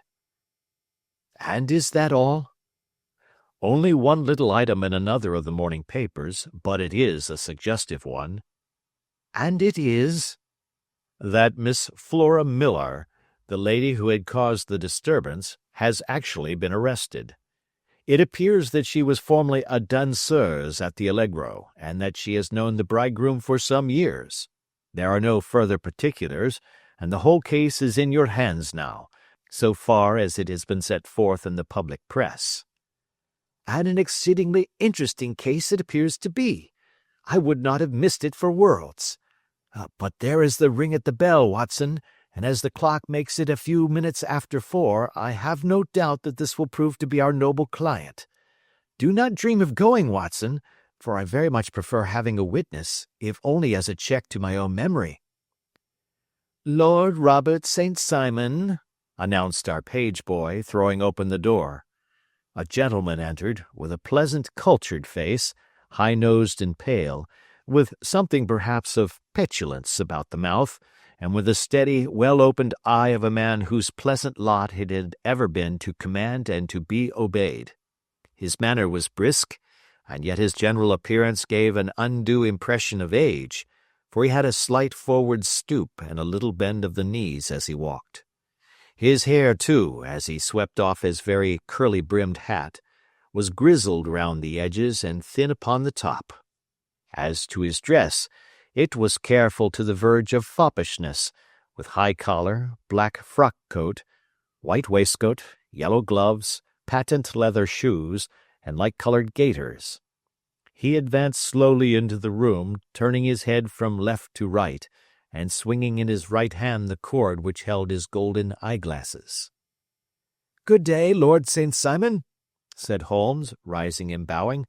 "Pray take the basket chair. This is my friend and colleague, Dr. Watson. Draw up a little to the fire, and we will talk this matter over." "A most painful matter to me, as you might most readily imagine, Mr. Holmes. I have been cut to the quick. I understand that you have already managed several delicate cases of this sort, sir, though I presume that they were hardly from the same class of society." "No, I am descending." "I beg pardon?" "My last client of the sort was a king." "Oh, really? I had no idea. And which king?" "The king of Scandinavia." "What? Had he lost his wife?" "You can understand," said Holmes suavely, "that I extend to the affairs of my other clients the same secrecy which I promised to you in yours." "Of course. Very right. Very right. I'm sure I beg pardon. As to my own case, I am ready to give you any information which may assist you in forming an opinion." "Thank you. I have already learned all that is in the public prints, nothing more. I presume that I may take it as correct, this article, for example, as to the disappearance of the bride?" Lord St. Simon glanced over it. "Yes, it is correct, as far as it goes." "But it needs a great deal of supplementing before anyone could offer an opinion. I think that I may arrive at my facts most directly by questioning you." "Pray do so." "When did you first meet Miss Hattie Doran?" "In San Francisco, a year ago." "You were traveling in the States?" "Yes." Did you become engaged then? No. But you were on a friendly footing. I was amused by her society, and she could see that I was amused. Her father is very rich? He is said to be the richest man on the Pacific slope. And how did he make his money? In mining. He had nothing a few years ago. Then he struck gold, invested it, and came up by leaps and bounds. Now, what is your own impression as to the young lady's, your wife's, character? The nobleman swung his glasses a little faster and stared down into the fire. You see, Mr. Holmes, said he, my wife was 20 before her father became a rich man. During that time she ran free in a mining camp and wandered through woods or mountains, so that her education has come from nature rather than from the schoolmaster. She is what we call in England a tomboy, with a strong nature, wild and free, unfettered by any sort of traditions. She is impetuous. Volcanic, I was about to say. She is swift in making up her mind and fearless in carrying out her resolutions. On the other hand, I would not have given her the name which I have the honor to bear. He gave a little stately cough. Had I not thought her to be at bottom a noble woman. I believe that she is capable of heroic self-sacrifice and that anything dishonorable would be repugnant to her. Have you her photograph? I brought this with me. He opened a locket and showed us the full face of a very lovely woman. It was not a photograph, but an ivory miniature, and the artist had brought out the full effect of the lustrous black hair, the large dark eyes, and the exquisite mouth. Holmes gazed long and earnestly at it. Then he closed the locket and handed it back to Lord St. Simon. The young lady came to London, then, and you renewed your acquaintance? Yes, her father brought her over for this last London season. I met her several times, became engaged to her, and have now married her. She brought, I understand, a considerable dowry? A fair dowry, not more than is usual in my family. And this, of course, remains to you, since the marriage is a fait accompli? I really have made no inquiries on the subject. Very naturally not. Did you see Miss Doran on the day before the wedding? Yes. Was she in good spirits? Never better. She kept talking of what we should do in our future lives. Indeed, that is very interesting. And on the morning of the wedding? She was as bright as possible, at least until after the ceremony. And did you observe any change in her then? Well, to tell the truth, I saw then the first signs that I had ever seen, that her temper was just a little sharp. The incident, however, was too trivial to relate, and can have no possible bearing upon the case. Pray let us have it for all that.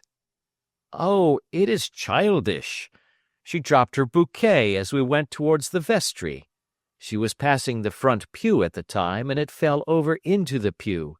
There was a moment's delay, but the gentleman in the pew handed it up to her again, and it did not appear to be the worse for the fall. Yet when I spoke to her of the matter, she answered me abruptly, and in the carriage on our way home she seemed absurdly agitated over this trifling cause. Indeed, you say that there was a gentleman in the pew. Some of the general public were present, then? Oh, yes, it is impossible to exclude them when the church is open. This gentleman was not one of your wife's friends? No, no. I call him a gentleman by courtesy, but he was quite a common-looking person. I hardly noticed his appearance. But really I think that we are wandering rather far from the point. Lady St. Simon, then, returned from the wedding in a less cheerful frame of mind than she had gone to it. What did she do on re-entering her father's house? I saw her in conversation with her maid. And who is her maid? Alice is her name. She is an American and came from California with her." "A confidential servant?" "A little too much so. It seemed to me that her mistress allowed her to take great liberties. Still, of course, in America they look upon these things in a different way." "How long did she speak to this Alice?" "Oh, a few minutes. I had something else to think of." "You did not overhear what they said?" "Lady St. Simon said something about jumping a claim. She was accustomed to use slang of the kind. I have no idea what she meant." "American slang is very expressive sometimes. And what did your wife do when she finished speaking to her maid?" "She walked into the breakfast room." "On your arm?" "No, alone. She was very independent in little matters like that. Then, after we had sat down for 10 minutes or so, she rose hurriedly, muttered some words of apology, and left the room. She never came back." "But this maid, Alice, as I understand, deposes that she went to her room, covered her bride's dress with a long ulster, put on a bonnet, and went out." "Quite so. And she was afterwards seen walking into Hyde Park in company with Flora Millar, a woman who is now in custody and who had already made a disturbance at Mr. Durand's house that morning." "Ah, yes. I should like a few particulars as to this young lady and your relations to her." Lord St. Simon shrugged his shoulders and raised his eyebrows. "We have been on a friendly footing for some years. I may say on a very friendly footing. She used to be at the Allegro. I have not treated her ungenerously, and she had no just cause of complaint against me, but you know what women are, Mr. Holmes. Flora was a dear little thing, but exceedingly hot-headed and devotedly attached to me.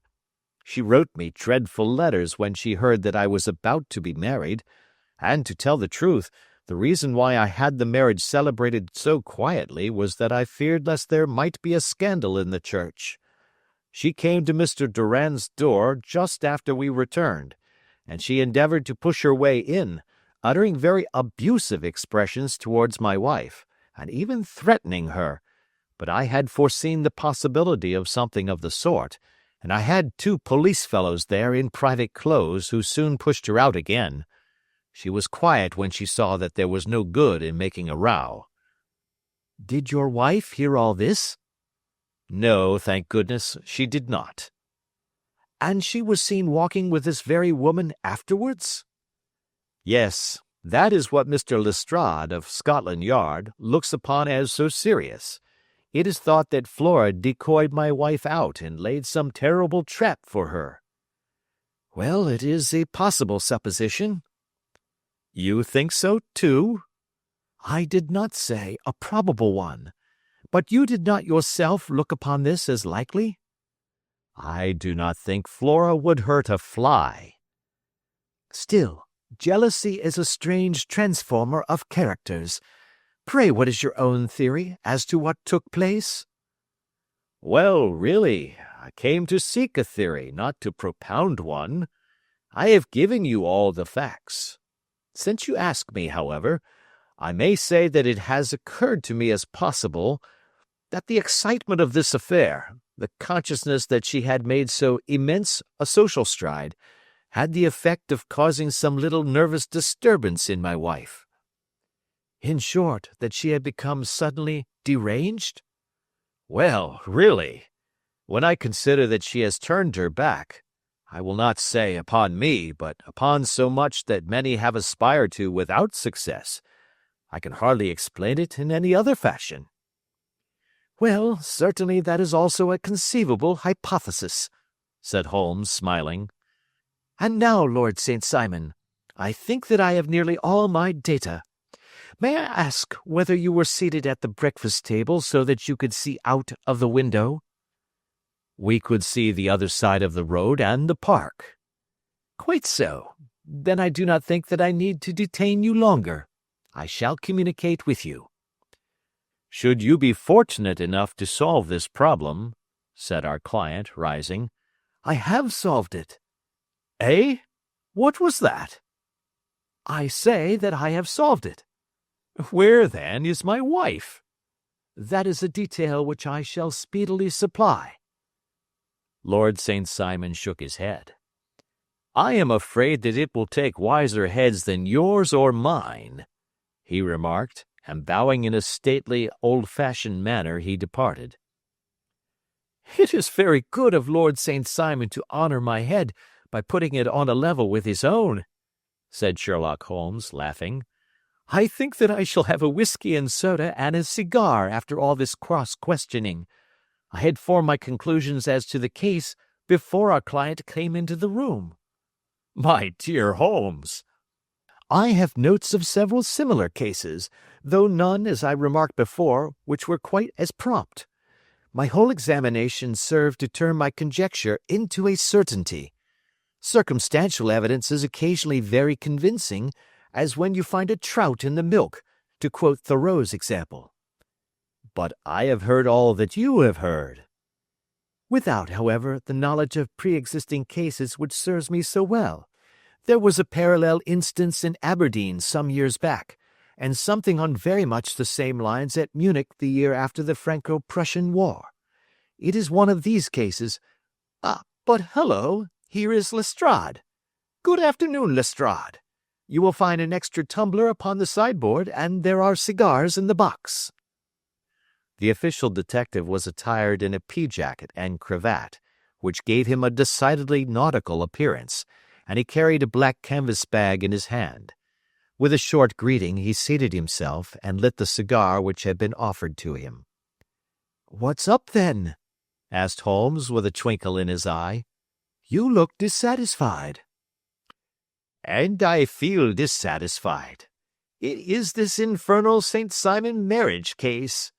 I can make neither head nor tail of the business." "Really, you surprise me." "Who ever heard of such a mixed affair? Every clue seems to slip through my fingers. I have been at work upon it all day." "And very wet it seems to have made you," said Holmes, laying his hand upon the arm of the pea-jacket. "Yes, I have been dragging the Serpentine." "In heaven's name, what for?" "In search of the body of Lady St. Simon." Sherlock Holmes leaned back in his chair and laughed heartily. "Have you dragged the basin of Trafalgar Square fountain?" he asked. "Why? What do you mean?" "Because you have just as good a chance of finding this lady in the one as in the other." Lestrade shot an angry glance at my companion. "I suppose you know all about it," he snarled. "Well, I have only just heard the facts, but my mind is made up." "Oh, indeed. Then you think that the Serpentine plays no part in the matter?" "I think it very unlikely." "Then perhaps you will kindly explain how it is that we found this in it?" He opened his bag as he spoke, and tumbled onto the floor a wedding dress of watered silk, a pair of white satin shoes, and a bride's wreath and veil, all discolored and soaked in water. "There," said he, putting a new wedding ring upon the top of the pile. "There is a little nut for you to crack, Master Holmes." "Oh, indeed," said my friend, blowing blue rings into the air. "You dragged them from the Serpentine?"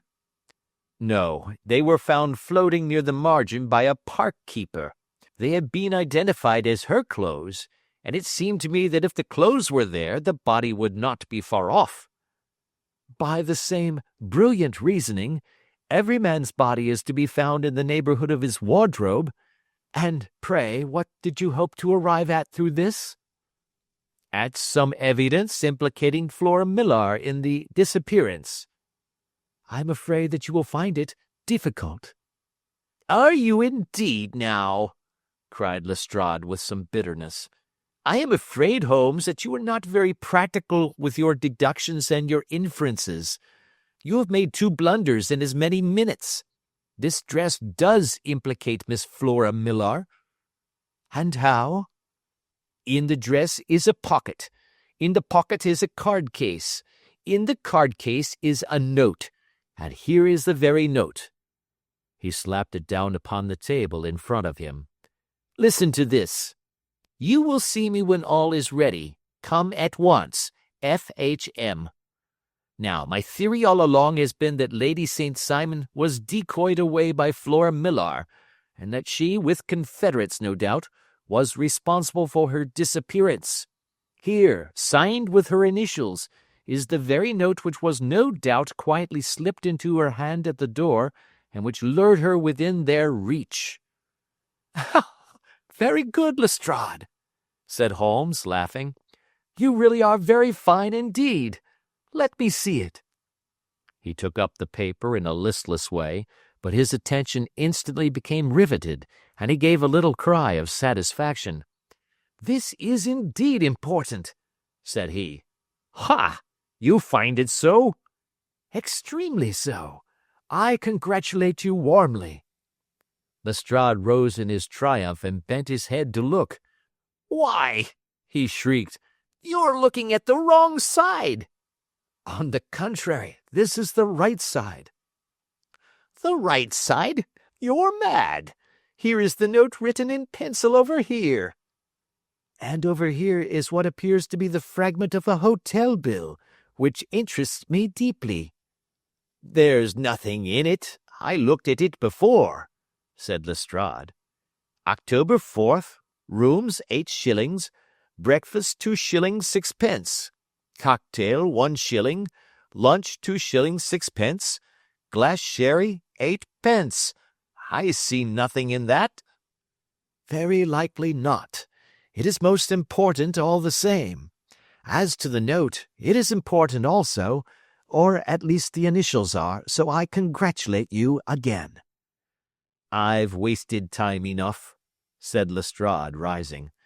"I believe in hard work and not in sitting by the fire spinning fine theories. Good day, Mr. Holmes, and we shall see which gets to the bottom of the matter first." He gathered up the garments, thrust them into the bag, and made for the door. "Just one hint to you, Lestrade," drawled Holmes before his rival vanished. "I will tell you the true solution of the matter. Lady St. Simon is a myth. There is not, and there never has been, any such person." Lestrade looked sadly at my companion. Then he turned to me, tapped his forehead 3 times, shook his head solemnly, and hurried away. He had hardly shut the door behind him when Holmes rose to put on his overcoat. "There is something in what the fellow says about outdoor work," he remarked.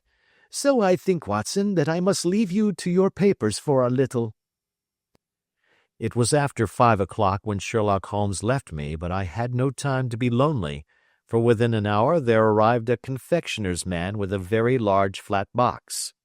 This he unpacked with the help of a youth whom he had brought with him, and presently, to my very great astonishment, a quite epicurean little cold supper began to be laid out upon our humble lodging-house mahogany. There were a couple of brace of cold woodcock, a pheasant, a pâté de foie gras pie with a group of ancient and cobwebby bottles. Having laid out all these luxuries, my 2 visitors vanished away, like the genii of the Arabian Nights, with no explanation save that the things had been paid for and were ordered to this address. Just before 9 o'clock, Sherlock Holmes stepped briskly into the room. His features were gravely set, but there was a light in his eye which made me think that he had not been disappointed in his conclusions. "They have laid the supper, then," he said, rubbing his hands. "You seem to expect company. They have laid for 5. "Yes, I fancy we may have some company dropping in," said he. "I am surprised that Lord St. Simon has not already arrived. Ha! I fancy that I hear his step now upon the stairs." It was indeed our visitor of the afternoon who came bustling in, dangling his glasses more vigorously than ever, and with a very perturbed expression upon his aristocratic features. "My messenger reached you, then?" asked Holmes. "Yes, and I confess that the contents startled me beyond measure. Have you good authority for what you say?" "The best possible." Lord St. Simon sank into a chair and passed his hand over his forehead. "What will the Duke say," he murmured, "when he hears that one of the family has been subjected to such humiliation?" "It is the purest accident. I cannot allow that there is any humiliation." "Ah, you look on these things from another standpoint." "I fail to see that anyone is to blame. I can hardly see how the lady could have acted otherwise, though her abrupt method of doing it was undoubtedly to be regretted. Having no mother, she had no one to advise her at such a crisis." "It was a slight, sir, a public slight," said Lord St. Simon, tapping his fingers upon the table. "You must make allowance for this poor girl, placed in so unprecedented a position." "I will make no allowance. I am very angry indeed, and I have been shamefully used." "I think that I heard a ring," said Holmes. "Yes, there are steps on the landing. If I cannot persuade you to take a lenient view of the matter, Lord St. Simon, I have brought an advocate here who may be more successful." He opened the door and ushered in a lady and gentleman. "Lord St. Simon," said he, "allow me to introduce you to Mr. and Mrs. Francis Hay Moulton. The lady, I think, you have already met." At the sight of these newcomers, our client had sprung from his seat and stood very erect, with his eyes cast down and his hand thrust into the breast of his frock-coat, a picture of offended dignity. The lady had taken a quick step forward and had held out her hand to him, but he still refused to raise his eyes. It was as well for his resolution, perhaps, for her pleading face was one which it was hard to resist. "You're angry, Robert," said she. "Well, I guess you have every cause to be." "Pray make no apology to me," said Lord St. Simon bitterly. "Oh, yes, I know that I have treated you real bad and that I should have spoken to you before I went, but I was kind of rattled, and from the time when I saw Frank here again, I just didn't know what I was doing or saying. I only wonder I didn't fall down and do a faint right there before the altar. Perhaps, Mrs. Moulton, you would like my friend and me to leave the room while you explain this matter?" "If I may give an opinion," remarked the strange gentleman, "we've just had a little too much secrecy over this business already. For my part, I should like all Europe and America to hear the rights of it." He was a small, wiry, sunburnt man, clean-shaven, with a sharp face and alert manner. "Then I'll tell our story right away," said the lady. "Frank here and I met in '84, in McQuire's camp near the Rockies, where Pa was working a claim. We were engaged to each other, Frank and I, but then one day Father struck a rich pocket and made a pile, while poor Frank here had a claim that petered out and came to nothing. The richer Pa grew, the poorer was Frank, so at last Pa wouldn't hear of our engagement lasting any longer, and he took me away to Frisco. Frank wouldn't throw up his hand, though, so he followed me there, and he saw me without Pa knowing anything about it. It would only have made him mad to know, so we just fixed it all up for ourselves. Frank said that he would go and make his pile too, and never come back to claim me until he had as much as Pa. So then I promised to wait for him to the end of time, and pledged myself not to marry anyone else while he lived. 'Why shouldn't we be married right away then?' said he, 'and then I will feel sure of you, and I won't claim to be your husband until I come back.' Well, we talked it over, and he had fixed it all up so nicely, with a clergyman all ready and waiting, that we just did it right there, and then Frank went off to seek his fortune, and I went back to Pa. The next I heard of Frank was that he was in Montana, and then he went prospecting in Arizona, and then I heard of him from New Mexico. After that came a long newspaper story about how a miners' camp had been attacked by Apache Indians, and there was my Frank's name among the killed. I fainted dead away, and I was very sick for months after. Pa thought I had a decline and took me to half the doctors in Frisco. Not a word of news came for a year and more, so that I never doubted that Frank was really dead. Then Lord St. Simon came to Frisco, and we came to London, and a marriage was arranged, and Pa was very pleased, but I felt all the time that no man on this earth would ever take the place in my heart that had been given to my poor Frank. Still, if I had married Lord St. Simon, of course I'd have done my duty by him. We can't command our love, but we can our actions.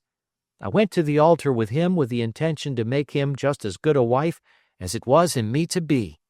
But you may imagine what I felt when, just as I came to the altar rails, I glanced back and saw Frank standing and looking at me out of the first pew. I thought it was his ghost at first, but when I looked again, there he was still, with a kind of question in his eyes, as if to ask me whether I was glad or sorry to see him. I wonder I didn't drop. I know that everything was turning round, and the words of the clergyman were just like the buzz of a bee in my ear. I didn't know what to do. Should I stop the service and make a scene in the church? I glanced at him again, and he seemed to know what I was thinking, for he raised his finger to his lips to tell me to be still. Then I saw him scribble on a piece of paper, and I knew that he was writing me a note. As I passed his pew on the way out, I dropped my bouquet over to him, and he slipped the note into my hand when he returned me the flowers. It was only a line asking me to join him when he made the sign to me to do so. Of course, I never doubted for a moment that my first duty was now to him, and I determined to do just whatever he might direct. When I got back, I told my maid, who had known him in California and had always been his friend. I ordered her to say nothing but to get a few things packed and my ulster ready. I know I ought to have spoken to Lord St. Simon, but it was dreadful hard before his mother and all those great people. I just made up my mind to run away and explain afterwards. I hadn't been at the table 10 minutes before I saw Frank out of the window at the other side of the road. He beckoned to me and then began walking into the park. I slipped out, put on my things, and followed him. Some woman came talking something or other about Lord St. Simon to me. Seemed to me from the little I heard as if he had a little secret of his own before marriage also. But I managed to get away from her and soon overtook Frank. We got into a cab together, and away we drove to some lodgings he had taken in Gordon Square, and that was my true wedding after all those years of waiting. Frank had been a prisoner among the Apaches, had escaped, come on to Frisco, found that I had given him up for dead and had gone to England, followed me there, and had come upon me at last on the very morning of my second wedding. I saw it in a paper, explained the American. It gave the name in the church, but not where the lady lived. Then we had a talk as to what we should do, and Frank was all for openness, but I was so ashamed of it all that I felt as if I should like to vanish away and never see any of them again, just sending a line to Pa, perhaps, to show him that I was alive. It was awful to me to think of all those lords and ladies sitting round that breakfast table and waiting for me to come back. So Frank took my wedding clothes and things and made a bundle of them, so that I should not be traced, and dropped them away somewhere where no one could find them. It is likely that we should have gone on to Paris tomorrow, only that this good gentleman, Mr. Holmes, came round to us this evening, though how he found us is more than I can think, and he showed us very clearly and kindly that I was wrong and that Frank was right, and that we should be putting ourselves in the wrong if we were so secret. Then he offered to give us a chance of talking to Lord St. Simon alone, and so we came right away round to his rooms at once. Now, Robert, you have heard it all, and I am very sorry if I have given you pain, and I hope that you do not think very meanly of me. Lord St. Simon had by no means relaxed his rigid attitude, but had listened with a frowning brow and a compressed lip to this long narrative. "Excuse me," he said, "but it is not my custom to discuss my most intimate personal affairs in this public manner." "Then you won't forgive me? You won't shake hands before I go?" "Oh, certainly, if it would give you any pleasure." He put out his hand and coldly grasped that which she extended to him. "I had hoped," suggested Holmes, "that you would have joined us in a friendly supper." "I think that there you ask a little too much," responded his lordship. I may be forced to acquiesce in these recent developments, but I can hardly be expected to make merry over them. I think that with your permission I will now wish you all a very good night." He included us all in a sweeping bow and stalked out of the room. "Then I trust that you at least will honor me with your company," said Sherlock Holmes. "It is always a joy to meet an American, Mr. Moulton, for I am one of those who believe that the folly of a monarch and the blundering of a minister in far-gone years will not prevent our children from being some day citizens of the same world-wide country under a flag which shall be a quartering of the Union Jack with the stars and stripes." "The case has been an interesting one," remarked Holmes when our visitors had left us, "because it serves to show very clearly how simple the explanation may be of an affair which at first sight seems to be almost inexplicable. Nothing could be more natural than the sequence of events as narrated by this lady, and nothing stranger than the result when viewed, for instance, by Mr. Lestrade of Scotland Yard." "You were not yourself at fault at all, then?" "From the first, two facts were very obvious to me. The one, that the lady had been quite willing to undergo the wedding ceremony. The other, that she had repented of it within a few minutes of returning home. Obviously something had occurred during the morning, then, to cause her to change her mind. What could that something be?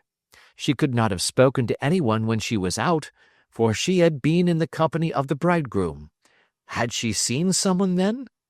If she had, it must be someone from America, because she had spent so short a time in this country that she could hardly have allowed anyone to acquire so deep an influence over her that the mere sight of him would induce her to change her plans so completely. You see, we have already arrived, by a process of exclusion, at the idea that she might have seen an American. Then who could this American be, and why should he possess so much influence over her? It might be a lover. It might be a husband. Her young womanhood had, I knew, been spent in rough scenes and under strange conditions. So far I had got before I ever heard Lord St. Simon's narrative.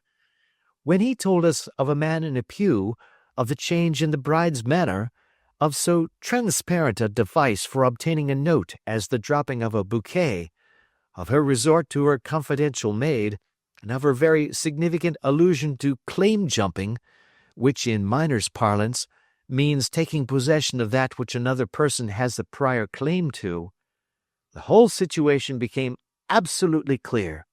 She had gone off with a man, and the man was either a lover or a previous husband, the chances being in favor of the latter. "And how in the world did you find them?" It might have been difficult, but friend Lestrade held information in his hands the value of which he did not himself know. The initials were, of course, of the highest importance, but more valuable still was it to know that within a week he had settled his bill at one of the most select London hotels. "How did you deduce the select?" "By the select prices.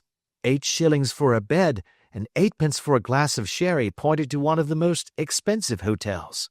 There are not many in London which charge at that rate. In the second one, which I visited in Northumberland Avenue, I learned by an inspection of the book that Francis H. Moulton, an American gentleman, had left only the day before, and on looking over the entries against him, I came upon the very items which I had seen in the duplicate bill. His letters were to be forwarded to 226 Gordon Square, so thither I travelled, and being fortunate enough to find the loving couple at home, I ventured to give them some paternal advice, and to point out to them that it would be better in every way that they should make their position a little clearer both to the general public and to Lord St. Simon in particular. I invited them to meet him here, and, as you see, I made him keep the appointment." "But with no very good result," I remarked. "His conduct was certainly not very gracious." "Ah, Watson," said Holmes, smiling, "perhaps you would not be very gracious either, if, after all the trouble of wooing and wedding, you found yourself deprived in an instant of wife and of fortune. I think that we may judge Lord St. Simon very mercifully and thank our stars that we are never likely to find ourselves in the same position. Draw your chair up and hand me my violin, for the only problem we have still to solve is how to while away these bleak autumnal evenings. Adventure 11. The Adventure of the Beryl Coronet. "Holmes," said I, as I stood one morning in our bow window looking down the street, "here is a madman coming along. It seems rather sad that his relatives should allow him to come out alone." My friend rose lazily from his armchair and stood with his hands in the pockets of his dressing gown, looking over my shoulder. It was a bright, crisp February morning, and the snow of the day before still lay deep upon the ground, shimmering brightly in the wintry sun. Down the center of Baker Street it had been plowed into a brown, crumbly band by the traffic, but at either side and on the heaped-up edges of the footpaths it still lay as white as when it fell. The gray pavement had been cleaned and scraped, but was still dangerously slippery, so that there were fewer passengers than usual. Indeed, from the direction of the Metropolitan Station no one was coming save the single gentleman whose eccentric conduct had drawn my attention. He was a man of about 50, tall, portly, and imposing, with a massive, strongly marked face and a commanding figure. He was dressed in a somber yet rich style, in black frock coat, shining hat, neat brown gaiters, and well-cut pearl-gray trousers. Yet his actions were in absurd contrast to the dignity of his dress and features, for he was running hard, with occasional little springs such as a weary man gives who is little accustomed to set any tax upon his legs. As he ran he jerked his hands up and down, waggled his head, and writhed his face into the most extraordinary contortions. "What on earth can be the matter with him?" I asked. "He is looking up at the numbers of the houses." "I believe that he is coming here," said Holmes, rubbing his hands. "Here?" "Yes. I rather think he is coming to consult me professionally. I think that I recognize the symptoms. Ha! Did I not tell you?" As he spoke, the man, puffing and blowing, rushed at our door and pulled at our bell until the whole house resounded with the clanging. A few moments later he was in our room, still puffing, still gesticulating, but with so fixed a look of grief and despair in his eyes that our smiles were turned in an instant to horror and pity. For a while he could not get his words out, but swayed his body and plucked at his hair like one who has been driven to the extreme limits of his reason. Then, suddenly springing to his feet, he beat his head against the wall with such force that we both rushed upon him and tore him away to the center of the room. Sherlock Holmes pushed him down into the easy-chair, and sitting beside him, patted his hand and chatted with him in the easy, soothing tones which he knew so well how to employ. "You have come to tell me your story, have you not?" said he. "You are fatigued with your haste. Pray wait until you have recovered yourself, and then I shall be most happy to look into any little problem which you may submit to me." The man sat for a minute or more with a heaving chest, fighting against his emotion. Then he passed his handkerchief over his brow, set his lips tight, and turned his face towards us. "No doubt you think me mad," said he. "I see that you have had some great trouble," responded Holmes. "God knows I have. A trouble which is enough to unseat my reason, so sudden and so terrible is it. Public disgrace I might have faced, although I am a man whose character has never yet borne a stain. Private affliction also is the lot of every man, but the two coming together, and in so frightful a form, have been enough to shake my very soul. Besides, it is not I alone. The very noblest in the land may suffer unless some way be found out of this horrible affair." "Pray compose yourself, sir," said Holmes, "and let me have a clear account of who you are and what it is that has befallen you." "My name," answered our visitor, "is probably familiar to your ears. I am Alexander Holder, of the banking firm of Holder and Stevenson of Threadneedle Street." The name was indeed well known to us as belonging to the senior partner in the second largest private banking concern in the city of London. What could have happened, then, to bring one of the foremost citizens of London to this most pitiable pass? We waited, all curiosity, until with another effort he braced himself to tell his story. "I feel that time is of value," said he. "That is why I hastened here when the police inspector suggested that I should secure your cooperation. I came to Baker Street by the Underground and hurried from there on foot, for the cabs go slowly through the snow. That is why I was so out of breath, for I am a man who takes very little exercise. I feel better now, and I will put the facts before you as shortly and yet as clearly as I can. It is, of course, well known to you that in a successful banking business as much depends upon our being able to find remunerative investments for our funds as upon our increasing our connection and the number of our depositors. One of our most lucrative means of laying out money is in the shape of loans, where the security is unimpeachable.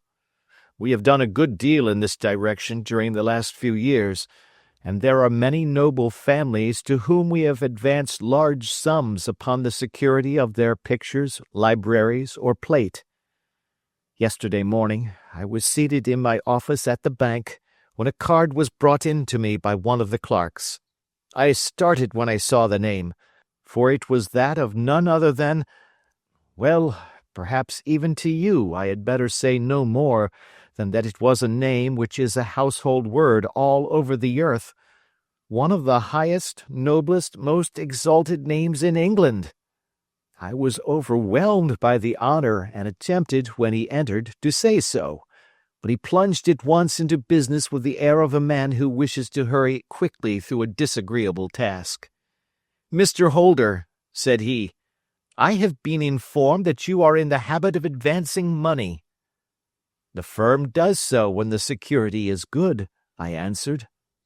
"It is absolutely essential to me," said he, "that I should have £50,000 at once. I could, of course, borrow so trifling a sum 10 times over from my friends, but I much prefer to make it a matter of business and to carry out that business myself. In my position you can readily understand that it is unwise to place oneself under obligations." "For how long, may I ask, do you want this sum?" I asked. "Next Monday I have a large sum due to me, and I shall then most certainly repay what you advance, with whatever interest you think it right to charge. But it is very essential to me that the money should be paid at once." "I should be happy to advance it without further parley from my own private purse," said I, "were it not that the strain would be rather more than it could bear. If, on the other hand, I am to do it in the name of the firm, then in justice to my partner I must insist that, even in your case, every businesslike precaution should be taken." "I should much prefer to have it so," said he, raising up a square black morocco case which he had laid beside his chair. "You have doubtless heard of the Beryl Coronet?" "One of the most precious public possessions of the empire," said I. "Precisely." He opened the case, and there, embedded in soft flesh-colored velvet, lay the magnificent piece of jewelry which he had named.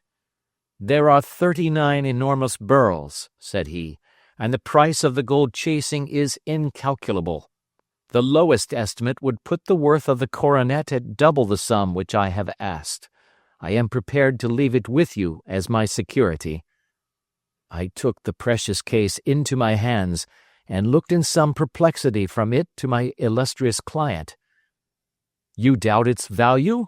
he asked. "Not at all. I only doubt—" "The propriety of my leaving it. You may set your mind at rest about that. I should not dream of doing so were it not absolutely certain that I should be able in 4 days to reclaim it. It is a pure matter of form. Is the security sufficient?" "Ample." You understand, Mr. Holder, that I am giving you a strong proof of the confidence which I have in you, founded upon all that I have heard of you. I rely upon you not only to be discreet and to refrain from all gossip upon the matter, but, above all, to preserve this coronet with every possible precaution, because I need not say that a great public scandal would be caused if any harm were to befall it. Any injury to it would be almost as serious as its complete loss, for there are no Beryls in the world to match these, and it would be impossible to replace them.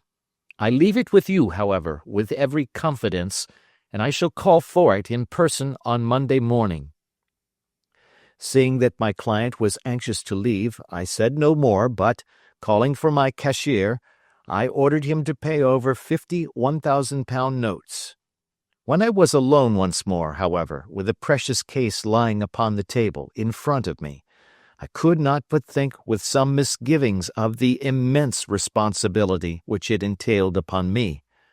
There could be no doubt that, as it was a national possession, a horrible scandal would ensue if any misfortune should occur to it. I already regretted having ever consented to take charge of it. However, it was too late to alter the matter now, so I locked it up in my private safe and turned once more to my work. When evening came, I felt that it would be an imprudence to leave so precious a thing in the office behind me. Bankers' safes have been forced before now, and why should not mine be? If so, how terrible would be the position in which I should find myself! I determined, therefore, that for the next few days I would always carry the case backward and forward with me, so that it might never be really out of my reach. With this intention, I called a cab and drove out to my house at Streatham, carrying the jewel with me. I did not breathe freely until I had taken it upstairs and locked it in the bureau of my dressing-room. And now, a word as to my household, Mr. Holmes, for I wish you to thoroughly understand the situation. My groom and my page sleep out of the house and may be set aside altogether.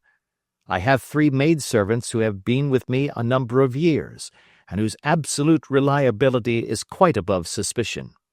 Another, Lucy Parr, the second waiting-maid, has only been in my service a few months.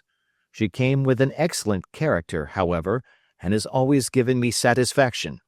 She is a very pretty girl, and has attracted admirers who have occasionally hung about the place.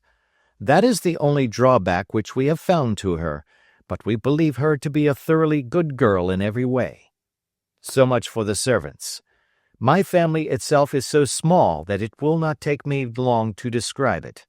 I am a widower and have an only son, Arthur. He has been a disappointment to me, Mr. Holmes, a grievous disappointment. I have no doubt that I am myself to blame. People tell me that I have spoiled him.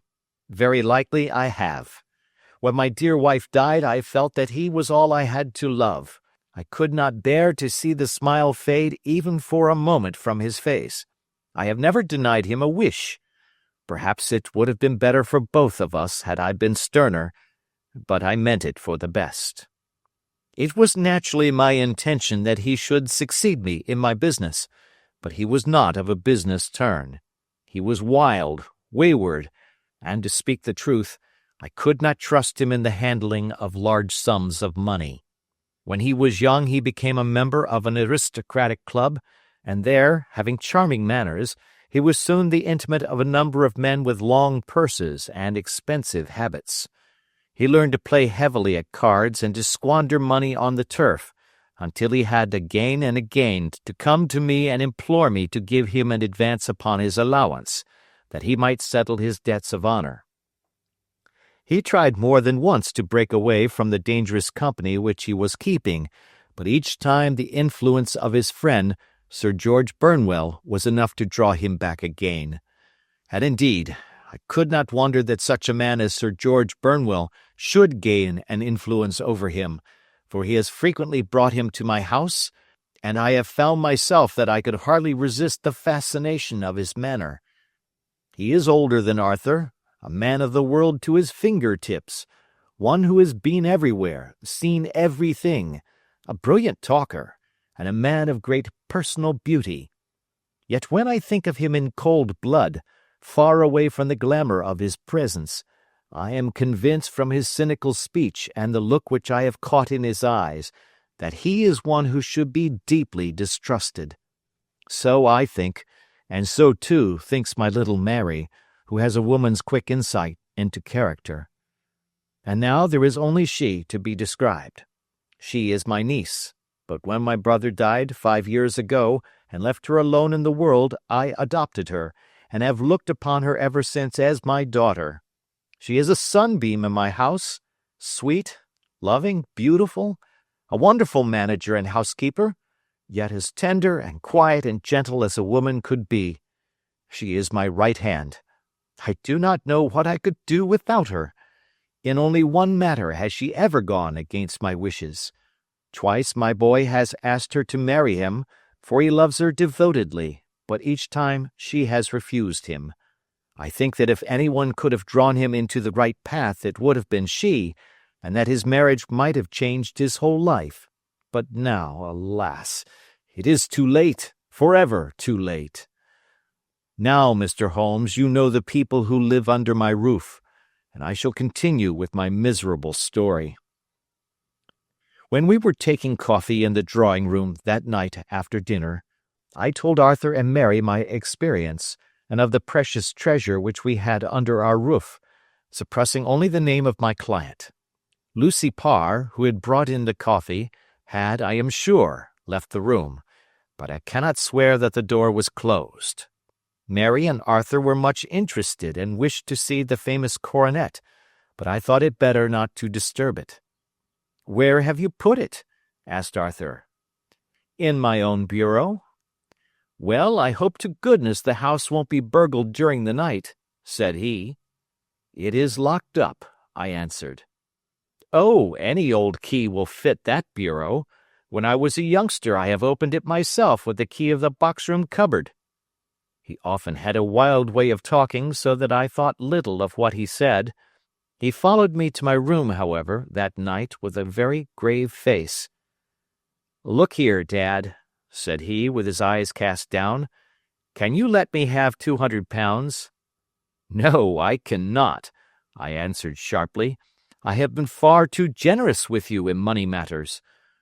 "You have been very kind," said he, "but I must have this money, or else I can never show my face inside the club again." "And a very good thing, too," I cried. "Yes, but you would not have me leave it a dishonored man," said he. "I could not bear the disgrace. I must raise the money in some way, and if you will not let me have it, then I must try other means." I was very angry, for this was the third demand during the month. "You shall not have a farthing from me," I cried, on which he bowed and left the room without another word. When he was gone, I unlocked my bureau, made sure that my treasure was safe, and locked it again. Then I started to go round the house to see that all was secure, a duty which I usually leave to Mary, but which I thought it well to perform myself that night. As I came down the stairs, I saw Mary herself at the side window of the hall, which she closed and fastened as I approached. "Tell me, Dad," said she, looking, I thought, a little disturbed, "did you give Lucy the maid leave to go out tonight?" "Certainly not. She came in just now by the back door.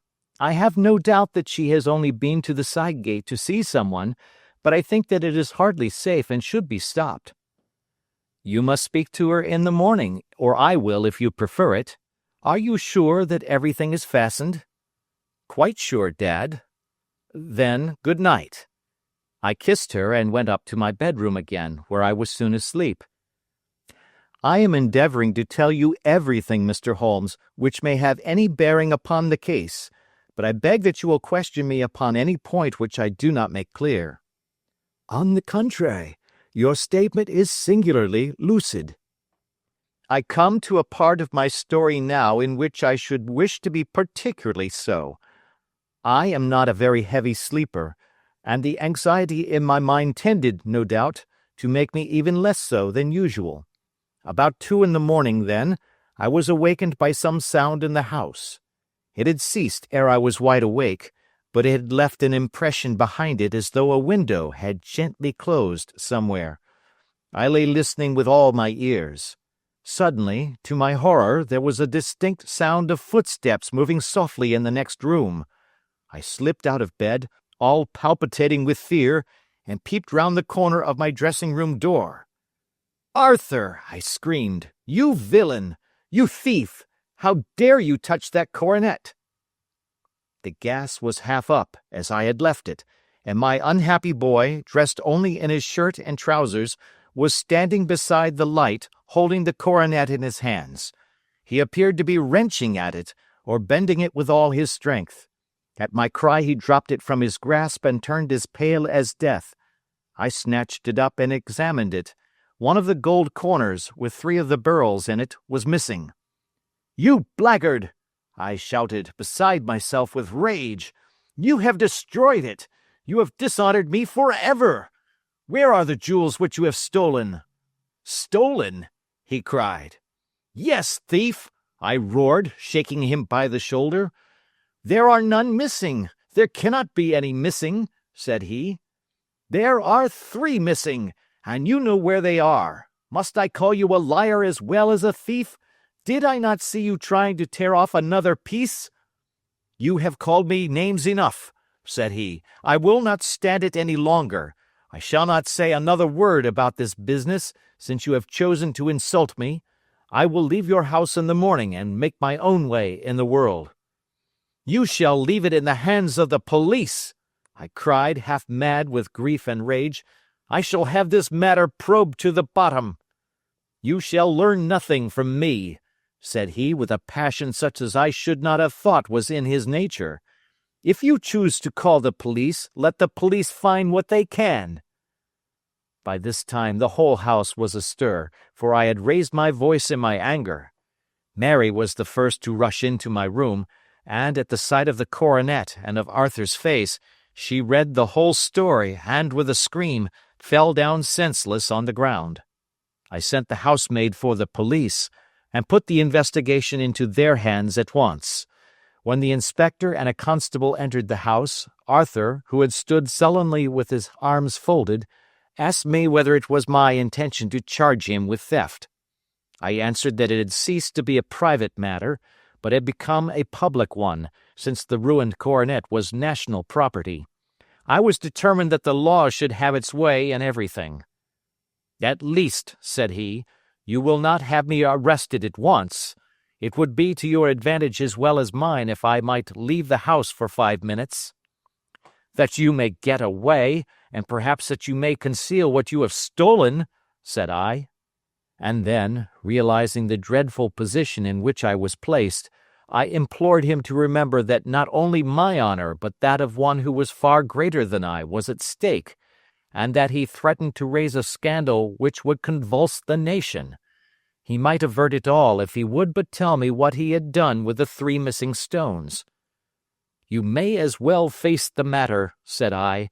"You have been caught in the act, and no confession could make your guilt more heinous. If you but make such reparation as is in your power, by telling us where the Beryls are, all shall be forgiven and forgotten." "Keep your forgiveness for those who ask for it," he answered, turning away from me with a sneer. I saw that he was too hardened for any words of mine to influence him. There was but one way for it. I called in the inspector and gave him into custody.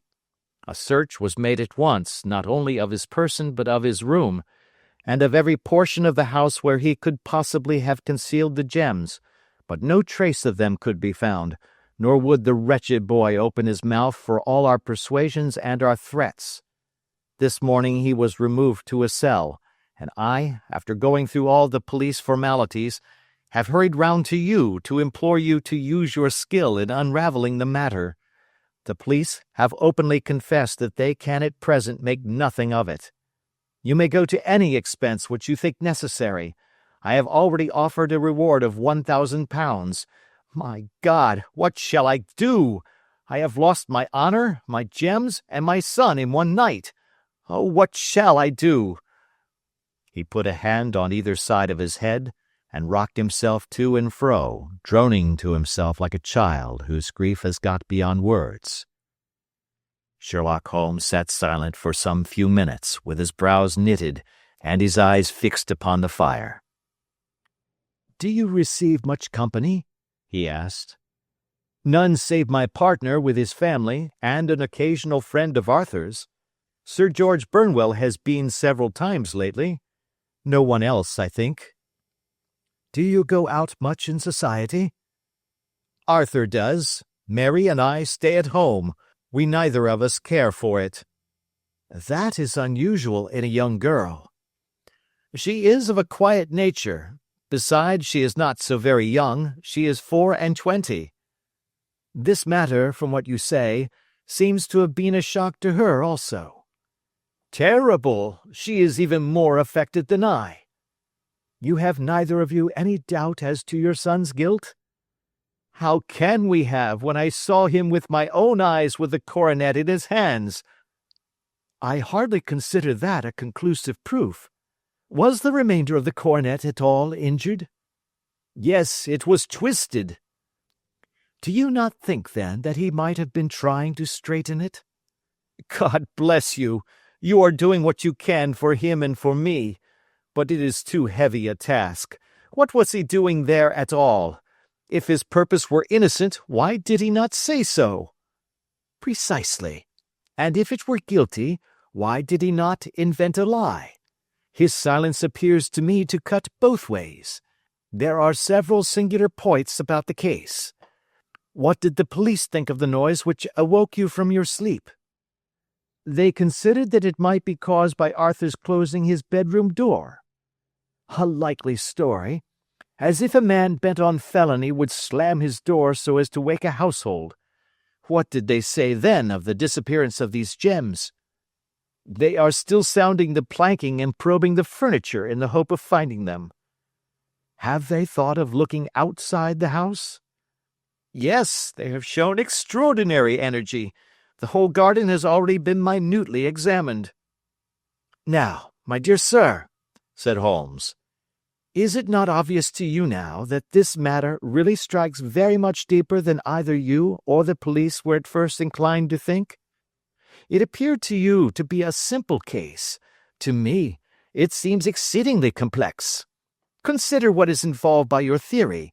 You suppose that your son came down from his bed, went, at great risk, to your dressing room, opened your bureau, took out your coronet, broke off by main force a small portion of it, went to some other place, concealed 3 gems out of the 39, with such skill that nobody can find them, and then returned with the other 36 into the room in which he exposed himself to the greatest danger of being discovered. I ask you now, is such a theory tenable?" "But what other is there?" cried the banker with a gesture of despair. "If his motives were innocent, why does he not explain them?" "It is our task to find that out," replied Holmes. "So now, if you please, Mr. Holder, we will set off for Streatham together, and devote an hour to glancing a little more closely into details." My friend insisted upon my accompanying them in their expedition, which I was eager enough to do, for my curiosity and sympathy were deeply stirred by the story to which we had listened. I confess that the guilt of the banker's son appeared to me to be as obvious as it did to his unhappy father, but still I had such faith in Holmes's judgment that I felt there must be some grounds for hope as long as he was dissatisfied with the accepted explanation. He hardly spoke a word the whole way out to the southern suburb, but sat with his chin upon his breast and his hat drawn over his eyes, sunk in the deepest thought. Our client appeared to have taken fresh heart at the little glimpse of hope which had been presented to him, and he even broke into a desultory chat with me over his business affairs.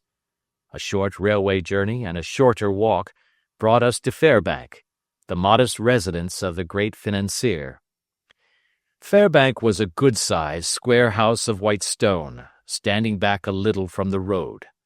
A double carriage sweep, with a snow-clad lawn, stretched down in front to 2 large iron gates which closed the entrance. On the right side was a small wooden thicket, which led into a narrow path between two neat hedges stretching from the road to the kitchen door, and forming the tradesmen's entrance. On the left ran a lane which led to the stables, and was not itself within the grounds at all, being a public, though little used, thoroughfare. Holmes left us standing at the door and walked slowly all round the house, across the front, down the tradesmen's path, and so round by the garden behind into the stable lane. So long was he that Mr. Holder and I went into the dining-room and waited by the fire until he should return. We were sitting there in silence when the door opened, and a young lady came in. She was rather above the middle height, slim, with dark hair and eyes, which seemed the darker against the absolute pallor of her skin. I do not think that I have ever seen such deadly paleness in a woman's face. Her lips, too, were bloodless, but her eyes were flushed with crying. As she swept silently into the room, she impressed me with a greater sense of grief than the banker had done in the morning, and it was the more striking in her as she was evidently a woman of strong character, with immense capacity for self-restraint. Disregarding my presence, she went straight to her uncle and passed her hand over his head with a sweet, womanly caress. "You have given orders that Arthur should be liberated, have you not, Dad?" she asked. "No, no, my girl, the matter must be probed to the bottom." "But I am so sure that he is innocent. You know what women's instincts are. I know that he has done no harm and that you will be sorry for having acted so harshly." "Why is he silent, then, if he is innocent?" "Who knows? Perhaps because he was so angry that you should suspect him." "How could I help suspecting him, when I actually saw him with the coronet in his hand?" "Oh, but he had only picked it up to look at it. Oh, do take my word for it, that he is innocent. Let the matter drop and say no more. It is so dreadful to think of our dear Arthur in prison." "I shall never let it drop until the gems are found. Never, Mary. Your affection for Arthur blinds you as to the awful consequences to me. Far from hushing the thing up, I have brought a gentleman down from London to inquire more deeply into it." "This gentleman?" she asked, facing round to me. "No, his friend. He wished us to leave him alone. He is round in the stable lane now." "The stable lane?" She raised her dark eyebrows. "What can he hope to find there? Ah, this, I suppose, is he.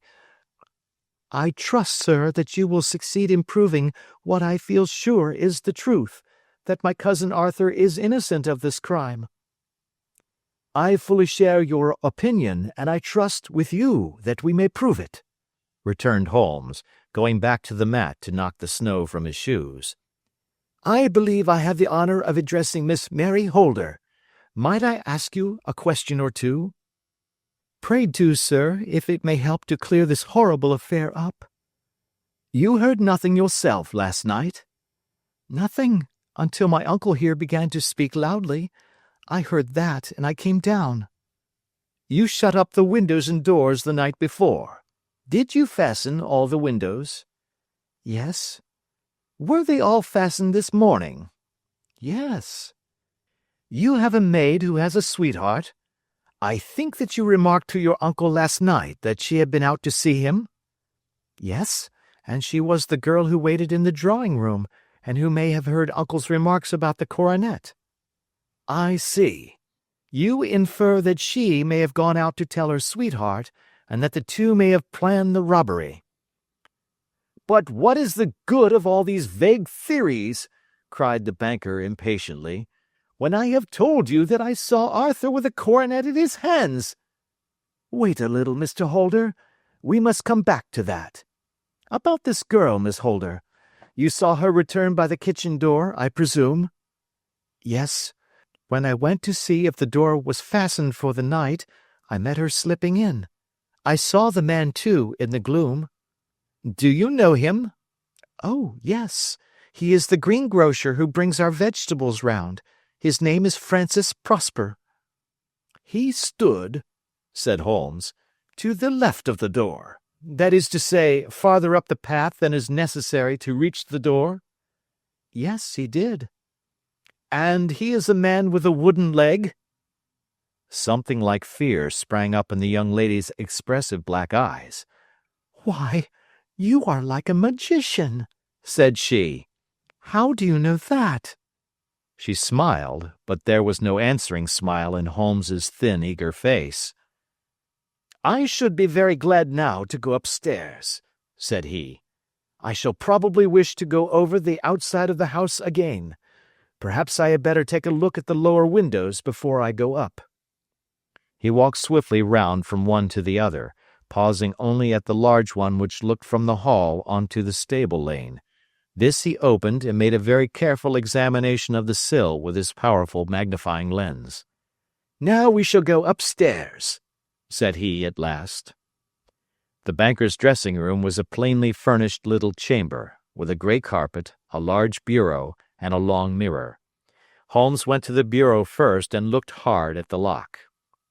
Which key was used to open it? He asked. That which my son himself indicated, that of the cupboard of the lumber room. Have you it here? That is it on the dressing-table. Sherlock Holmes took it up and opened the bureau. It is a noiseless lock, said he. It is no wonder that it did not wake you. This case, I presume, contains the coronet. We must have a look at it. He opened the case, and taking out the diadem, he laid it upon the table.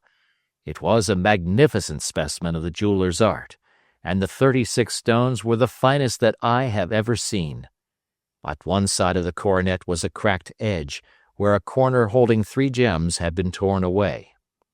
Now, Mr. Holder, said Holmes, here is the corner which corresponds to that which has been so unfortunately lost.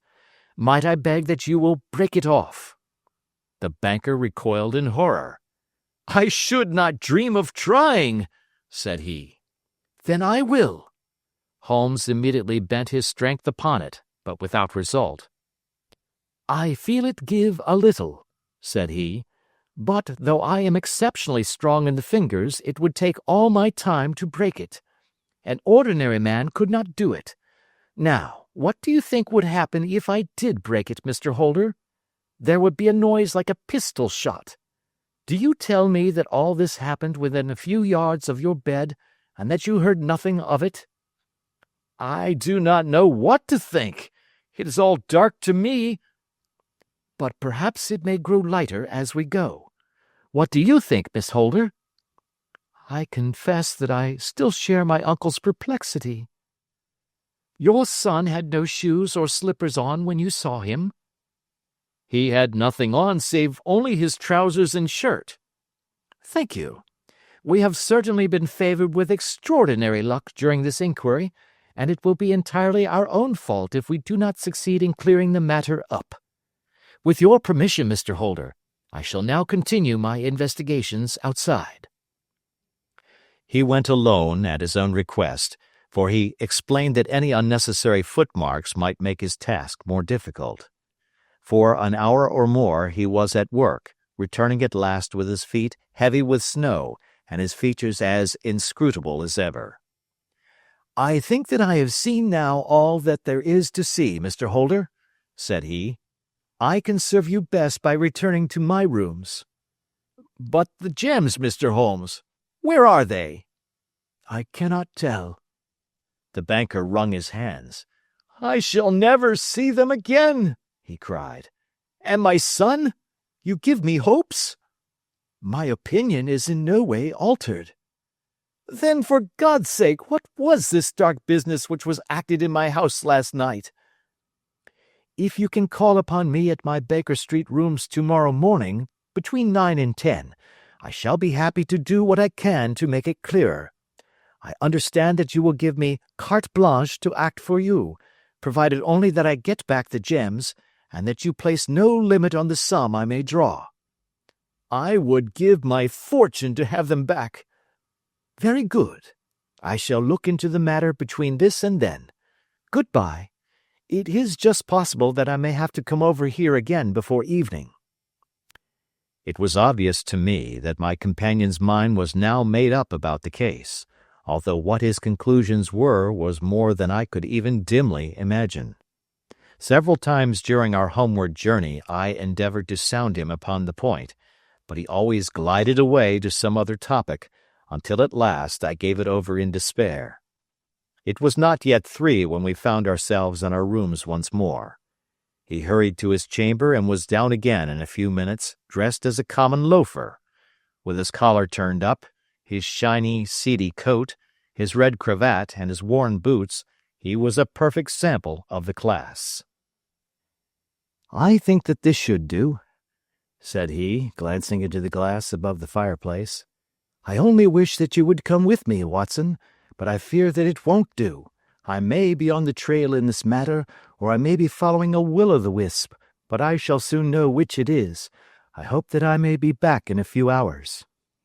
He cut a slice of bread from the joint upon the sideboard, sandwiched it between 2 rounds of bread, and thrusting this rude meal into his pocket, he started off upon his expedition. I had just finished my tea when he returned, evidently in excellent spirits, swinging an old elastic-sided boot in his hand. He chucked it down into a corner and helped himself to a cup of tea. "I only looked in as I passed," said he. "I'm going right on." "Where to?" "Oh, to the other side of the West End. It may be some time before I get back. Don't wait up for me in case I should be late." "How are you getting on?" "Oh, so-so. Nothing to complain of. I have been out to Streatham since I saw you last, but I did not call at the house. It is a very sweet little problem, and I would not have missed it for a good deal. However, I must not sit gossiping here, but must get these disreputable clothes off and return to my highly respectable self." I could see by his manner that he had stronger reasons for satisfaction than his words alone would imply. His eyes twinkled, and there was even a touch of color upon his sallow cheeks. He hastened upstairs, and a few minutes later I heard the slam of the hall door, which told me that he was off once more upon his congenial hunt. I waited until midnight, but there was no sign of his return, so I retired to my room. It was no uncommon thing for him to be away for days and nights on end when he was hot upon a scent, so that his lateness caused me no surprise. I do not know at what hour he came in, but when I came down to breakfast in the morning, there he was with a cup of coffee in one hand and the paper in the other, as fresh and trim as possible. "You will excuse my beginning without you, Watson," said he, "but you remember that our client has rather an early appointment this morning." "Why, it is after 9 now," I answered. "I should not be surprised if that were he. I thought I heard a ring." It was, indeed, our friend the financier. I was shocked by the change which had come over him, for his face, which was naturally of a broad and massive mould, was now pinched and fallen in, while his hair seemed to me at least a shade whiter. He entered with a weariness and lethargy which was even more painful than his violence of the morning before, and he dropped heavily into the armchair which I pushed forward for him. "I do not know what I have done to be so severely tried," said he. "Only 2 days ago I was a happy and prosperous man, without a care in the world. Now I am left to a lonely and dishonored age. One sorrow comes close upon the heels of another. My niece, Mary, has deserted me." "Deserted you?" "Yes. Her bed this morning had not been slept in. Her room was empty, and a note for me lay upon the hall table. I had said to her last night, in sorrow and not in anger, that if she had married my boy all might have been well with him. Perhaps it was thoughtless of me to say so. It is to that remark that she refers in this note. My dearest uncle, I feel that I have brought trouble upon you, and that if I had acted differently this terrible misfortune might never have occurred. I cannot, with this thought in my mind, ever again be happy under your roof, and I feel that I must leave you forever. Do not worry about my future, for that is provided for, and above all, do not search for me, for it will be fruitless labor and an ill service to me. In life or in death, I am ever your loving Mary." What could she mean by that note, Mr. Holmes? Do you think it points to suicide? No, nothing of the kind. It is perhaps the best possible solution. I trust, Mr. Holder, that you are nearing the end of your troubles. Ha! You say so. You have heard something, Mr. Holmes? You have learned something. Where are the gems? You would not think £1,000 apiece an excessive sum for them? I would pay 10. That would be unnecessary. 3,000 will cover the matter, and there is a little reward, I fancy. Have you your cheque-book? Here is a pen. Better make it out for £4,000. With a dazed face, the banker made out the required check. Holmes walked over to his desk, took out a little triangular piece of gold with 3 gems in it, and threw it down upon the table. With a shriek of joy, our client clutched it up. "You have it!" he gasped. "I am saved! I am saved!" The reaction of joy was as passionate as his grief had been, and he hugged his recovered gems to his bosom. "There is one other thing you owe, Mr. Holder," said Sherlock Holmes rather sternly. "Oh!" He caught up a pen. "Name the sum, and I will pay it." "No, the debt is not to me. You owe a very humble apology to that noble lad, your son, who has carried himself in this matter as I should be proud to see my own son do, should I ever chance to have one." "Then it was not Arthur who took them?" "I told you yesterday, and I repeat today, that it was not." "You are sure of it? Then let us hurry to him at once to let him know that the truth is known." "He knows it already. When I had cleared it all up, I had an interview with him, and finding that he would not tell me the story, I told it to him, on which he had to confess that I was right, and to add the very few details which were not yet quite clear to me. Your news of this morning, however, may open his lips." "For heaven's sake, tell me, then, what is this extraordinary mystery?" "I will do so, and I will show you the steps by which I reached it. And let me say to you first, that which is hardest for me to say, and for you to hear. There has been an understanding between Sir George Burnwell and your niece Mary. They have now fled together." "My Mary? Impossible!" "It is unfortunately more than possible, it is certain.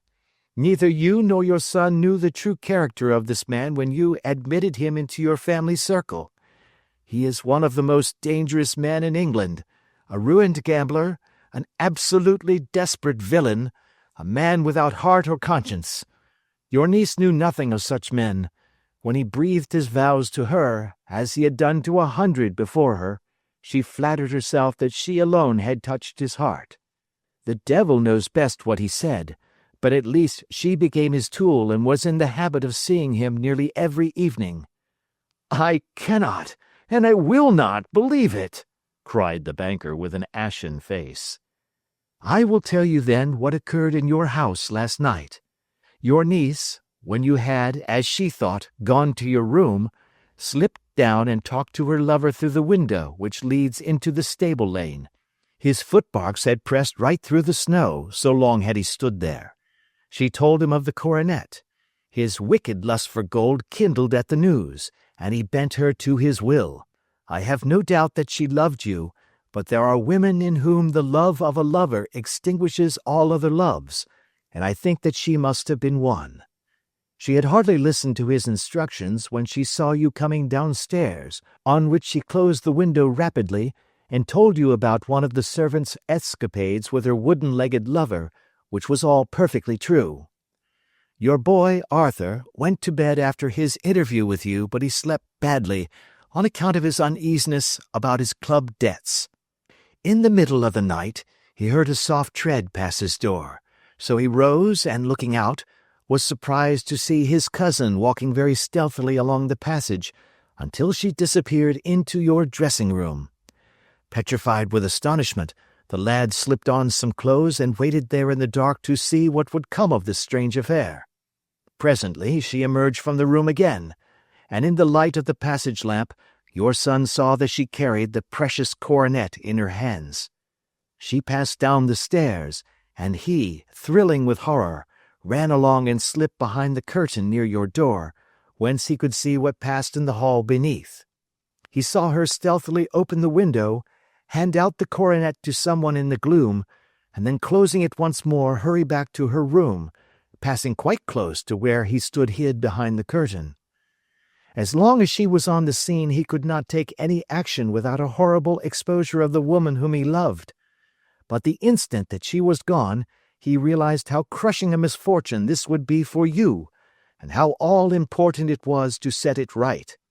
He rushed down, just as he was, in his bare feet, opened the window, sprang out into the snow, and ran down the lane where he could see a dark figure in the moonlight. Sir George Burnwell tried to get away, but Arthur caught him, and there was a struggle between them, your lad tugging at one side of the coronet, and his opponent at the other. In the scuffle, your son struck Sir George and cut him over the eye. Then something suddenly snapped, and your son, finding that he had the coronet in his hands, rushed back, closed the window, ascended to your room, and had just observed that the coronet had been twisted in the struggle, and was endeavoring to straighten it when you appeared upon the scene. "Is it possible?" gasped the banker. You then roused his anger by calling him names at a moment when he felt that he had deserved your warmest thanks. He could not explain the true state of affairs without betraying one who certainly deserved little enough consideration at his hands. He took the more chivalrous view, however, and preserved her secret. "And that was why she shrieked and fainted when she saw the coronet," cried Mr. Holder. "Oh, my God! What a blind fool I have been! And his asking to be allowed to go out for 5 minutes! The dear fellow wanted to see if the missing piece were at the scene of the struggle. How cruelly I have misjudged him!" "When I arrived at the house," continued Holmes, "I at once went very carefully round it to observe if there were any traces in the snow which might help me. I knew that none had fallen since the evening before, and also that there had been a strong frost to preserve impressions. I passed along the tradesman's path, but found it all trampled down and indistinguishable. Just beyond it, however, at the far side of the kitchen door, a woman had stood and talked with a man, whose round impressions on one side showed that he had a wooden leg.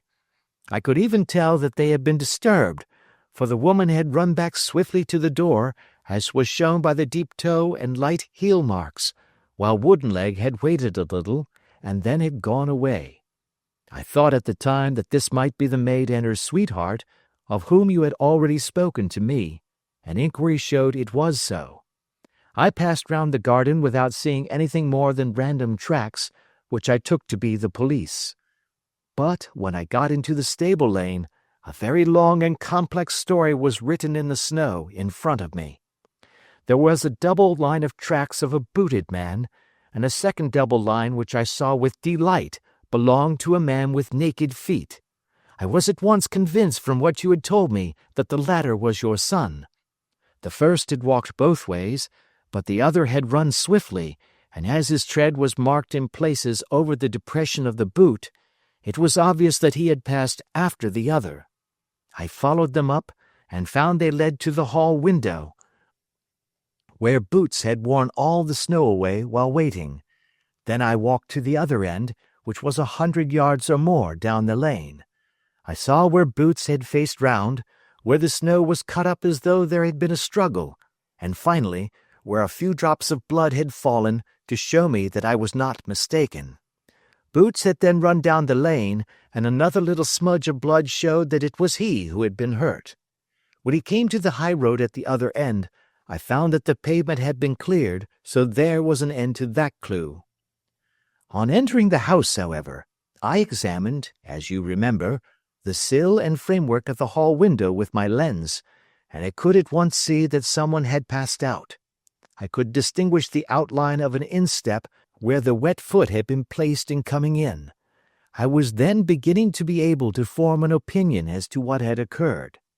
A man had waited outside the window, someone had brought the gems, the deed had been overseen by your son, he had pursued the thief, had struggled with him, They had each tugged at the coronet, their united strength causing injuries which neither alone could have effected.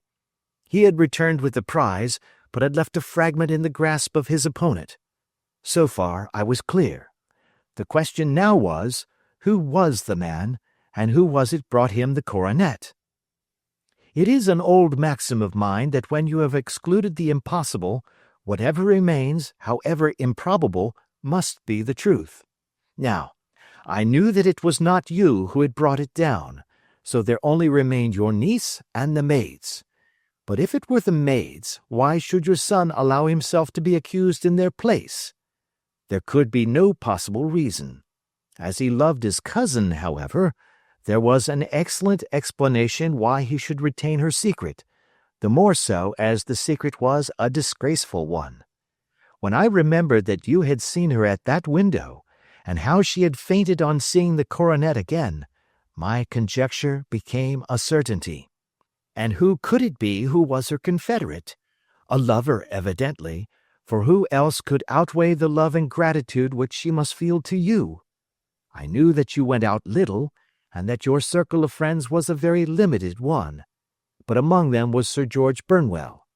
I had heard of him before as being a man of evil reputation among women. It must have been he who wore those boots and retained the missing gems. Even though he knew that Arthur had discovered him, he might still flatter himself that he was safe, for the lad could not say a word without compromising his own family. Well, your own good sense will suggest what measures I took next. I went in the shape of a loafer to Sir George's house, managed to pick up an acquaintance with his valet, learned that his master had cut his head the night before, and finally, at the expense of 6 shillings, made all sure by buying a pair of his cast-off shoes. With these I journeyed down to Streatham and saw that they exactly fitted the tracks. "I saw an ill-dressed vagabond in the lane yesterday evening," said Mr. Holder. "Precisely. It was I. I found that I had my man, so I came home and changed my clothes. It was a delicate part which I had to play then, for I saw that a prosecution must be avoided to avert scandal, and I knew that so astute a villain would see that our hands were tied in the matter. I went and saw him. At first, of course, he denied everything, but when I gave him every particular that had occurred, he tried to bluster and took down a life-preserver from the wall. I knew my man, however, and I clapped a pistol to his head before he could strike. Then he became a little more reasonable. I told him that we would give him a price for the stones he held, £1,000 apiece. That brought out the first signs of grief that he had shown. 'Why, dash it all,' said he, 'I've let them go at 600 for the 3. I soon managed to get the address of the receiver who had them, on promising him that there would be no prosecution. Off I set to him, and after much chaffering I got our stones at £1,000 apiece. Then I looked in upon your son, told him that all was right, and eventually got to my bed about 2 o'clock, after what I may call a really hard day's work.' 'A day which has saved England from a great public scandal,' said the banker, rising. 'Sir, I cannot find words to thank you, but you shall not find me ungrateful for what you have done. Your skill has indeed exceeded all that I have heard of it. And now I must fly to my dear boy to apologize to him for the wrong which I have done him. And as to what you tell me of poor Mary, it goes to my very heart. Not even your skill can inform me where she is now.' 'I think that we may safely say,' returned Holmes, 'that she is wherever Sir George Burnwell is. It is equally certain, too, that whatever her sins are, they will soon receive a more than sufficient punishment.'" Adventure 12. The Adventure of the Copper Beeches. "To the man who loves art for its own sake," remarked Sherlock Holmes, tossing aside the advertisement sheet of the Daily Telegraph, "it is frequently in its least important and lowliest manifestations that the keenest pleasure is to be derived. It is pleasant to me to observe, Watson, that you have so far grasped this truth, that in these little records of our cases which you have been good enough to draw up, and, I am bound to say, occasionally to embellish, you have given prominence not so much to the many causes célèbres and sensational trials in which I have figured, but rather to those incidents which may have been trivial in themselves, but which have given room for those faculties of deduction and of logical synthesis which I have made my special province. And yet, said I, smiling, I cannot quite hold myself absolved from the charge of sensationalism which has been urged against my records. You have erred, perhaps, he observed, taking up a glowing cinder with the tongs and lighting with it the long cherry-wood pipe which was wont to replace his clay when he was in a disputatious rather than a meditative mood. You have erred, perhaps, in attempting to put color and life into each of your statements, instead of confining yourself to the task of placing upon record that severe reasoning from cause to effect, which is really the only notable feature about the thing. It seems to me that I have done you full justice in the matter, I remarked with some coldness, for I was repelled by the egotism which I had more than once observed to be a strong factor in my friend's singular character. No, it is not selfishness or conceit, said he, answering, as was his wont, my thoughts rather than my words. If I claim full justice for my art, it is because it is an impersonal thing, a thing beyond myself. Crime is common, logic is rare. Therefore, it is upon the logic rather than upon the crime that you should dwell. You have degraded what should have been a course of lectures into a series of tales. It was a cold morning of the early spring, and we sat after breakfast on either side of a cheery fire in the old room at Baker Street. A thick fog rolled down between the lines of dun-colored houses, and the opposing windows loomed like dark, shapeless blurs through the heavy yellow wreaths. Our gas was lit, and shone on the white cloth and glimmer of china and metal, for the table had not been cleared yet. Sherlock Holmes had been silent all the morning, clipping continuously into the advertisement columns of a succession of papers, until at last, having apparently given up his search, he had emerged in no very sweet temper to lecture me upon my literary shortcomings.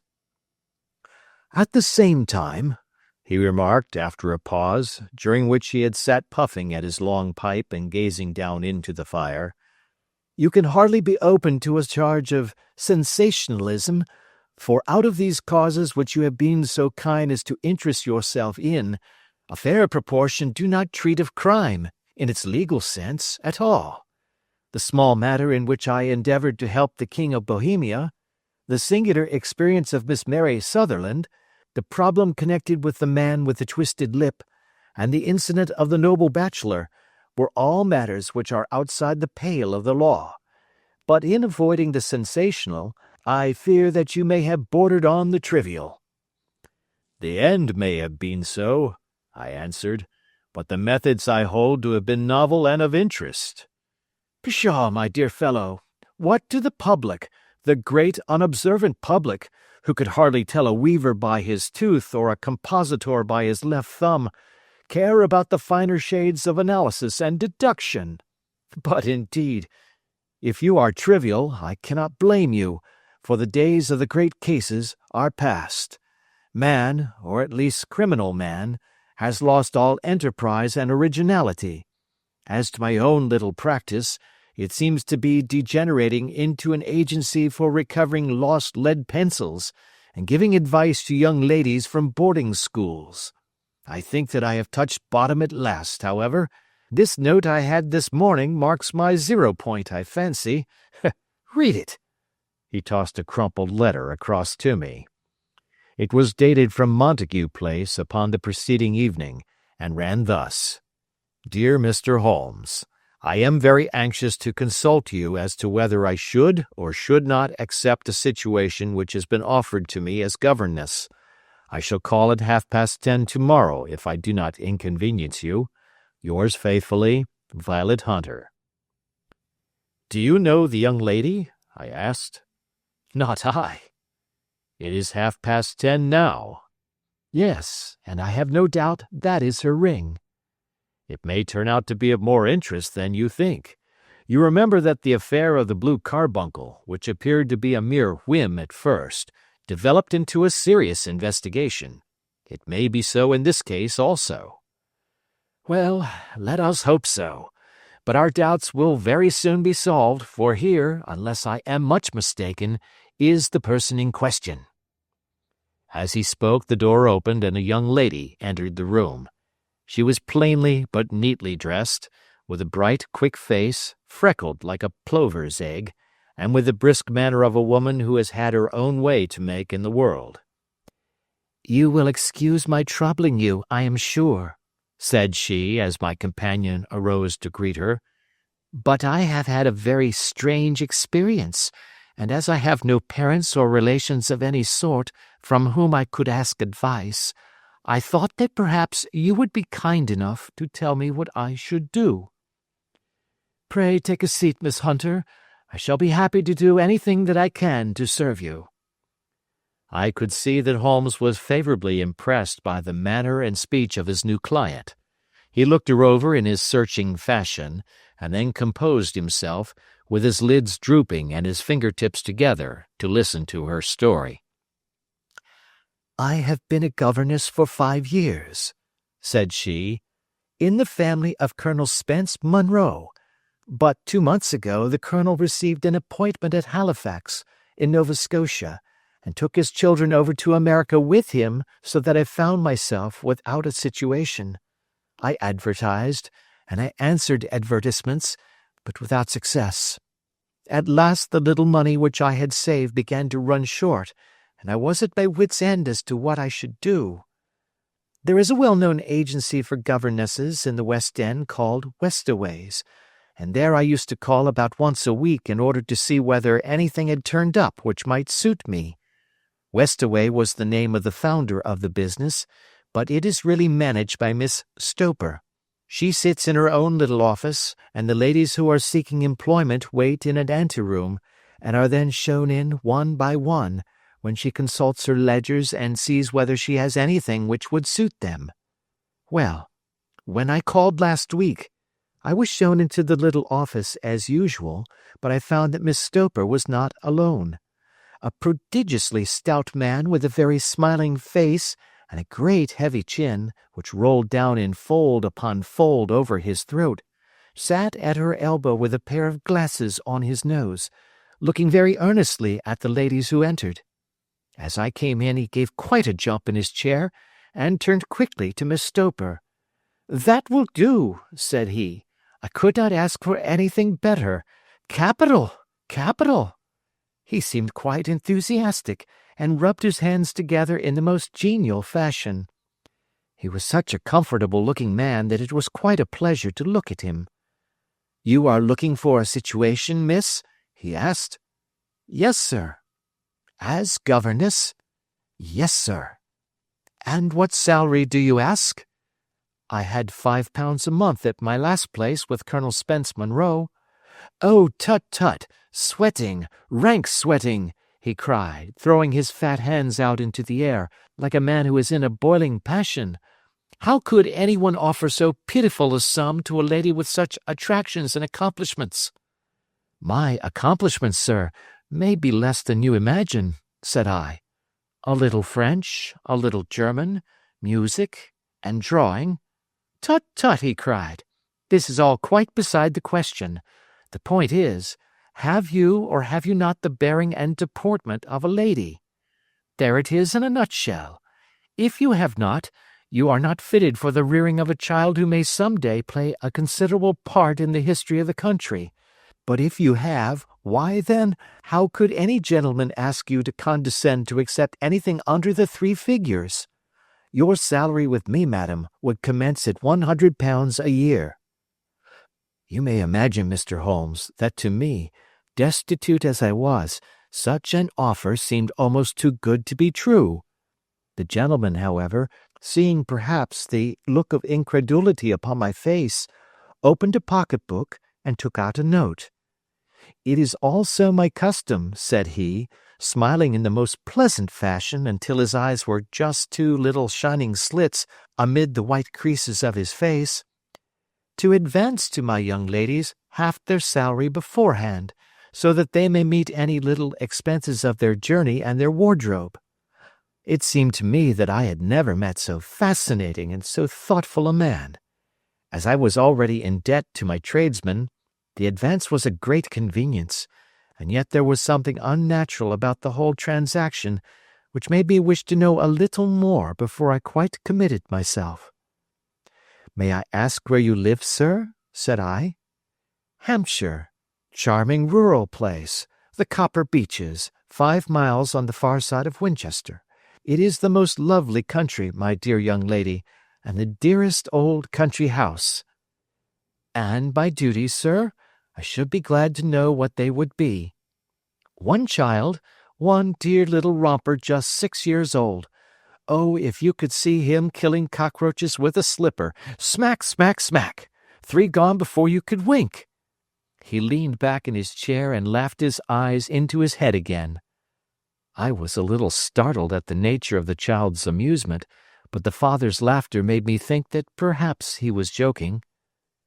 "My sole duties, then," I asked, "are to take charge of a single child?" "No, no, not the sole, my dear young lady," he cried. "Your duty would be, as I am sure your good sense would suggest, to obey any little commands my wife might give, provided always that they were such commands as a lady might with propriety obey.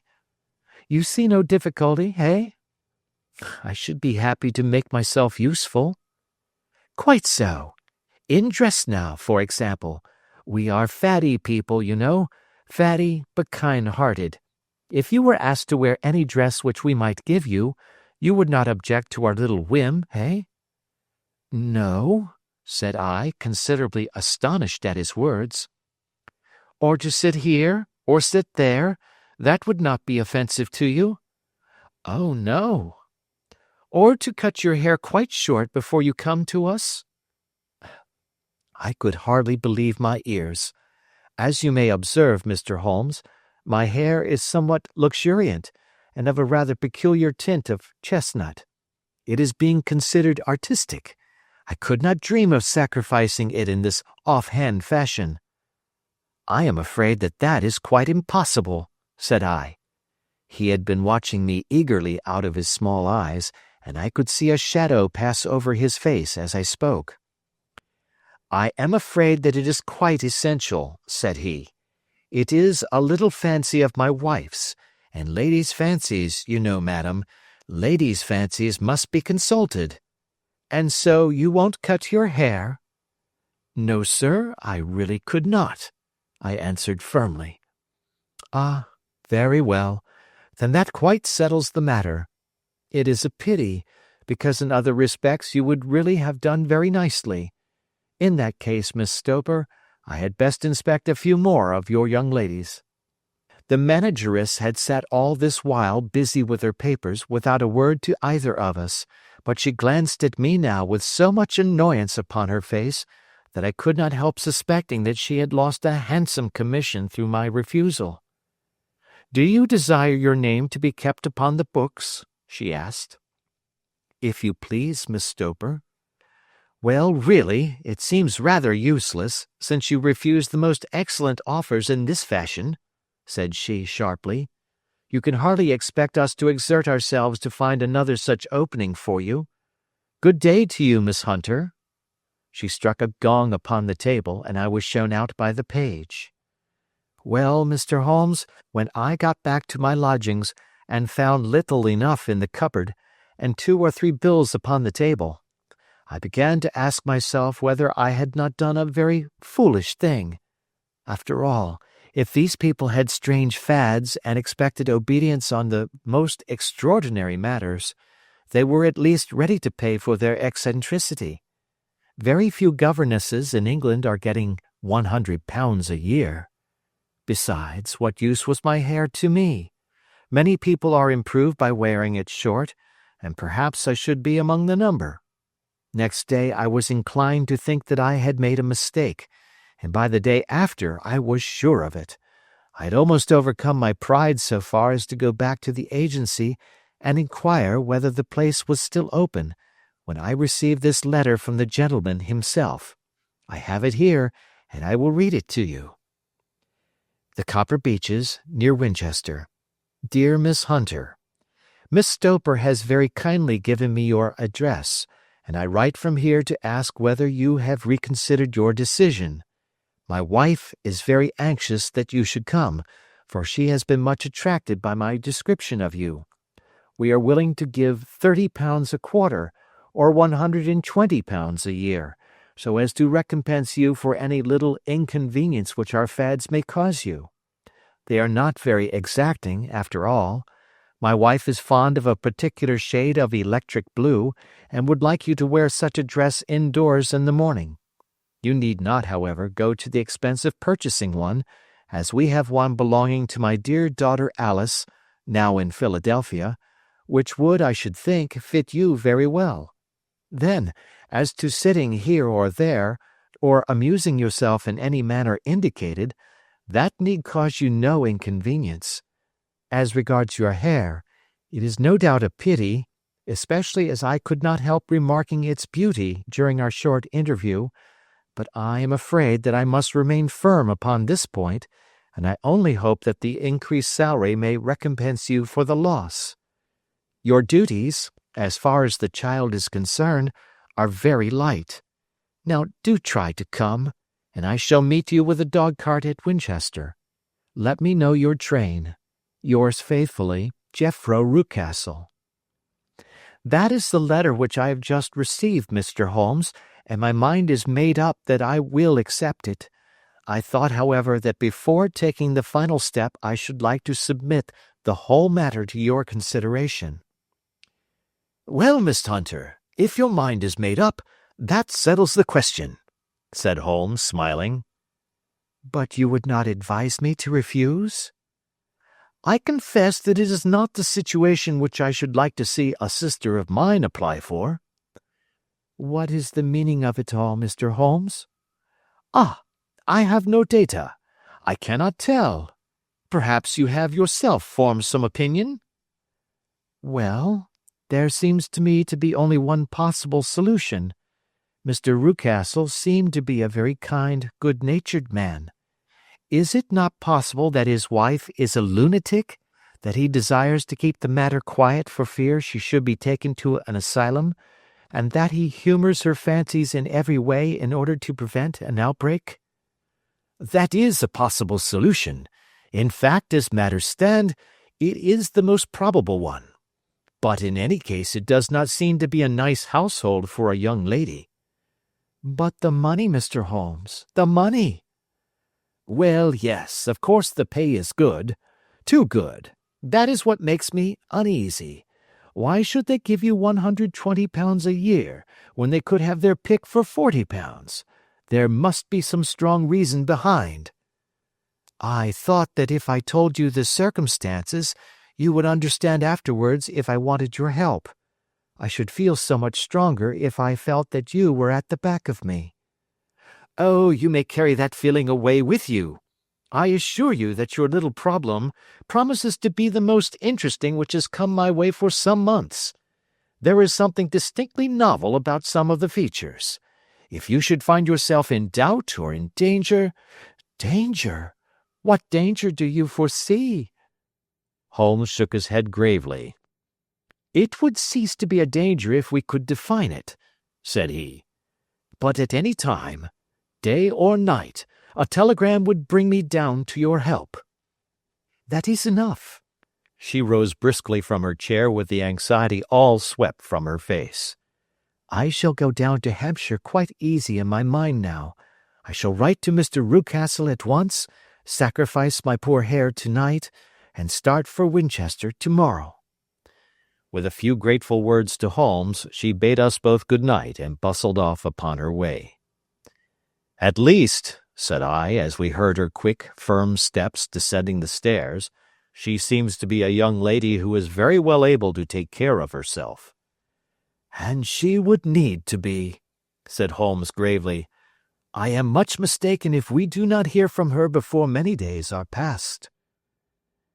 It was not very long before my friend's prediction was fulfilled. A fortnight went by, during which I frequently found my thoughts turning in her direction, and wondering what strange side alley of human experience this lonely woman had strayed into. The unusual salary, the curious conditions, the light duties, all pointed to something abnormal, though whether a fad or a plot, or whether the man was a philanthropist or a villain, it was quite beyond my powers to determine. As to Holmes, I observed that he sat frequently for half an hour on end, with knitted brows and an abstracted air, but he swept the matter away with a wave of his hand when I mentioned it. "Data, data, data!" he cried impatiently. "I can't make bricks without clay." And yet he would always wind up by muttering that no sister of his should ever have accepted such a situation. The telegram which we eventually received came late one night just as I was thinking of turning in, and Holmes was settling down to one of those all-night chemical researches which he frequently indulged in, when I would leave him stooping over a retort and a test tube at night, and find him in the same position when I came down to breakfast in the morning. He opened the yellow envelope, and then, glancing at the message, threw it across to me. "Just look up the trains in Bradshaw," said he, and turned back to his chemical studies. The summons was a brief and urgent one. "Please be at the Black Swan Hotel at Winchester at midday tomorrow," it said. "Do come. I am at my wit's end. Hunter." "Will you come with me?" asked Holmes, glancing up. "I should wish to." "Just look it up, then." "There is a train at 9:30, said I, glancing over my Bradshaw. "It is due at Winchester at 11:30. "That will do nicely. Then perhaps I had better postpone my analysis of the acetones, as we may need to be at our best in the morning." By 11 o'clock the next day we were well upon our way to the old English capital. Holmes had been buried in the morning papers all the way down, but after we had passed the Hampshire border he threw them down and began to admire the scenery. It was an ideal spring day, a light blue sky flecked with little fleecy white clouds drifting across from west to east. The sun was shining very brightly, and yet there was an exhilarating nip in the air which set an edge to a man's energy. All over the countryside, away to the rolling hills around Aldershot, the little red and grey roofs of the farmsteadings peeped out from amid the light green of the new foliage. "Are they not fresh and beautiful?" I cried with all the enthusiasm of a man fresh from the fogs of Baker Street. But Holmes shook his head gravely. "Do you know, Watson," said he, "that it is one of the curses of a mind with a turn like mine that I must look at everything with reference to my own special subject. You look at these scattered houses, and you are impressed by their beauty.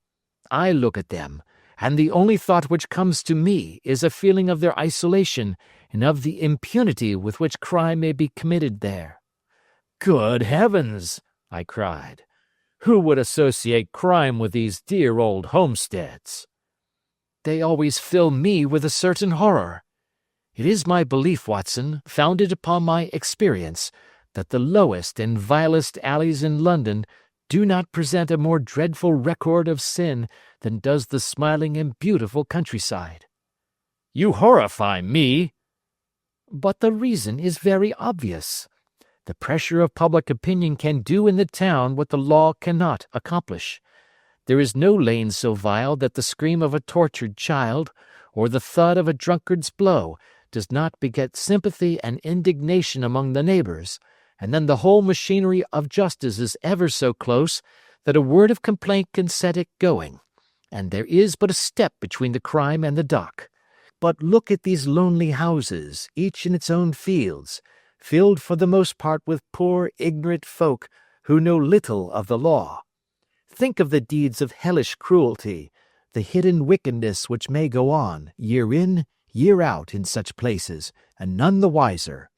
Had this lady who appeals to us for help gone to live in Winchester, I should never have had a fear for her. It is the 5 miles of country which makes the danger. Still, it is clear that she is not personally threatened."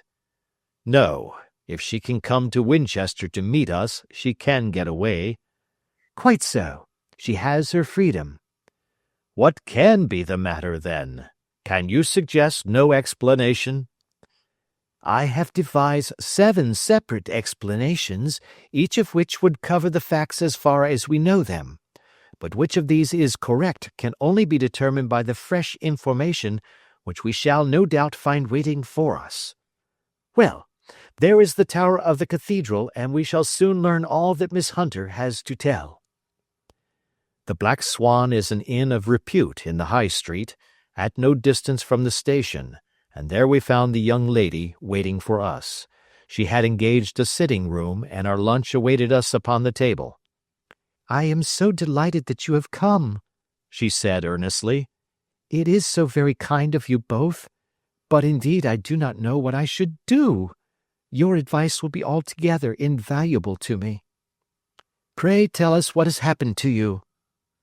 "I will do so, and I must be quick, for I have promised Mr. Rucastle to be back before 3. I got his leave to come into town this morning, though he little knew for what purpose. Let us have everything in its due order." Holmes thrust his long, thin legs out towards the fire, and composed himself to listen. "In the first place, I may say that I have met, on the whole, with no actual ill-treatment from Mr. and Mrs. Rucastle. It is only fair to them to say that. But I cannot understand them, and I am not easy in my mind about them." "What can you not understand?" "Their reasons for their conduct. But you shall have it all just as it occurred. When I came down, Mr. Rucastle met me here and drove me in his dog-cart to the Copper Beeches. It is, as he said, beautifully situated, but it is not beautiful in itself, for it is a large square block of a house, whitewashed, but all stained and streaked with damp and bad weather. There are grounds round it, woods on 3 sides, and on the 4th a field which slopes down to the Southampton high road, which curves past about 100 yards from the front door. This ground in front belongs to the house, but the woods all round are part of Lord Southerton's preserves. A clump of copper beeches immediately in front of the hall door has given its name to the place. I was driven over by my employer, who was as amiable as ever, and was introduced by him that evening to his wife and the child. There was no truth, Mr. Holmes, in the conjecture which seemed to us to be probable in your rooms at Baker Street. Mrs. Rucastle is not mad. I found her to be a silent, pale-faced woman, much younger than her husband, not more than 30, I should think, while he can hardly be less than 45. From their conversation I have gathered that they have been married about 7 years, that he was a widower, and that his only child by the first wife was the daughter who has gone to Philadelphia. Mr. Rucastle told me in private that the reason why she had left them was that she had an unreasoning aversion to her stepmother. As the daughter could not have been less than 20, I can quite imagine that her position must have been uncomfortable with her father's young wife. Mrs. Rucastle seemed to me to be colorless in mind as well as in feature. She impressed me neither favorably nor the reverse. She was a non-entity. It was easy to see that she was passionately devoted both to her husband and to her little son. Her light gray eyes wandered continually from one to the other, noting every little want and forestalling it if possible. He was kind to her also in his bluff, boisterous fashion, and on the whole they seemed to be a happy couple. And yet she had some secret sorrow, this woman. She would often be lost in deep thought, with the saddest look upon her face. More than once I have surprised her in tears. I have thought sometimes that it was the disposition of her child which weighed upon her mind, for I have never met so utterly spoiled and so ill-natured a little creature. He is small for his age, with a head which is quite disproportionately large. His whole life appears to be spent in an alternation between savage fits of passion and gloomy intervals of sulking.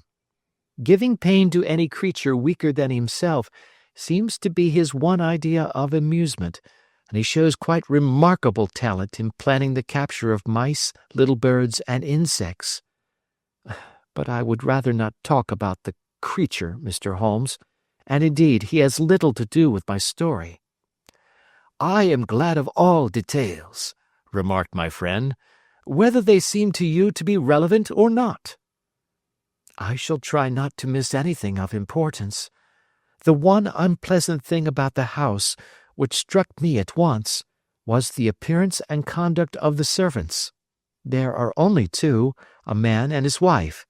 Toller, for that is his name, is a rough, uncouth man, with grizzled hair and whiskers, and a perpetual smell of drink. Twice since I have been with them he has been quite drunk, and yet Mr. Rucastle seemed to take no notice of it. His wife is a very tall and strong woman with a sour face, as silent as Mrs. Rucastle, and much less amiable. They are a most unpleasant couple, but fortunately I spend most of my time in the nursery and my own room, which are next to each other in one corner of the building. For 2 days after my arrival at the Copper Beeches my life was very quiet. On the third, Mrs. Rucastle came down just after breakfast and whispered something to her husband. "Oh, yes," said he, turning to me, "we are very much obliged to you, Miss Hunter, for falling in with our whims so far as to cut your hair. I assure you that it has not detracted in the tiniest iota from your appearance. We shall now see how the electric blue dress will become you. You will find it laid out upon the bed in your room, and if you would be so good as to put it on, we should both be extremely obliged."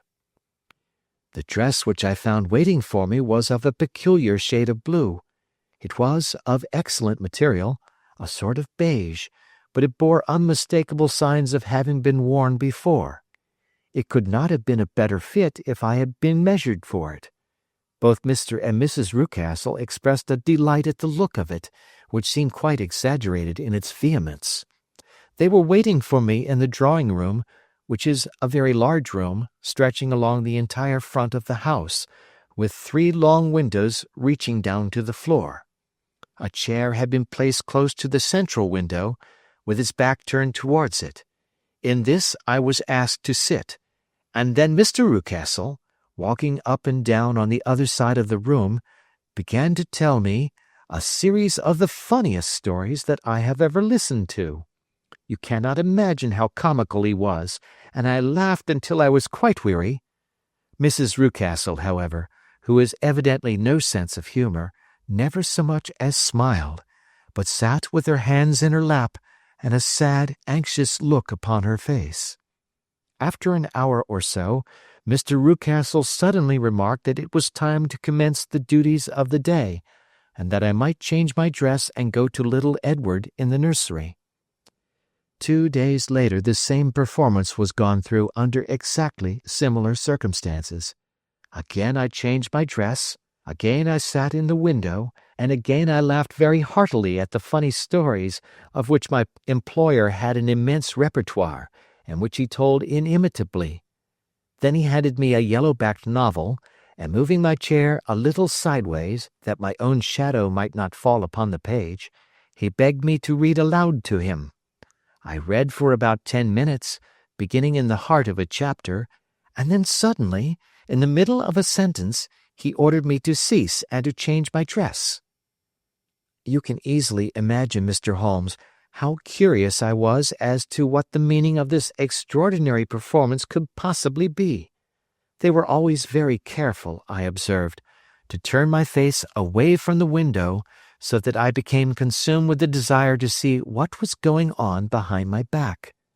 At first it seemed to be impossible, but I soon devised a means. My hand mirror had been broken, so a happy thought seized me, and I concealed a piece of the glass in my handkerchief. On the next occasion, in the midst of my laughter, I put my handkerchief up to my eyes, and was able with a little management to see all that there was behind me. I confess that I was disappointed. There was nothing. At least, that was my first impression. At the second glance, however, I perceived that there was a man standing in the Southampton Road, a small bearded man in a grey suit, who seemed to be looking in my direction. The road is an important highway, and there are usually people there. This man, however, was leaning against the railings which bordered our field, and was looking earnestly up. I lowered my handkerchief, and glanced at Mrs. Rucastle to find her eyes fixed upon me with a most searching gaze.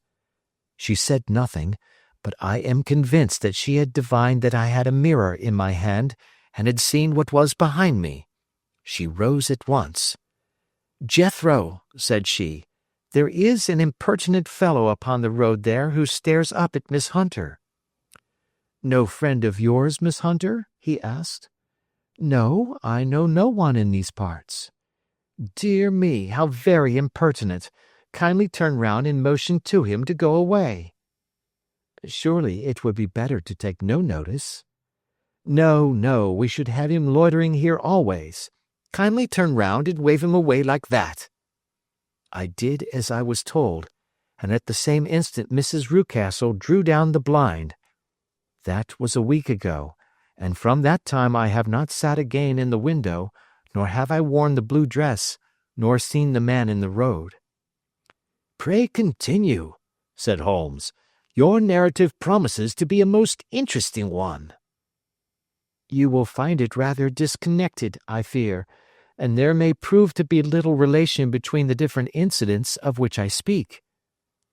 On the very first day that I was at the Copper Beeches, Mr. Rucastle took me to a small outhouse which stands near the kitchen door. As we approached it, I heard the sharp rattling of a chain, and the sound as of a large animal moving about. "Look in here," said Mr. Rucastle, showing me a slit between two planks. "Is he not a beauty?" I looked through and was conscious of two glowing eyes, and of a vague figure huddled up in the darkness. "Don't be frightened," said my employer, laughing at the start which I had given.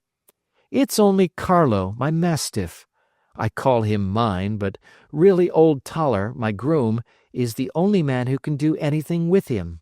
We feed him once a day, and not too much then, so that he is always as keen as mustard. Toller lets him loose every night, and God help the trespasser whom he lays his fangs upon. For goodness' sake, don't you ever, on any pretext, set your foot over the threshold at night, for it's as much as your life is worth." The warning was no idle one, for 2 nights later I happened to look out of my bedroom window about 2 o'clock in the morning. It was a beautiful moonlight night, and the lawn in front of the house was silvered over and almost as bright as day. I was standing, wrapped in the peaceful beauty of the scene, when I was aware that something was moving under the shadow of the Copper Beeches. As it emerged into the moonshine, I saw what it was. It was a giant dog, as large as a calf, tawny tinted, with hanging jowl, black muzzle, and huge projecting bones. It walked slowly across the lawn and vanished into the shadow upon the other side. That dreadful sentinel set a chill to my heart which I do not think that any burglar could have done. And now I have a very strange experience to tell you. I had, as you know, cut off my hair in London, and I had placed it in a great coil at the bottom of my trunk. One evening, after the child was in bed, I began to amuse myself by examining the furniture of my room and by rearranging my own little things. There was an old chest of drawers in the room, the 2 upper ones empty and open, the lower one locked. I had filled the first 2 with my linen, and as I had still much to pack away, I was naturally annoyed at not having the use of the 3rd drawer. It struck me that it might have been fastened by a mere oversight, so I took out my bunch of keys and tried to open it. The very first key fitted to perfection, and I drew the drawer open. There was only one thing in it, but I am sure that you would never guess what it was. It was my coil of hair. I took it up and examined it. It was of the same peculiar tint and the same thickness. But then the impossibility of the thing obtruded itself upon me. How could my hair have been locked in the drawer? With trembling hands I undid my trunk, turned out the contents, and drew from the bottom my own hair. I laid the two tresses together, and I assure you that they were identical. Was it not extraordinary?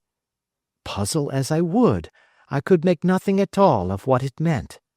I returned the strange hair to the drawer, and I said nothing of the matter to the Rucastles, as I felt that I had put myself in the wrong by opening a drawer which they had locked. I am naturally observant, as you may have remarked, Mr. Holmes, and I soon had a pretty good plan of the whole house in my head. There was one wing, however, which appeared not to be inhabited at all.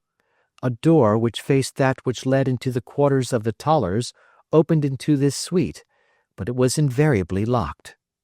One day, however, as I ascended the stair, I met Mr. Rucastle coming out through this door, his keys in his hand, and a look on his face which made him a very different person to the round, jovial man to whom I was accustomed.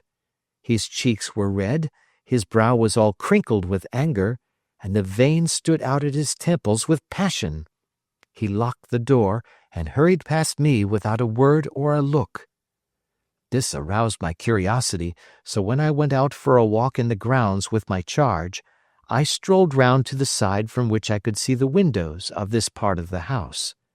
There were 4 of them in a row, 3 of which were simply dirty, while the 4th was shattered up. They were evidently all deserted. As I strolled up and down, glancing at them occasionally, Mr. Rucastle came out to me, looking as merry and jovial as ever. "Ah," said he, "you must not think me rude if I passed you without a word, my dear young lady." I was preoccupied with business matters. I assured him that I was not offended. "By the way," said I, "you seem to have quite a suite of spare rooms up there, and one of them has the shutters up." He looked surprised, and, as it seemed to me, a little startled at my remark. "Photography is one of my hobbies," said he. "I have made my dark-room up there. But, dear me, what an observant young lady we have come upon! Who would have believed it? Who would have ever believed it?" He spoke in a jesting tone, but there was no jest in his eyes as he looked at me. I read suspicion there and annoyance, but no jest.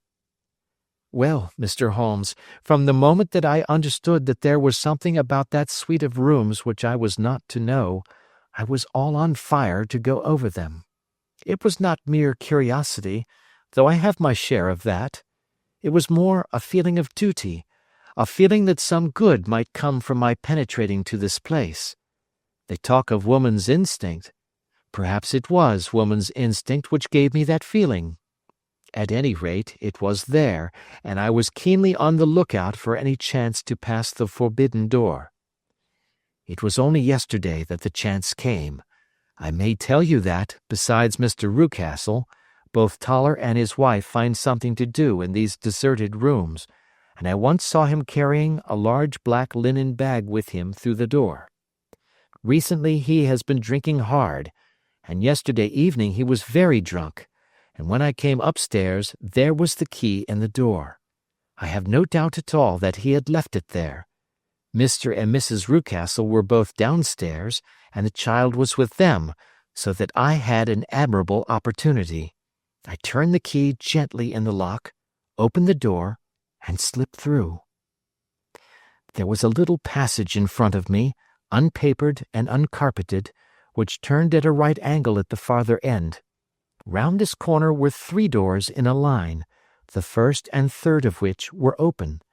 They each led into an empty room, dusty and cheerless, with 2 windows in the one and one in the other, so thick with dirt that the evening light glimmered dimly through them. The center door was closed, and across the outside of it had been fastened one of the broad bars of an iron bed, padlocked at one end to a ring in the wall, and fastened at the other with stout cord.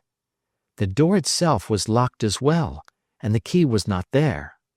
This barricaded door corresponded clearly with the shuttered window outside, and yet I could see by the glimmer from beneath it that the room was not in darkness. Evidently there was a skylight which let in light from above. As I stood in the passage gazing at the sinister door and wondering what secret it might veil, I suddenly heard the sound of steps within the room and saw a shadow pass backward and forward against the little slit of dim light which shone out from under the door. A mad, unreasoning terror rose up in me at the sight, Mr. Holmes. My overstrung nerves failed me suddenly, and I turned and ran as though some dreadful hand were behind me clutching at the skirt of my dress. I rushed down the passage, through the door, and straight into the arms of Mr. Rucastle, who was waiting outside. "So," said he, smiling, "it was you, then. I thought that it must be when I saw the door open." "Oh, I am so frightened," I panted. My dear young lady, you cannot think how caressing and soothing his manner was. And what has frightened you, my dear young lady?" But his voice was just a little too coaxing. He overdid it. I was keenly on my guard against him. "I was foolish enough to go into the empty wing," I answered, "but it is so lonely and eerie in this dim light that I was frightened and ran out again. Oh, it is so dreadfully still in there." "Only that," said he, looking at me keenly. "Why, what did you think?" I asked. "Why do you think that I locked this door?" "I am sure that I do not know." "It is to keep people out who have no business there, do you see?" He was still smiling in the most amiable manner. "I am sure if I had known—" "Well then, you know now. And if you ever put your foot over that threshold again—" Here in an instant the smile hardened into a grin of rage, and he glared down at me with the face of a demon. "I'll throw you to the mastiff."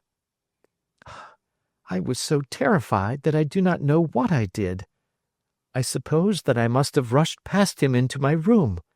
I remember nothing until I found myself lying on my bed, trembling all over. Then I thought of you, Mr. Holmes. I could not live there longer without some advice. I was frightened of the house, of the man, of the woman, of the servants, even of the child. They were all horrible to me. If I could only bring you down, all would be well. Of course I might have fled from the house, but my curiosity was almost as strong as my fears. My mind was soon made up. I would send you a wire. I put on my hat and cloak, went down to the office, which is about half a mile from the house, and then returned, feeling very much easier. A horrible doubt came into my mind as I approached the door, lest the dog might be loose, but I remembered that Toller had drunk himself into a state of insensibility that evening, and I knew that he was the only one in the household who had any influence with the savage creature, or who would venture to set him free. I slipped in safety, and lay awake half the night in my joy at the thought of seeing you. I had no difficulty in getting leave to come into Winchester this morning, but I must be back before 3 o'clock, for Mr. and Mrs. Rucastle are going on a visit, and will be away all the evening, so that I must look after the child. Now I have told you all my adventures, Mr. Holmes, and I should be very glad if you could tell me what it all means, and above all, what I should do." Holmes and I had listened spellbound to this extraordinary story. My friend rose now and paced up and down the room, his hands in his pockets, and an expression of the most profound gravity upon his face. "Is Toller still drunk?" he asked. "Yes, I heard his wife tell Mrs. Rucastle that she could do nothing with him." "That is well. And the Rucastles go out tonight?" "Yes." "Is there a cellar with a good strong lock?" "Yes, the wine cellar." "You seem to me to have acted all through this matter like a very brave and sensible girl, Miss Hunter. Do you think that you could perform one more feat?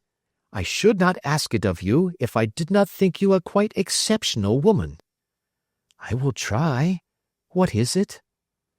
"We shall be at the Copper Beeches by 7 o'clock, my friend and I.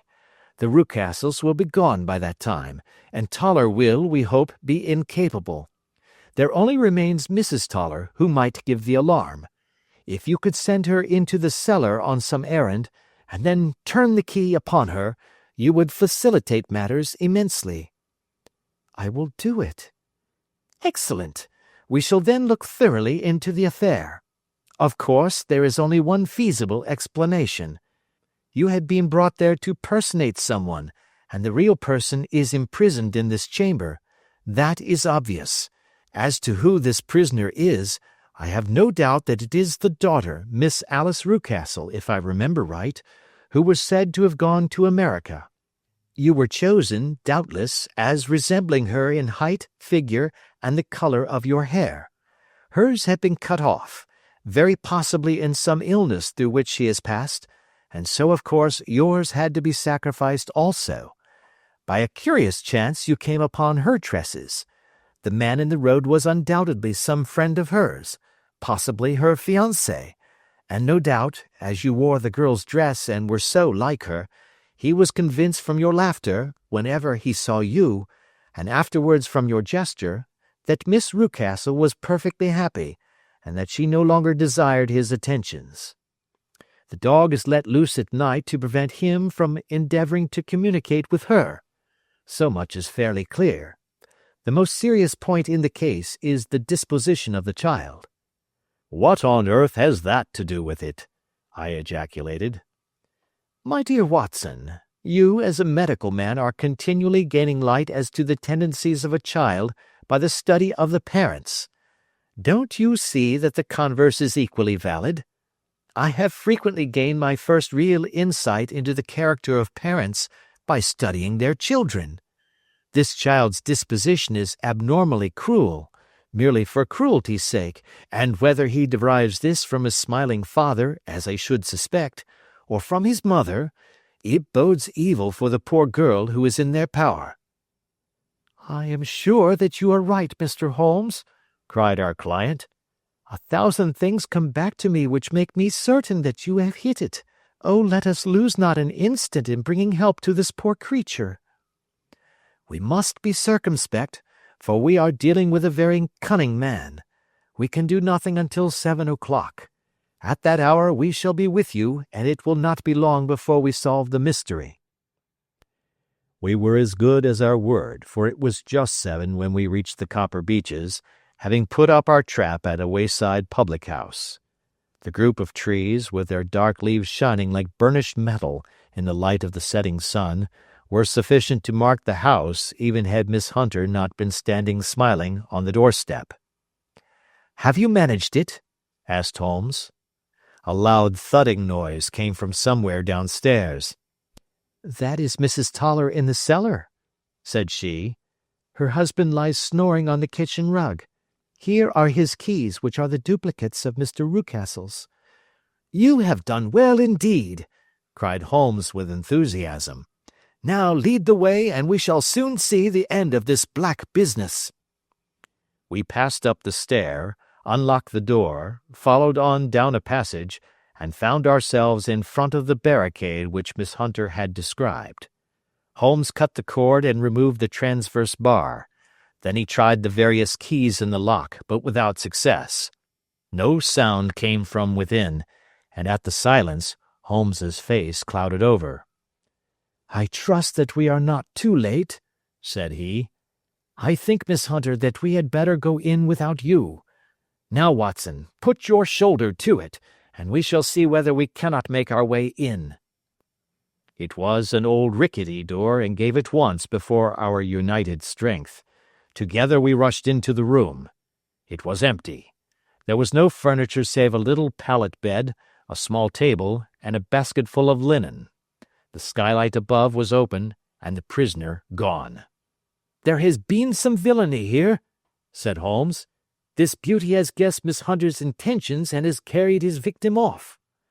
"But how?" "Through the skylight.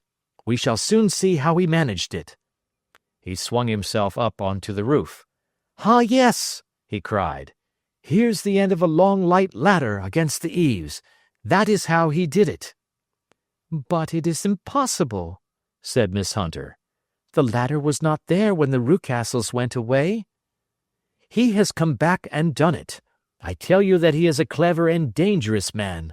I should not be very much surprised if this were he whose step I hear now upon the stair. I think, Watson, that it would be as well for you to have your pistol ready."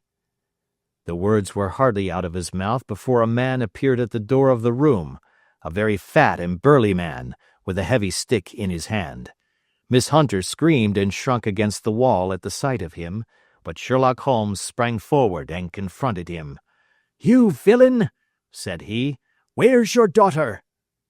The fat man cast his eyes round and then up at the open skylight. "It is for me to ask you that!" he shrieked. "You thieves! Spies and thieves! I have caught you, have I? You are in my power! I'll serve you!" He turned and clattered down the stairs as hard as he could go. "He's gone for the dog," cried Miss Hunter. "I have my revolver," said I. "Better close the front door," cried Holmes, and we all rushed down the stairs together. We had hardly reached the hall when we heard the baying of a hound, and then a scream of agony, with a horrible, worrying sound which it was dreadful to listen to. An elderly man with a red face and shaking limbs came staggering out at a side door. "My God!" he cried. "Someone has loosed the dog. It's not been fed for 2 days. Quick, quick, or it'll be too late." Holmes and I rushed out and round the angle of the house, with Toller hurrying behind us. There was the huge famished brute, its black muzzle buried in Rucastle's throat, while he writhed and screamed upon the ground. Running up, I blew its brains out, and it fell over with its keen white teeth still meeting in the great creases of his neck. With much labor, we separated them and carried him, living but horribly mangled, into the house. We laid him upon the drawing-room sofa, and having dispatched the sobered Toller to bear the news to his wife, I did what I could to relieve his pain. We were all assembled round him when the door opened, and a tall, gaunt woman entered the room. "Mrs. Toller!" cried Miss Hunter. "Yes, miss. Mr. Rucastle let me out when he came back before he went up to you. Ah, miss, it is a pity you didn't let me know what you were planning, for I would have told you that your pains were wasted." "Ha!" said Holmes, looking keenly at her. "It is clear that Mrs. Toller knows more about this matter than anyone else." "Yes, sir, I do, and I am ready enough to tell what I know." "Then pray sit down, and let us hear it, for there are several points on which I must confess that I am still in the dark." "I will soon make it clear to you," said she, "and I'd have done so before now if I could have got out of the cellar. If there's police court business over this, you remember that I was the one that stood your friend, and that I was Miss Alice's friend too. She was never happy at home, Miss Alice wasn't, from the time that her father married again. She was slighted like and had no say in anything, but it never really became bad for her until after she met Mr. Fowler at a friend's house. As well as I could learn, Miss Alice had rights of her own by will, but she was so quiet and patient, she was, that she never said a word about them but just left everything in Mr. Rucastle's hands. He knew he was safe with her, but when there was a chance of a husband coming forward who would ask for all that the law would give him, then her father thought it time to put a stop on it. He wanted her to sign a paper so that whether she married or not, he could use her money. When she wouldn't do it, he kept on worrying her until she got brain fever, and for 6 weeks was at death's door. Then she got better at last, all worn to a shadow, and with her beautiful hair cut off. But that didn't make no change in her young man, and he stuck to her as true as men could be." "Ah," said Holmes, "I think that what you have been good enough to tell us makes the matter fairly clear, and that I can deduce all that remains. Mr. Rucastle, then, I presume, took to the system of imprisonment?" "Yes, sir." and brought Miss Hunter down from London in order to get rid of the disagreeable persistence of Mr. Fowler. That was it, sir. But Mr. Fowler, being a persevering man, as a good seaman should be, blockaded the house, and having met you, succeeded by certain arguments, metallic or otherwise, in convincing you that your interests were the same as his. Mr. Fowler was a very kind-spoken, free-handed gentleman, said Mrs. Toller serenely. And in this way he managed that your good man should have no want of drink, and that the latter should be ready at the moment when your master had gone out. You have it, sir, just as it happened.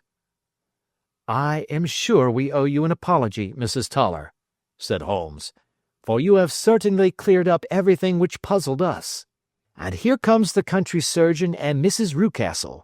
So I think, Watson, that we had best escort Miss Hunter back to Winchester, as it seems to me that our locus standi now is rather a questionable one. And thus was solved the mystery of the sinister house with the copper beeches in front of the door. Mr. Rucastle survived, but was always a broken man, kept alive solely through the care of his devoted wife. They still live with their old servants, who probably know so much of Rucastle's past life that he finds it difficult to part from them. Mr. Fowler and Miss Rucastle were married, by special license, in Southampton the day after their flight, and he is now the holder of a government appointment in the island of Mauritius. As to Miss Violet Hunter, my friend Holmes, rather to my disappointment, manifested no further interest in her when once she had ceased to be the center of one of his problems, and she is now the head of a private school at Walsall, where I believe that she has met with considerable success. That is the end of our adventure number 12, and we thank you for listening to our book.